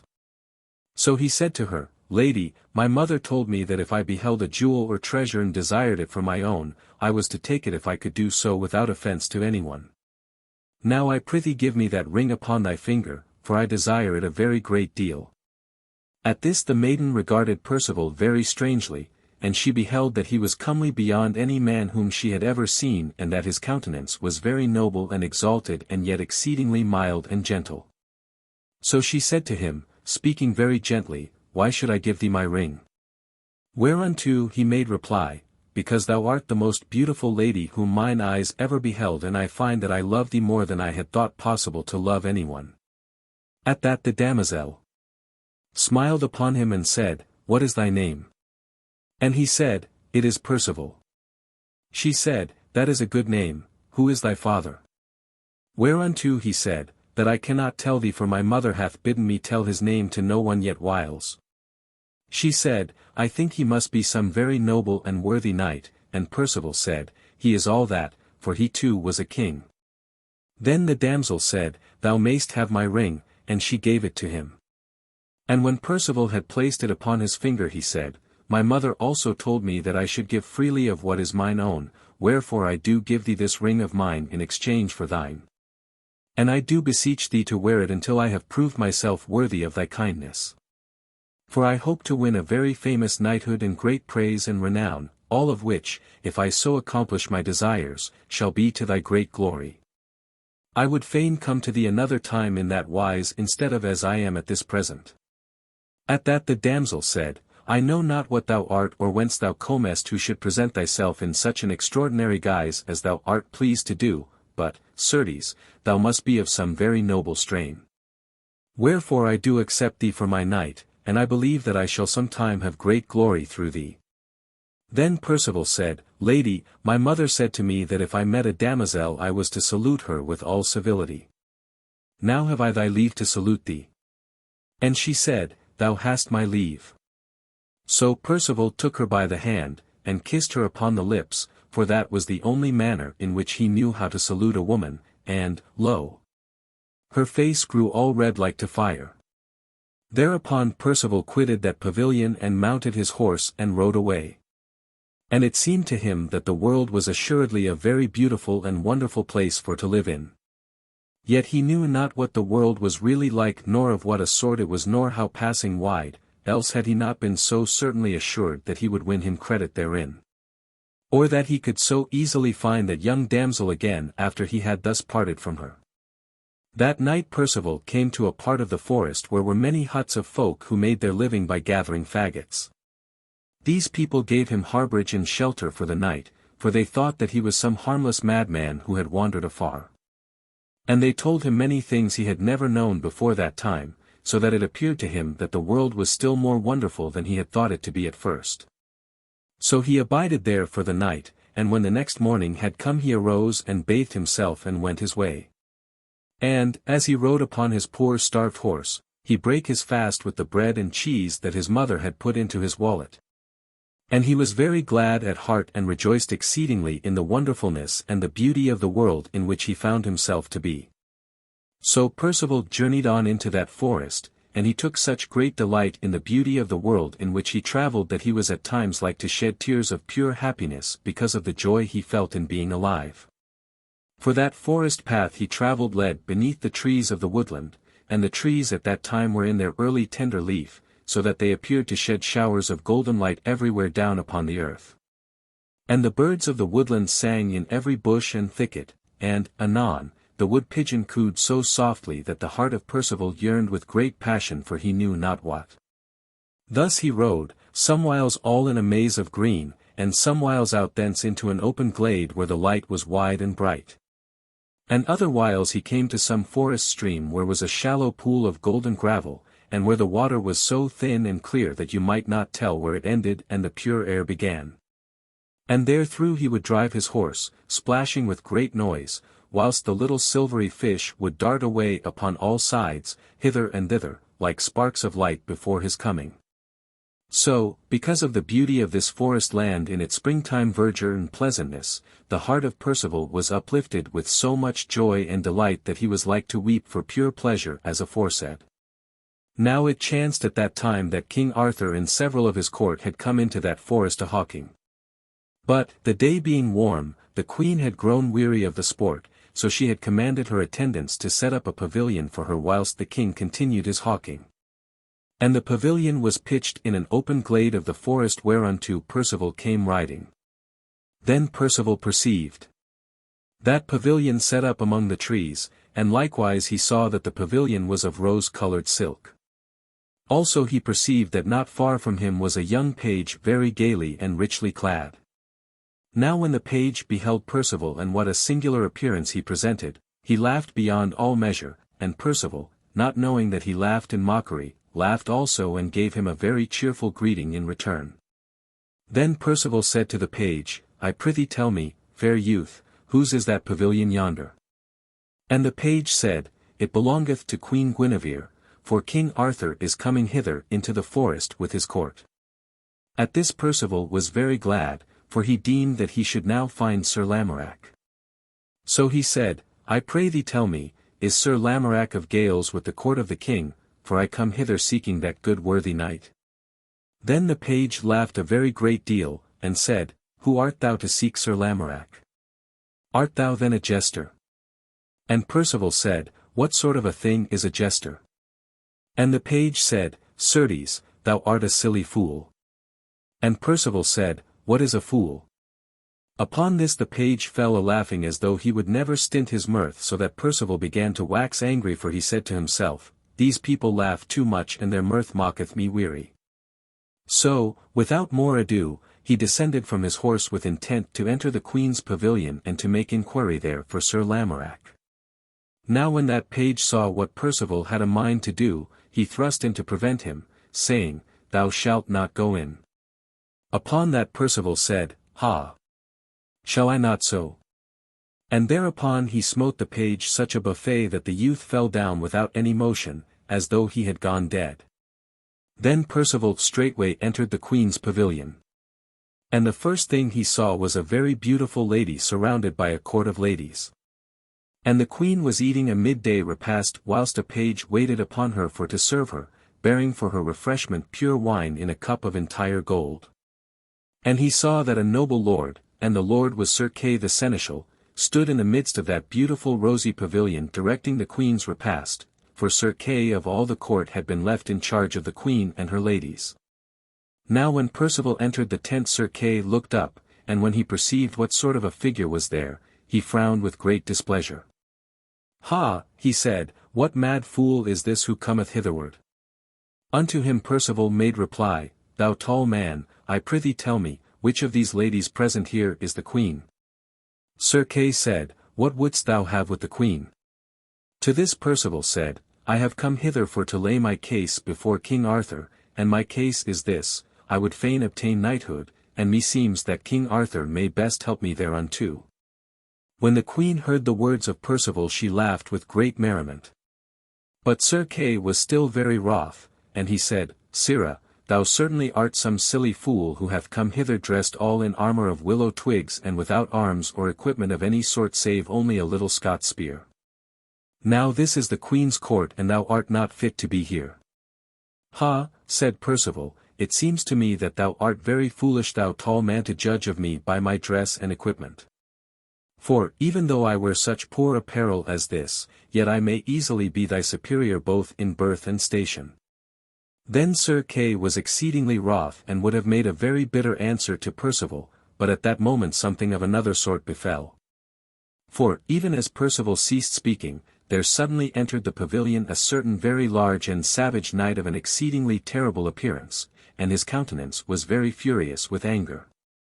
And this knight was one Sir Boindegardus le Savage, who was held in terror by all that part of King Arthur's realm. For Sir Boindegardus was surnamed the Savage because he dwelt like a wild man in the forest in a lonely dismal castle of the woodland. And because that from this castle he would issue forth at times to rob and pillage the wayfarers who passed by along the forest byways. Many knights had gone against Sir Boindegardus, with intent either to slay him or else to make him prisoner. But some of these knights he had overcome, and from others he had escaped, so that he was as yet free to work his evil will as he chose. So now this savage knight entered that pavilion with his helmet upon his hip and his shield upon his shoulder, and all those ladies who were there were terrified at his coming, for they wist that he came in anger with intent of mischief. As for Sir Kay, he being clad only in a silken tunic of green colour and with scarlet hosen and velvet shoes, fit for the court of a lady, he was afraid, and he wist not how to bear himself in the presence of Sir Boindegardus. Then Sir Boindegardus said, "Where is King Arthur?" And Sir Kay made no reply because of fear. Then one of the queen's damsels said, "He is hawking out beyond here in the outskirts of the forest." Then Sir Boindegardus said, "I am sorry for that, for I had thought to find him here at this time and to show challenge to him and his entire court, for I fear no one of them. But, as King Arthur is not here, I may, at least, affront his queen."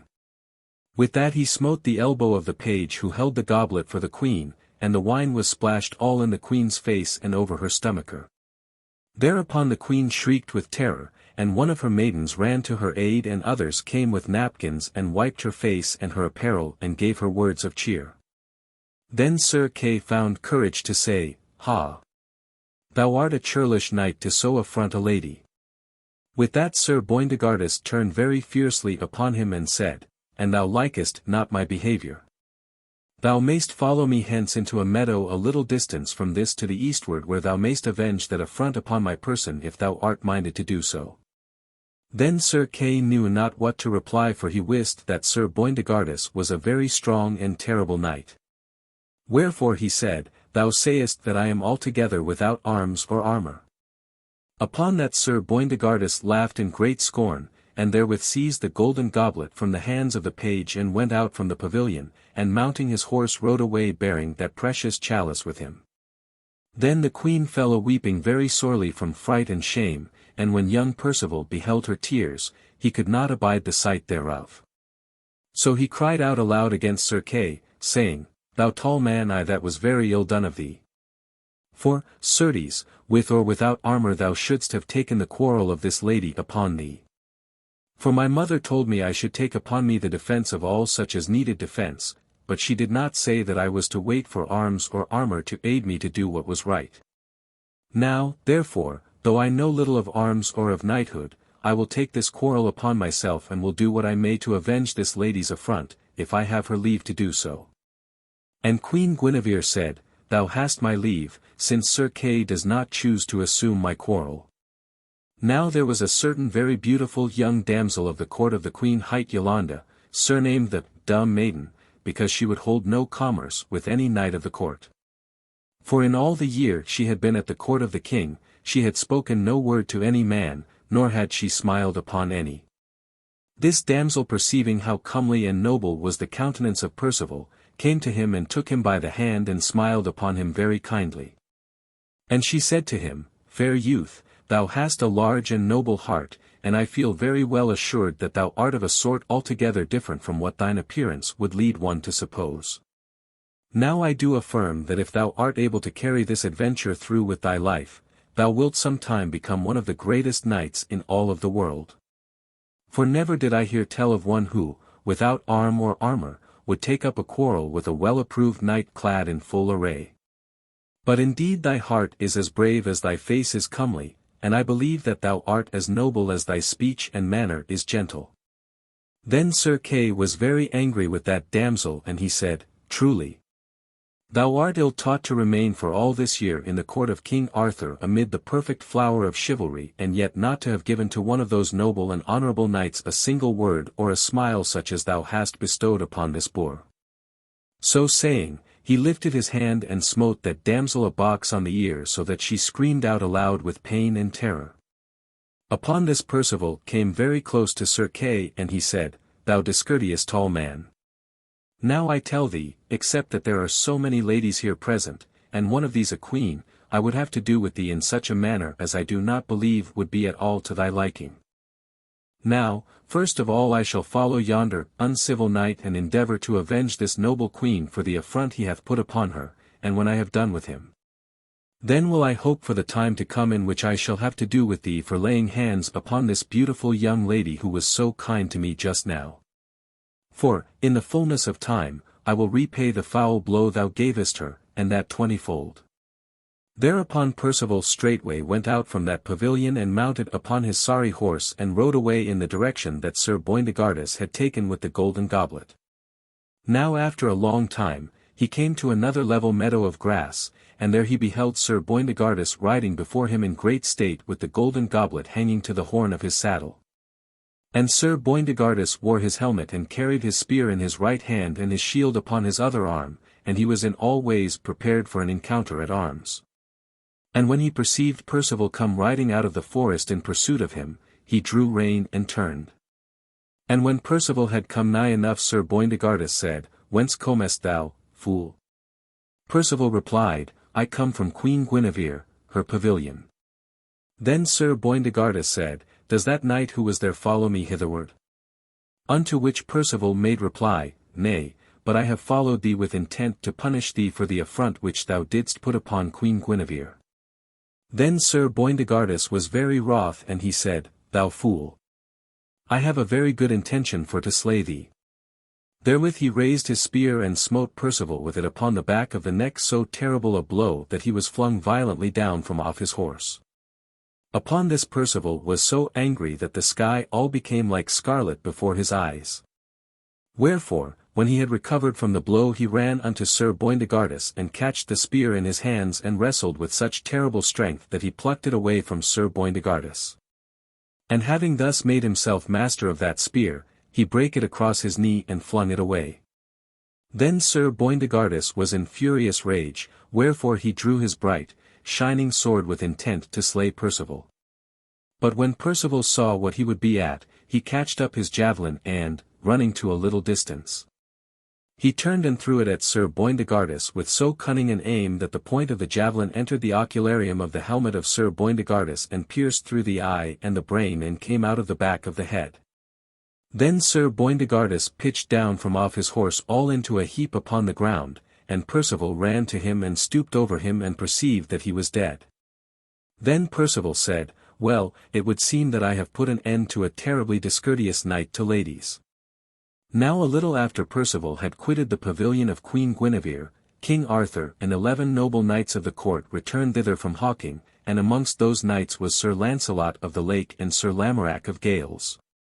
Then those who were of the Queen's court told King Arthur what had befallen, and thereat the king felt great displeasure towards Sir Kay. And he said, "Kay, not only hast thou been very discourteous in not assuming this quarrel of the Queen's, but I believe that thou, a well-approved knight, hast in thy fear of Sir Boindegardus been the cause of sending this youth upon an adventure in which he will be subject to such great danger that it may very well be that he shall hardly escape with his life. Now I will that 2 of you knights shall follow after that youth for to rescue him if it be not too late, and those 2 shall be Sir Launcelot of the Lake and Sir Lamorack of Gales. So make all haste, messers, lest some misfortune shall befall this brave, innocent madman." Thereupon those 2 knights mounted straightway upon their horses and rode away in that direction whither Percival had gone. Chapter 2. How Sir Percival was made knight by King Arthur. How Sir Percival was made knight by King Arthur, how he rode forth with Sir Lamorack and how he left Sir Lamorack in quest of adventure upon his own account. Likewise how a great knight taught him craft in arms. So after a considerable time they came to that meadowland where Percival had found Sir Boindegardus. But when they came to that place they perceived a very strange sight. For they beheld one clad all in armour of wattled willow twigs and that one dragged the body of an armed knight hither and thither upon the ground. So they 2 rode up to where that affair was toward, and when they had come nigh enough, Sir Launcelot said, "Ha, fair youth, thou art doing a very strange thing. What art thou about?" To him Percival said, "Sir, I would get those plates of armour off this knight, and I know not how to do it." Then Sir Launcelot laughed, and he said, "Let be for a little while, and I will show thee how to get the plates of armour off." And he said, "How came this knight by his death?" Percival said, "Sir, this knight hath greatly insulted Queen Guinevere, that beautiful lady, and when I followed him thither with intent to take her quarrel upon me, he struck me with his spear. And when I took his spear away from him, and brake it across my knee, he drew his sword and would have slain me, only that I slew him instead." Then Sir Launcelot was filled with amazement, and he said, "Is not that knight Sir Boindegardus?" And Percival said, "Aye." Then Sir Launcelot said, "Fair youth, know that thou hast slain one of the strongest and most terrible knights in all the world. In this thou hast done a great service unto King Arthur, so if thou wilt come with us to the court of King Arthur, he will doubtless reward thee very bountifully for what thou hast done." Then Percival looked up into the faces of Sir Launcelot and Sir Lamorack and he perceived that they were very noble. So he smiled upon them and said, "Messers, I pray you tell me who you are and what is your degree." Then Sir Launcelot smiled in return and said, "I am called Sir Launcelot of the Lake, and this, my companion, is called Sir Lamorack of Gales." Then Percival wist that he stood in the presence of his own brother, and he looked into the countenance of Sir Lamorack and marvelled how noble and exalted it was. And he felt a great passion of love for Sir Lamorack, and a great joy in that love. But he did not tell Sir Lamorack who he was, for he had learned several things since he had come out into the world, and one was that he must not be too hasty in such things. So he said to himself, "I will not as yet tell my brother who I am, lest he shall be ashamed of me. But first I shall win me such credit that he shall not be ashamed of me, and then I will acknowledge to him who I am." Then Sir Launcelot said, "I prithee, fair youth, tell me what is thy name since I have told thee ours, for I find that I have great love for thee so that I would fain know who thou art." Then Percival said, "My name is Percival." At that Sir Lamorack cried out, "I knew one whose name was Percival, and he was mine own brother. And if he be alive he must now be just such a youth as thou art." Then Percival's heart yearned toward Sir Lamorack, so that he looked up and smiled with great love into his face, yet he would not acknowledge to Sir Lamorack who he was, but held his peace for that while. Then Sir Launcelot said, Now, fair youth, we will show you how to take the armor off of this dead knight, and after we have done that, we shall take you back to King Arthur, so that he may reward you for what you have done in the way that he may deem best. So with that Sir Launcelot and Sir Lamorack dismounted from their horses, and they went to that dead knight and unlaced his armor and removed the armor from his body. And when they had done that they aided Percival to remove the armor of wattled osier twigs and they cased him in the armor of Sir Boindegardus, and thereafter they all three rode back to that pavilion where the king and queen were holding court. But when King Arthur heard that Sir Boindegardus was dead he was filled with great joy, and when he heard how it was that Percival had slain him, he was amazed beyond measure. And he said to Percival, Surely God is with thee, fair youth, to help thee to perform such a worthy feat of arms as this that thou hast done, for no knight yet hath been able to perform that service. Then he said, Tell me what it is that thou hast most desire to have, and if it is in my power to give it to thee thou shalt have it. Then Percival kneeled down before King Arthur, and he said, Lord, that which I most desire of all things else is to be made knight. So if it is in thy power to do so, I pray thee to make me a knight royal with thine own hands. Then King Arthur smiled upon Percival very kindly, and he said, Percival, it shall be as thou dost desire, and tomorrow I will make thee a knight. So that night Percival watched his armor in the chapel of a hermit of the forest. And the armor that he watched was the armor that had belonged to Sir Boindegardus, for Percival besought King Arthur that he might wear that armor for his own because it was what he himself had won in battle. And when the next morning had come, Sir Launcelot and Sir Lamorack brought Percival before King Arthur, and King Arthur made him a knight.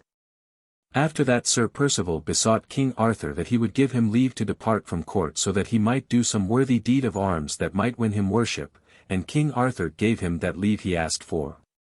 Then Sir Percival went to where Sir Kay was sitting, and he said, Messire, I have not forgot that blow you gave that fair damsel yesterday when she spake so kindly to me. As yet I am too young a knight to handle you. But by and by the time will come when I shall return and repay you that blow tenfold and 20-fold what you gave. And at these words Sir Kay was in no wise pleased, for he wist that Sir Percival would one day become a very strong and worthy knight. Now all this while the heart of Sir Lamorack yearned very greatly toward Sir Percival, though Sir Lamorack knew not why that should be. So when Sir Percival had obtained permission to go errant, Sir Lamorack asked King Arthur for leave to ride forth so as to be with him, and King Arthur gave Sir Lamorack that leave.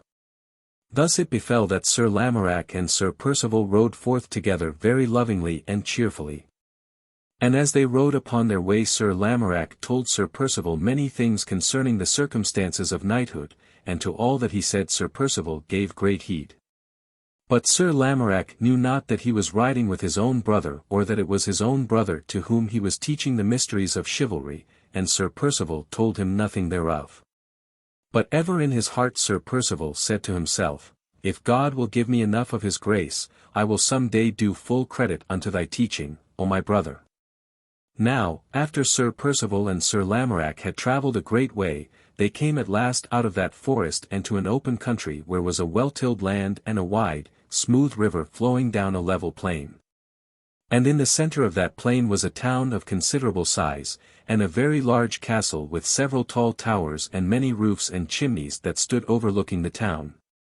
That time they came thitherward the day was declining toward its close, so that all the sky toward the westward shone, like, as it were, to a flame of gold exceedingly beautiful. And the highway upon which they entered was very broad and smooth, like to a floor for smoothness. And there were all sorts of folk passing along that highway, some afoot and some a horseback. Also there was a river path beside the river where the horses dragged deep-laden barges down to the town and thence again, and these barges were all painted in bright colors, and the horses were bedight with gay harness and hung with tinkling bells. All these things Sir Percival beheld with wonder for he had never seen their like before, wherefore he cried out with amazement, saying, Saints of glory! How great and wonderful is the world! Then Sir Lamorack looked upon him and smiled with great loving kindness, and he said, Ha, Percival! This is so small a part of the world that it is but a patch upon it.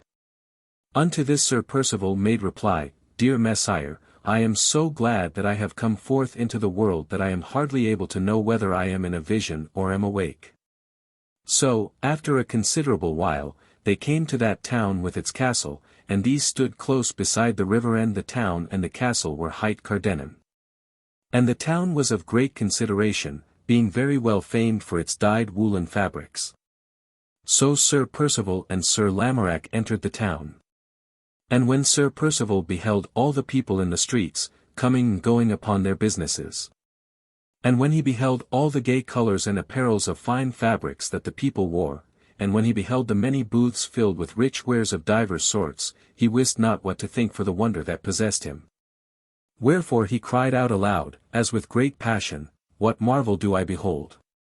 I knew not that a city could be so great as this.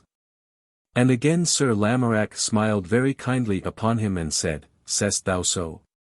Now I tell thee that when one compares this place with Camelot, which is the king's city, it is as a star compared to the full moon in her glory. And at that Sir Percival knew not what to think for wonder. So they went up the street of the town until they came to the castle of Cardennan and their requested admission. And when the name and the estate of Sir Lamorack were declared, the porter opened the gate with great joy and they entered. Then, by and by, the lord and the lady of the castle came down from a carved wooden gallery and bade them welcome by word of mouth. And after that sundry attendants immediately appeared and assisted Sir Percival and Sir Lamorack to dismount and took their horses to the stable. And sundry other attendants conducted them to certain apartments where they were eased of their armour and bathed in baths of tepid water and given soft raiment for to wear. After that the lord and the lady entertained them with a great feast, where harpers and singers made music, and where certain actors acted a mystery before them. So these two knights and the lord and the lady of the castle ate together and discoursed very pleasantly for a while. But, when the evening was pretty well gone, Sir Lamorack bade good night, and he and Sir Percival were conducted to a certain very noble apartment where beds of down, spread with flame-coloured cloth, had been prepared for their repose. Thus ended that day which was the first day of the knighthood of Sir Percival of Gales. Now though Sir Percival had travelled very contentedly with Sir Lamorack for all that while, yet he had determined in his own mind that, as soon as possible, he would leave Sir Lamorack and depart upon his own quest. For he said to himself, Lo! I am a very green knight as yet, and haply my brother may grow weary of my company and cease to love me. So I will leave him ere he have the chance to tire of me, and I will seek knighthood for myself. After that, if God wills it that I shall win worthy knighthood, then my brother will be glad enough to acknowledge me as his father's son. So when the next morning had come, Sir Percival arose very softly all in the dawning, and he put on his armour without disturbing Sir Lamorack. Then he stooped and looked into Sir Lamorack's face and beheld that his brother was still enfolded in a deep sleep as in a soft mantle. And as Sir Percival gazed upon Sir Lamorack thus asleep, he loved him with such ardour that he could hardly bear the strength of his love. But he said to himself, Sleep on, my brother, whilst I go away and leave thee. But when I have earned me great glory, then will I return unto thee and will lay all that I have achieved at thy feet, so that thou shalt be very glad to acknowledge me. So saying to himself, he went away from that place very softly, and Sir Lamorack slept so deeply that he wist not that Sir Percival was gone. Thereafter Sir Percival went to the courtyard of the castle and he bade certain attendants to prepare his horse for him, and they did so. And he bade certain others for to arm him, and they did so. Thereupon he mounted his horse and left that castle and rode away. Now after Sir Percival had left Sir Lamorack still sleeping in the castle as aforetold, he journeyed upon his way, taking great pleasure in all things that he beheld. So he travelled all that morning, and the day was very bright and warm, so that by and by he was an hungered and athirst. So after a while he came to a certain road that appeared to him to be good for his purpose, so he took that way in great hopes that some adventure would befall him, or else that he would find food and drink. Then after a while he heard a bell ringing, and after he had followed that bell for some distance, he came to where was the dwelling place of a hermit and where was a small chapel by the wayside. And Sir Percival beheld that the hermit, who was an old man with a long white beard, rang the bell of that chapel. So Sir Percival thought that here he might find food and drink, and so he rode forward to where the hermit was ringing the bell. But when Sir Percival came still more nigh he perceived that behind the chapel and to one side there was a very noble knight upon horseback.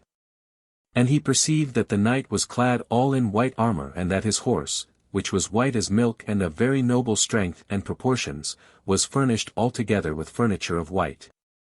This knight, when he perceived Sir Percival, immediately rode up to meet him and saluted Sir Percival very courteously. And the knight said, Sir, will you not joust a fall with me ere you break your fast? For this is a very fair and level field of green grass and well fitted for such a friendly trial at arms if you have the time for it. Unto this Sir Percival said, Messire, I will gladly try a fall with you, though I must tell you that I am a very young green knight, having been knighted only yesterday by King Arthur himself. But though I am unskilled in arms, yet it will pleasure me a great deal to accept so gentle and courteous a challenge as that which you give me. So with that each knight turned his horse and each took such stand as appeared to him to be best. And when they were in all ways prepared, they drave their horses together with great speed, the one against the other, meeting one another, shield against spear, in the very midst of the course. In that encounter, which was the first that he ever ran, Sir Percival bare himself very well and with great knightliness of endeavour, for he broke his spear upon the white knight into small pieces. But the spear of the white knight held so that Sir Percival was lifted out of his saddle and over the crupper of his horse, and fell upon the ground with great violence and a cloud of dust. Then the white knight returned from his course and came up to where Sir Percival was. And he inquired of him very courteously, Sir, art thou hurt? Thereunto Sir Percival replied, Nay, sir. I am not hurt, only somewhat shaken by my fall. Then the white knight dismounted from his horse and came to where Sir Percival was. And he lifted up the umbril of his helmet, and Sir Percival perceived that that white knight was Sir Launcelot of the Lake. And Sir Launcelot said, Percival, I well knew who you were from the first, but I thought I would see of what mettle you are, and I have found that you are of very good mettle indeed.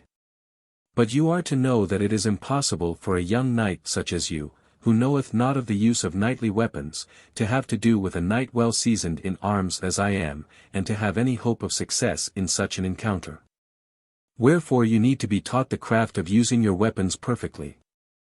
To this Sir Percival said, Messire, tell me, how may I hope to acquire craft at arms such as may serve me in such a stead as this? Sir Launcelot said, I myself will teach thee, imparting to thee such skill as I have at my command. Less than half a day's journey to the southward of this is my castle of Joyous Gard. Thither I was upon my way when I met thee here. Now thou shalt go with me unto Joyous Gard, and there thou shalt abide until thou art in all ways taught the use of arms so that thou mayst uphold that knighthood which I believe God hath endowed thee withal. So after that Sir Launcelot and Sir Percival went to the dwelling place of the hermit, and the hermit fed them with the best of that simple fare which he had at his command. After that, they mounted horse again and rode away to Joyous Gard, and there Sir Percival abided for a year, training himself in all wise so as to prepare himself to uphold that knighthood which in him became so famous. For, during that year Sir Launcelot was his teacher in the art of arms. Likewise he instructed him in all the civilities and the customs of chivalry, so it befell that ere Sir Percival came forth from Joyous Gard again he was well acquainted with all the ways in which he should comport himself at any time, whether in field or in court. So when Sir Percival came forth again from Joyous Gard, there was no knight, unless it was Sir Launcelot himself, who could surpass him in skill at arms, nay, not even his own brother, Sir Lamorack. Nor was there anybody, even if one were Sir Gawain or Sir Geraint, who surpassed him in civility of courtliness or nobility of demeanour. And now I shall tell you of the great adventure that befell Sir Percival after Sir Launcelot had thus taught men at Joyous Gard. Chapter 3. How Sir Percival met two strange people in the forest. How Sir Percival met two strange people in the forest, and how he succoured a knight who was in very great sorrow and dole.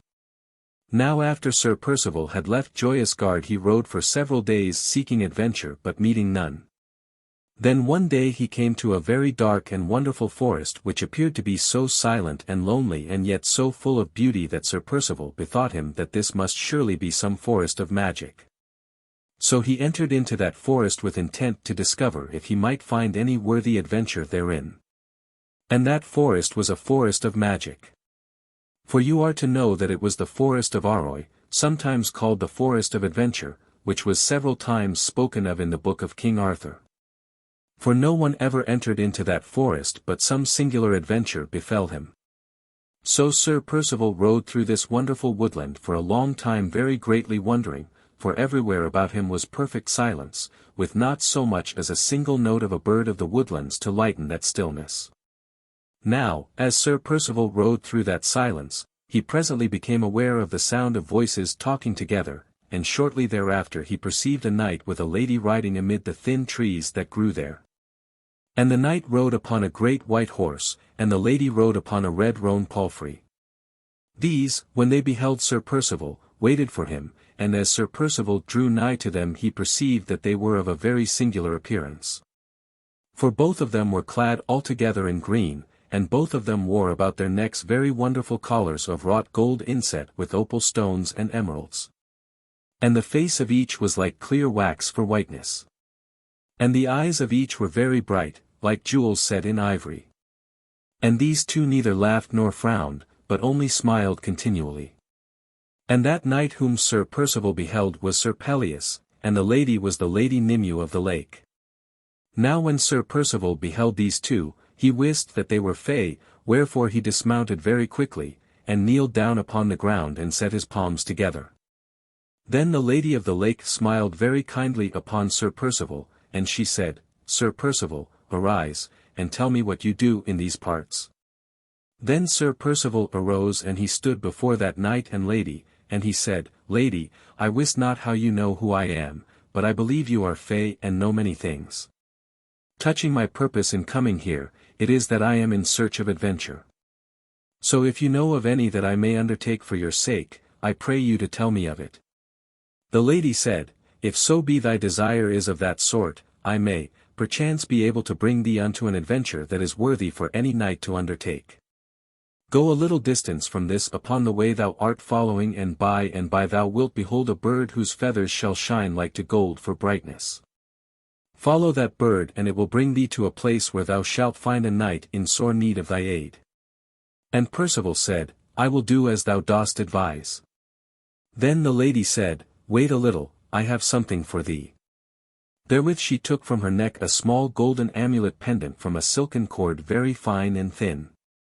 And she said, Wear this, for it will protect thee from all evil enchantments. Therewith saying, she hung the amulet about the neck of Sir Percival, and Sir Percival gave her thanks beyond measure for it. Then the knight and the lady saluted him and he saluted them, and they each went their separate ways. So Sir Percival travelled that path for some distance as the lady had advised him to do, and by he beheld the bird of which she had spoken.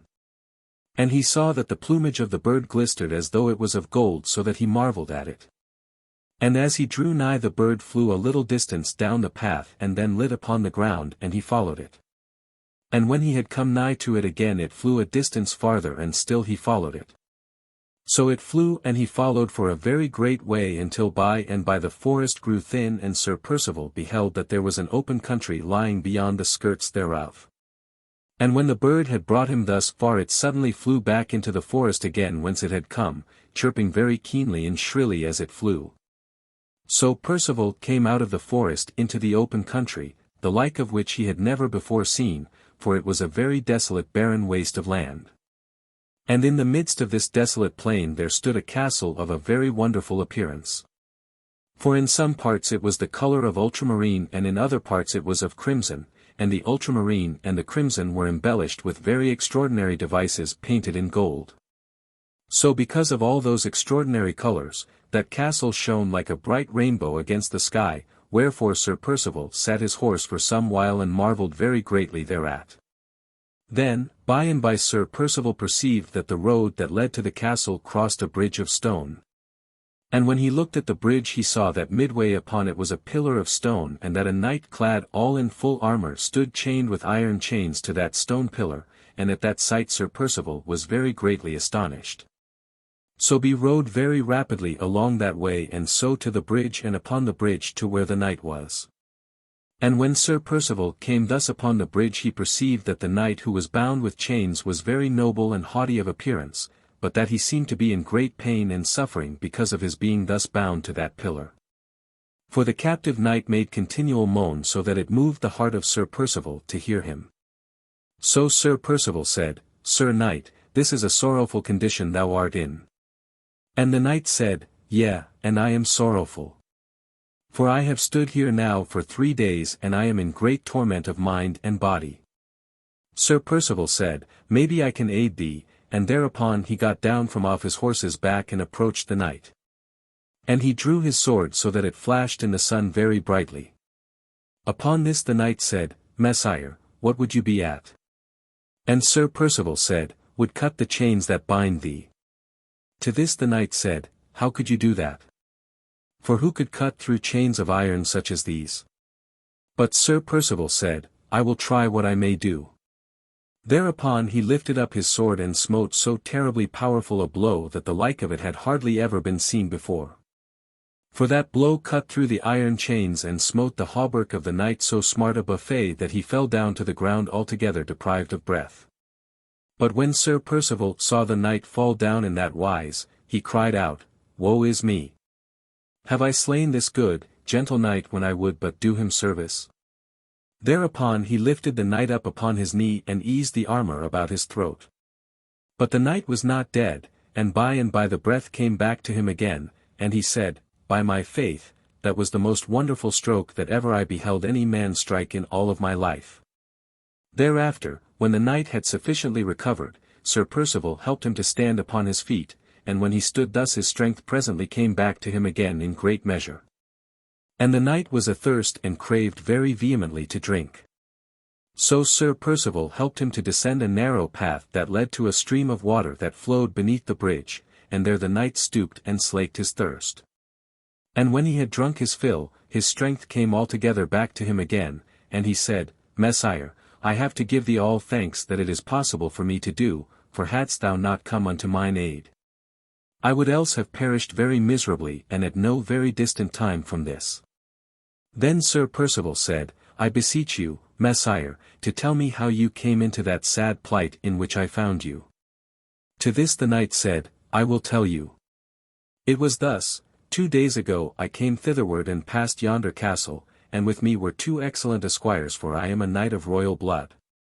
Now as we went past that castle there came forth a lady clad all in red and so exceedingly beautiful that she entirely enchanted my heart. And with this lady there came a number of esquires and pages, all of them very beautiful of face, and all clad, as she was, in red. Now when this lady had come nigh to me she spoke me very fair and tempted me with kind words so that I thought I had never fallen upon anyone so courteous as she. But when she had come real close to me, she smote me of a sudden across the shoulders with an ebony staff that she carried in her hand, and at the same time she cried out certain words that I remember not. For immediately a great darkness like to a deep swoon fell upon me and I knew nothing. And when I awakened from that swoon lo! I found myself here, chained fast to this stone pillar. And hadst thou not come hither I would else certainly have died in my torment. And as to what hath become of my esquires, I know not. But as for that lady, methinks she can be none other than a certain enchantress, hight Vivian, who hath wrought such powerful spells upon Merlin as to have removed him from the eyes of all mankind. Unto all this Sir Percival listened in great wonder, and when the knight had ended his tale he said, What is thy name? And the knight said, My name is Persida and I am the son of King Pecheur so called because he is the king of all the fisherfolk who dwell upon the west coast. And now I prithee tell me also thy name and condition, for I find I love thee a very great deal. And Sir Percival said, My name is Percival, but I may not at this present tell thee my condition and of whom I am born. For that I must keep secret until I have won me good credit as a knight. But now I have somewhat to do, and that is to deal with this Lady Vivian as she shall deserve. Upon that Sir Persida cried out, Go not near to that sorceress, else she will do some great harm to thee with her potent spells as she did to me. But Sir Percival said, I have no fear of her. So Sir Percival arose and crossed the bridge and went toward that wonderful enchanted castle, and Sir Perceval would have gone with him, but Sir Percival said, Stay where thou art. And so Sir Perceval stayed and Sir Percival went forward alone. Now as he drew nigh to the castle the gate thereof was opened, and there came forth thence an extraordinarily beautiful lady surrounded by a court of esquires and pages all very beautiful of countenance. And this lady and all of her court were clad in red so that they shone like to several flames of fire. And the lady's hair was as red as gold, and she wore gold ornaments about her neck so that she glistered exceedingly and was very wonderful to behold. And her eyebrows were very black and fine and were joined in the middle like two fine lines drawn together with a pencil, and her eyes were narrow and black, shining like those of a snake. Then when Sir Percival beheld this lady how singularly beautiful she was he was altogether enchanted so that he could not forbear to approach her. And, lo! She stood still and smiled upon him so that his heart stirred within his bosom like as though it pulled at the strings that held it. Then she said to Sir Percival, speaking in a very sweet and gentle voice, Sir Knight, thou art welcome to this place. It would pleasure us very greatly if thou wouldst consider this castle as though it were thine own and would abide within it with me for a while. Therewith speaking she smiled again upon Sir Percival more cunningly than before and reached out her hand toward him. Then Sir Percival came toward her with intent to take her hand, she smiling upon him all the while so that he could not do otherwise than as she willed. Now in the other hand this lady held an ebony staff of about an ell in length, and when Sir Percival had come close enough to her, she lifted this staff of a sudden and smote him with it very violently across the shoulders. Crying out at the same time, in a voice terribly piercing and shrill, Be thou a stone. Then that charm that the Lady of the Lake had hung around the neck of Sir Percival stood him in good stead, for, excepting for it, he would that instant have been transformed into a stone. But the charm of the sorceress did not work upon him, being prevented by the greater charm of that golden amulet. But Sir Percival knew very well what the sorceress Vivien had intended to do to him, and he was filled with a great rage of indignation against her because she had meant to transform him into a stone. Therefore he cried out with a loud voice and seized the enchantress by her long golden hair, and drew her so violently forward that she fell down upon her knees. Then he drew his shining sword with intent to sever her long neck, so slender and white like alabaster. But the lady shrieked with great vehemence of terror and besought him mercy. And at that Sir Percival's heart grew soft for pity, for he bethought him that she was a woman and he beheld how smooth and beautiful was her neck, and how her skin was like white satin for smoothness. So when he heard her voice the voice of a woman beseeching mercy his heart grew soft, and he could not find strength within him to strike that neck apart with his sword. So he bade her to arise though he still held her by the hair, all warm, it was, and as soft as silk and very fragrant, and the lady stood up, trembling before him. Then Sir Percival said to her, If thou wouldst have thy life I command thee to transform back to their own shape all those people whom thou hast bewitched as thou wouldst have bewitched me. Then the lady said, It shall be done. Whereupon she smote her hands very violently together crying out, All ye who have lost your proper shapes, return thereunto. Then, lo! Upon the instant, a great multitude of round stones that lay scattered about became quick, like to eggs. And they moved and stirred as the life entered into them. And they melted away and, behold! There arose up a great many knights and esquires and several ladies to the number of 88 in all. And certain other stones became quickened in like manner, and as Percival looked, lo! There rose up the horses of those people, all caparisoned as though for travel. Now when those people who had been thus bewitched beheld the Lady Vivien, how Sir Percival held her by the hair of her head, they made great outcry against her for vengeance, saying, Slay her! Slay her! And therewith several made at her as though to do as they said and to slay her. But Percival waved his sword before her and said, Not so. Not so. For this lady is my prisoner and ye shall not harm her unless ye come at her through me. Thereat they fell silent in a little while, and when he had thus stilled them, he turned to the Lady Vivien and said, This is my command that I lay upon thee, that thou shalt go into the court of King Arthur and shalt confess thyself to him and that thou shalt fulfill whatever penance he may lay upon thee to perform because of thy transgressions. Now wilt thou do this for to save thy life? And the Lady Vivien made reply, All shall be done according to thy command. Therewith Sir Percival released his hold upon her and she was free. Then, finding herself to be thus free, she stepped back a pace or two and looked into Sir Percival his face, and she laughed. And she said, Thou fool, didst thou think that I would do so mad a thing as that which thou hast made me promise? For what mercy could I expect at the hands of King Arthur, seeing that it was I who destroyed the enchanter Merlin, who was the right adviser of King Arthur? Go to King Arthur thyself and deliver to him thine own messages. So saying, in an instant, she vanished from the sight of all those who stood there. And with her vanished that castle of crimson and ultramarine and gold, and nothing was left but the bare rocks and the barren plain. Then when those who were there recovered from their astonishment, upon beholding that great castle so suddenly disappear, they turned to Sir Percival and gave him worship and thanks without measure, saying to him, What shall we do in return for saving us from the enchantment of this sorceress? And Percival said, Ye shall do this, ye shall go to the court of King Arthur and tell him how that young knight, Percival, whom he made a knight a year ago, hath liberated you from the enchantment of this sorceress.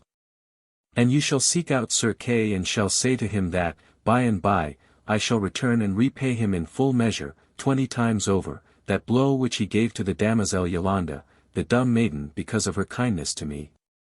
So said Sir Percival, and they said, It shall be done as thou dost ordain. Then Sir Percival said, Wilt thou not come to my castle and rest thyself there for the night? For thou must be aweary with all thy toil. And Sir Percival said, I will go with thee. So Sir Percival and Sir Percival rode away together to the castle of Sir Percival. Now while Sir Percival and Sir Percival sat at supper in the castle of Sir Percival, Sir Percival chanced to lay his hand in love upon the sleeve of Sir Percides's arm. And that moment Sir Percival saw the ring upon Sir Percival's finger which the young damosel of the pavilion had given unto him in exchange for his ring. When Sir Percival saw that ring he cried out in great astonishment, Where didst thou get that ring? Sir Percival said, I will tell thee. And therewith he told Sir Percival all that had befallen him when he first came down into the world from the wilderness where he had aforetime dwelt. And how he had entered the yellow pavilion and had discovered the damosel who was now his chosen lady. When Sir Percival heard that story he laughed in great measure, and then he said, But how wilt thou find that young damosel again when thou hast a mind for to go to her once more? To the which Sir Percival made reply, I know not how I shall find her, nevertheless, I shall assuredly do so. For though the world is much wider and greater than I had thought it to be when I first came down into it, yet I know that I shall find that lady when the fit time cometh for me to seek her. Then Sir Percival said, Dear friend, when thou desireth to find that damosel to whom belongeth the ring, come thou to me and I will tell thee where thou mayst find her, yet I know not why thou dost not go and find her now. Unto this Sir Percival made reply, I do not seek her immediately because I am yet so young and so unknown to the world that I could not be of any credit to her should I find her. So first I will seek to obtain credit as a knight, and then I will seek her. Sir Percival said, Well, Percival, I think thou hast great promise of a very wonderful knighthood. Nor do I think thou wilt have difficulty in finding plenty of adventures to undertake. For even today I know of an adventure, which if thou couldst perform it successfully, would bring thee such worship that there are very few knights in all the world who will have more worship than thou. Then Sir Percival said, I prithee, dear friend, tell me what is that adventure. Then Sir Percival told Sir Percival what that adventure was as followeth.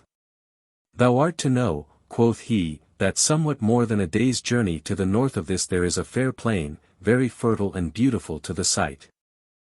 In the midst of that plain is a small lake of water, and in that lake is an island, and upon the island is a tall castle of very noble size and proportions. That castle is called Beaurepaire, and the lady of that castle is thought to be one of the most beautiful damosels in the world. And the name of the lady is Lady Blanchefleur. Now there is a very strong and powerful knight hight Sir Palamydes, otherwise known as the King of the Isles, and he is one of the most famous knights in the world. Sir Palamydes hath for a long while loved the Lady Blanchefleur with such a passion of love that I do not think that the like of that passion is to be found anywhere else in the world. But the Lady Blanchefleur hath no love for Sir Palamydes, but ever turneth away from him with a heart altogether cold of liking. But Sir Palamydes is a wonderfully proud and haughty king, wherefore he can ill brook being scorned by any lady.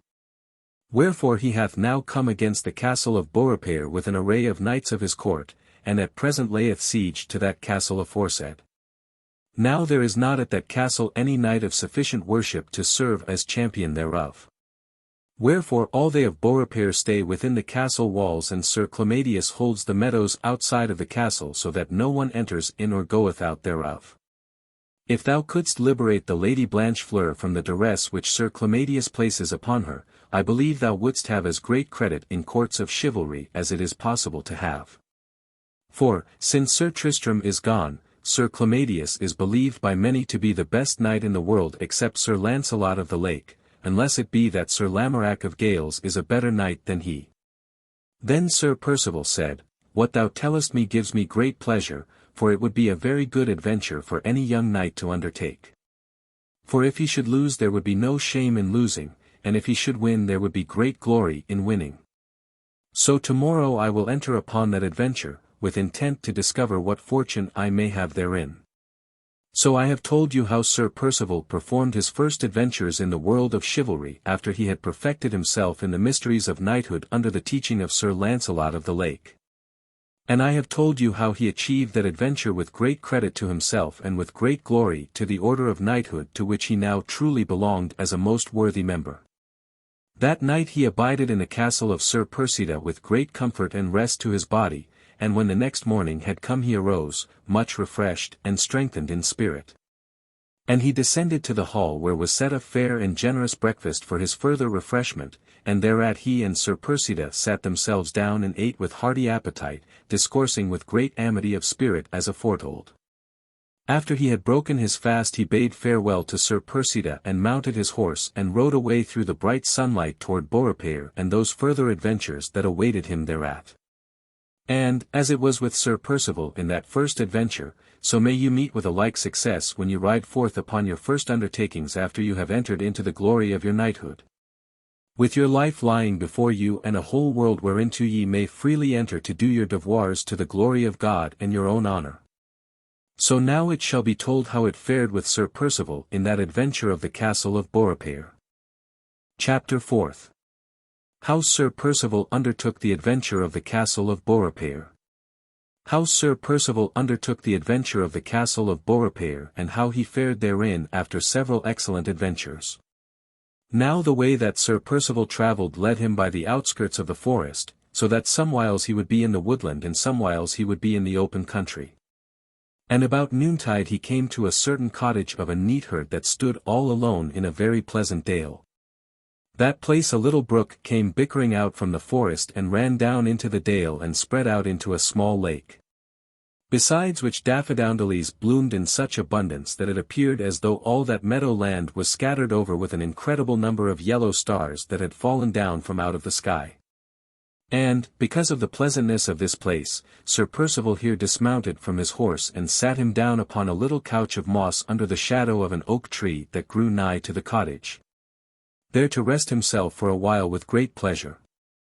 And as he sat there came a bare-legged lass from the cottage and brought him fresh milk to drink, and there came a good, comely housewife and brought him bread and cheese made of cream, and Sir Percival ate and drank with great appetite. Now whilst Sir Percival sat there resting and refreshing himself in that wise, there appeared of a sudden coming thitherward, a tall and noble knight riding upon a piebald warhorse of Norway strain. So when Sir Percival beheld that knight coming in that wise he quickly put on his helmet and mounted his horse and made him ready for defence in case the knight had a mind to assail him. Meantime that knight came riding up with great haughtiness of bearing to where Sir Percival was, and when he had come nigh enough he bespake Sir Percival, saying, Sir Knight, I pray you to tell me your name and whither you go. And upon what quest? Unto this Sir Percival made reply, Messire, I do not choose to tell you my name, for I am a young knight, very new to adventure, and I know not how I shall succeed in that quest which I have undertaken. So I will wait to try the success of that adventure before I tell my name. But though I may not tell my name, I will tell you whither I go and upon what quest.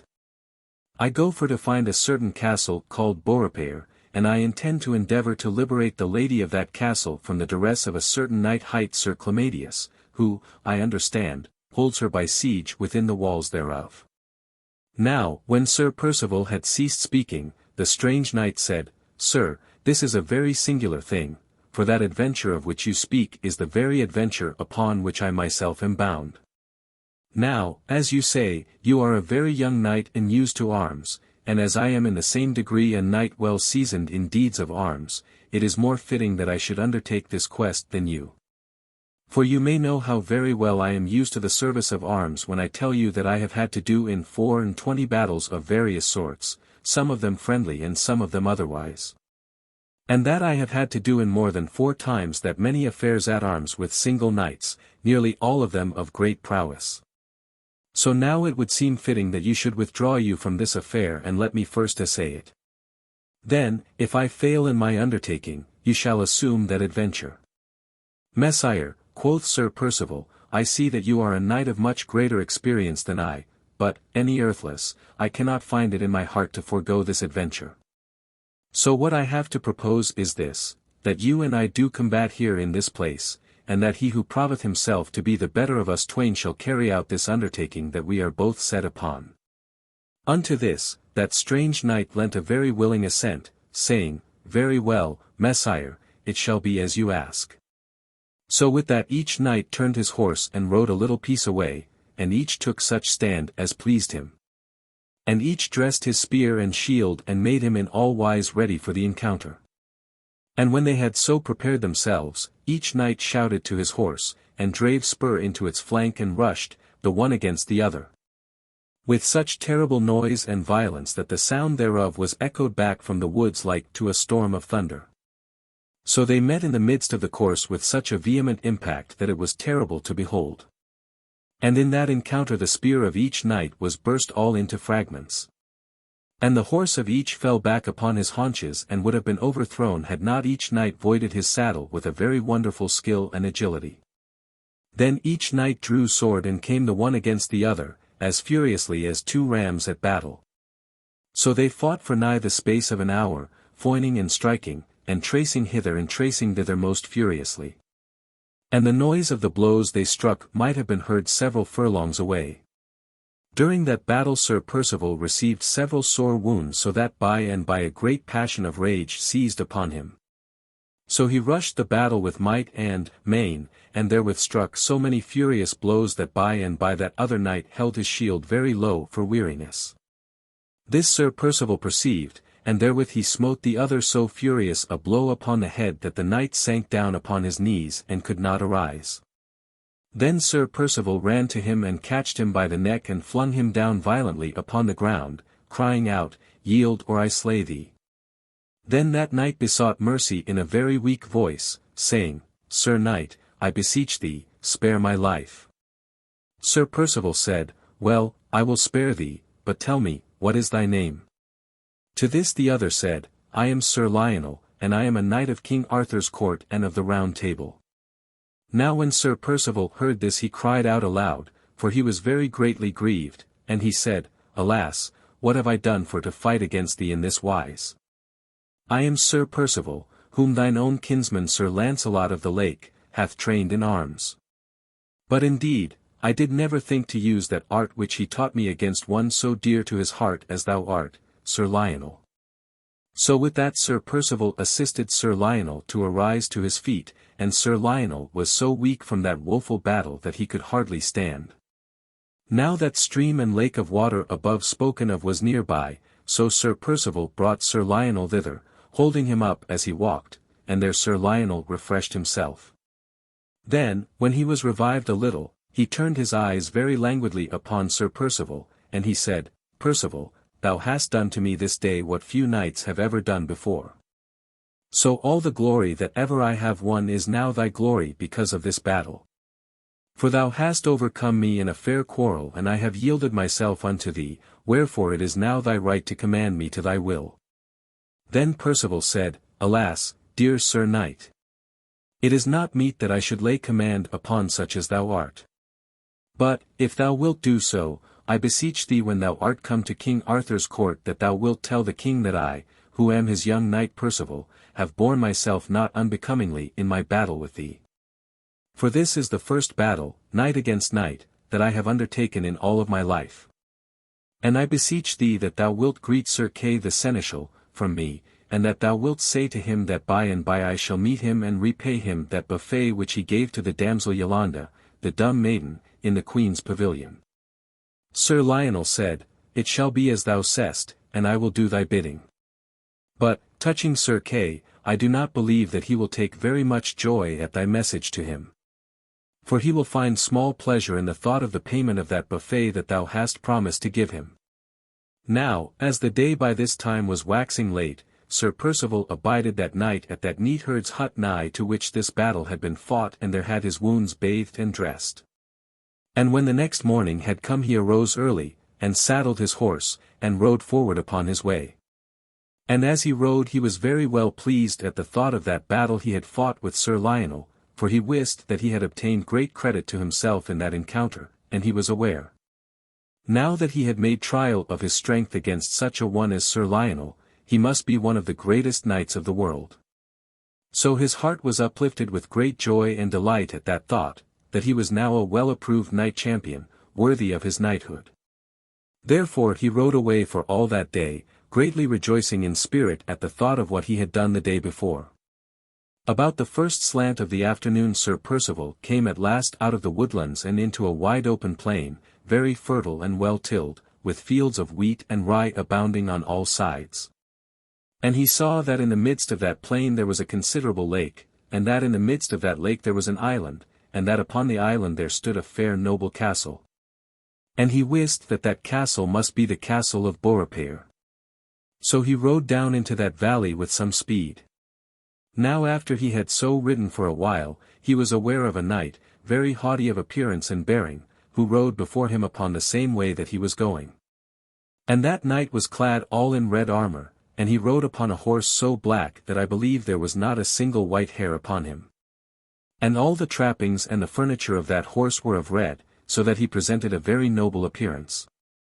So Sir Percival made haste to overtake that knight, and when he had come nigh he drew rein at a little distance. Thereupon that knight in red bespake Sir Percival very proudly, saying, Sir Knight, whither ride you, and upon what mission? Messire, quoth Percival, I ride toward yonder castle, which I take to be the castle of Beaurepaire, and I come hither with intent to succour the Lady Blanchefleur of that castle from a knight, hight Sir Clamadius, who keeps her there a prisoner against her will, so that it behooves any good knight to attempt a rescue. Upon this the Red Knight spake very fiercely, saying, Messire, what business is that of yours? I would have you know that I am a knight of King Clamadius, wherefore I am able to say to you that you shall go no further upon that quest. For I am Sir Engeneron of Grandregard, and I am seneschal unto King Clamadius, and I will not have it that thou shalt go any farther upon this way unless you ride over me to go upon it.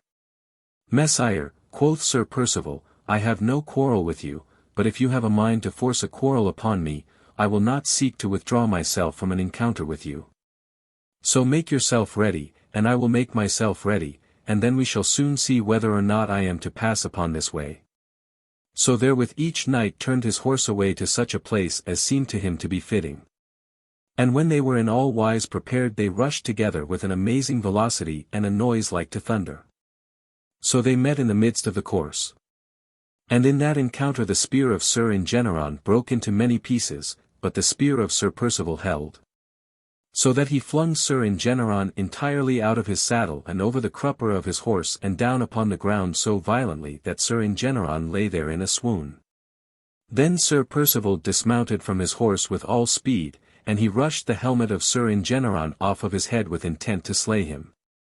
But with that Sir Engeneron awoke to his danger, and therewith gat upon his knees and clasped Sir Percival about the thighs, crying out, Sir, I beseech you upon your knighthood to spare my life. Well, said Sir Percival, since you beseech that upon my knighthood I must needs do as you ask. But I will only do so upon 2 conditions.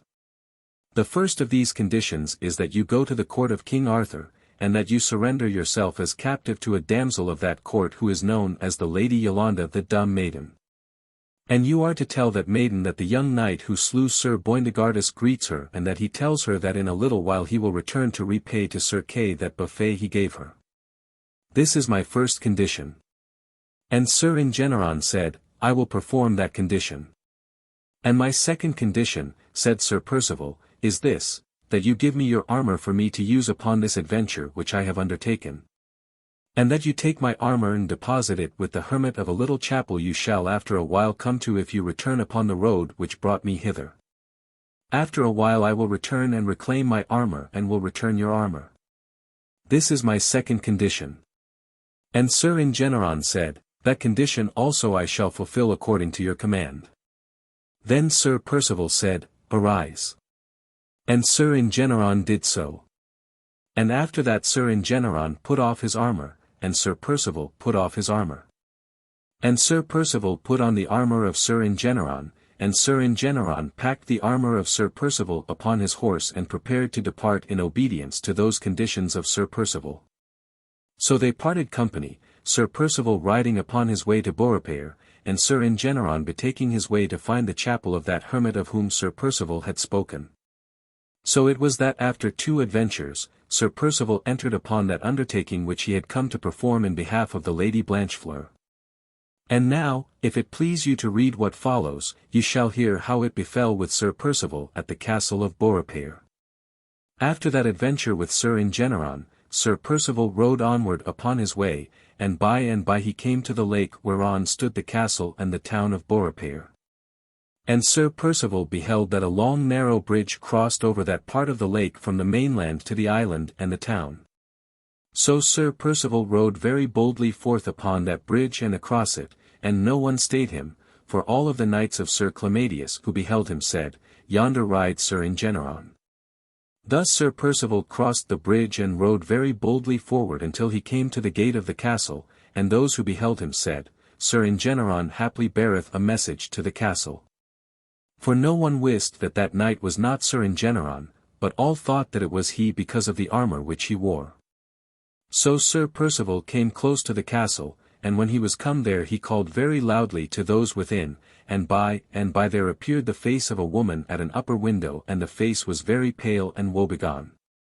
Then Sir Percival said to the woman at the window, Bid them open the gate and let me in, for I come to bring you succor at this place. To this the woman said, I shall not bid them open the gate, for I know from your armor who you are, and that you are Sir Ingeneron the Seneschal. And I know that you are one of our bitterest enemies. For you have already slain several of the knights of this castle, and now you seek by guile to enter into the castle itself. Then Sir Percival said, I am not Sir Ingeneron, but one who hath overthrown Sir Ingeneron in battle. I have put on his armor with intent that I might come hither to help defend this place against Sir Clamadius. So said Sir Percival, and therewith he put up the umbril of his helmet, saying, Look, see, I am not Sir Ingeneron. Then the woman at the window saw his face and that it was not the face of Sir Ingeneron. And she saw that the fare of Sir Percival was mild and gentle, wherefore she ran and told the people of the castle that a knight who was a friend stood without. Therewith they of the castle let fall the drawbridge and opened the gates, and Sir Percival entered into the castle. Then there came several of the chief people of the castle, and they also were all pale and woebegone from long fasting, as was the woman whom Sir Percival had first seen, for all were greatly wasted because of the toil and anxiety of that siege. These asked Sir Percival who he was and whence he came and how he came thither, and Sir Percival told them all that it was necessary for them to know. For he told them how he was a young knight trained under the care of Sir Launcelot. And he told them that he had come thither with the hope of serving the Lady Blanchefleur, and he told them what adventures had befallen him in the Corning and how he had already overthrown Sir Lionel and Sir Ingeneron to get there. Wherefore, from these things, they of the castle perceived that Sir Percival was a very strong, worthy knight, and they gave great joy that he should have come thither to their aid. So he who was chief of those castle people summoned several attendants, and these came and some took the horse of Sir Percival and led it to the stables, and others relieved Sir Percival of his armor. And others took him to a bath of tepid water, where he bathed himself, and was dried on soft linen towels. And others brought soft garments of grey cloth and clad Sir Percival in them and afterward brought him down into a fair large chamber where there was a table spread as though ready for meat. Now in a little after Sir Percival was come to that supper hall the door thereof was opened and there entered several people. With these came a damsel of such extraordinary beauty and gracefulness of figure that Sir Percival stood amazed. For her face was fair beyond words, red upon white, like rose leaves upon cream. And her eyes were bright and glancing like those of a falcon, and her nose was thin and straight, and her lips were very red, like to coral for redness, and her hair was dark and abundant and like to silk for softness. She was clad all in a dress of black, shot with stars of gold, and the dress was lined with ermine and was trimmed with sable at the collar and the cuffs and the hem thereof. So Sir Percival stood and gazed at that lady with a pleasure beyond words to express, and he wist that this must be the Lady Blanchefleur, for whose sake he had come thither. And the Lady Blanchefleur looked upon Sir Percival with great kindness, for he appeared to her like to a hero for strength and beauty, wherefore she smiled upon Sir Percival very graciously and came forward and gave him her hand. And Sir Percival took her hand and set it to his lips, and lo! Her hand was as soft as silk and very warm, rosy and fragrant, and the fingers thereof glistered with bright golden rings and with gems of divers colours. Then that beautiful Lady Blanchefleur said, Messire, this is a very knightly thing for you to do to come hither to this place. And you come in good time, for food groweth very scarce with us so that in a little while we must face starvation. For because of the watch that Sir Clamadius keepeth upon this place, no one can either enter in or go out. Yea, thou art the very first one who hath come hither since he has sat down before Beaurepaire. Then presently she ceased smiling and her face clouded over, then bright tears began to drop from the Lady Blanchefleur's eyes. And then she said, I fear me greatly that Sir Clamadius will at last seize upon this castle, for he hath kept us here prisoner for a long while. Yet though he seize the castle, he shall never seize that which the castle contains. For I keep by me a little casket of silver, and therein is a dagger, very sharp and fine. Therefore the day that Sir Clamadius enters into this castle, I shall thrust that dagger into my heart. For, though Sir Clamadius may seize upon my castle, he shall never possess my soul. Then Sir Percival was very sorry for the tears he saw shining upon the Lady Blanchefleur's face, wherefore he said, Lady, I have great hopes that this affair may never reach to that woeful extremity thou speakest of. The Lady Blanchefleur said, I hope not also. And therewith she wiped away her tears and smiled again. Then she said, See, Sir Percival, the evening has come and it is time to sit at supper, now I beseech thee for to come to table with me, for though we have but little to eat here, yet I assure thee that thou art very welcome to the best that we have. So therewith Lady Blanchefleur led Sir Percival to the table, and they sat down to such feast as could be had at that place of starvation.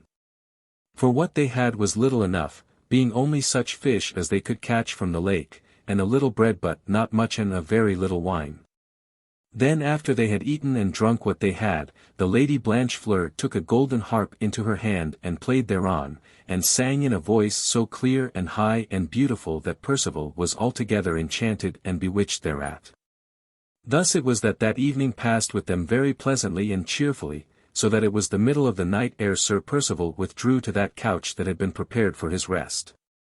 Now word was brought to Sir Clamadius that Sir Engeneron the seneschal had been overcome by another knight, wherefore Sir Clamadius wist that was the knight in Sir Engeneron's armour who had entered into the castle. So Sir Clamadius said, Certes, this must be a champion of no small prowess who hath undertaken single-handed such a dangerous quest as this, and hath thus entered into the castle, for they appear to make great rejoicings at his coming. Now if he remaineth there it may very well be that they will be encouraged to resist me a great while longer, and so all that I have thus far accomplished shall have been in vain. Now there was among the counsellors of Sir Clamadius an old knight who was very cunning and far-sighted. He said to the king, "Sire, I think we may be able to devise some plan whereby we may withdraw this knight champion out of the castle. My plan is this: let 10 of your best knights make parade before that castle tomorrow, and let them give challenge to those within the castle to come forth to battle. Then I believe that this knight will come forth with the other knights from the castle to accept that challenge. Thereafter let it be that our knights withdraw as though in retreat, and so lead this knight and the knights of the castle into an ambushment. There let many fall upon them at once and either slay them or make them prisoners. So the castle shall be deprived of this new champion that hath come to it, and therewith may be so disheartened that it will yield to thee." This advice seemed very good to King Clamadius, wherefore, when the next morning had come, he chose him 10 knights from among the foremost of all his knights, and he bade them give that challenge in that wise. These did so, and therewith Sir Percival and 9 other knights issued out from the castle against them. But it did not fare as Sir Clamadius had expected. For the attack of Sir Percival and his knights was so fierce and sudden that those 10 knights could not withdraw so easily as they intended. For, ere they were able to withdraw, Sir Percival had struck down 6 of these knights with his own hand and the other 4 were made prisoners. Thus Sir Percival and his knights did not come into that ambush that had been prepared for them. Then those who were in ambush perceived that their plan had failed, wherefore they broke from cover with intent to do what they could. But Sir Percival and his knights beheld them coming, and so withdrew, defending themselves with great valor. So they came into the castle again in safety. Thus it was that the plans of King Clamadius and his counsellor failed of effect, whereupon Sir Clamadius was very angry at that wise old knight. So that, when that counsellor came to him again and said, "Sir, I have another plan," King Clamadius cried out very fiercely, "Away with thy plans. They are all of no avail." Then Sir Clamadius said, "When tomorrow comes, I myself will undertake this affair. For I will go and give challenge to this knight, and so I shall hope to decide this quarrel man to man. For unless yonder knight be Sir Launcelot of the Lake or Sir Lamorack of Gales, I do not think he will be my peer in an encounter of man to man." So when the next morning had come, Sir Clamadius armed himself at all points and straightway betook himself to a fair, smooth meadow beneath the walls of the castle. And when he had come there he cried out, "Sir Red Knight, come forth and speak with me." So after a while Sir Percival appeared at the top of the castle wall, and he said, "Messire, here I am, what is it you would have of me?" Then Sir Clamadius said, "Messire, are you Sir Launcelot of the Lake?" And Sir Percival said, "Nay, I am not he." Sir Clamadius said, "Art thou then Sir Lamorack of Gales?" And Sir Percival said, "Nay, I am not he." Then Sir Clamadius said, "Who, then, art thou?" Sir Percival said, "I am not any great knight champion such as those 2 of whom you speak, but am a young knight who have not fought more than twice or thrice in my life." At that Sir Clamadius was very glad, for he feared that Sir Percival might be some famous knight well seasoned in arms. Wherefore when he found that Sir Percival was only a young and untried knight, he thought it would be an easy matter to deal with him. So he said, "Messire, I challenge thee to come forth to battle with me man to man so that thou and I may settle this quarrel betwixt us, for it is a pity to shed more blood than is necessary in this quarrel. So if thou wilt come forth and overthrow me, then I will withdraw my people from this place, but if I overthrow thee, then this castle shall be yielded up to me with all that it contains." To this Sir Percival said, "Sir Knight, I am very willing to fight with thee upon that issue. But first of all I must obtain the consent of the Lady Blanchefleur to stand her champion." So Sir Percival went to the Lady Blanchefleur, and he said, "Lady, will you accept me as your champion to fight the issue of this quarrel man to man with Sir Clamadius?" She said, "Percival, thou art very young to have to do with so old and well-seasoned a knight. Now I greatly fear for your life in such a battle as that."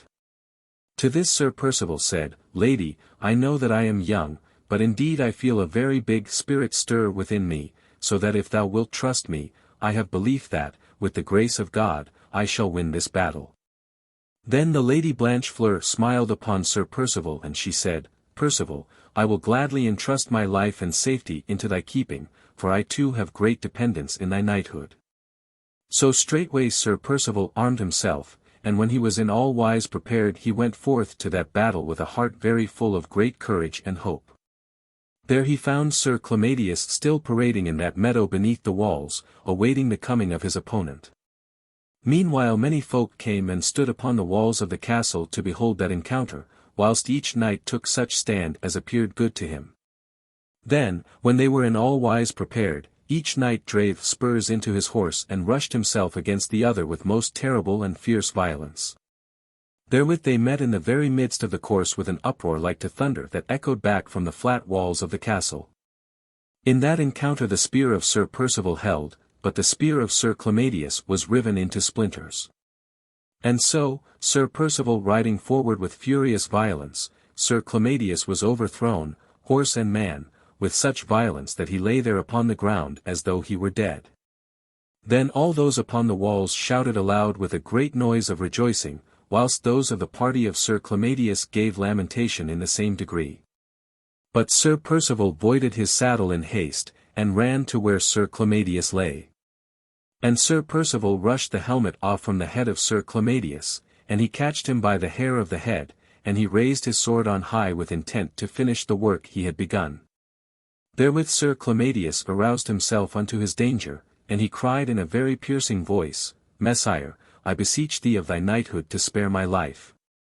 Well, said Sir Percival, since you ask me upon my knighthood, I cannot refuse you, for so I was taught by the noble knight, Sir Launcelot, to refuse no boon asked upon my knighthood that I was able to grant. But I will only spare your life upon one condition, and that is this, that you disarm yourself in all wise, and that you go without armor to the court of King Arthur. There you shall deliver yourself as a servant unto a damsel of King Arthur's court, hight Yolande, surnamed the Dumb Maiden. Her you are to tell that the youth who slew Sir Boindegardus hath sent you unto her as a servant. And you are to say to Sir Kay, the seneschal of King Arthur, that the young knight Percival will in a little while come to repay that buffet he gave to the damosel Yolande aforesaid. So said Sir Percival, and Sir Clamadius said, It shall be done in all wise as you command, if so be you will spare my life. Then Sir Percival said, Arise, and Sir Clamadius arose, and Sir Percival said, Go hence. And therewith Sir Clamadius departed as Sir Percival commanded. So that day Sir Clamadius withdrew from the castle of Beaurepaire with all his array of knights, and after that he went to the court of King Arthur and did in all respects as Sir Percival had commanded him to do. So it was that Sir Percival fulfilled that quest, and set the Lady Blanchefleur free from duress, and may God grant that you also fulfill all your quests with as great honor and nobility as therein exhibited. Chapter 5. How Sir Percival repaid Sir Kay the buffet he one time gave Yolande. How Sir Percival repaid Sir Kay the buffet he one time gave Yolande the Dumb Maiden, and how, thereafter, he went forth to seek his own lady of love. Now, after these adventures aforesaid, Sir Percival remained for a long while at Beaurepaire, and during that time he was the knight champion to the Lady Blanchefleur. And the Lady Blanchefleur loved Sir Percival every day with a greater and greater passion, but Sir Percival showed no passion of love for her in return, and thereat Lady Blanchefleur was greatly troubled. Now one day the Lady Blanchefleur and Sir Percival were walking together on a terrace, and it was then come to be the fall of the year, so that the leaves of the trees were showering all down about them like flakes of gold. And that day the Lady Blanchefleur loved Sir Percival so much that her heart was pierced with that love as though with a great agony. But Sir Percival wist not of that.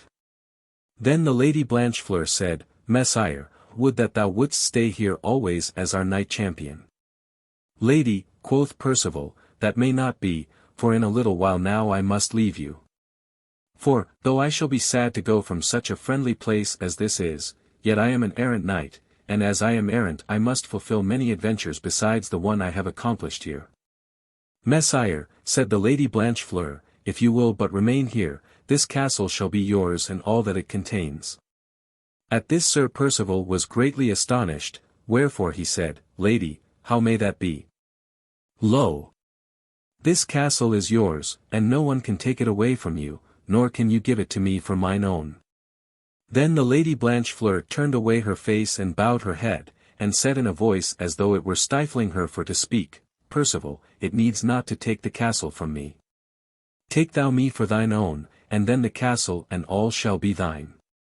At that Sir Percival stood for a space very still as though without breathing. Then by and by he said, Lady, meseems that no knight could have greater honour paid to him than that which you pay to me.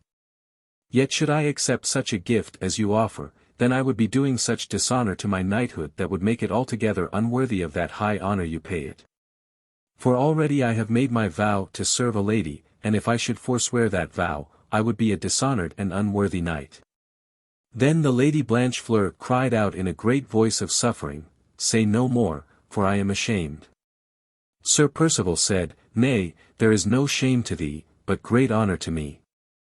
But the Lady Blanchefleur would not hear him, but brake away from him in great haste, and left him standing where he was. So Sir Percival could stay no longer at that place, but as soon as might be, he took horse and rode away.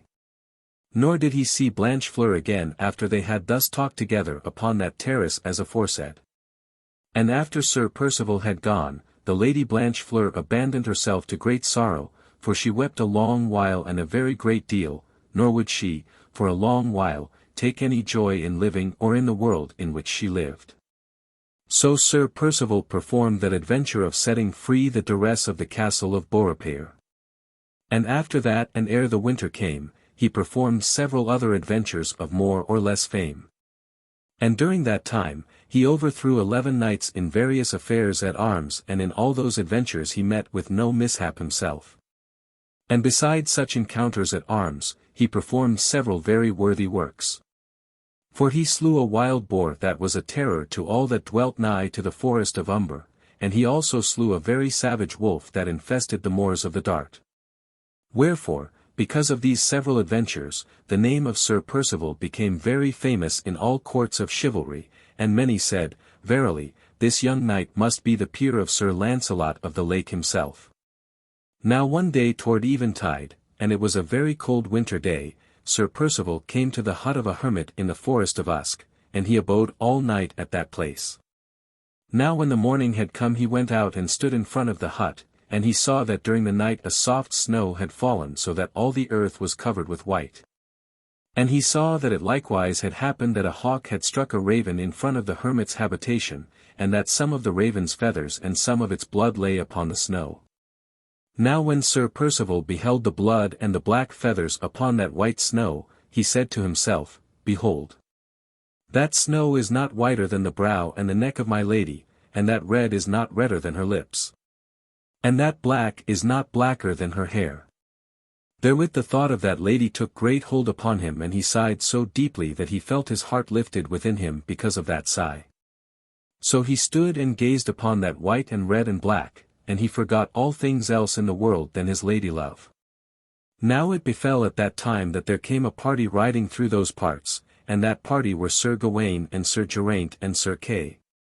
And when they saw Sir Percival where he stood leaning against a tree and looking down upon the ground in deep meditation, Sir Kay said, Who is yonder knight? For he wist not that that knight was Sir Percival. And Sir Kay said further, I will go and bespeak that knight and ask him who he is. But Sir Gawain perceived that Sir Percival was altogether sunk in deep thought, wherefore he said, Nay, thou wilt do ill to disturb that knight. For either he hath some weighty matter upon his mind, or else he is bethinking him of his lady, and in either case it would be a pity to disturb him until he arouses himself. But Sir Kay would not heed what Sir Gawain said, but forthwith he went to where Sir Percival stood, and Sir Percival was altogether unaware of his coming, being so deeply sunk in his thoughts. Then Sir Kay said, Sir Knight, but Sir Percival did not hear him. And Sir Kay said, Sir Knight, who art thou? But still Sir Percival did not reply. Then Sir Kay said, Sir Knight, thou shalt answer me. And therewith he catched Sir Percival by the arm and shook him very roughly. Then Sir Percival aroused himself, and he was filled with indignation that anyone should have laid rough hands upon his person. And Sir Percival did not recognize Sir Kay because he was still entangled in that network of thought, but he said very fiercely, "Ha, sirrah! Wouldst thou lay hands upon me?" And therewith he raised his fist and smote Sir Kay so terrible a buffet beside the head that Sir Kay instantly fell down as though he were dead and lay without sense of motion upon the ground. Then Sir Percival perceived that there were two other knights standing not far off, and therewith his thoughts of other things came back to him again and he was aware of what he had done in his anger. And was very sorry and ashamed that he should have been so hasty as to have struck that blow. Then Sir Gawain came to Sir Percival and spake sternly to him saying, "Sir Knight, why didst thou strike my companion so unknightly a blow as that?" To which Sir Percival said, "Messire, it grieves me sorely that I should have been so hasty, but I was bethinking me of my lady, and this knight disturbed my thoughts, wherefore I smote him in haste." To this Sir Gawain made reply, "Sir, I perceive that thou hadst great excuse for thy blow. Nevertheless, I am displeased that thou shouldst have struck that knight. Now I make demand of thee what is thy name and condition?" And Sir Percival said, "My name is Percival, and I am a knight of King Arthur's making." At that, when Sir Gawain and Sir Geraint heard what Sir Percival said, they cried out in great amazement, and Sir Gawain said, "Ha, Sir Percival! This is indeed well met, for my name is Gawain and I am a nephew unto King Arthur and am of his court, and this knight is Sir Geraint, and he also is of King Arthur's court and of his round table. And we have been in search of thee for this long time for to bring thee unto King Arthur at Camelot. For thy renown is now spread all over this realm, so that they talk of thee in every court of chivalry." And Sir Percival said, "That is good news to me, for I wist not that I had so soon won so much credit. But, touching the matter of returning unto King Arthur's court with you, unto that I crave leave to give my excuses. For, since you tell me that I now have so much credit of knighthood, it behooves me to go immediately unto my lady and to offer my services unto her. For when I parted from her I promised her that I would come to her as soon as I had won me sufficient credit of knighthood. As for this knight whom I have struck, I cannot be sorry for that buffet, even if it was given with my fist and not with my sword as I should have given it. For I have promised Sir Kay by several mouths that I would sometime repay him with just such a buffet as that which he struck the damosel Yolande. So now I have fulfilled my promise and have given him that buffet." Then Sir Gawain and Sir Geraint laughed, and Sir Gawain said, "Well, Sir Percival, thou hast indeed fulfilled thy promise in very good measure. For I make my vow that no one could have been better served with his dessert than was Sir Kay." Now by this time Sir Kay had recovered from that blow, so that he rose up very ruefully, looking about as though he wist not yet just where he was.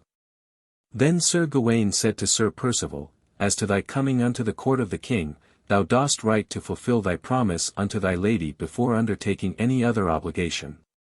For, even though the king himself bid thee come, yet is thy obligation to thy lady superior to the command of the king. So now I bid thee go in quest of thy lady in God's name. Only see to it that thou comest to the king's court as soon as thou art able." So it was that Sir Percival fulfilled the promise of that buffet unto Sir Kay. And now you shall hear how he found the Lady Yvette the Fair. Now after Sir Percival had parted from Sir Gawain, and Sir Geraint and Sir Kay, he went his way in that direction he wist, and by, toward eventide, he came again to the castle of Sir Perceval. And Sir Perceval was at home and he welcomed Sir Percival with great joy and congratulations. For the fame of Sir Percival was now abroad in all the world, so that Sir Perceval welcomed him with great acclaim. So Sir Percival sat down with Sir Perceval and they ate and drank together, and, for the time, Sir Percival said nothing of that which was upon his heart, for he was of a very continent nature and was in no wise hasty in his speech. But after they had satisfied themselves with food and drink, then Sir Percival spake to Sir Perceval of that which was upon his mind, saying, "Dear friend, thou didst tell me that when I was ready for to come to thee with a certain intent thou wouldst tell me who is the lady whose ring I wear and where I shall find her. Now, I believe that I am a great deal more worthy for to be her knight than I was when I first saw thee, wherefore I am now come to beseech thee to redeem thy promise to me. Now tell me, I beg of thee, who is that lady and where does she dwell?" Then Sir Percival said, Friend, I will declare to thee that which thou dost ask of me. Firstly, that lady is mine own sister, Yvette, and she is the daughter of King Pecheur. Secondly, thou shalt find her at the castle of my father, which standeth upon the west coast of this land. Nor shalt thou have any difficulty in finding that castle, for thou mayst easily come to it by inquiring the way of those whom thou mayst meet in that region. But, indeed, it hath been 2 years since I have seen my father and my sister, and I know not how it is with them. Then Sir Percival came to Sir Percival and he put his arm about him and kissed him upon either cheek, and he said, Should I obtain the kind regard of that lady, I know nothing that would more rejoice me than to know that thou art her brother. For, indeed, I entertain a great deal of love for thee. At that Sir Percival laughed for joy and he said, Percival, wilt thou not tell me of what house thou art come? Percival said, I will tell thee what thou dost ask. My father is King Pellinore, who was a very good, noble knight of the court of King Arthur and of his Round Table. Then Sir Percival cried out with great amazement, saying, That is very marvellous. I would that I had known this before, for thy mother and my mother were sisters of one father and one mother. So we are cousins german. Then Sir Percival said, This is great joy to me. And his heart was expanded with pleasure at finding that Sir Percival was of his kindred and that he was no longer alone in that part of the world. So Sir Percival abided for 2 days with Sir Percival and then he betook his way to the westward in pursuance of that adventure. And he was upon the road 3 days, and upon the morning of the 4th day he came, through diligent inquiry, within sight of the castle of King Pecheur. This castle stood upon a high crag of rock from which it arose against the sky so that it looked to be a part of the crag. And it was a very noble and stately castle, having many tall towers and many buildings within the walls thereof. And a village of white houses of the fisher folk gathered upon the rocks beneath the castle walls like chicks beneath the shadow of their mother's wings. And, behold, Percival saw the great sea for the first time in all his life, and was filled with wonder at the huge waves that ran toward the shore and burst upon the rocks, all white like snow. And he was amazed at the multitude of sea fowl that flew about the rocks in such prodigious numbers that they darkened the sky. Likewise he was astonished at the fisher boats that spread their white sails against the wind, and floated upon the water like swans, for he had never seen their like before. So he sat his horse upon a high rock nigh to the sea and gazed his fill upon those things that were so wonderful to him. Then after a while Sir Percival went forward to the castle. And as he drew nigh to the castle he became aware that a very reverend man, whose hair and beard were as white as snow, sat upon a cushion of crimson velvet upon a rock that overlooked the sea. 2 pages, richly clad in black and silver, stood behind him, and the old man gazed out across the sea, and Sir Percival saw that he neither spake nor moved. But when Sir Percival came near to him the old man arose and went into the castle, and the 2 pages took up the 2 crimson velvet cushions and followed him. But Percival rode up to the castle, and he saw that the gateway of the castle stood open, wherefore he rode into the courtyard of the castle. And when he had come into the courtyard, 2 attendants immediately appeared and took his horse and assisted him to dismount, but neither of these attendants said aught to him, but both were as silent as deaf-mutes. Then Percival entered the hall and there he saw the old man whom he had before seen, and the old man sat in a great carved chair beside a fire of large logs of wood. And Sir Percival saw that the eyes of the old man were all red and that his cheeks were channeled with weeping, and Percival was abashed at the sadness of his aspect. Nerthless, he came to where the old man sat and saluted him with great reverence, and he said, Art thou King Pecheur? And the old man answered, Aye, for I am both a fisher and a sinner, for that word Pecheur meaneth both fisher and sinner. Then Sir Percival said, Sire, I bring thee greetings from thy son, Sir Percival, who is a very dear friend to me. And likewise I bring thee greeting from myself, for I am Percival, King Pellinore's son, and thy queen and my mother are sisters. And likewise I come to redeem a pledge, for, behold, here is the ring of thy daughter Yvette, unto whom I am pledged for her true knight. Wherefore, having now achieved a not dishonorable renown in the world of chivalry, I am come to beseech her kindness and to redeem my ring which she hath upon her finger and to give her back her ring again. Then King Pecheur fell to weeping in great measure and he said, Percival, thy fame hath reached even to this remote place, for every one talketh of thee with great unction. But, touching my daughter Yvette, if thou wilt come with me I will bring thee to her.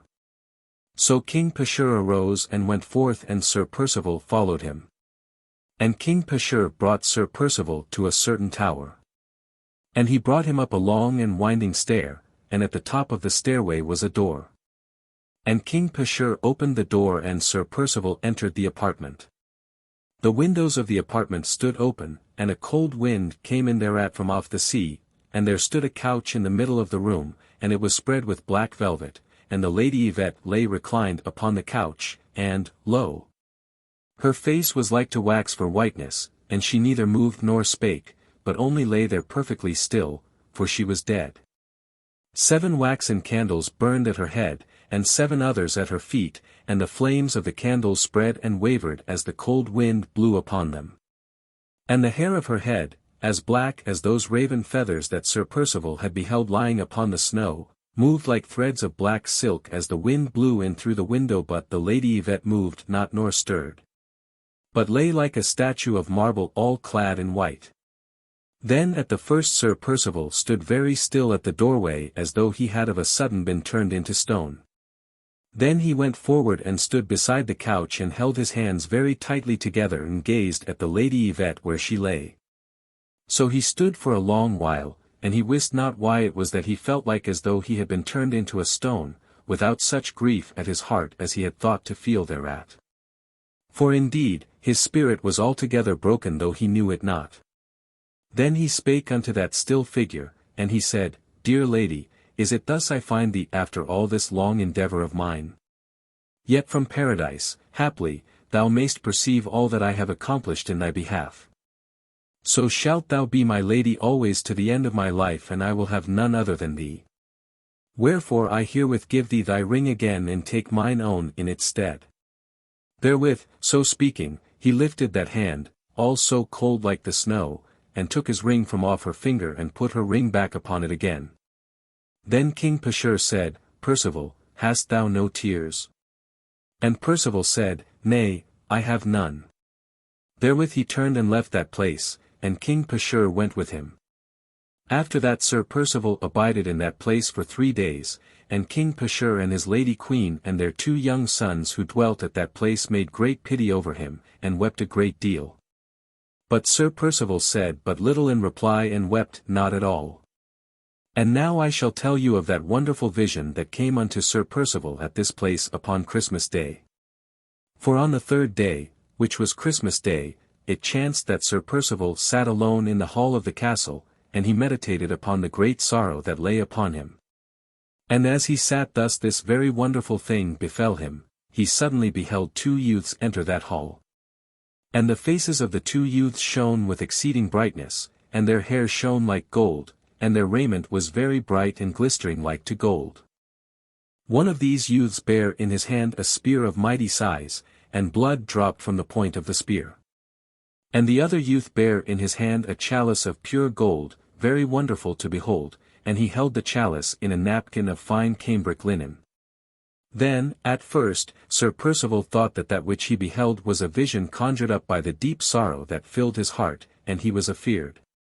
But the youth who bare the chalice spake in a voice extraordinarily high and clear. And he said, Percival, Percival, be not afraid. This which thou here beholdest is the sangreal, and that is the spear of sorrow. What then may thy sorrow be in the presence of these holy things that brought with them such great sorrow and affliction of soul that they have become entirely sanctified thereby? Thus, Percival, should thy sorrow so sanctify thy life and not make it bitter to thy taste. For so did this bitter cup become sanctified by the great sorrow that tasted of it. Percival said, Are these things real or are they a vision that I behold? He who bare the chalice said, They are real. And he who bare the spear said, They are real. Then a great peace and comfort came to Sir Percival's heart, and they never left him to the day of his death. Then they who bare the sangreal and the spear went out of the hall, and Sir Percival kneeled there for a while after they had gone and prayed with great devotion and with much comfort and satisfaction. And this was the first time that any of those knights that were of King Arthur's Round Table ever beheld that holy chalice, the which Sir Percival was one of 3 to achieve in after years. So when Sir Percival came forth from that hall, all those who beheld him were astonished at the great peace and calmness that appeared to emanate from him. But he told no one of that miraculous vision which he had just beheld, and, though it appeareth in the history of these things, yet it was not then made manifest. Then Sir Percival said to King Pecheur, his uncle, and to his aunt and to their sons, Now, dear friends, the time hath come when I must leave you. For I must now presently go to the court of King Arthur in obedience to his commands and to acknowledge myself unto my brother, Sir Lamorack. So that day Sir Percival set forth with intent to go to Camelot, where King Arthur was then holding court in great estate of pomp. And Sir Percival reached Camelot upon the 4th day from that time, and that was during the feasts of Christmastide. Now King Arthur sat at those feasts, and there were 60 of very noble company seated with him. And the king's heart was greatly uplifted and expanded with mirth and good cheer. Then, while all were feasting with great concord, there suddenly came into that hall an herald messenger, the whom, when King Arthur beheld him, he asked, What message hast thou brought? Upon this the messenger said, Lord, there hath come one asking permission to enter here whom you will be very well pleased to see. The king said, Who is it? And the herald messenger said, He saith his name is Percival. Upon this King Arthur arose from where he sat, and all the others uprose with him, and there was a great sound of loud voices, for the fame of Sir Percival had waxed very great since he had begun his adventures. So King Arthur and the others went down the hall for to meet Sir Percival. Then the door opened and Sir Percival came into that place, and his face shone very bright with peace and goodwill, and he was exceedingly comely. King Arthur said, Art thou Percival? And Percival said, I am he. Thereupon King Arthur took Sir Percival's head into his hands, and he kissed him upon the brow. And Sir Percival kissed King Arthur's hand, and he kissed the ring of royalty upon the king's finger, and so he became a true knight in fealty unto King Arthur. Then Sir Percival said, Lord, have I thy leave to speak? And King Arthur said, Say on. Sir Percival said, Where is Sir Lamorack?